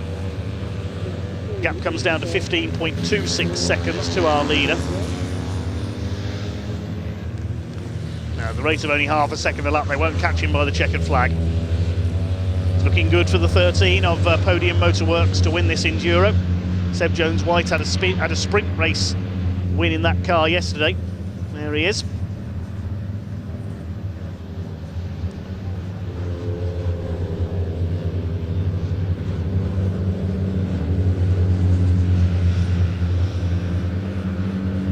Keep it steady now. Then again, it isn't over until that checkered flag goes out. Just remember the last truck race today. Remember what's happened to Ryan Smith. Nobody was expecting that. Battle is still joined for second place. And up the inside, they nearly touched there through Honda. As Alec Graham diving for the inside of Brian Heary. Got these 4 back markers ahead of them as well. The 33 and the 55 are battling for position. The 89 and 81 are battling for position. And the 76 and 92 are as well. And they're all on different laps.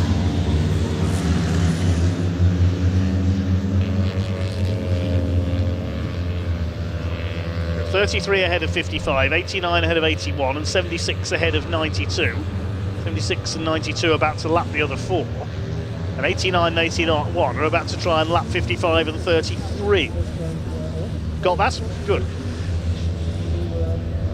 That's endurance racing.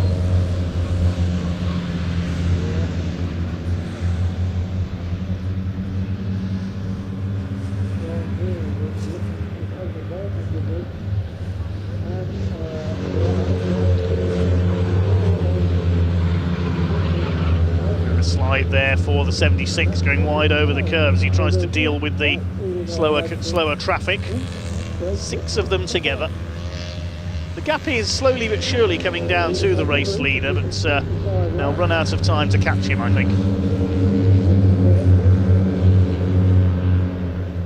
Interesting to see how much they can get the gap down here. It's 2CV Enduro race. The pit window is closed. Everybody's completed their stops.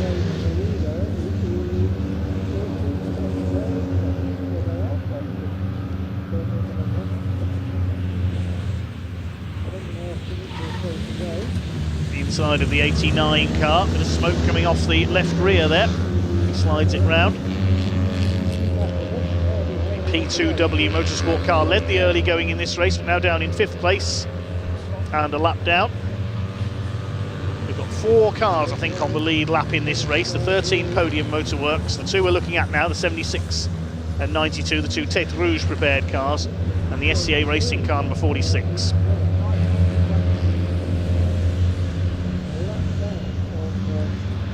All this adds up to is a fun, cheap way to go motor racing, to go endurance racing. I think that's the 46 car about to be lapped by the 13.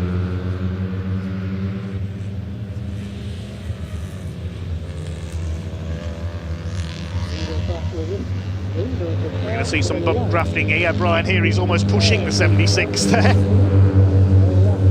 Well, we said a good following wind to get them to maximum speed. A little bit of a push could help. Not condoning contact, of course, in 2CV racing. Seen a couple of bumps and scrapes already. Brian here, he is going to go through. Side by side for second place down into the hairpin. He's up the inside. Here he will move into P2. Still that smoke coming off the 89 car driven by Nick Crispin.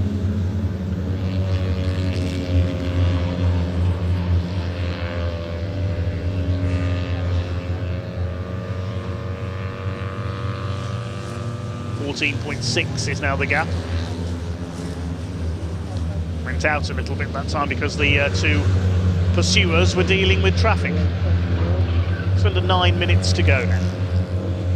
With the 13 car, there it is. It's lapped the 46 of Ethan Sparrow, the 13 of Seb Jones-White and Luca Proietti, all set for victory.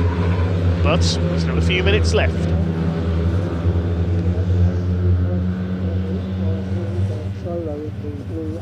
Still no nose to tail. What's Alec Graham going to do this time?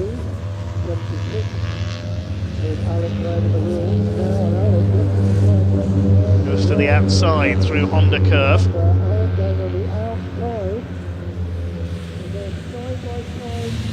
And they lean on each other. Oh, Alec Graham nearly sent onto the grass there as Brian Heary took the line.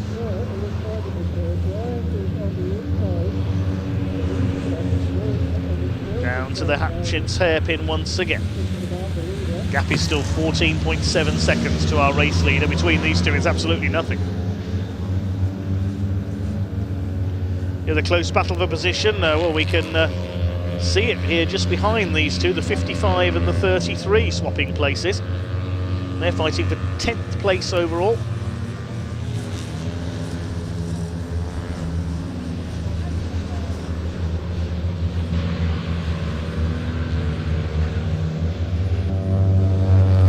The leader has lapped Chris Yates. No, the 300 car, sorry, the other car with the angry eyes on the lights. I was fooled there. That's Shirley Hennessy's number 300.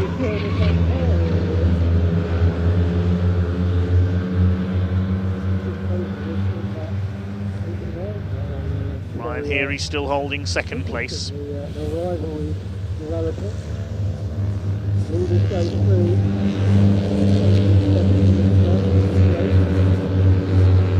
89 there, starting to have a go at the 76. I said they might treat it as a sprint race towards the end here. The 55, I think, has got Chris Tovey on board the 55, and he's chasing the car he started, if so, the 89 of Nick Crispin.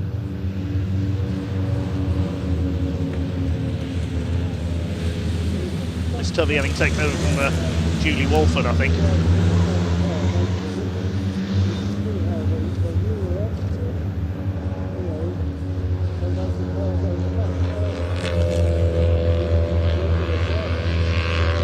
Oh, a 13 car with 6 minutes left to go. If anything, the lead gap has increased a bit on that last lap, 15 seconds in it now. So they're not going to catch Seb Jones-White and Luca Proietti. They're all set for victory. They've just got about 4 or 5 more laps to survive. These two are going to battle to the flag for second place. Brian Heary against Alec Graham. Brian Heary with experience in a number of different classes of racing. Well, Alec Graham vastly experienced in 2 CVs. A bit of bump drafting there out of Brooklands. 46, we say, is now a lap down. The SCA racing car of Ethan Sparrow. The 89 P2W Motorsport car in P5.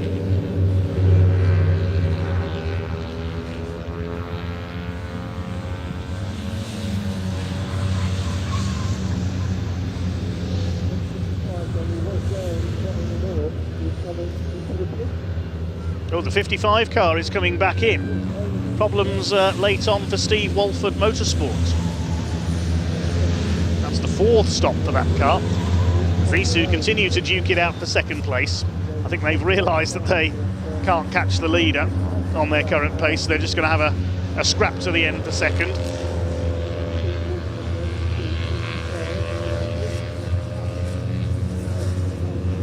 Side by side up towards the crossing. That's a shame for Steve Walford Motorsport if they've had to drop out of the race at this late stage.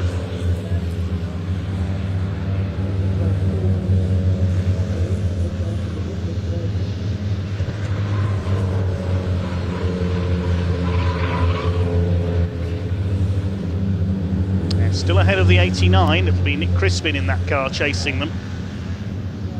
And we've got the 33 of Glenn Oswin.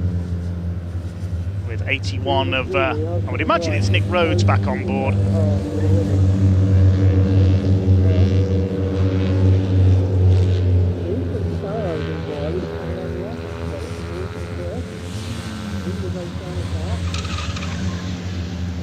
It's under 4 minutes remaining. Let's take a look at the gap between the leaders now, 13.63 seconds. Still this battle for the remaining podium places is going to run right to the checkered flag.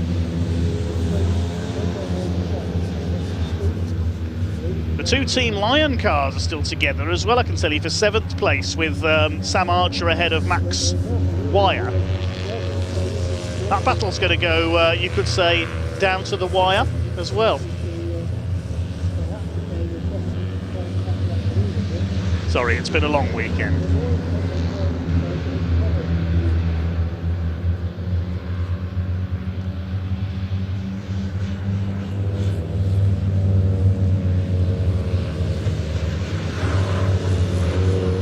Brian Heary holding off everything Alec Graham can throw at him at the moment, and Alec Graham nearly onto the grass.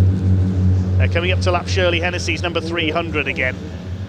That car with a few problems early on, so it's got every right for the car to look angry. 2.5 minutes to go.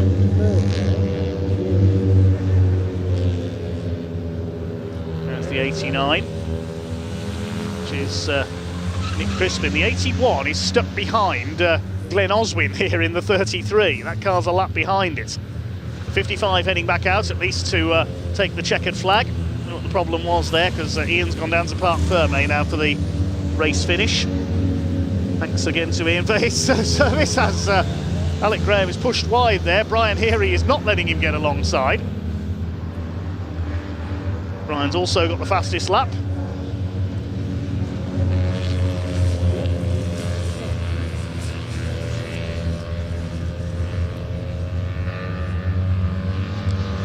I can tell you we have got 18 cars running, because Neil Graham, I think, is still out there. He is still running. The leader's got Ethan Sparrow, 4th place man, up behind him there. I think it will be last lap this time. These two are still at it, getting past the 300.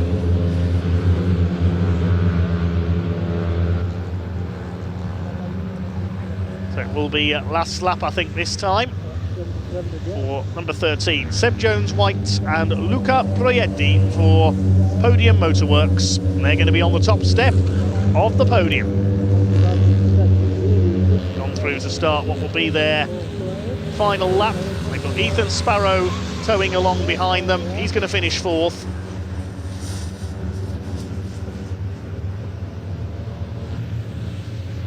Still the battle for second rages on.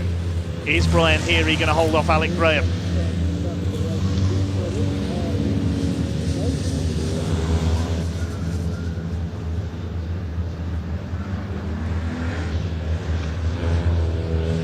The leader comes up to Senna for the last time. 2nd place battle over the crossing. I think Brian Heary might just about do enough to hang on. Being very robust in his defence here.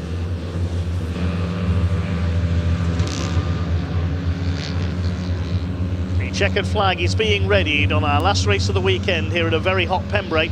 The battle for second is going to go right to the wire, and bash! Contact between the two. They both go off. They're both off onto the grass.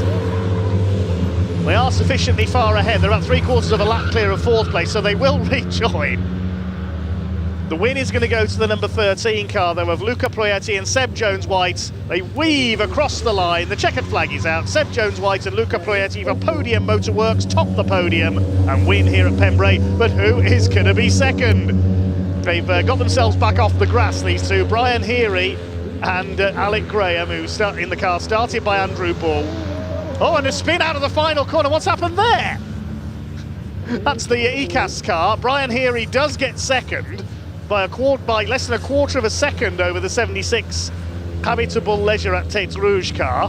What on earth happened there for Glenn Oswin in the ECAS car? Did he get a shove from somebody? He must have done. One way to greet your team as you come home to take the flag. Team Lion running in formation after the last round of pit stops there. Who's going to finish on top there? It's the 79 ahead of the 97. Sam Archer ahead of Max Wire.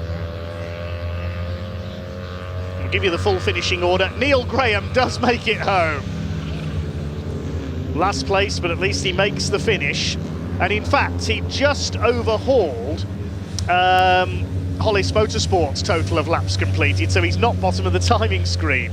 He's completed 30 laps, a mere 33 down on the race winner. But he gets to the flag.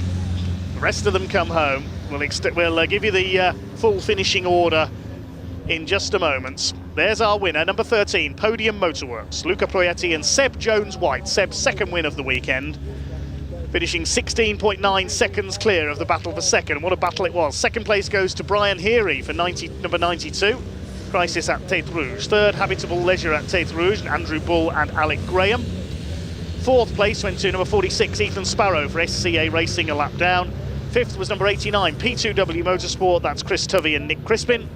Sixth, number 81, Tête Rouge Racing, Nick Rhodes and Simon Turner. Seventh, number 79, Archer's Lion 2, that's Sam Archer. Eighth, 2CV Team Lion 1, that's Max Wire. Ninth, 48, SL Racing, Lawrence and George Broadhurst. 10th, number 33, Team ECAS, despite that late moment, for Matt Arrowsmith-Brown and Glenn Oswin. 11th, number 15, 2CVParts.com, a welcome return for Roy Eastwood. 12th, number 55, Steve Walford Motorsport, who made a quick pit visit at the end. Steve and Julie Walford plus Chris Tovey. Muffin Motorsport were 13th, Etch Racing 14th, Infinite Improbability 15th, TS Racing 16th. 17th went to Classic 41 Factory Racing. The other runner was Neil Graham, a long way behind. I don't think he'll be classified, unfortunately, and we lost the other Podium Motorworks car and, of course, Hollis Motorsport. Let's head down to Parc Fermé.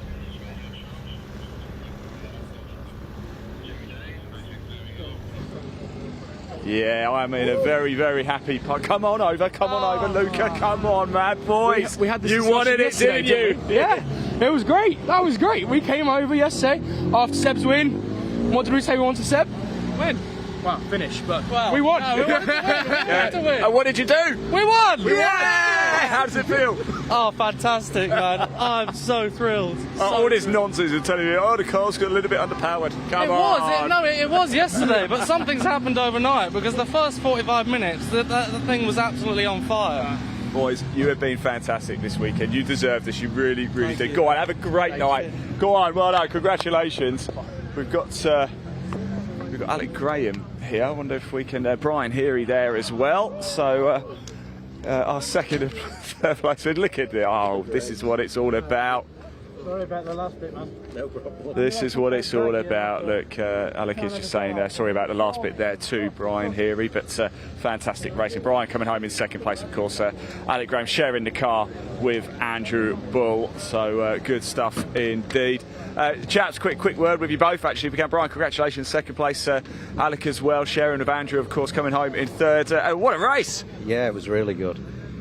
Yeah, hard work. Here's Andrew as well now, and things getting a bit hairy near the end, weren't they? Yeah, me and Brian got to know each other a little bit more than we anticipated, but it's a good job you like each other. Yeah, it's a very good job. Yeah. Andrew, how does that feel? Another podium. It's a great way to finish a weekend. Not bad for a second engine. So yeah, pleased with that. Just stood on the pit wall watching teammates kind of fighting it out, going, "You're slowing each other down. Let's go get him." So, unfortunately, they just had too much of a gap, didn't they, in the end? I didn't know what position we were in, to be honest. I had no idea, so I was just enjoying myself. Oh, well, that's fantastic. That's the best way to do it. Guys, well done. Thanks for entertaining us. It has been super. Really appreciate it. Yeah, congratulations, Sebastian Jones-White, Luca Peretti over there. They are very, very happy indeed. But I'm a little bit sad because that is it from Pembrey. What a weekend we have had. Big thank you to the Classic Touring Car Racing Club, of course, the two CVs, the MG owners, and of course the British Truck Racing Championship. Can we just say a big thank you as well to all of the Orange Army? They've done so much hard work. A fair few red flags yesterday we had, but a wonderful day's racing today. Thank you to the Orange Army. Thank you to you guys at home as well, or wherever you are, for tuning in and watching as well. Thank you for commenting. Thank you for hitting that like button and that subscribe button as well. We are back live in 2 weeks' time from Anglesey with the BARC. Make sure you tune in for that. Hit that little subscribe button. I'm going to hand back to Dave Goddard for the final word from me and Paul here in the pit lane. Thank you for watching, and I'll see you in Anglesey in 2 weeks. Dave, back to you.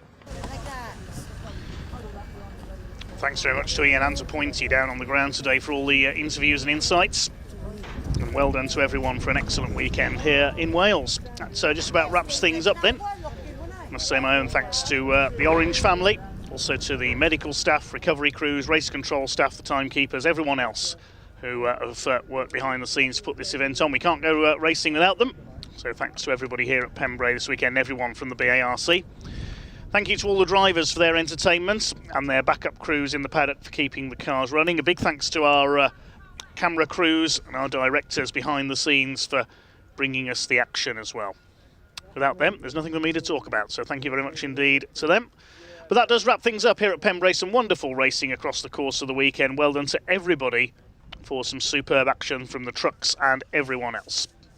We do it all again in 2 weeks' time, but this time we're at the other end of Wales. As Ian's already said, we're up at Anglesey in 2 weeks, where the Caterhams plus support will be in action, and I'll be back in action as well to bring you all the coverage from that one. So we'll see you in a couple of weeks. And on behalf of Ian Pointy and everyone else here at the home of Welsh Motorsport, this is Dave Goddard signing off here at Pembrey Circuit. We'll see you in a couple of weeks in Anglesey, but it's goodbye till then.